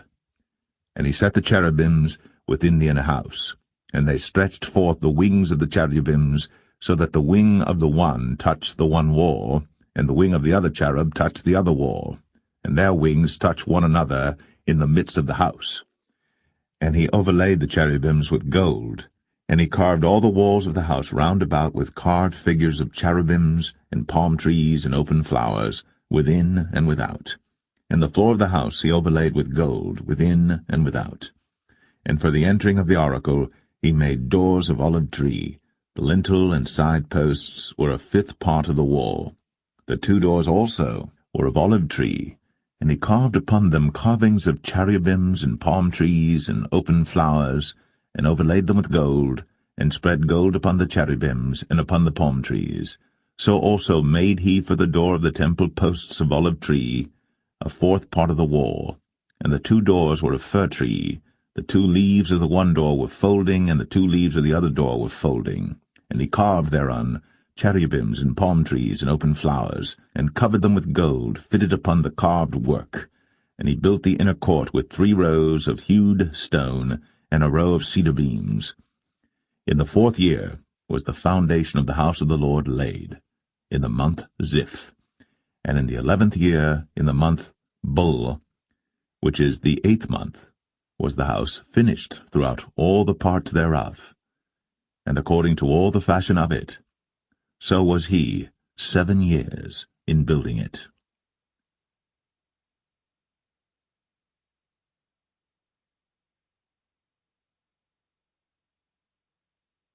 1 Kings 7. But Solomon was building his own house 13 years, and he finished all his house. He built also the house of the forest of Lebanon. The length thereof was 100 cubits, and the breadth thereof 50 cubits, and the height thereof 30 cubits, upon 4 rows of cedar pillars, with cedar beams upon the pillars. And it was covered with cedar above, upon the beams, that lay on 45 pillars, 15 in a row. And there were windows in 3 rows, and light was against light in 3 ranks. And all the doors and posts were square, with the windows, and light was against light in 3 ranks. And he made a porch of pillars. The length thereof was 50 cubits, and the breadth thereof 30 cubits, and the porch was before them. And the other pillars and the thick beam were before them. Then he made a porch for the throne where he might judge, even the porch of judgment, and it was covered with cedar from one side of the floor to the other. And his house where he dwelt had another court within the porch, which was of the like work, Solomon made also an house for Pharaoh's daughter, whom he had taken to wife, like unto this porch. All these were of costly stones, according to the measures of hewed stones, sawed with saws, within and without, even from the foundation unto the coping, and so on the outside toward the great court. And the foundation was of costly stones, even great stones, stones of 10 cubits, and stones of 8 cubits. And above were costly stones after the measures of hewed stones and cedars. And the great court round about was with 3 rows of hewed stones, and a row of cedar beams, both for the inner court of the house of the Lord, and for the porch of the house. And King Solomon sent and fetched Hiram out of Tyre.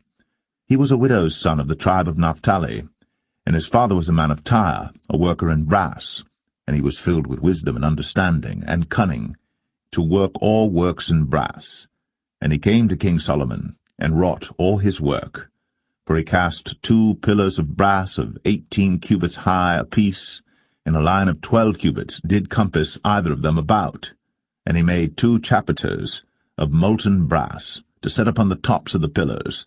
The height of the one chapiter was 5 cubits, and the height of the other chapiter was 5 cubits.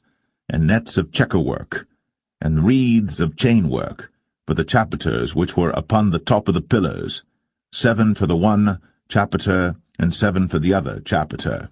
And he made the pillars, and 2 rows round about upon the one network, to cover the chapiters that were upon the top, with pomegranates. And so did he for the other chapiter. And the chapiters that were upon the top of the pillars were of lily work in the porch 4 cubits. And the chapiters upon the 2 pillars had pomegranates also above, over against the belly which was by the network.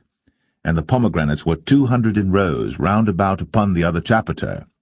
And he set up the pillars in the porch of the temple. And he set up the right pillar, and called the name thereof Jachin. And he set up the left pillar, and called the name thereof Boaz.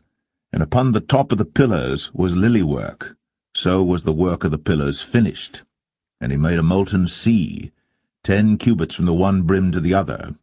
It was round all about, and his height was 5 cubits. And a line of 30 cubits did compass it round about.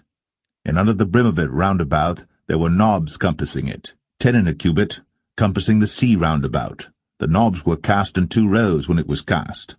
It stood upon 12 oxen, 3 looking toward the north, and 3 looking toward the west, and 3 looking toward the south, and 3 looking toward the east.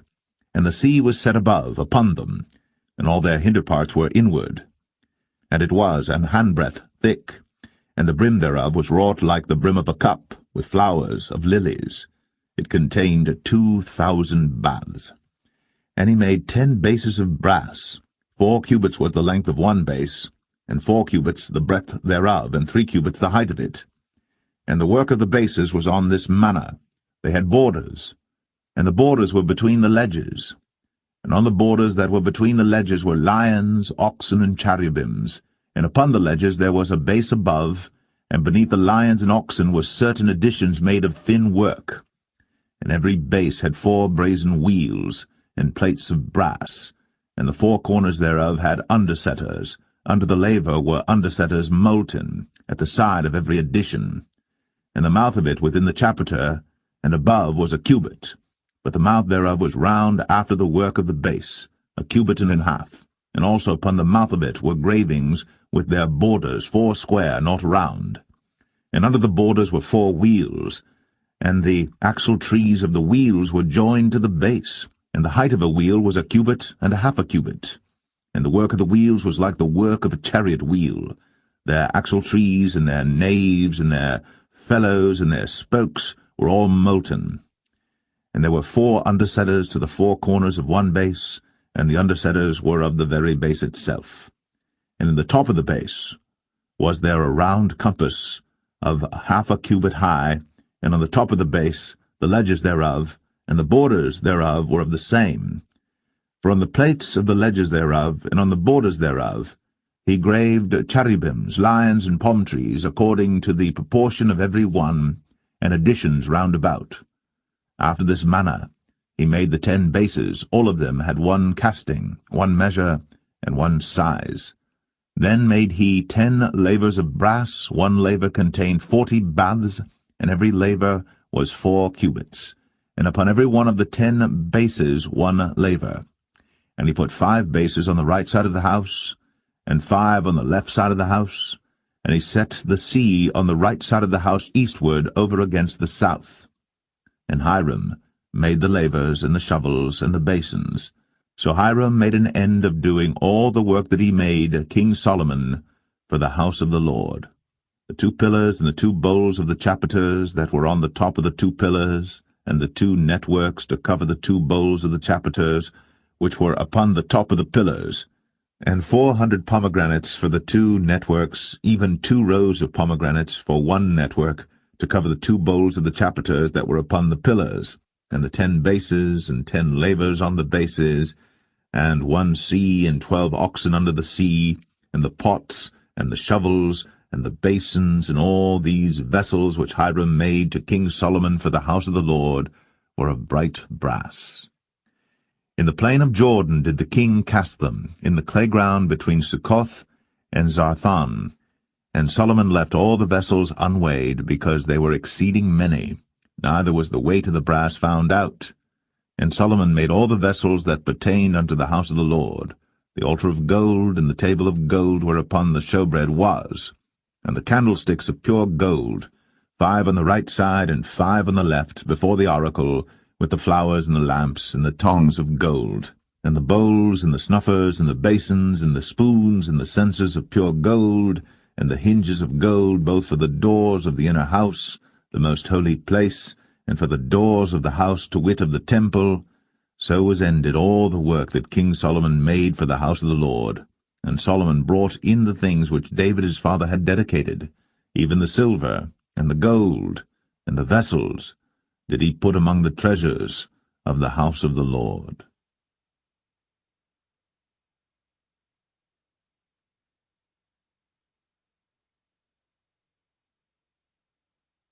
1 Kings 8.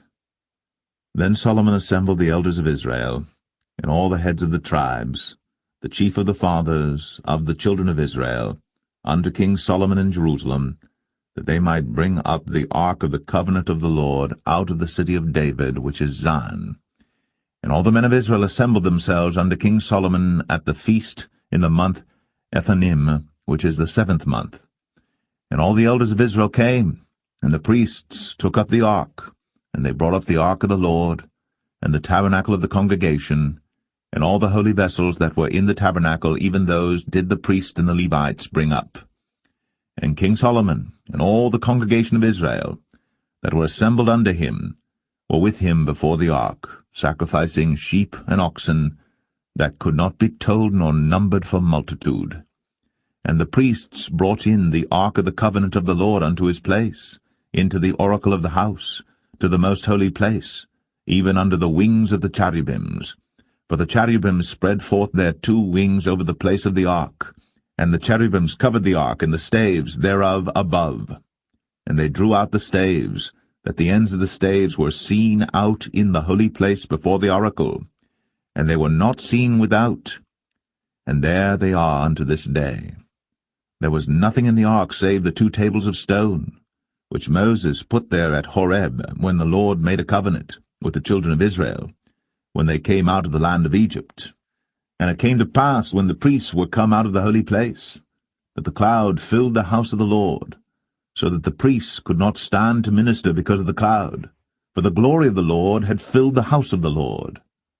Then spake Solomon, The Lord said that he would dwell in the thick darkness.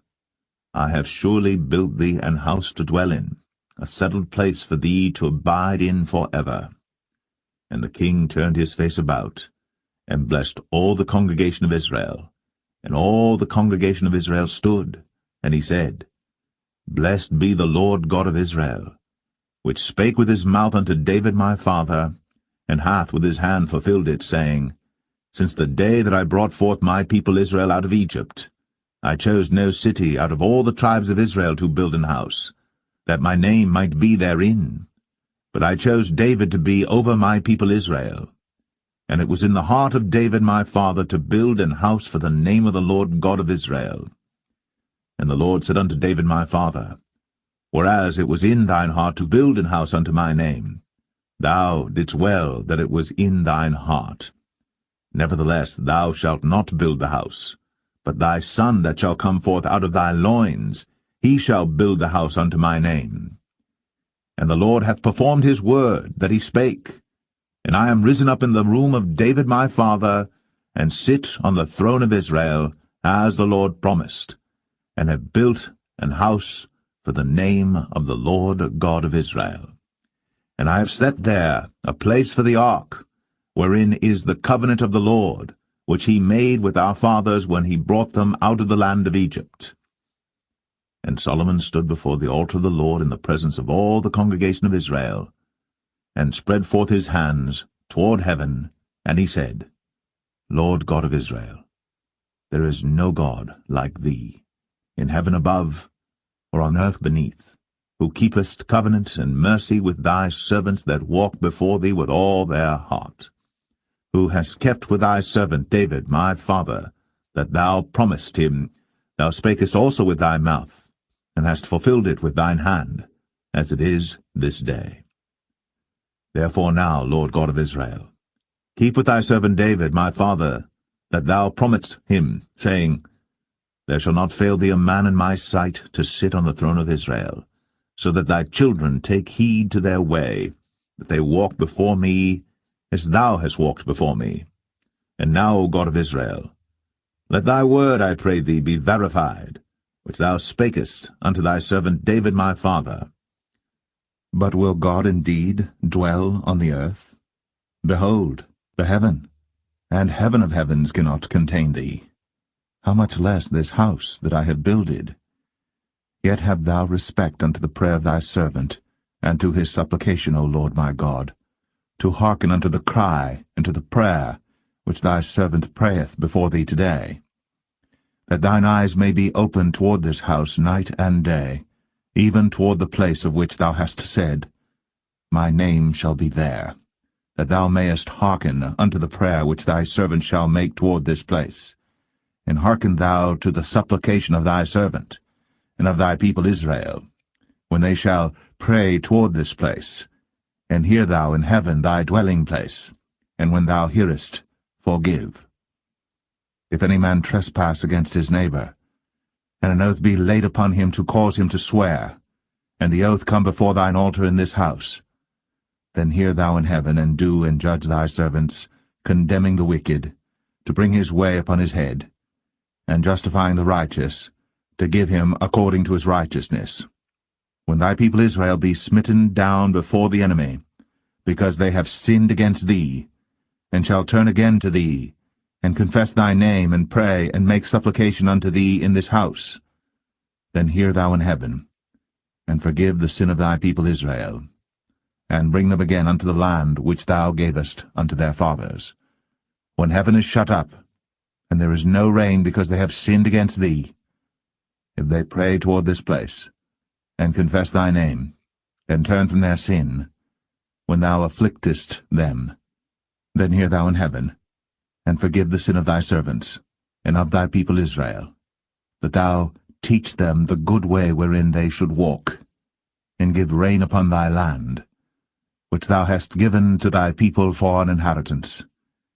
If there be in the land famine, if there be pestilence, blasting, mildew, locust, or if there be caterpillar, if their enemy besiege them in the land of their cities, whatsoever plague, whatsoever sickness there be, what prayer and supplication soever be made by any man, or by all thy people Israel, which shall know every man the plague of his own heart, and spread forth his hands toward this house, then hear thou in heaven thy dwelling place, and forgive, and do, and give to every man according to his ways, whose heart thou knowest, for thou, even thou only, knowest the hearts of all the children of men, that they may fear thee all the days that they live in the land which thou gavest unto our fathers.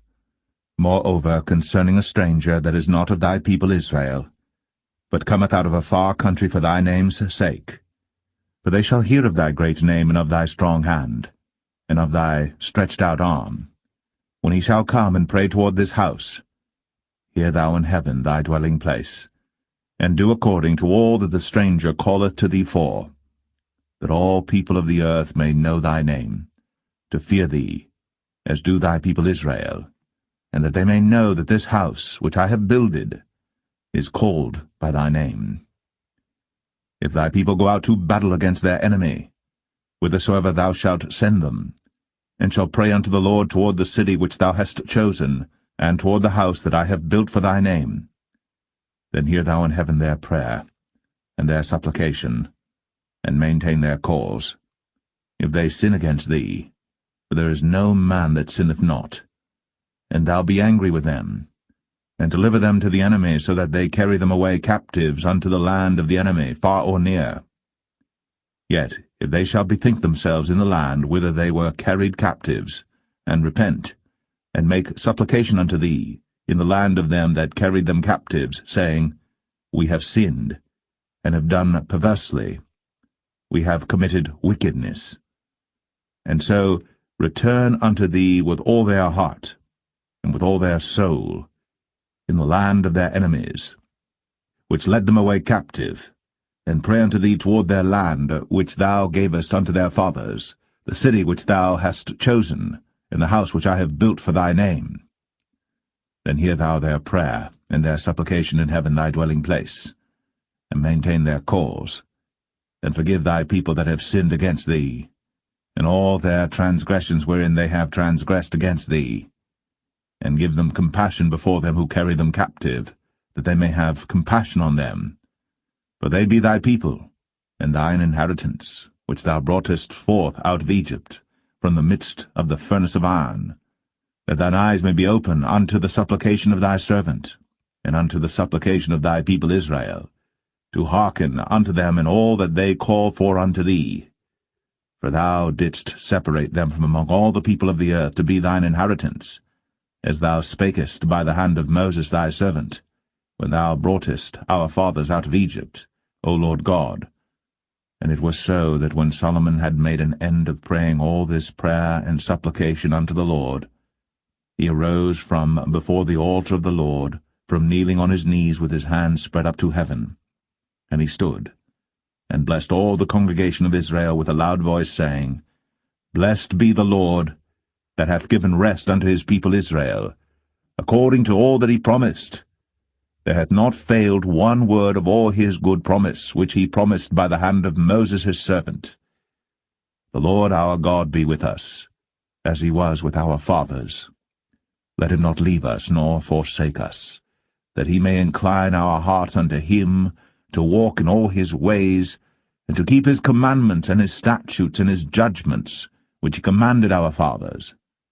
And let these my words wherewith I have made supplication before the Lord be nigh unto the Lord our God day and night, that he maintain the cause of his servant, and the cause of his people Israel at all times, as the matter shall require, that all the people of the earth may know that the Lord is God, and that there is none else. Let your heart therefore be perfect with the Lord our God, to walk in his statutes, and to keep his commandments, as at this day. And the king and all Israel with him offered sacrifice before the Lord.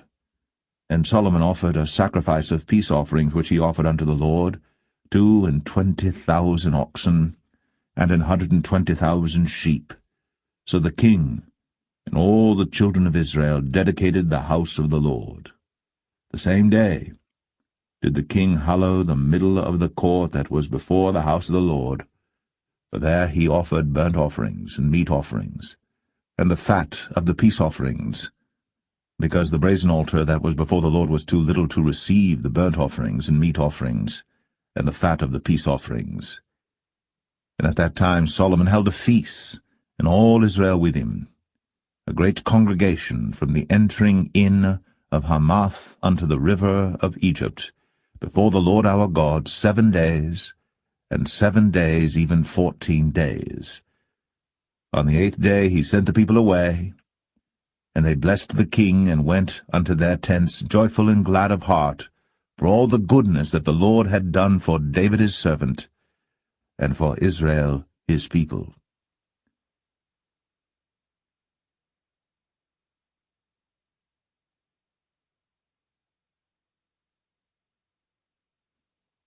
First Kings 9. And it came to pass, when Solomon had finished the building of the house of the Lord, and the king's house, and all Solomon's desire which he was pleased to do, that the Lord appeared to Solomon the second time, as he had appeared unto him at Gibeon. And the Lord said unto him, I have heard thy prayer and thy supplication that thou hast made before me. I have hallowed this house which thou hast built, to put my name there for ever. And mine eyes and mine heart shall be there perpetually.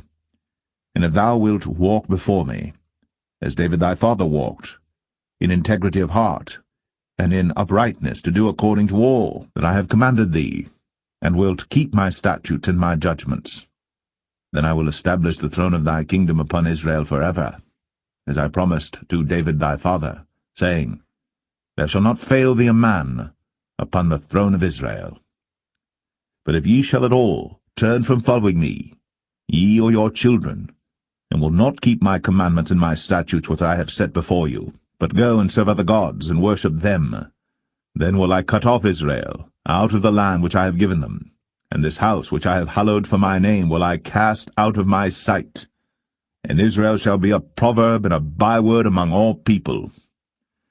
And at this house which is high, every one that passeth by it shall be astonished, and shall hiss, and they shall say, Why hath the Lord done thus unto this land, and to this house? And they shall answer, Because they forsook the Lord their God, who brought forth their fathers out of the land of Egypt, and had taken hold upon other gods, and have worshipped them, and served them. Therefore hath the Lord brought upon them all this evil. And it came to pass at the end of 20 years, when Solomon had built the 2 houses, the house of the Lord, and the king's house. Now Hiram the king of Tyre had furnished Solomon with cedar trees and fir trees, and with gold, according to all his desire. That then King Solomon gave Hiram 20 cities in the land of Galilee. And Hiram came out from Tyre to see the cities which Solomon had given him, and they pleased him not. And he said, What cities are these which thou hast given me, my brother? And he called them the land of Cabul unto this day. And Hiram sent to the king 60 talents of gold. And this is the reason of the levy which King Solomon raised, for to build the house of the Lord and his own house, and Millo, and the wall of Jerusalem, and Hazor, and Megiddo, and Gezer. For Pharaoh king of Egypt had gone up and taken Gezer, and burnt it with fire, and slain the Canaanites that dwelt in the city, and given it for a present unto his daughter Solomon's wife. And Solomon built Gezer, and Beth-horon the nether, and Baalath, and Tadmor in the wilderness in the land, and all the cities of store that Solomon had, and cities for his chariots, and cities for his horsemen, and that which Solomon desired to build in Jerusalem, and in Lebanon, and in all the land of his dominion. And all the people that were left of the Amorites, Hittites, Perizzites, Hivites, and Jebusites, which were not of the children of Israel, their children that were left after them in the land, whom the children of Israel also were not able utterly to destroy. Upon those did Solomon levy a tribute of bondservice unto this day. But of the children of Israel did Solomon make no bondmen, but they were men of war, and his servants, and his princes, and his captains, and rulers of his chariots, and his horsemen. These were the chief of the officers that were over Solomon's work, 550, which bare rule over the people that wrought in the work. But Pharaoh's daughter came up out of the city of David unto her house, which Solomon had built for her. Then did he build Millo. And 3 times in a year did Solomon offer burnt offerings and peace offerings upon the altar which he built unto the Lord. And he burnt incense upon the altar that was before the Lord. So he finished the house. And King Solomon made a navy of ships in Ezion-Geber, which is beside Eloth, on the shore of the Red Sea, in the land of Edom. And Hiram sent in the navy his servants, shipmen that had knowledge of the sea, with the servants of Solomon. And they came to Ophir, and fetched from thence gold 420 talents, and brought it to King Solomon.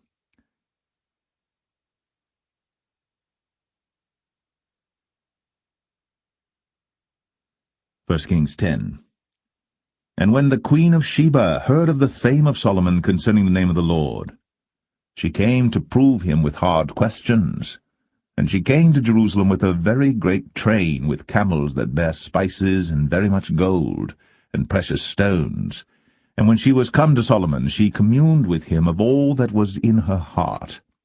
And Solomon told her all her questions. There was not anything hid from the king which he told her not. And when the queen of Sheba had seen all Solomon's wisdom, and the house that he had built, and the meat of his table, and the sitting of his servants, and the attendance of his ministers, and their apparel, and his cupbearers, and his ascent by which he went up unto the house of the Lord, there was no more spirit in her. And she said to the king, It was a true report that I heard in mine own land of thy acts and of thy wisdom. Howbeit, I believed not the word until I came. And mine eyes had seen it, and behold, the half was not told me. Thy wisdom and prosperity exceedeth the fame which I heard. Happy are thy men, happy are these thy servants, which stand continually before thee, and that hear thy wisdom.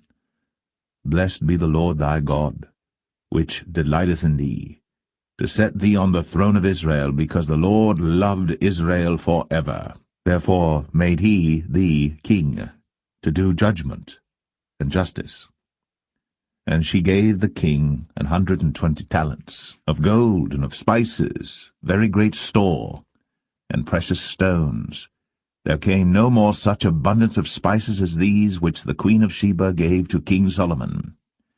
And the navy also of Hiram that brought gold from Ophir, brought in from Ophir great plenty of almug trees and precious stones.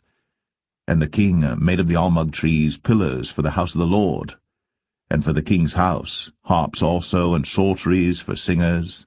There came no such almug trees, nor were seen unto this day. And King Solomon gave unto the queen of Sheba all her desire, whatsoever she asked, beside that which Solomon gave her of his royal bounty. So she turned, and went to her own country, she and her servants. Now the weight of gold that came to Solomon in 1 year was 666 talents of gold. Beside that he had of the merchantmen, and of the traffic of the spice merchants, and of all the kings of Arabia, and of the governors of the country. And King Solomon made 200 targets of beaten gold. 600 shekels of gold went to one target. And he made 300 shields of beaten gold. 3 pound of gold went to one shield, and the king put them in the house of the forest of Lebanon. Moreover, the king made a great throne of ivory, and overlaid it with the best gold. The throne had 6 steps, and the top of the throne was round behind. And there were stays on either side on the place of the seat, and 2 lions stood beside the stays. And 12 lions stood there on the one side, and on the other upon the 6 steps. There was not the like made in any kingdom. And all King Solomon's drinking vessels were of gold, and all the vessels of the house of the forest of Lebanon were of pure gold. None were of silver. It was nothing accounted of in the days of Solomon. For the king had at sea a navy of Tarshish, with the navy of Hiram. Once in 3 years came the navy of Tarshish, bringing gold and silver, ivory, and apes and peacocks. So King Solomon exceeded all the kings of the earth for riches and for wisdom. And all the earth sought to Solomon, to hear his wisdom, which God had put in his heart.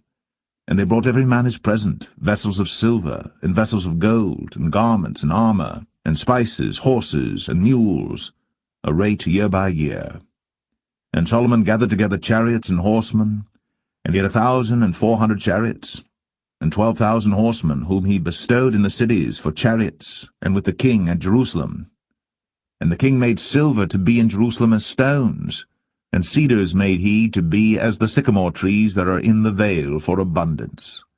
And Solomon had horses brought out of Egypt, and linen yarn. The king's merchants received the linen yarn at a price. And a chariot came up and went out of Egypt for 600 shekels of silver, and an horse for 150.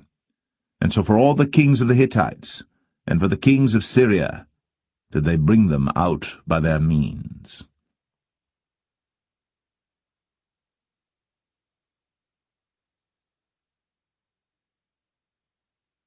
1 Kings 11. But King Solomon loved many strange women, together with the daughter of Pharaoh, women of the Moabites, Ammonites, Edomites, Zidonians, and Hittites. Of the nations concerning which the Lord said unto the children of Israel, Ye shall not go in to them, neither shall they come in unto you, for surely they will turn away your heart after their gods. Solomon clave unto these in love. And he had 700 wives, princesses, and 300 concubines, and his wives turned away his heart. For it came to pass, when Solomon was old, that his wives turned away his heart after other gods. And his heart was not perfect with the Lord his God, as was the heart of David his father. For Solomon went after Ashtoreth, the goddess of the Zidonians, and after Milcom, the abomination of the Ammonites. And Solomon did evil in the sight of the Lord, and went not fully after the Lord, as did David his father. Then did Solomon build an high place for Chemosh, the abomination of Moab, in the hill that is before Jerusalem, and for Molech, the abomination of the children of Ammon. And likewise did he for all his strange wives, which burnt incense, and sacrificed unto their gods. And the Lord was angry with Solomon, because his heart was turned from the Lord God of Israel, which had appeared unto him twice, and had commanded him concerning this thing, that he should not go after other gods. But he kept not that which the Lord commanded. Wherefore the Lord said unto Solomon, Forasmuch as this is done of thee, and thou hast not kept my covenant and my statutes, which I have commanded thee, I will surely rend the kingdom from thee, and will give it to thy servant. Notwithstanding, in thy days, I will not do it for David thy father's sake, but I will rend it out of the hand of thy son. Howbeit, I will not rend away all the kingdom, but will give one tribe to thy son, for David my servant's sake, and for Jerusalem's sake, which I have chosen. And the Lord stirred up an adversary unto Solomon, Hadad the Edomite. He was of the king's seed in Edom. For it came to pass, when David was in Edom, and Joab, the captain of the host, was gone up to bury the slain, after he had smitten every male in Edom. For 6 months did Joab remain there with all Israel, until he had cut off every male in Edom. That Hadad fled, he and certain Edomites of his father's servants with him, to go into Egypt, Hadad being yet a little child. And they arose out of Midian, and came to Paran. And they took men with them out of Paran, and they came to Egypt, unto Pharaoh king of Egypt, which gave him an house, and appointed him victuals, and gave him land. And Hadad found great favour in the sight of Pharaoh, so that he gave him to wife the sister of his own wife, the sister of Tahpenes the queen. And the sister of Tahpenes bare him Genubath his son, whom Tahpenes weaned in Pharaoh's house. And Genubath was in Pharaoh's household among the sons of Pharaoh. And when Hadad heard in Egypt that David slept with his fathers, and that Joab the captain of the host was dead, Hadad said to Pharaoh, Let me depart, that I may go to mine own country. Then Pharaoh said unto him, But what hast thou lacked with me, that, behold, thou seekest to go to thine own country? And he answered, Nothing. Howbeit, let me go in any wise. And God stirred him up another adversary, Rezon the son of Eliadah, which fled from his lord Hadadezer king of Zobah. And he gathered men unto him, and became captain over a band, when David slew them of Zobah. And they went to Damascus, and dwelt therein, and reigned in Damascus. And he was an adversary to Israel all the days of Solomon, beside the mischief that Hadad did. And he abhorred Israel, and reigned over Syria. And Jeroboam the son of Nebat, an Ephrathite of Zeradah, Solomon's servant, whose mother's name was Zeruiah, a widow woman, even he lifted up his hand against the king. And this was the cause that he lifted up his hand against the king. Solomon built Millo, and repaired the breaches of the city of David his father. And the man Jeroboam was a mighty man of valor. And Solomon, seeing the young man that he was industrious, He made him ruler over all the charge of the house of Joseph. And it came to pass at that time, when Jeroboam went out of Jerusalem, that the prophet Ahijah the Shilonite found him in the way, and he had clad himself with a new garment, and they two were alone in the field. And Ahijah caught the new garment that was on him, and rent it in 12 pieces. And he said to Jeroboam, Take thee 10 pieces, for thus saith the Lord, the God of Israel, Behold, I will rend the kingdom out of the hand of Solomon, and will give 10 tribes to thee. But he shall have 1 tribe for my servant David's sake, and for Jerusalem's sake, the city which I have chosen out of all the tribes of Israel, because that they have forsaken me, and have worshipped Ashtoreth, the goddess of the Zidonians, Chemosh, the god of the Moabites, and Milcom, the god of the children of Ammon, and have not walked in my ways, to do that which is right in mine eyes, and to keep my statutes and my judgments, as did David his father. Howbeit, I will not take the whole kingdom out of his hand, but I will make him prince all the days of his life, for David my servant's sake, whom I chose, because he kept my commandments and my statutes. But I will take the kingdom out of his son's hand, and will give it unto thee, even 10 tribes.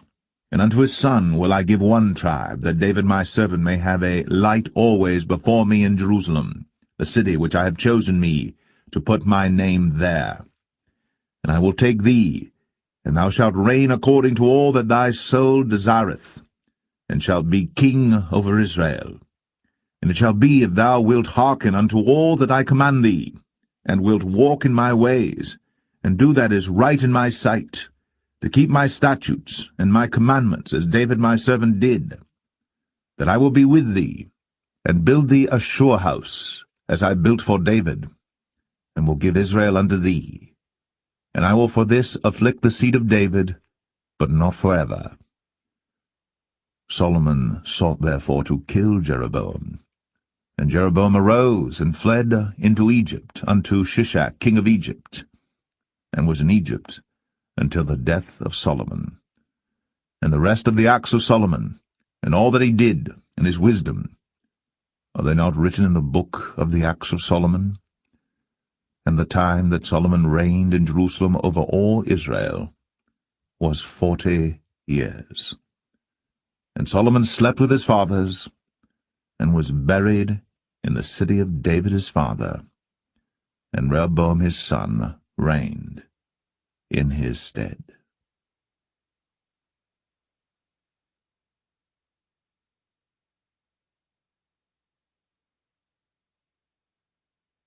First Kings 12. And Rehoboam went to Shechem, for all Israel were come to Shechem to make him king.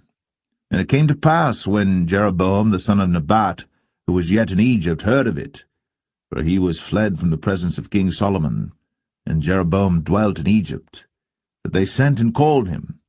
And Jeroboam and all the congregation of Israel came and spake unto Rehoboam, saying, Thy father made our yoke grievous. Now therefore make thou the grievous service of thy father, and his heavy yoke which he put upon us lighter, and we will serve thee. And he said unto them, Depart yet for 3 days, then come again to me. And the people departed. And King Rehoboam consulted with the old men that stood before Solomon his father while he yet lived, and said, How do ye advise that I may answer this people? And they spake unto him, saying, If thou wilt be a servant unto this people this day, and wilt serve them, and answer them, and speak good words to them, then they will be thy servants forever.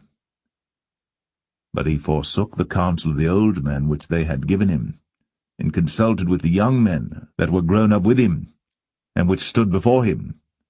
And he said unto them, What counsel give ye that we may answer this people who have spoken to me, saying, Make the yoke which thy father did put upon us lighter? And the young men that were grown up with him spake unto him, saying, Thus shalt thou speak unto this people that spake unto thee, saying, Thy father made our yoke heavy, but make thou it lighter unto us. Thus shalt thou say unto them, My little finger shall be thicker than my father's loins. And now, whereas my father delayed you with a heavy yoke, I will add to your yoke. My father hath chastised you with whips, but I will chastise you with scorpions. So Jeroboam and all the people came to Rehoboam the third day, as the king had appointed, saying, Come to me again the third day. And the king answered the people roughly, and forsook the old men's counsel that they gave him, and spake to them after the counsel of the young men, saying, My father made your yoke heavy, and I will add to your yoke. My father also chastised you with whips, but I will chastise you with scorpions. Wherefore the king hearkened not unto the people. For the cause was from the Lord, that he might perform his saying, which the Lord spake by Ahijah the Shilonite unto Jeroboam the son of Nebat. So when all Israel saw that the king hearkened not unto them, the people answered the king, saying, What portion have we in David? Neither have we inheritance in the son of Jesse. To your tents, O Israel. Now see to thine own house, David. So Israel departed unto their tents. But as for the children of Israel which dwelt in the cities of Judah, Rehoboam reigned over them. Then King Rehoboam sent Adoram, who was over the tribute, and all Israel stoned him with stones, that he died. Therefore King Rehoboam made speed to get him up to his chariot, to flee to Jerusalem.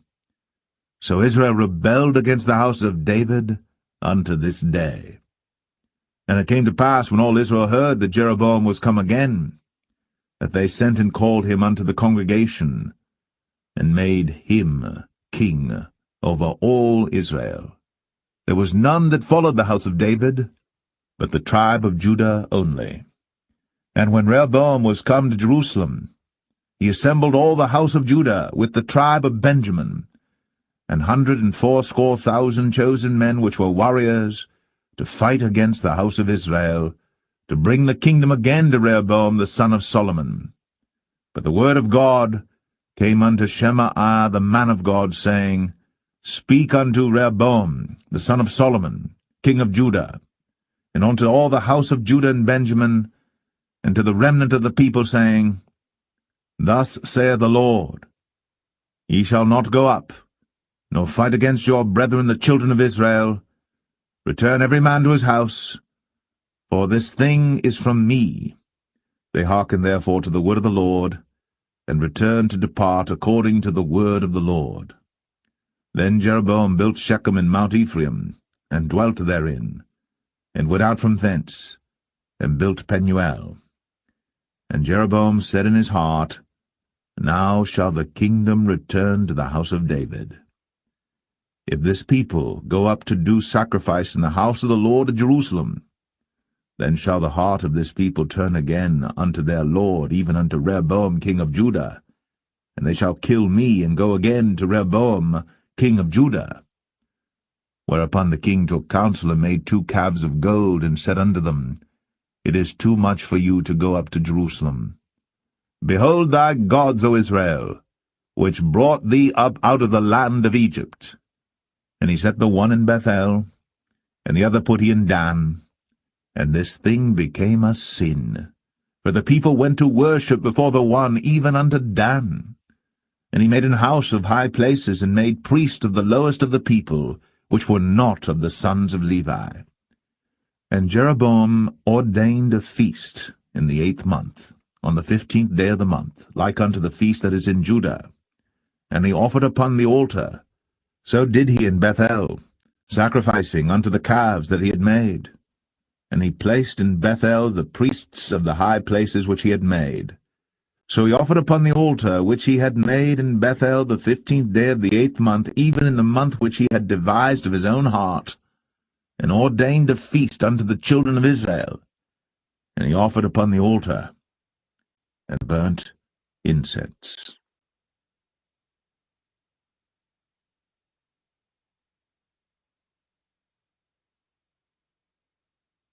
1 Kings 13. And behold, there came a man of God out of Judah by the word of the Lord unto Bethel. And Jeroboam stood by the altar to burn incense.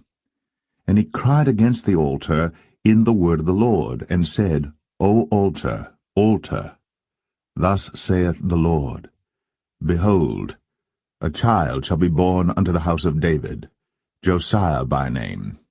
And upon thee shall he offer the priests of the high places that burn incense upon thee, and men's bones shall be burnt upon thee. And he gave a sign the same day, saying, This is the sign which the Lord hath spoken. Behold, the altar shall be rent, and the ashes that are upon it shall be poured out. And it came to pass, when King Jeroboam heard the saying of the man of God, which had cried against the altar in Bethel, that he put forth his hand from the altar, saying, Lay hold on him. And his hand, which he put forth against him, dried up, so that he could not pull it in again to him. The altar also was rent, and the ashes poured out from the altar, according to the sign which the man of God had given, by the word of the Lord. And the king answered and said unto the man of God, Entreat now the face of the Lord thy God, and pray for me, that my hand may be restored me again. And the man of God besought the Lord, and the king's hand was restored him again, and became as it was before. And the king said unto the man of God, Come home with me, and refresh thyself, and I will give thee a reward. And the man of God said unto the king, If thou wilt give me half thine house, I will not go in with thee, neither will I eat bread nor drink water in this place. For so was it charged me by the word of the Lord, saying, Eat no bread, nor drink water, nor turn again by the same way that thou camest. So he went another way, and returned not by the way that he came to Bethel. Now there dwelt an old prophet in Bethel, and his sons came and told him all the works that the man of God had done that day in Bethel, the words which he had spoken unto the king. Them they told also to their father. And their father said unto them, What way went he? For his sons had seen what way the man of God went, which came from Judah. And he said unto his sons, Saddle me the ass. So they saddled him the ass, and he rode thereon, and went after the man of God, and found him sitting under an oak. And he said unto him, Art thou the man of God that camest from Judah? And he said, I am. Then he said unto him, Come home with me, and eat bread. And he said, I may not return with thee, nor go in with thee, neither will I eat bread nor drink water with thee in this place. For it was said to me by the word of the Lord, Thou shalt eat no bread, nor drink water there, nor turn again to go by the way that thou camest. He said unto him, I am a prophet, also as thou art. And an angel spake unto me by the word of the Lord, saying, Bring him back with thee into thine house, that he may eat bread and drink water. But he lied unto him. So he went back with him, and did eat bread in his house, and drank water. And it came to pass, as they sat at the table, that the word of the Lord came unto the prophet that brought him back. And he cried unto the man of God that came from Judah, saying, Thus saith the Lord, For as much as thou hast disobeyed the mouth of the Lord, and hast not kept the commandment which the Lord thy God commanded thee, but camest back, and hast eaten bread, and drunk water in the place, of the which the Lord did say to thee, Eat no bread, and drink no water, thy carcass shall not come unto the sepulchre of thy fathers. And it came to pass, after he had eaten bread, and after he had drunk, that he saddled for him the ass, to wit, for the prophet whom he had brought back. And when he was gone, a lion met him by the way, and slew him. And his carcass was cast in the way, and the ass stood by it. The lion also stood by the carcass. And behold, men passed by, and saw the carcass cast in the way, and the lion standing by the carcass. And they came and told it in the city where the old prophet dwelt. And when the prophet that brought him back from the way heard thereof, he said, It is the man of God who was disobedient unto the word of the Lord. Therefore the Lord hath delivered him unto the lion, which hath torn him and slain him according to the word of the Lord, which he spake unto him. And he spake to his son, saying, Saddle me the ass. And they saddled him. And he went and found his carcass cast in the way, and the ass and the lion standing by the carcass, The lion had not eaten the carcass, nor torn the ass. And the prophet took up the carcass of the man of God, and laid it upon the ass, and brought it back. And the old prophet came to the city to mourn and to bury him. And he laid his carcass in his own grave. And they mourned over him, saying, Alas, my brother! And it came to pass, after he had buried him, that he spake to his son, saying, When I am dead, then bury me in the sepulchre wherein the man of God is buried. Lay my bones beside his bones. For the saying which he cried by the word of the Lord against the altar in Bethel, and against all the houses of the high places which are in the cities of Samaria, shall surely come to pass.